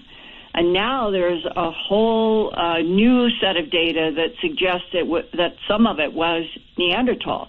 That meant that they were creative, that they were painting and communicating in caves, and as I said, spiritual. Right. So why were they phased out in Homo sapiens sapien? I don't know, but brains don't size of brain doesn't necessarily equate to intellect or, I don't know, the ability to speak, the ability to communicate. We brought a lot, of course, and look what we have now. Better tools, better this, better that, Windows, got it all. I'm sort of joking with you, but I mean, Linda, even though our brains may not be as big as theirs were, that's not an automatic indicator of actual intellect, is it? Well, it goes to the heart of agenda. And that's what I meant. If we knew the truth about why there have been these evolutionary models, let's call it that, from Homo erectus up through Denisovans and a whole bunch, up through to Neanderthal, and then here comes Cro-Magnon Homo sapiens sapien in the current form about 35,000, 40,000 years ago. If we knew what the truth was about the genetic manipulation of DNA in already evolving primates on this planet, which was in that paper I saw at Kirtland, and assuming that that is true, then we might have great insights about the whole terraforming and alien presence that has been on this planet for a very long time, in which it appears that there is something about Earth itself, the DNA here, something about the metals that are needed. And that is a question. Need goes to the question of agendas. And that's the part that we're missing the most. Right. Okay, well, I think in the next hour, and we're coming toward a break, we'll move on. But boy, this has been absolutely fascinating stuff. You never fail us, Linda. Never, never, never. I, too, by the way, have had some things happen to me that I cannot, and in some cases will not discuss, things that probably I should discuss, but I can't bring myself to do it. You and I need to get together sometime in the southwest part of the United States. We get a lot of booms. And when I say booms, I mean really big booms. We've had high weirdness here in the desert. I have a very good friend across town. I think I've told his story. And he built a porch. And when he built the porch, he sunk some big hunks of wood into the ground. The noise at night, the vibration, was so bad that he had to tear down that porch. Are you listening, Jerry? It kept him awake at night. He couldn't sleep. And then there are the booms. We've got the Air Force out here practicing dropping bombs. They cause big booms. And then we have these unexplainable, inexplicable booms that just occur and the whole house feels like it moves, but nothing like what's going on in Rhode Island. And I think Linda has more on that. Hi, Linda. Yes, I do. And it is a very fascinating event in this whole kind of series of them. You go back to 2011, that's when my first Earth Files report started, where I was getting a lot of emails from people saying there was this huge loud boom. It shook our walls, it shook the floor, the dogs started barking, the cats ran away, we ran out the door, we were expecting to see an explosion, we were expecting, and some people think cars are crashing outside. One man said it felt like a truck had impacted in the side of my house, and they run outside. It's still. They don't hear anything. They don't see an explosion. Their neighbors are not coming out onto the street. That has been one of the most peculiar characteristics from the beginning in 2011 on to this day, is that people have said, I don't understand how there could have been that much force in my house, and my neighbors didn't feel or hear anything. Right. And I had been reporting about a lot of this, and it was in the spring of 2013. It was May of 2013. And I got first an email communication and then a phone call from a man who introduced himself, said I could not use his real name or where he actually lived, but that he was saying that he was calling and making contact with me on behalf of a whistleblower geophysicist who was working at Hill Air Force Base in Utah. And he said that the radio, he had listened and heard me on various radio programs and had seen Earth Files about all of these booms, and that's why the geophysicist was reaching out to me. And he said, the intermediary, that they were talking about it, and the geophysicist surprised him when he said that the mysterious booms that were being heard not only in North America but many parts of the world, and that he expected them to become more frequent and intense around the world because, this is a quote from the whistleblower, something was going on in the inner core of the Earth. They don't know if it's a magnetic pole change that involves restructuring of minerals within the soil down to the mantle and core. They don't know if it's a regular occurrence that happens in cycles on the Earth, or if it is a short-term, one-time boom phenomenon, or something very serious. They really have no idea what's going on. Do they have any clues on how it could affect one house and without every neighbor in the neighborhood coming out going, what the hell? Yeah, we got into that.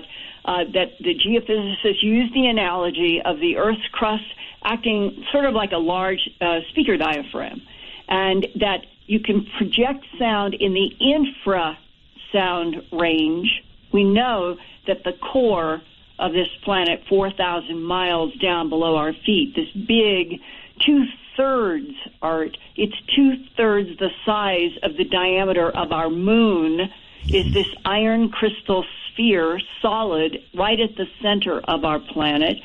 And it's inside of a liquid iron core.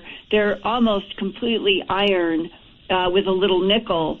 But the big sphere at the center of this Earth is made out, they think the pressure, it's of a very specific hexagonal structure at the atomic level that makes it completely different from the iron liquid of the outer core. This is critical because all of the questions that we're talking about and whether we're going to go into a magnetic pole flip relate to this big solid hexagonal matrix iron sphere, and it is turning one direction. The Earth and the outer core is turning the opposite direction. Can I stop you just 1 second? I really, this is so fascinating. I didn't know that we knew what was down there. How do they know that, Linda? Well, it has been only in not very long. It's only been in the last probably 20, 30 years where they have been getting more and more refinements about this Earth-solid sort of iron-nickel inner core. They've got mileage on it now. I'm looking at the figures 1,520 miles in diameter. Wow. And, yeah, this is the inner core, the sphere. And its surface temperature, get this, inside of our Earth, this iron matrix, this like a crystal sphere, the surface temperature is as hot as the surface of our sun. My God. 10,800 degrees Fahrenheit, that's 6,000 degrees Celsius. And the fact that this inner core, with a surface temperature like the sun, 70% the diameter of our moon, the mass of this inner core of our Earth is a number that goes on like 100 million tons, and that is about 30% greater than the mass of the moon. And that we have learned since 2005, so if this is 15, so 10 years ago, it was the Columbia University's Lamont Doherty Earth Observatory, and they found out, they're the ones, that the core spins faster than the Earth. That's what I was talking about. The core is going one direction, and the outer core, the liquid iron, goes up to the mantle, goes up to the crust. And the crust that we live on, we humans, animals, trees, everything, it varies from 5 to about 25 miles.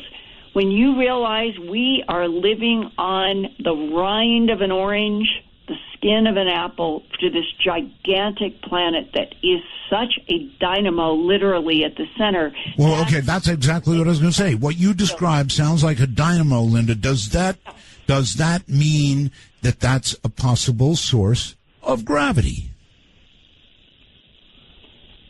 Well, mass, any large mass, has gravity.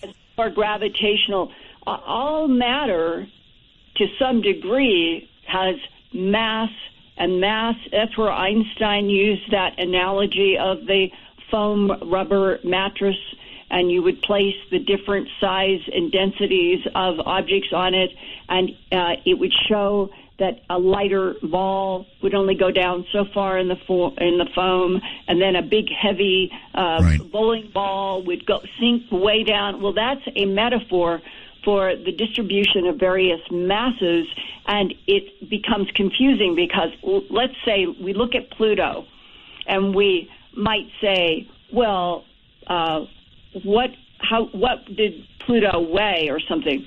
But scientists are always interested in the mass, and the mass relates to the density of that matter, and that's where I was saying when they did these measurements, they now know Pluto is probably 55% ice and 45% rock, something like that, and that Charon is even lighter. So depending upon the density of the matter, you're going to have different masses, and the different masses have different gravitational pulls on each other. But that is separate, completely separate. Yeah, but now. The counter rotation that you're talking about would produce all kinds of electromagnetic. It's what produces our magnetic fields. And the more I study, the more you realize our planet is protected from the solar winds, from gamma rays, from so many things, because we have such a powerful dynamo in the center, and we have all these magnetic fields that are deflecting. And here is where we get to the question, could all of the booms, the trumpets, the metallic scraping sounds, the sinkholes, the bizarre things that have been going on for the last 4 years, could they be related to changes that are, we'll say, initiated because of changes in the Earth's solid core that is spinning? To use the term spinning, don't think it's going fast. They're just rotating. but that the infrasound from what could be happening in changes in the Earth core goes up through the mantle. The mantle is not liquid. The mantle is like a lot of very, very hot rock. But when it gets up to the rind that we live on up in there, when magma is under pressure, and then let's say there's a weak spot in the Earth, and it bursts out, it automatically changes its form into what we call the liquid lava because it is no longer under the pressure that it is in the mantle that keeps it into the rocky form, and it comes out as lava. Well, in this current dialogue about what these booms could be, could it be related to a magnetic pole flip and all of that? I did a lot of research, and I looked at videos that have been done by Gary Glatzmeyer. He's a geophysicist in California. He is the man about in the mid-'90s, mid to late 90s. He got agreement from the Department of Energy and various government agencies to use Cray computers to feed in a lot of geophysical data, and he wanted to know, could they run a program that would be like a computer model simulating conditions? Would they see a pole flip, a magnetic pole flip that the computers would generate as time? In other words, if it went on for 5 days, it might be like 5 million years. So they had a compression in time, but it was relating to the dynamics of what happens between pole flips. And he got them. He got pole flips that were being generated, we'll say, spontaneously out of data that related to what they knew about the Earth. Now, here is where it becomes both sobering and fascinating. When, in the last one, the last pole flip was 786,000 years ago. Mm-hmm. They can study ash and the sediments in lakes, and there is a lake in Italy that has been very good in studying that last pole flip, and they have gotten down to the point where they can say that the magnetic field of this planet went way down, then it might come up a little, it would go way down again, and it would bounce up and down. They had 6 very specific up, down, up, down, up, down. Right. In the last change, the pole, it was then the North Pole was in the Antarctic and the South Pole was up in the Arctic. Right. Within 100 years of that last up and down, and the downs are very dangerous to some Earth life, the down, it changed. So they were shocked to find out that it could have gone from the up and down yo-yoing to a magnetic field change in a century. Now, that means, and that was the headlines in the newspapers, that the pole could flip in a human lifetime. Now, isn't our current magnetic field weakening significantly right now? That's exactly, you took the thought right out from my head. Sorry. That's all right. This is good.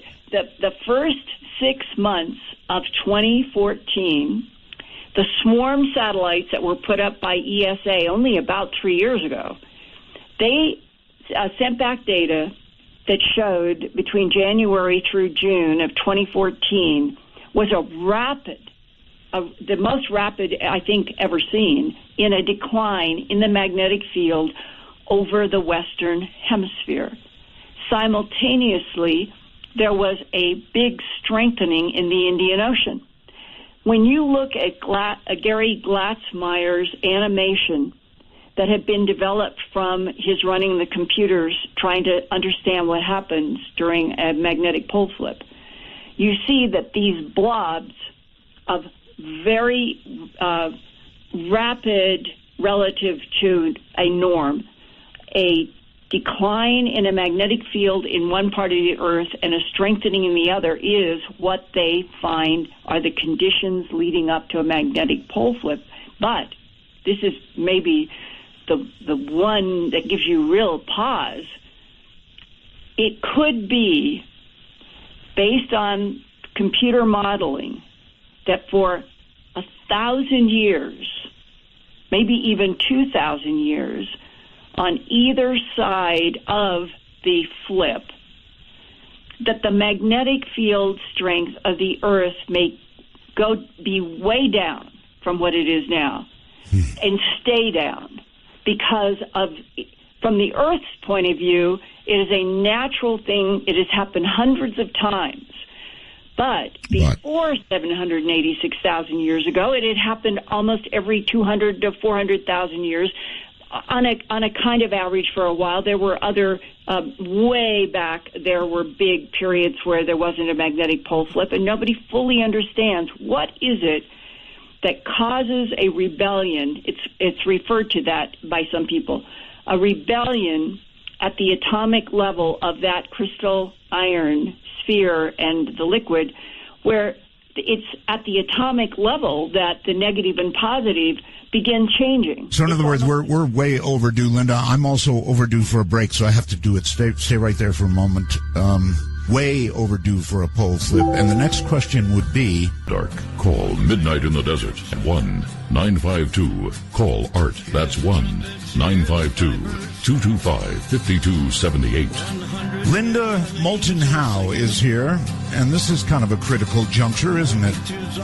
We're way, way overdue for a pole flip, and I wonder, when the Crays went to work on the problem, what they thought about what would happen if it begins, or if it occurs quickly, or, no, Linda, there were not people to be flipped last time round. So did he look into that? What would happen to us, to life, or would it just be a non-event? They know that there will be an increase in the number of skin cancers because when the magnetic field begins to weaken, and if it stays down, it means a whole lot more solar energy gets to the surface of the Earth.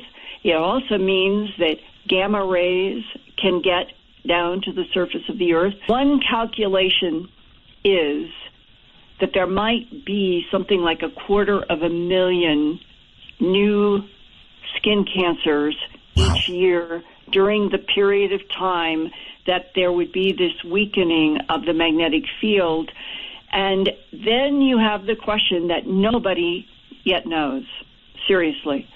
What would happen to the marine animals and the birds that are so dependent upon magnetic fields?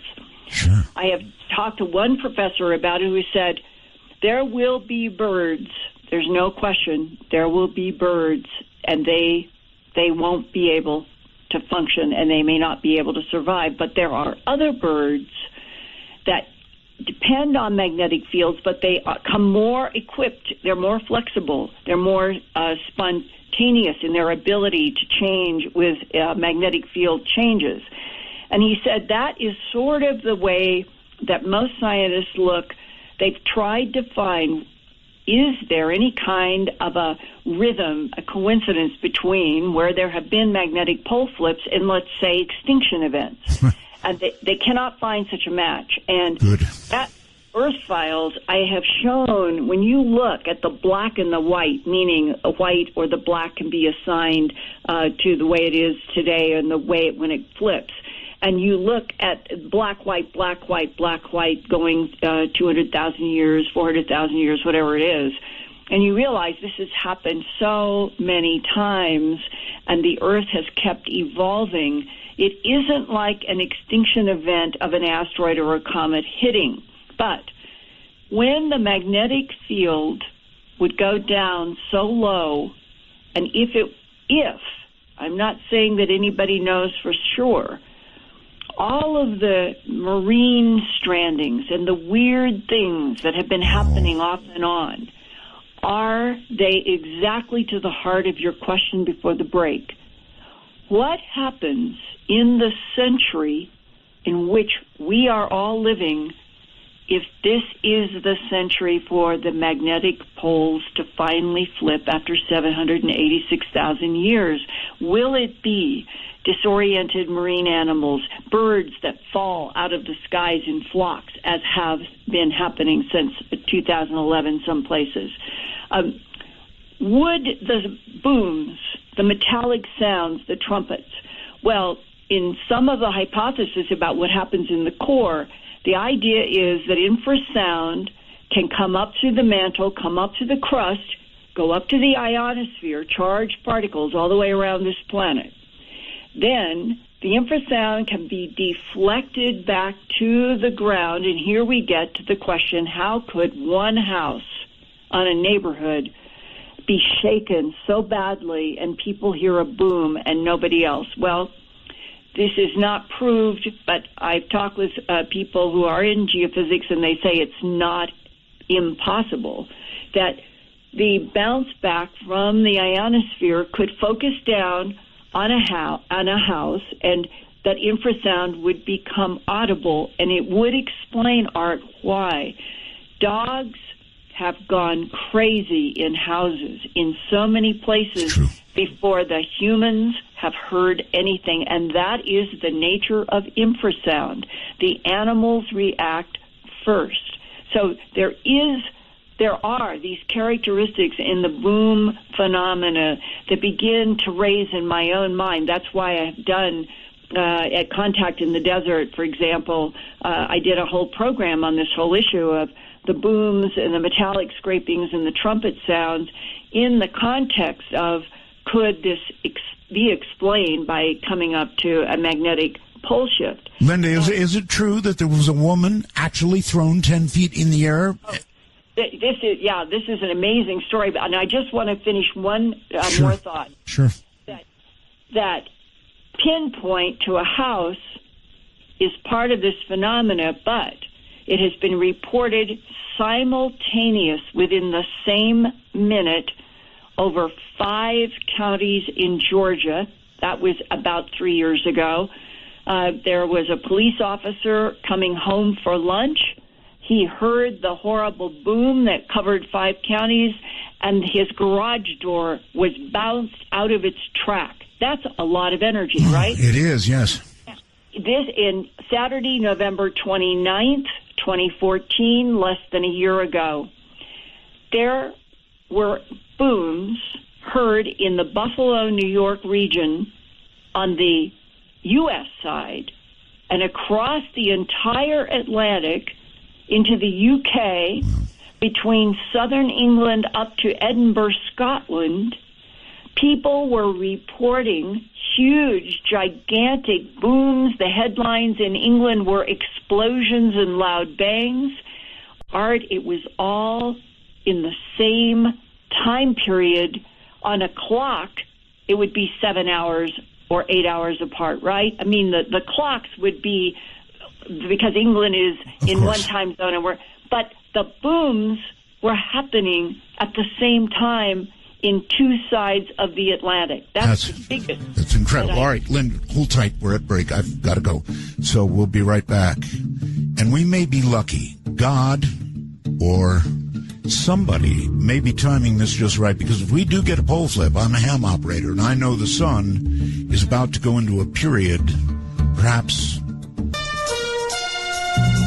For Dark Matter News, I'm Leo Ashcraft. A French teenager infected at birth with HIV has shown the ability to control levels of the infection in her body without being on antiviral treatment. The finding provides new hope that a functional cure for HIV, where the virus is brought down to low levels but not eradicated in the body, may one day be possible. The 18-year-old female whose mother was HIV positive was given antiviral treatment soon after birth, but stopped at age 6 and has since maintained undetectable levels of the virus in her blood, known as remission, for 12 years. This is the first time long-term remission has been shown in children or adolescents. The researchers believe there may be something unique in her biology that, combined with early treatment, enabled her to control the infection. But for now, the reasons remain a mystery. 4 years after the disaster at Japan's Fukushima nuclear power plant, strange things are happening to the plants and animals there. Recent years have brought reports of deformed fruit and mutant butterflies. But the latest is a remarkable photo of a deformed daisies posted on Twitter. The photo was taken in a city which lies about 70 miles from Fukushima. A tweet describes how the daisies growing there have apparently been impacted by exposure to radiation since the March 2011 incident, which resulted in the meltdown of 3 of Fukushima's 6 reactors, following a devastating tsunami. While one of the daisies grew up normally, one of them split into 2 stems to have 2 flowers connected to each other, another having 4 stems of flower tied like a belt. The one with 4 stems grew up to be tied to each other, and it had the ring-shaped flower. The atmospheric dose is 0.5 microsieverts at 1 meter above the ground. This radiation dose is classified as safe for medium to long-term habitation. That no doubt played a part in the Japanese government's recent decision to allow more than 7,000 residents of a town near the Fukushima plant to return home 4 years after being evacuated. This is Dark Matter News. Video of a handgun fired from a hovering drone into a wooded area has been posted on YouTube, where it has gone viral. Apparently by an 18-year-old Connecticut student whose father says his son created the drone for a college class. No one was harmed, nor has the teenager been arrested or charged. Still, the video has stirred fresh debate about the use of and dangers posed by drones. The U.S. Geological Survey says the fault that produced a 4.0 magnitude earthquake in Fremont early Tuesday morning is expected to produce another major earthquake any day now, and the Bay Area residents should be prepared. The 2:41 a.m. earthquake on the border of Fremont and Union City occurred at the Hayward Fault at a depth of 5 miles. The quake caused some BART delays early Tuesday, but appears to have caused no major damage. At least 13 smaller quakes or aftershocks have been reported near the same location as of 6:42 a.m., the largest of which was a 2.7 magnitude at 2:56 a.m. While damage from the quake was minimal, scientists warn that a much larger one is expected on the Hayward Fault, which extends from San Pablo Bay in the north to Fremont in the south and passes through the heavily populated areas including Berkeley, Oakland, Hayward, and Fremont.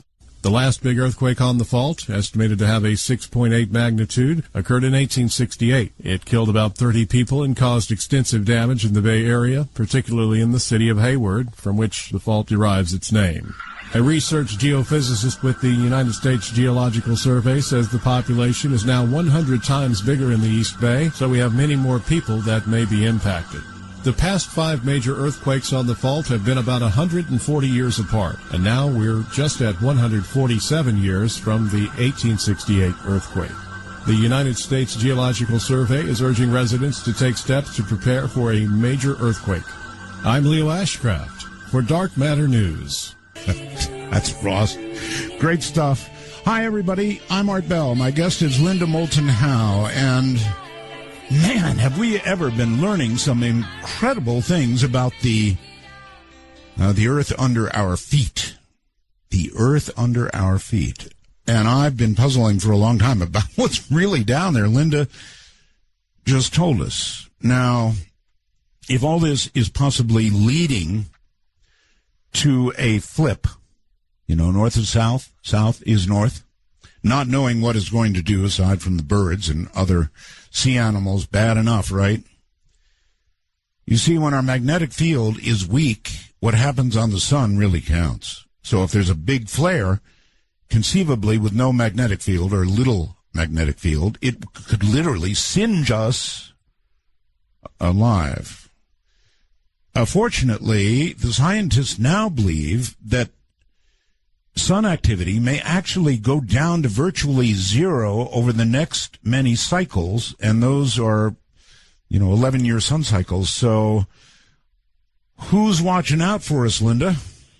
It's a very good question, because that would both impact perhaps a slightly cooler temperature on the Earth like it did long ago during the Younger Dryas in some areas. And it would, as you just said, if we had a quiet sun during a period of time of the magnetic pole flip, it might change those estimates on the number of skin cancers and other problems because it's energy that we can't absorb without it damaging us on the surface, depending upon intensity. So if the sun gets quiet, it would be this beautiful serendipity of things coming together in a confluence where the Earth is changing, the sun is changing, and they kind of are helping counterbalance this out.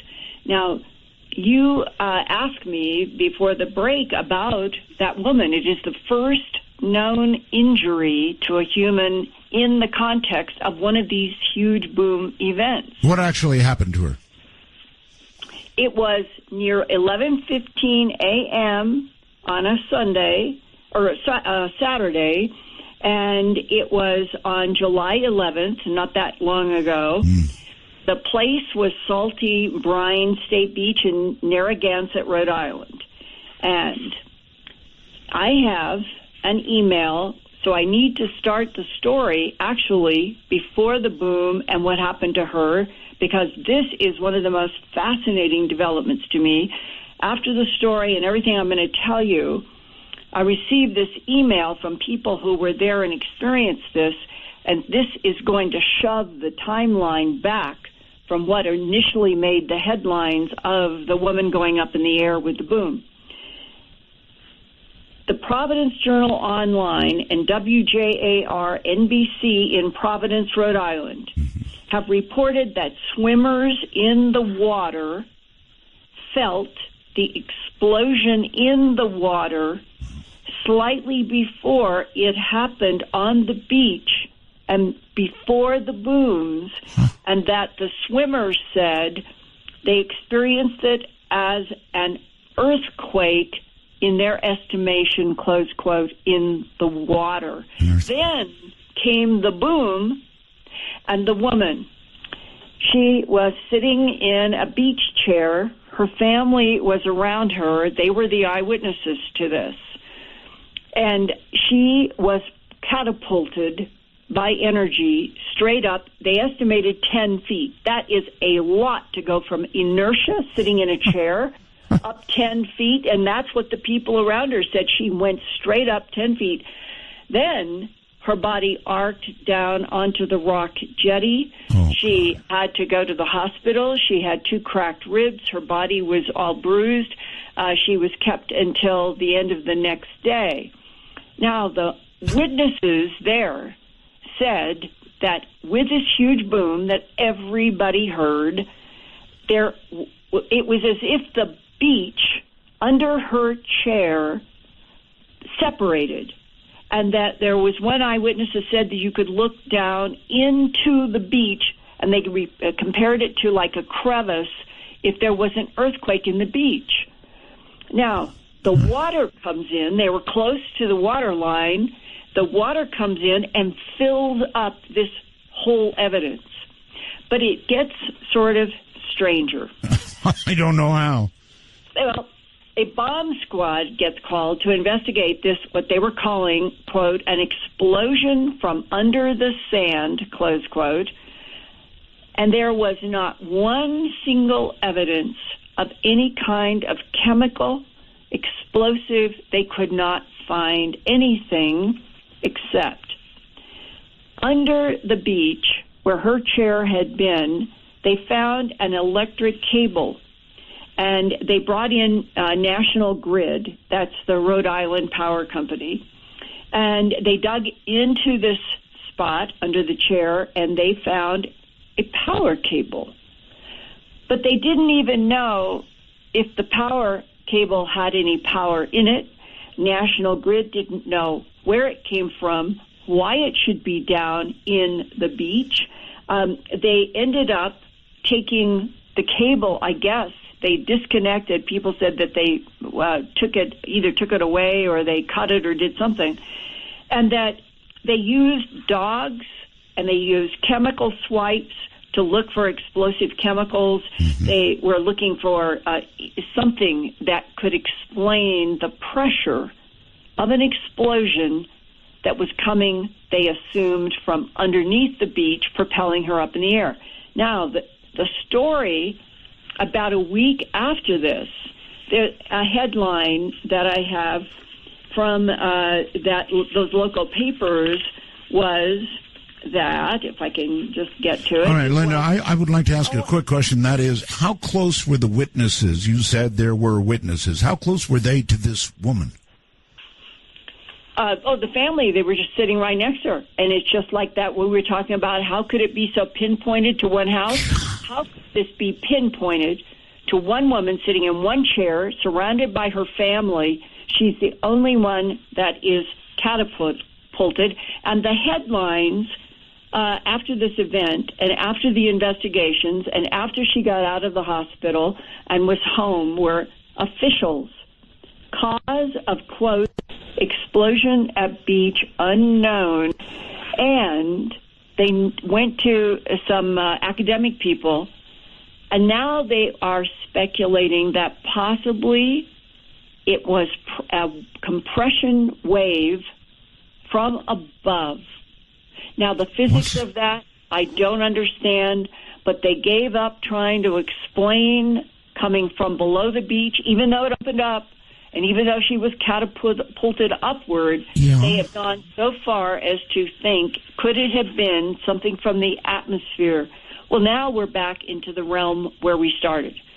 Could there be energy that is coming from a changing core in infrasound that goes up to the ionosphere and gets bounced back, sometimes in a pinpoint and sometimes across the Atlantic, or another one this year it was in November, is where it went from North Carolina.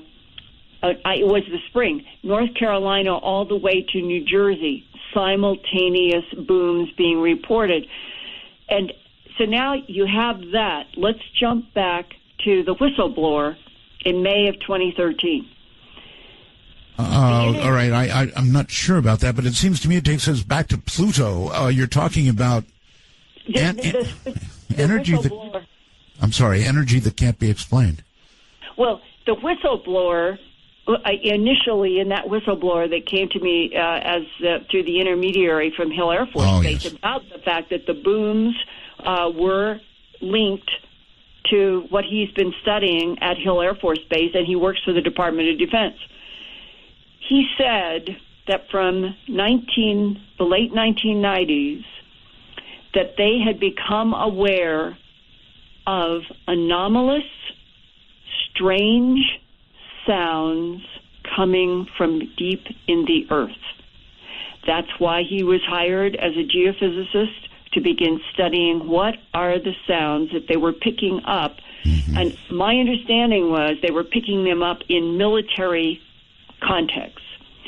And that he said through the intermediary to me that their greatest concern in 2013 was that they are worried that if these core changes could be leading up to a magnetic pole shift and causing seismic swarms, which appears to be part of this, and there have been seismic swarms all over in so many different places, but not always tied to the booms, which has been extremely contradictory and confusing. Yes. But he said the top of their concern list, Juan de Fuca and Yellowstone Park. Oh, God. And what have we heard about in the New Yorker came out with a brilliantly written and detailed article about if Juan de Fuca, it's a plate, like we've got continental plates. Well, Juan de Fuca is another it's a small plate, but it's off of the Vancouver area and stretches Washington, Oregon, that area. It has been of concern for a long time because Juan de Fuca is going under the North American plate. And whenever you have plates, a large one going over a small one, the possibility of a tremendous energy release is definitely in the cards. That's what the New Yorker article was about. And if it, we'll just say, cracks, breaks, and releases up to a 9.1 to a 9.3 as potential, The estimate was that the population from the Canadian Vancouver, U.S. Vancouver, down the western coast of Washington, Oregon, and into Northern California could be millions of people lost. Okay, so this is Juan de Fuca. Think of a triangle now in your mind's eye. So that's Vancouver. Now come to the east to Yellowstone. And the crater there, the last time it blew up, the animation that you can see today about that crater, if it blew up now with the intensity that it did about 600, 700,000 years ago, it would take out 6 states. Six states. Okay, so now you got Juan de Fuca, you have Yellowstone, come down to the Hayward Fault. There was a headline in the San Francisco Chronicle, those papers today, that USGS is worried that the Hayward Fault to the east of San Francisco and coming down, that it is overdue, and it parallels what? The San Andreas. Right. And the San Andreas is part of that big fault line that goes all the way down California.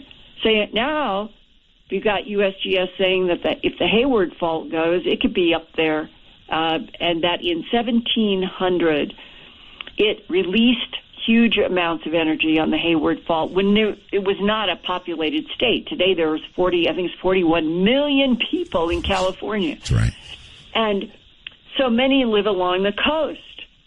And if San Andreas, Hayward, Juan de Fuca, or Yellowstone should be agitated by what is going on in the core of the Earth, translating out infrasound, causing more seismic and volcanic activity as it's getting ready to go into a magnetic pole flip, that's a hypothesis, then we are in a time when the Earth itself, Art, more than the Middle East, more than anything else, that the changes on this Earth geophysically could end up being the pivot point for all of humanity, from rising water to increased seismic activity to perhaps one of these fault lines going like it did in Fukushima in Japan, only here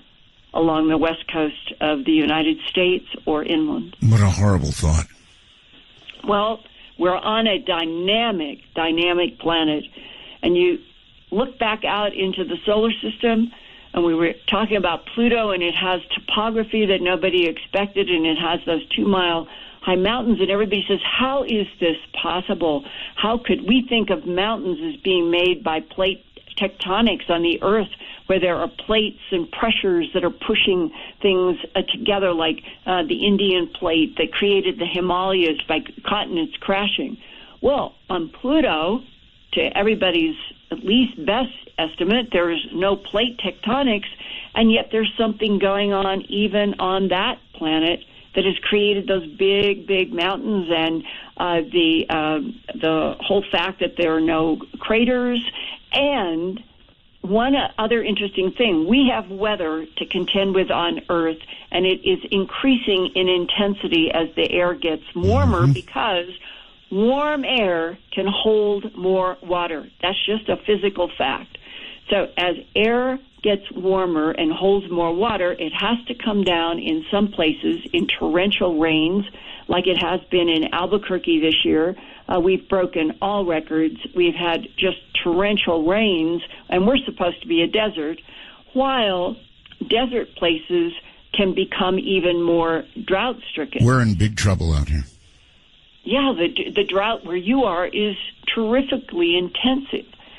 So we have this dynamic planet, and that it is in the dynamic nature of Earth. It has been like this for 4.6 billion years, evolving, changing, and that it is perhaps there is something about a planet like Earth that all of the dynamic of it, from the core to the surface, and these constant changes with the sun, are what make it such a perfect petri dish for developing and evolving life that you couldn't do, let's say, even on fascinating Pluto.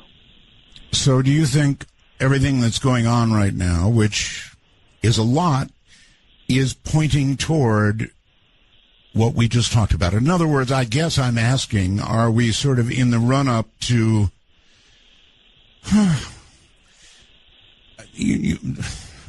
I hate to use the word Armageddon, but for those who would be affected by what you described, that's what it would amount to. Well, the one thing that I think has been healthy in the appearance of this article in the New Yorker, the straightforward discussion by USGS, is that when we're told the truth, I think it prepares us psychologically, and we know that we keep living our lives.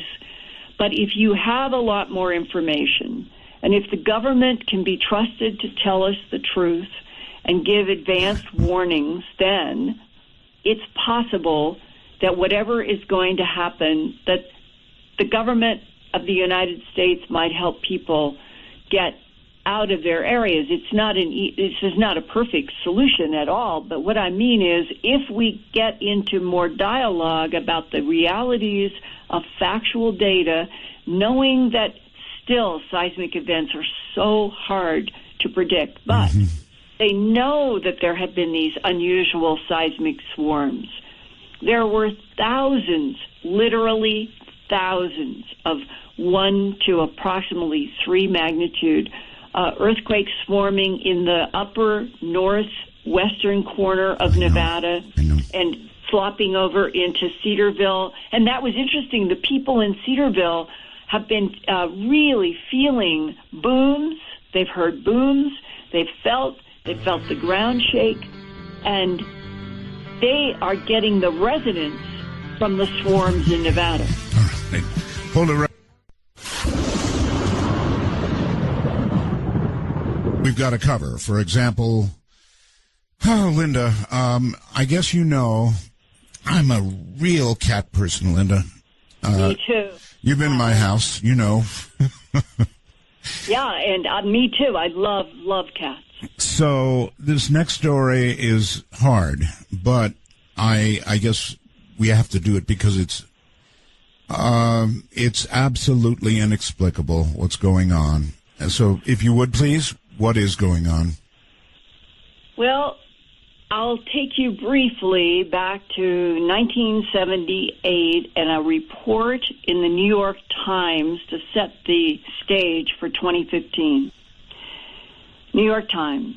In 1978, in St. Catharines near Toronto, Canada, authorities were frustrated by more than 100 missing cats and dogs, and many others found in their owners' yards, cut in half, skinned, decapitated, disemboweled, or paws removed without any blood at the site. No blood?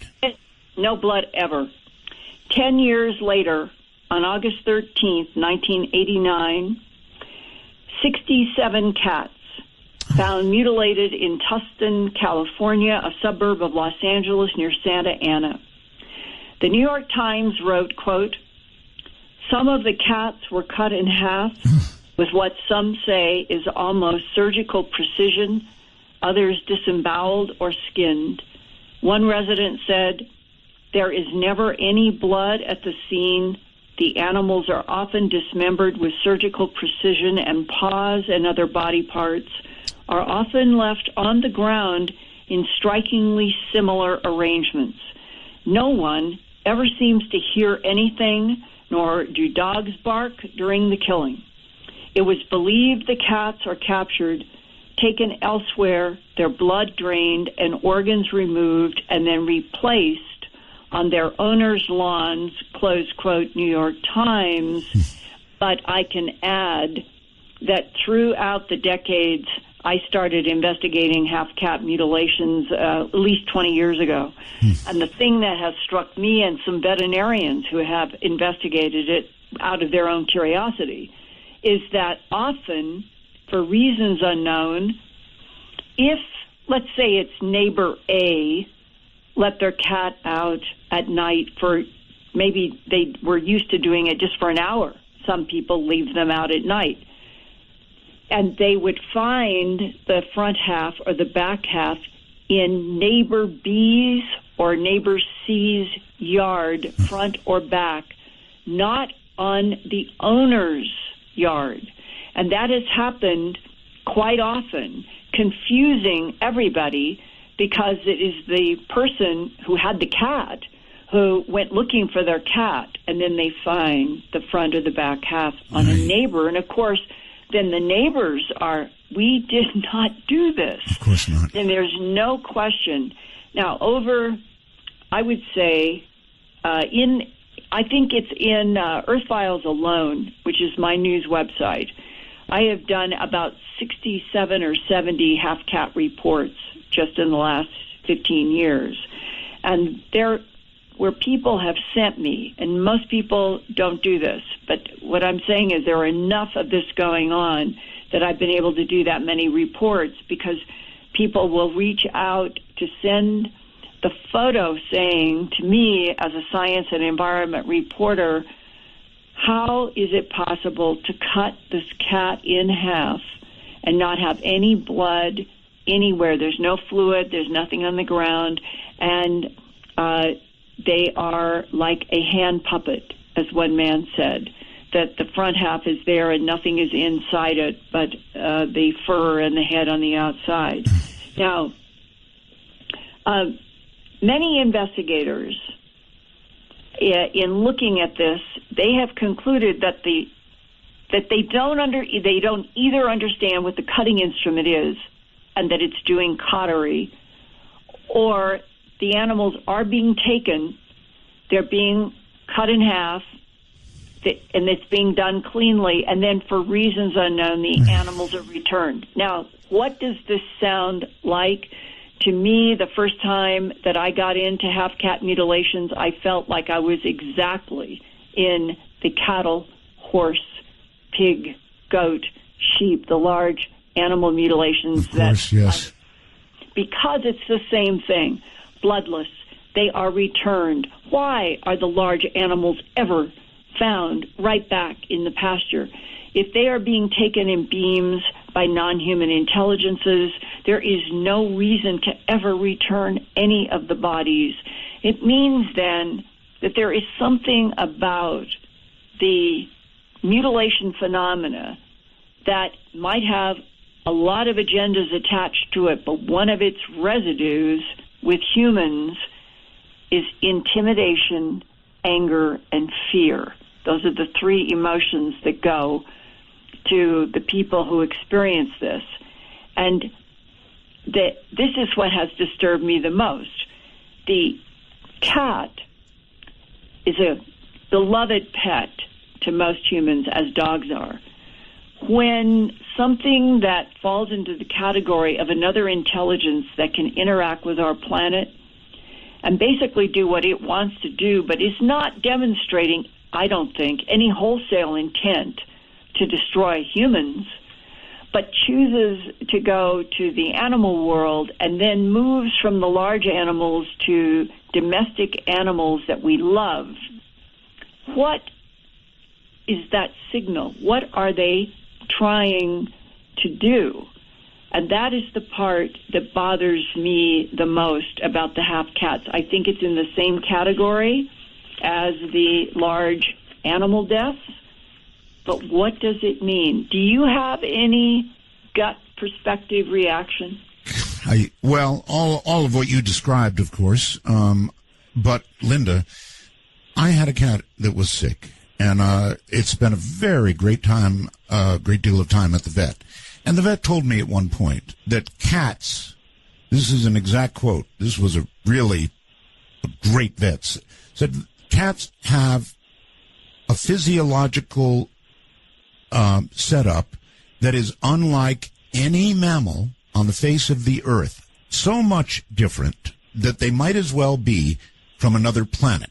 That's an exact quote. So I don't know why whoever it is would be interested in cats, but it's got me wondering if one of these days soon we're going to be finding half people.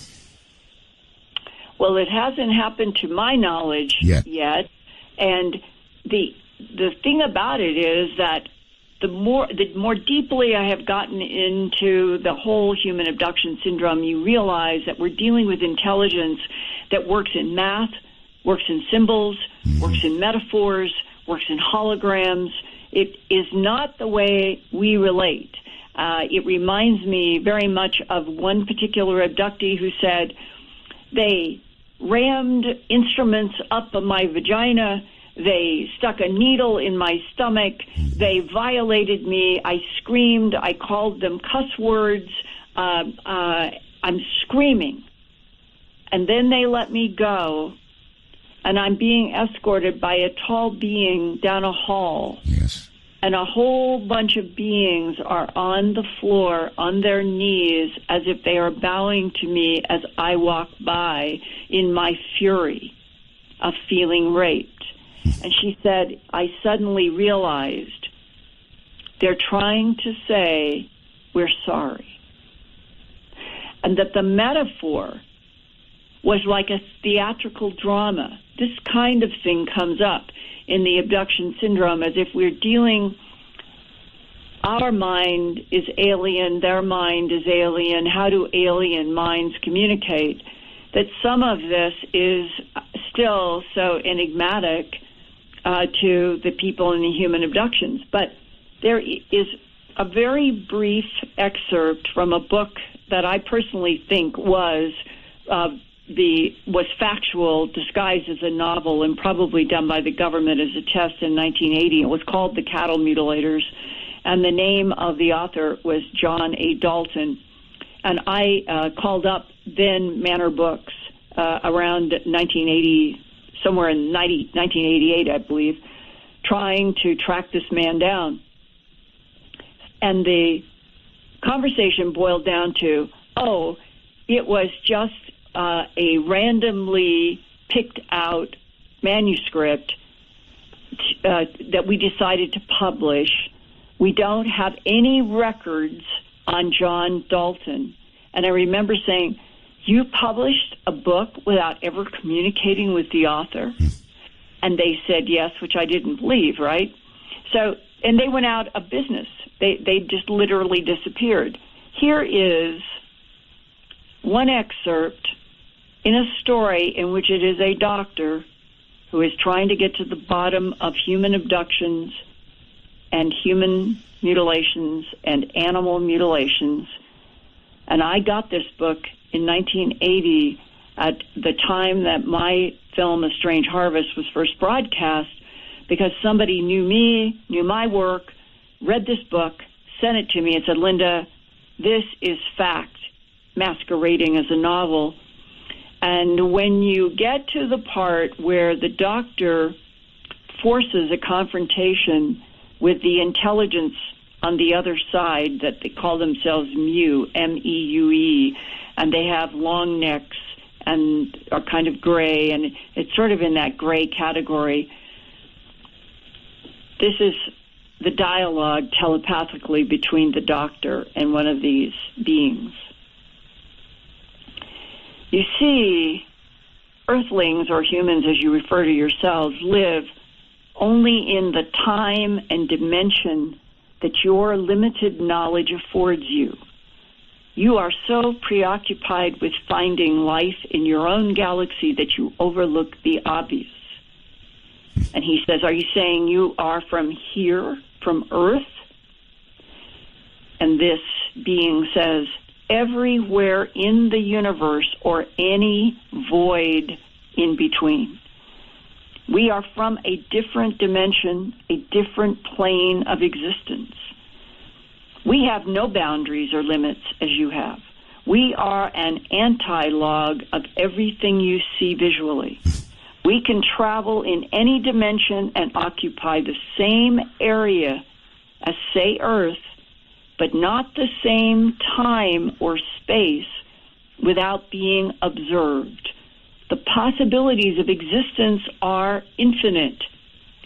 The doctor. In other words, we could both be in the same spot and neither of us would be aware of the other.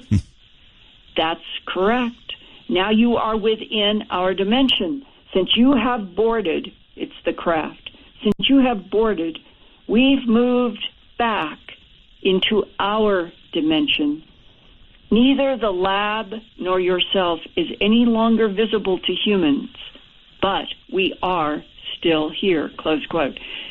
And this brought so many things into focus for me because there has, throughout all of the human abduction syndrome, the dragonfly drone phenomena of 2007, the visibility and invisibility, the descriptions from World War II of craft that were not moving from point to point, they were popping in and out point to point. Right. The whole issue of intelligence being able to manipulate space-time, and that dimensions are a fabric of the cosmos that we still are not familiar with beyond what happens at the moment of death, and the transfer of the soul to another dimensional frequency is a concept that humanity has tried to deal with. But if abductees are correct, how many times have I heard from people going over the last 36 years, Linda, I was shown, or I was told, or I felt that there are so many more dimensions that we know nothing about and we cannot go in, but the intelligences that are interacting with us on this planet, they do have needs. They move in dimensions. And that is the big box of humans not having any comprehension about the physics or the agendas or the intents of beings that can move dimensions and timelines as well as matter worlds. But I believe that the government of the United States, working with the UK and Australia and Canada, the allies of World War II, I think that when Ben Rich, in that university presentation that he made years ago before he died, that was so significant, and he said, we can take ET home. We have every technology that you could imagine, but none of it is out in the public where humanity lives on our own planet. That is the disconnect between the 1% and the 99%. That is the dark underbelly of trying, maybe starting out protecting humanity from shock to the system, to reaching a point where the so-called idea of us having some sort of a colony on Mars, and that it is there secretly, and it could very well be, and that the Earth, waiting for the generations to pass from the Earth, so that the new history, the concocted history, the idea that we have a colony on Mars that just happened to get there through human effort, that could be one of the designs and agendas when everything in me feels, and certainly that's the way the abductees and a lot of military people feel, for us to continue on this planet to live with 1% power brokers who are keeping these huge, huge truths about what we humans are, what other life there is in the universe from us, is the most damaging possible route. Because we humans, we need to grow up, we need to become stronger, and we surely should never get down on our knees to beings that show up. Linda, I've got to take a quick break, but I want to just point something out. You mentioned abductees being shown a kind of a reverence by those who abduct them at the end, after violations, that kind of thing. That was one metaphor for that one woman. It made me think of the Native Americans, that when they kill an animal, I think they thank it and they thank the earth. Just something that occurred to me when you said that. Hold tight, Linda. We'll be right back. We've got to get to the phones, actually. I'm sure lots of people have questions for you. What a presentation. Linda Moulton Howe. All right. Those are the actual phone numbers, folks. And we've also, of course, got Skype. If you're in North America, you dial us up at MITD51. That's MITD51. Use a headset mic if you can, or your cell phone, whatever. If you're outside North America, we've got an overseas Skype just waiting for you at MITD 55. That's MITD 55. And Linda, I hope you're up for a few questions. Lots of people. Yes, I would love to interact. Okay, good. Let's, I guess, go to Florida. Hello there in Florida. You're on the air with Midnight and Linda. Hello, I am Linda. Hi. Hello. Yeah, I just wondered just what is going to happen when the government releases all the information out about aliens in space. What is going to happen when they do? Yeah, that's exactly when it what's going to happen. Linda, are you getting this? I'm not exactly sure, unless she's asking, do I think that there will be some sort of collapse?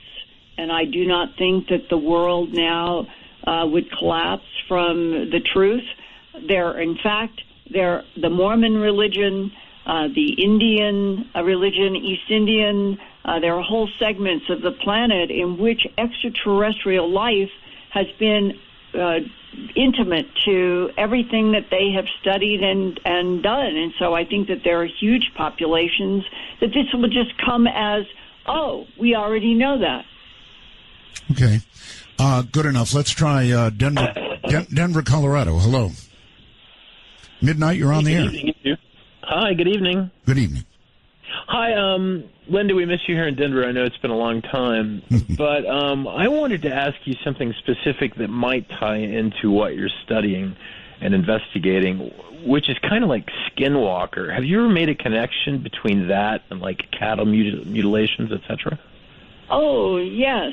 The whole Skinwalker Ranch, it goes back to when Art and I were doing Dreamland and Coast. Right.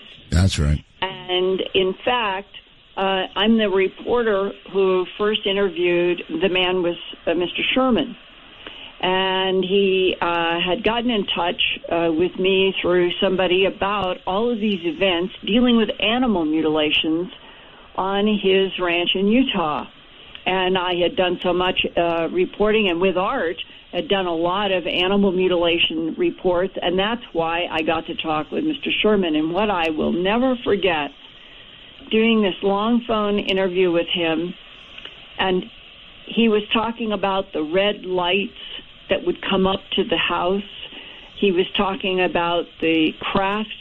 He was talking about looking through binoculars and his hunting sights, scope on his rifle. He was talking about Sasquatch-type events and the mutilations, and said one night, in frustration and anger, he could see through his binoculars what looked like lights going around something that was perhaps round or a disc down in the pasture where he had lost animals. And he said he just, I don't know if he took his gun, I can't remember, but he tromped down to where he had been seeing this thing through the binoculars, and he got right under it and said it was not very far above the ground, and it was some sort of a craft, and the light coming through the windows was sort of a pale yellow, and inside, he, Sherman, looking up, could see what he thought looked like two humanoid men. And telepathically, what came into Sherman's mind was this: it would do no good to explain to him what we were doing. He would never understand. And it came telepathically into his mind. And it was in the context of one bizarre, disturbing animal deaths, the lights, his family upset, everything. And it was that insight that he said, we're dealing here with something that can do what it wants to do, but it's not going to explain to you or me what it's up to. And it was after I did and ran that interview with you, Art, that I believe it was Robert Bigelow then decided shortly thereafter that he would talk with Sherman and ended up buying the ranch. That's right. That became his science, sort of for science research. And then George Knapp worked with Colm Kelleher, on the book having to do with the skinwalker. And the skinwalker is the idea in the North American Indian where things can come, we're talking about dimensions, things can come in sort of from a different frequency. And that brilliant, dramatic open of what they thought was a big wolf coming right at them, and then the wolves would disappear, or the black cats in England, panthers in England, but they disappear. Are these the manifestations of something that's in another dimension that when we extend our arm out in the air and we make circles, are we literally in some way actually moving XYZ in an area where there is another frequency where a whole bunch of other things are happening and we're all overlaid and connected? All right, we've got to hold it right there. Caller, thank you, and Linda, thank you. We'll come back in just a very few moments. News coming up. I'm Art Bell, and you're... For Dark Matter News, I'm Leo Ashcraft. A creationist group in the United States has raised $20 million to reconstruct a full-scale working model of Noah's Ark, the ship that saved Noah and all the world's animals from a flood in the Bible's book of Genesis. The Kentucky-based Christianity-defending group Answers in Genesis is now two-thirds of the way to reaching its fundraising target of $29.5 million. All thanks to donations from thousands across the world who want to see its Ark's Encounter project take sail. Answers in Genesis, a group that believes the world is around 6,000 years old, is basing the construction of the Ark on the dimensions provided in the Bible in Genesis 6, and in accordance with the sound established nautical engineering practices of that era. NASA has confirmed that the Earth will experience 15 days of total darkness between November 15th and November 29th, 2015. The event, according to NASA, hasn't occurred in over 1 million years. So says the website Newswatch 33. While the article seems legit, and the NASA official cited in the article, Charles Borden, does work for NASA, according to Snopes, the website Newswatch 33 is not a legitimate news outlet. Snopes says that Newswatch 33 hoaxed social media users a number of times since its inception, falsely claiming supporters raised $4 million for the defense of Charleston shooting suspect Dylan Roof, that a girl was electrocuted by her iPhone earbuds, that Jay-Z and Beyonce purchased the rights to the Confederate flag, and that the government had impregnated inexpensive cigars with listening devices. The moral of the story, be careful what you read while surfing the internet. This is Dark Matter News. A caller to a popular conspiracy talk radio show out of Ozark, Alabama, which is near the Rook Air Force Base, claims to have been tackled to the ground, arrested but not charged by several UN troops while attempting to take their picture at a local Walmart. The man claims that there were two men with badges wearing the United Nations logo, surrounded by 6 other men in dark suits who appeared to be their bodyguards. While attempting to film the men, 4 drew guns on the man, while 2 others took him to the ground. There have been numerous sightings of UN vehicles, such as armored trucks and medical vehicles, attempting to hide their logos, spotted all over the country in the last few years. Many surmise that the United Nations will play a big role in a martial law scenario here in the U.S. after the anticipated collapse of the economy. We have no way at the moment to verify this man's claims. However, the timing of the report with the beginning of the Jade Helm exercise this month, it adds further to conspiracy worries. You might think with the vast reach of the Western world, there's no longer remains of any peoples unaware of the conveniences of modern society. We didn't look further than the Andaman Islands in the Bay of Bengal to disprove this notion, and they're one of the last uncontacted people on the earth. Estimates on their population vary greatly, in large part due to the hostility expressed by the islanders. Counts range from as low as 40 to as high as 500. Contact efforts have been made by Indian officials many times in the last century, and none of them have ended well. All recent observations of the island have been made from a great distance, and as such, getting an accurate head count remains difficult. The Sentinelese people are hunter-gatherers and are thought to have directly descended from the first human populations to emerge from Africa and have probably lived in the Andaman Islands for up to 60,000 years. As hunter-gatherers, it goes without saying that this group doesn't have any agricultural capabilities. More interestingly, there's no evidence that the Sentinelese have controlled fire. They're about as primitive of a people as one might hope to find in 2015. But don't expect to visit this island paradise soon, as the inhabitants of this isolated remote island kill all visitors on sight. I'm Leo Ashcraft for Dark Matter News.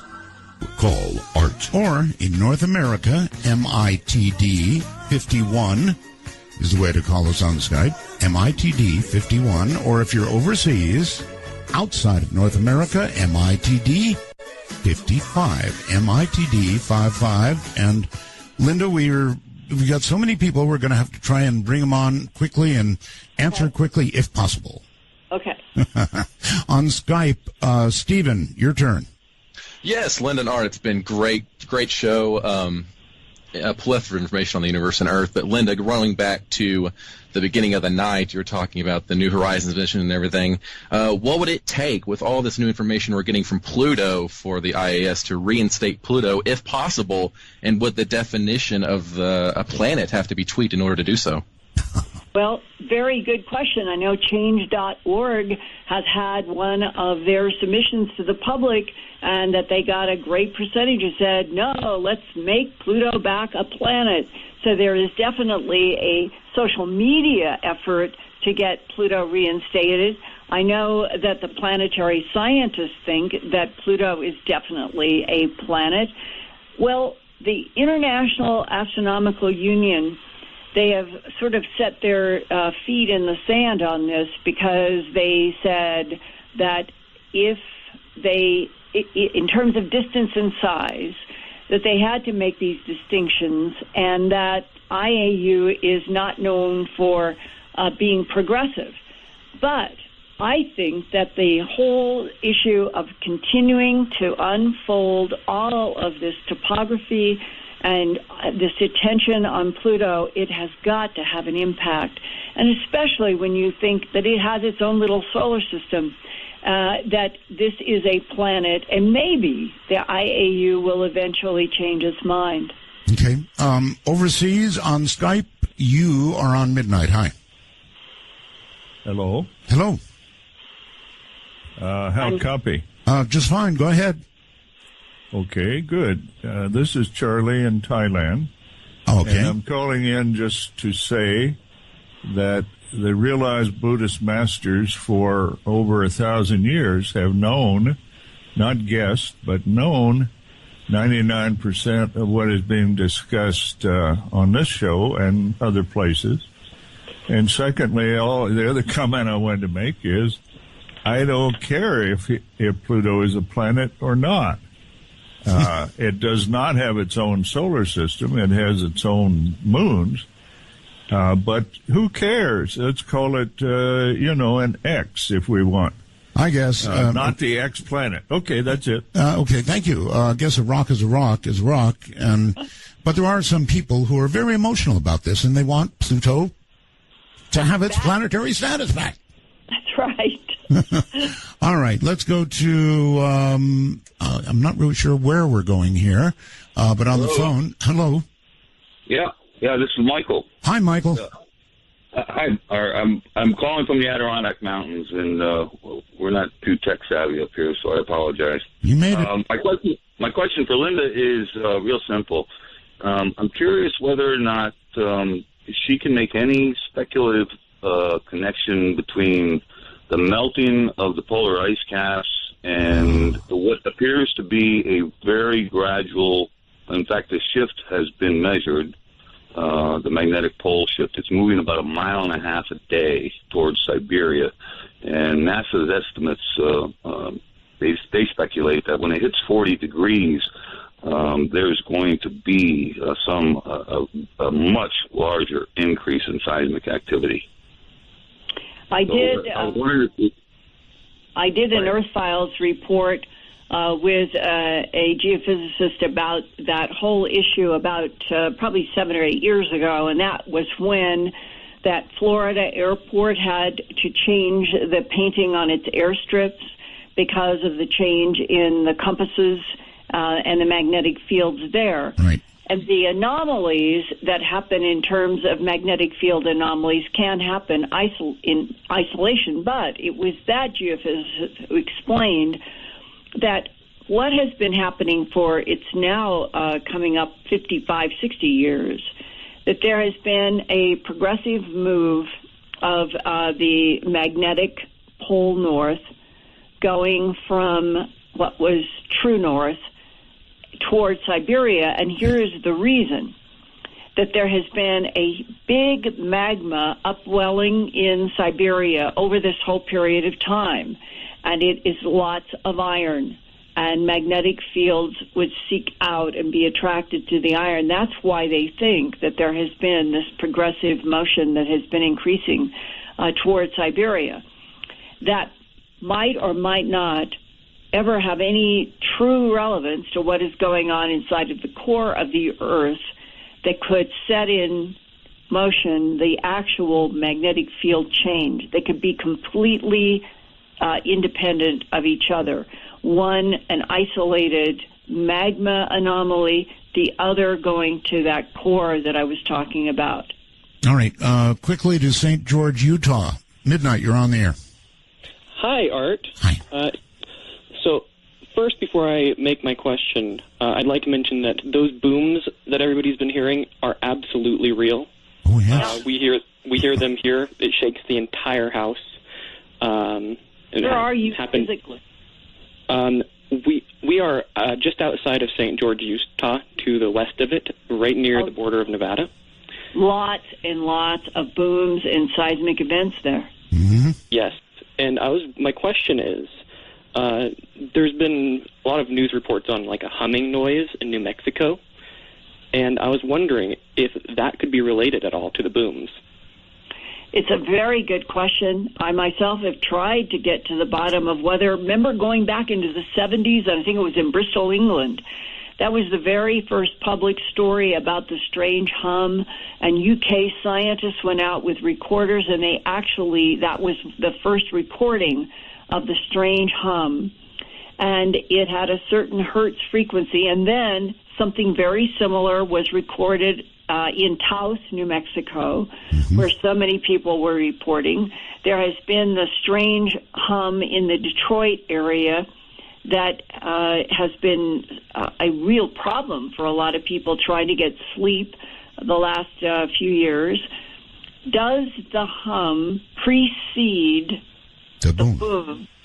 And I think they do historically, but could they be linked to the same changes going on in the Earth's core? If that whistleblower was hired by the Department of Defense to work at Hill Air Force Base at the end of the 1990s, it was around 1998, because they were hearing very unusual sounds coming from deep in the Earth, that means that if that date is true, the government has been aware of these changes and these sounds for a long time before they started happening around the world in 2011.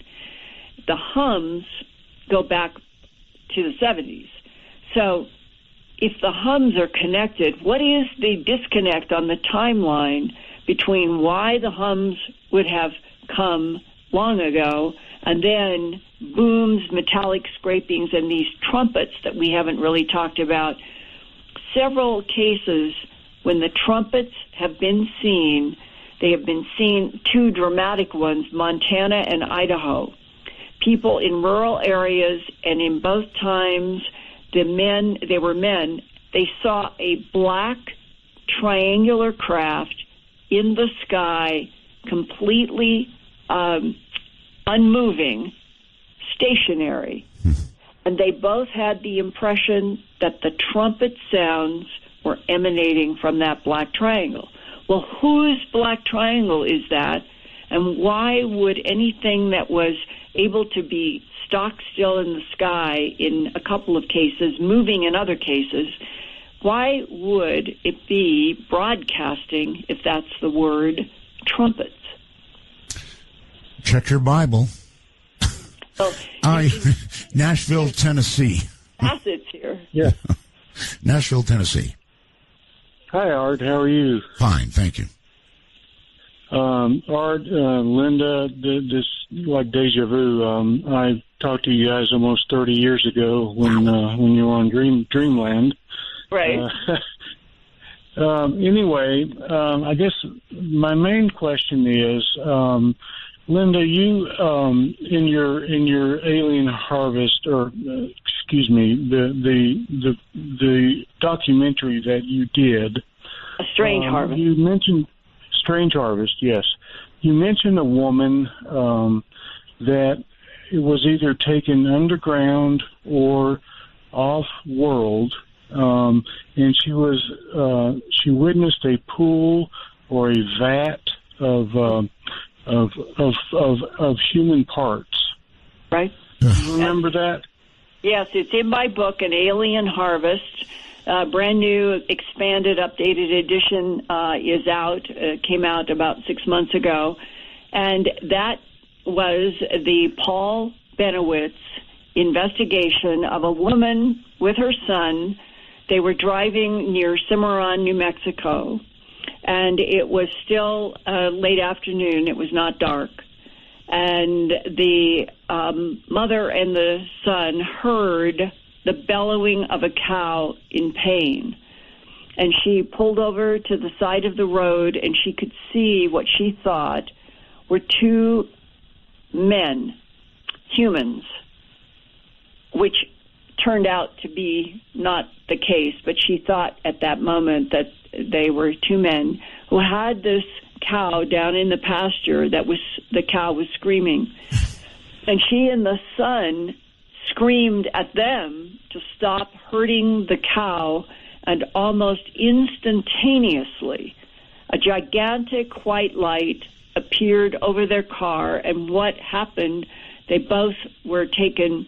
It's a long missing time case, and during the whole huge complex, I'm going to say they were taken to someplace underground, which she thought was on this planet down near Las Cruces.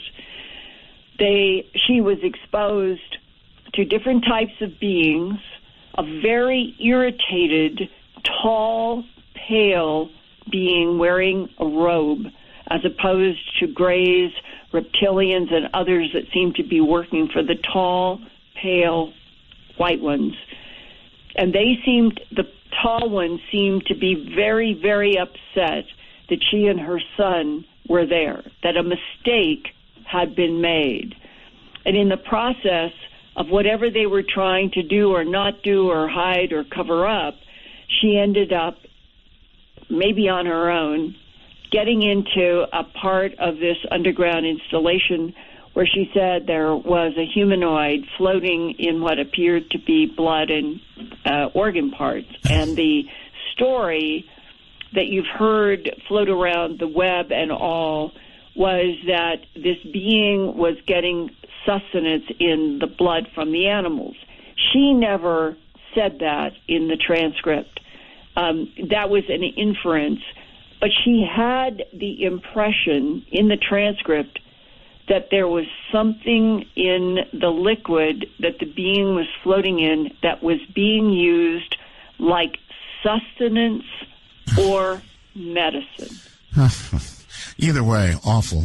William, you're on with Linda. Skype. Hello, William. Hello. Hello. Hello.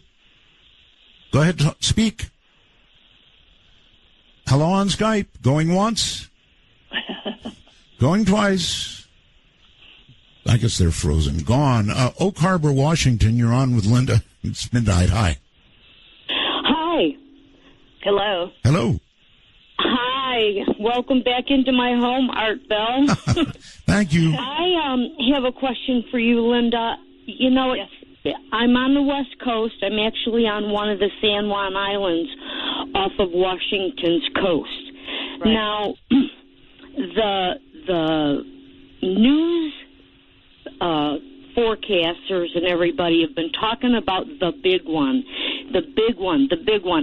And I've lived here since 1978, and the big one's always been discussed, but it seems like it's ramped up quite a bit. Michio Kaku was interviewed on CNN about this, and he said he would not live here if he had a young child. Right, and I heard the interview, yes. Yeah, and a couple days ago, one of my Facebook friends said they saw a FEMA vehicle on the island.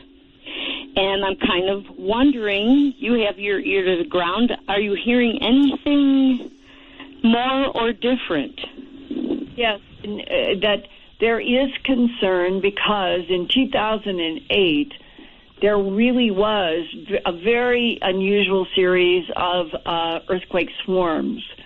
And seismologists in a place like Yellowstone, they don't become alarmed with the swarms that are just indigenous to that Yellowstone unless, and this is what they always say, if we start getting a swarm and the magnitudes go from 1 to 3 up to 5, then there should be a national alert, alarm. Mm-hmm. But out in that whole Juan de Fuca, it is related to this unusual seismic swarm that was studied in 2008. And then I know from personal interviews that I have done with geophysicists at Stanford and other places that there have been concentrated research into those swarms in the northwestern corner of Nevada, northeastern California, that have been going on now for a year or so, and that Cedarville has taken some of the brunt of that. And so we've got pockets of swarms that have been going on in places. The most unexpected, unprecedented was in Connecticut, and that was a few months ago on Granite Stone, and that there was no precedent for anything seismic happening there. This is the pattern. I think that there are patterns of seismic swarms, and when they start happening in an area where you have that Juan de Fuca plate that is going under the North American plate. Linda, we're running out of time. Yeah. We are out of time, actually. So I've loved it. Thank you so very much, Linda Moulton Howe, and of course, as always, we'll do it again. All right. So good night, and thank you for a hot night. See you later. Thank you. Okay, good night. Yeah, that's really it, folks. Good night from the high desert, where we are getting those swarms that Linda's talking about. Boy, we're getting a lot of swarms out here. What are we warming up for? I'm Art Bell, and this is Midnight in the Desert. Good night.